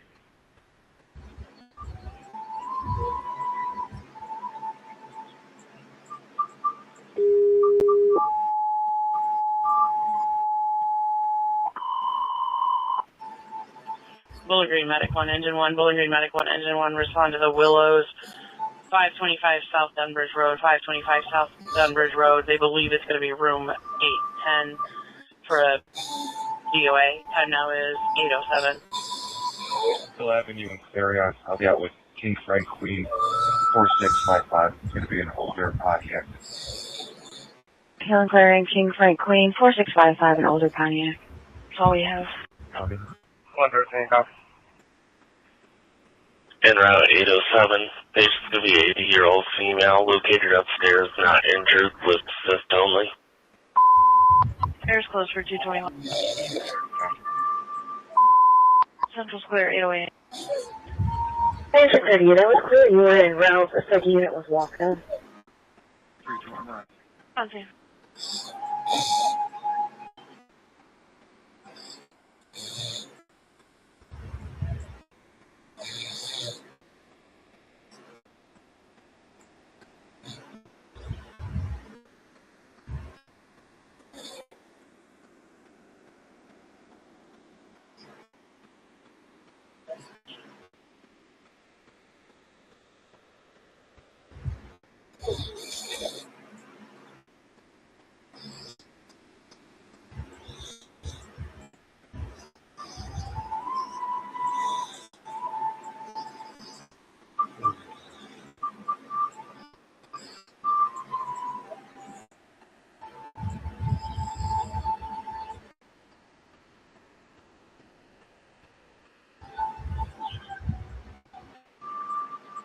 Future, when no one's making yourself known, please try another call back, please. We'll try.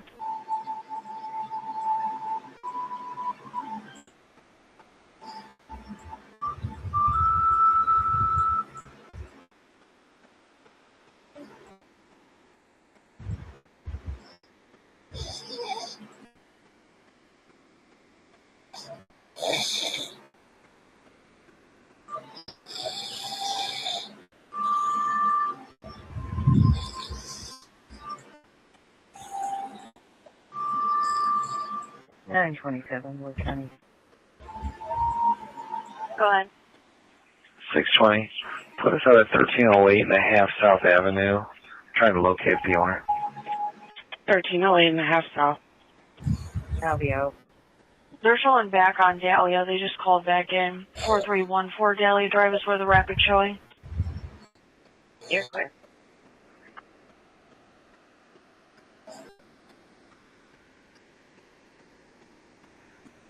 What county?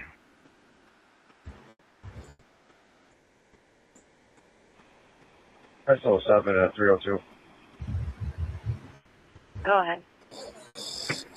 We're out with 27. You're clear. Dispatch 302. Correction, it's going to be 4304 Dahlia. Go ahead. Why don't you start my way from 48? Code 2. I'm clear.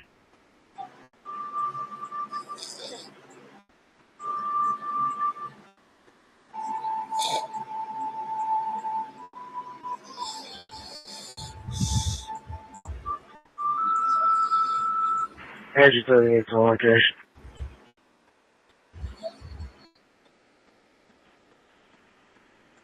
Location is 11.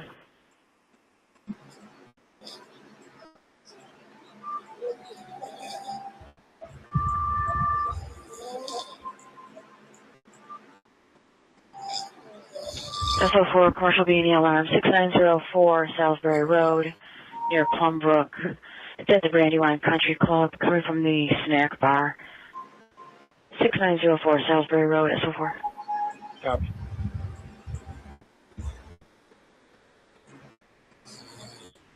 Dispatch units, check out. Saying the suspect still has the gun. It's not clear if it's out still or not. 3027, you need me code 2 or code 3? He said code 2. No.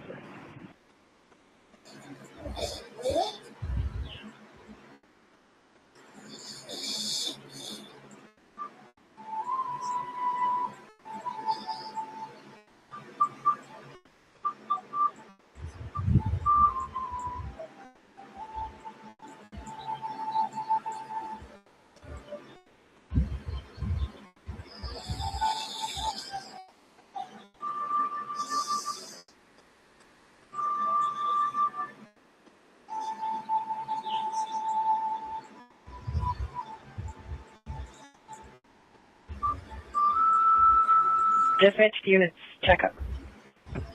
Okay. UT 37, Charles 22. Okay. Charles 2-2.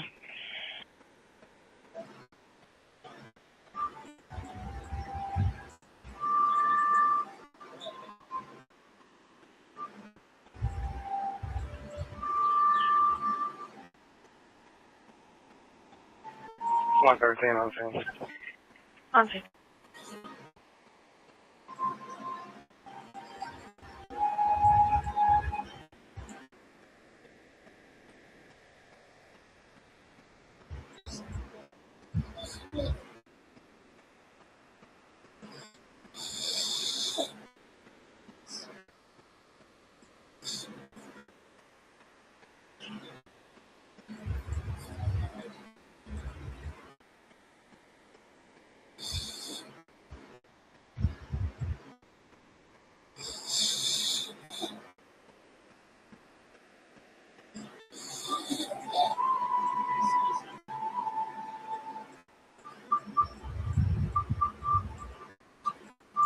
Six times.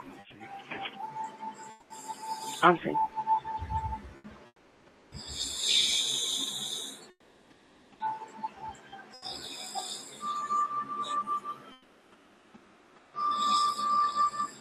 For Springfield Township, reporting a residential alarm 8313 Cherry Blossom, time is 8:14.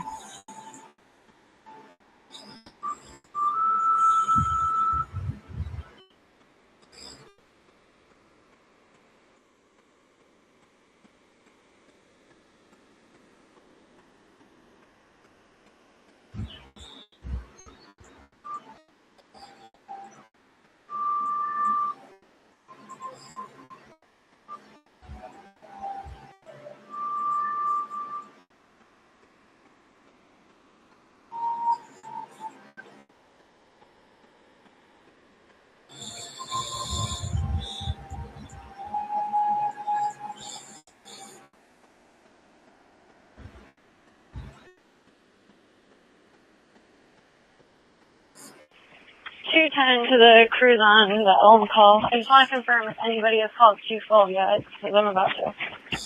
908 County. Go ahead.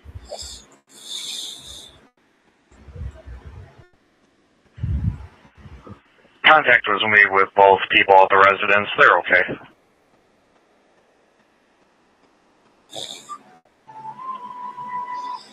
That's clear.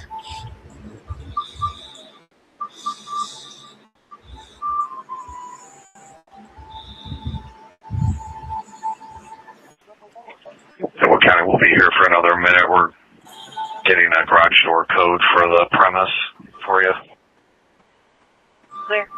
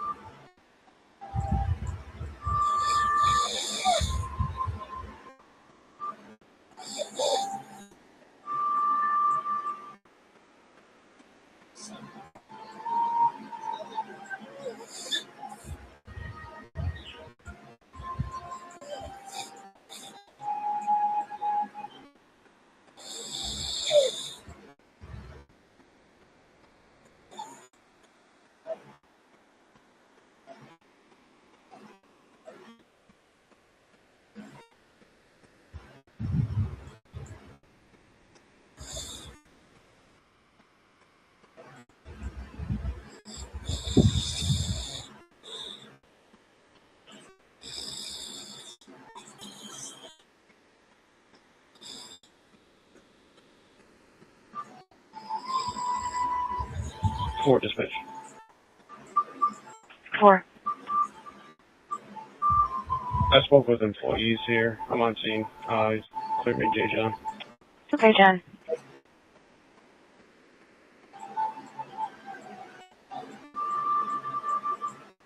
SO7 dispatch. I'm gonna have one out for the test. Okay, 1 out for the test.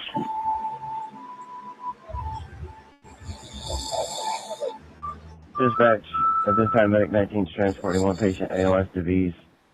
Medic 72 is going to follow. We got a rider with Medic 19. Cruise on Dahlia, checking your safety. 21, we're fine. You gonna need command.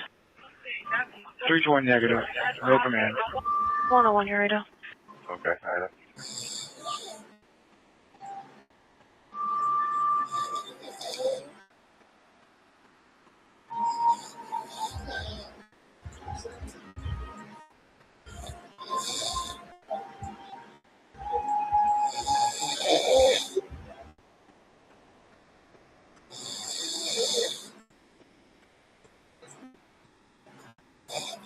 Communications, Medic 38, back in quarters.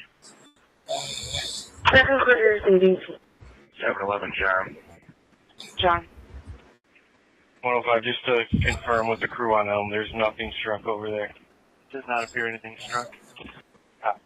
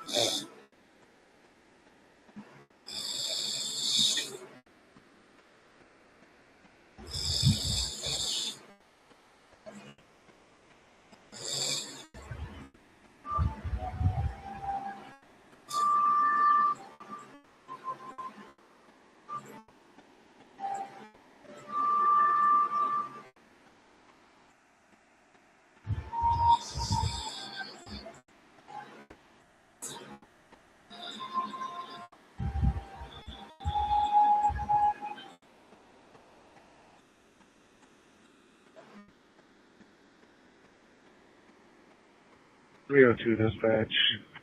You can show me on scene. Be advised my cat has disconnected. Copy that. Did you want me to relog you, sir? Negative. I'll try to relog after I'm done with this call.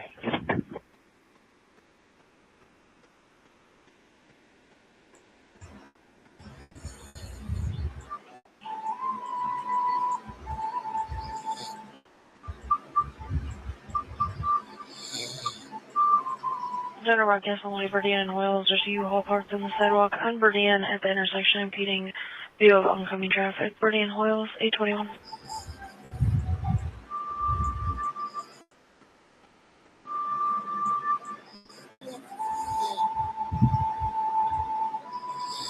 .620 Baker. Baker.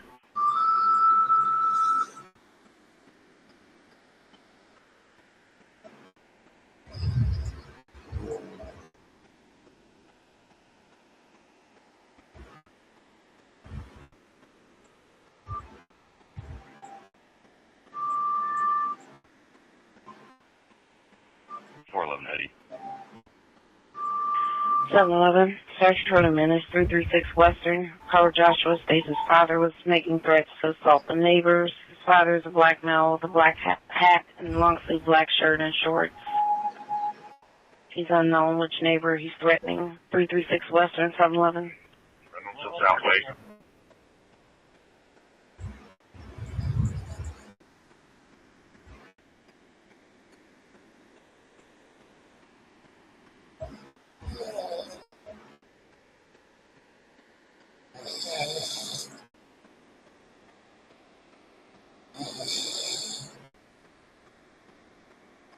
Three dispatch, Edward. Eddie?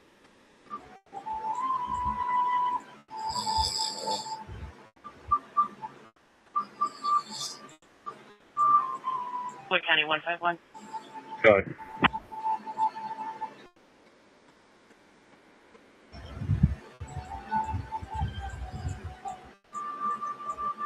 Dispatching EMS and fire to the courtyard by Marriott at 9789 Clark Drive West. They've got subject stuck in the elevator.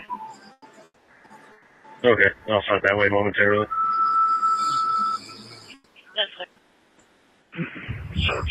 for something.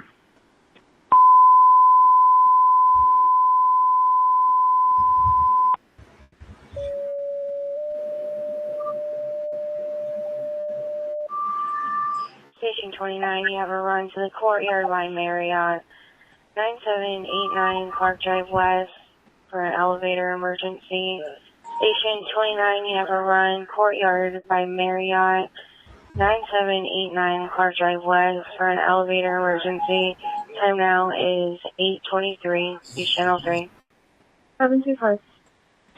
So 24, to be with Ohio, King, Edward King, 1964, King, Edward King, 1964. Okay. 725 having in file on a cream 2008 Chrysler. Station 13823. 61's complete and in service. In service. Engine 38 communications service. So 7 dispatch 1 custody. 4 custody, time now 8:24. Engine 38 returning 824.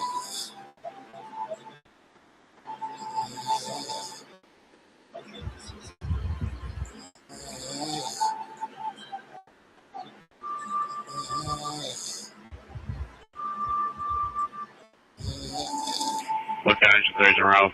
Channel on. Engine 3, we're in channel 3. Dispatch Medic 13, code 2 response. That's there. Show us around going to 3. That's clear, 8:24. Engine 38 back on station. Engine 38 back on station 824. Dispatch Medic 13, clear in code 2. 311. Can you show me at 2848 Elm? Talking to some witnesses who might have some video feed. 2848. Higher Dispatch Medic 13, are you clear on code 2 response?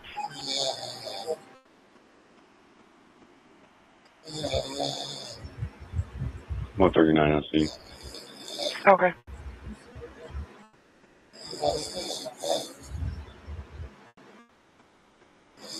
Medic 62 transporting flower. 511, I'm gonna have traffic at Talmadge area. At 8:25. Talmadge scenario. Again, Silver, Tesla, Ohio customary plate. Sam, Ida, Lincoln, Edward, Nora, Charles, Robert, occupy one time on bus. Silver Tesla. Sam, Ida, Lincoln, Edward, Nora, Charles, Robert.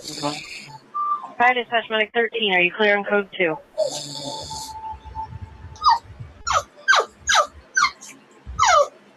Okay, good thing. Good thing. Good thing.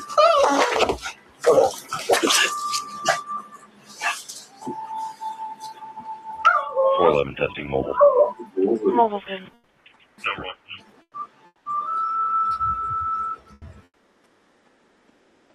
Number 2. Okay, code 2. 2's good. 32 dispatch, Hammond. Stand by.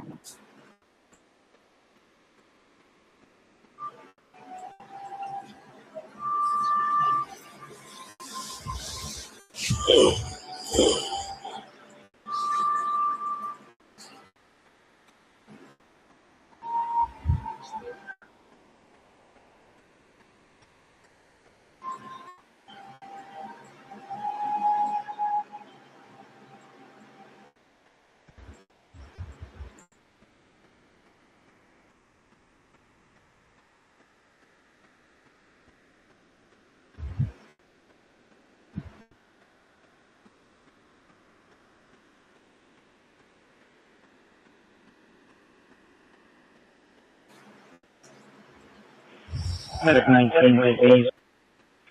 At 8:27.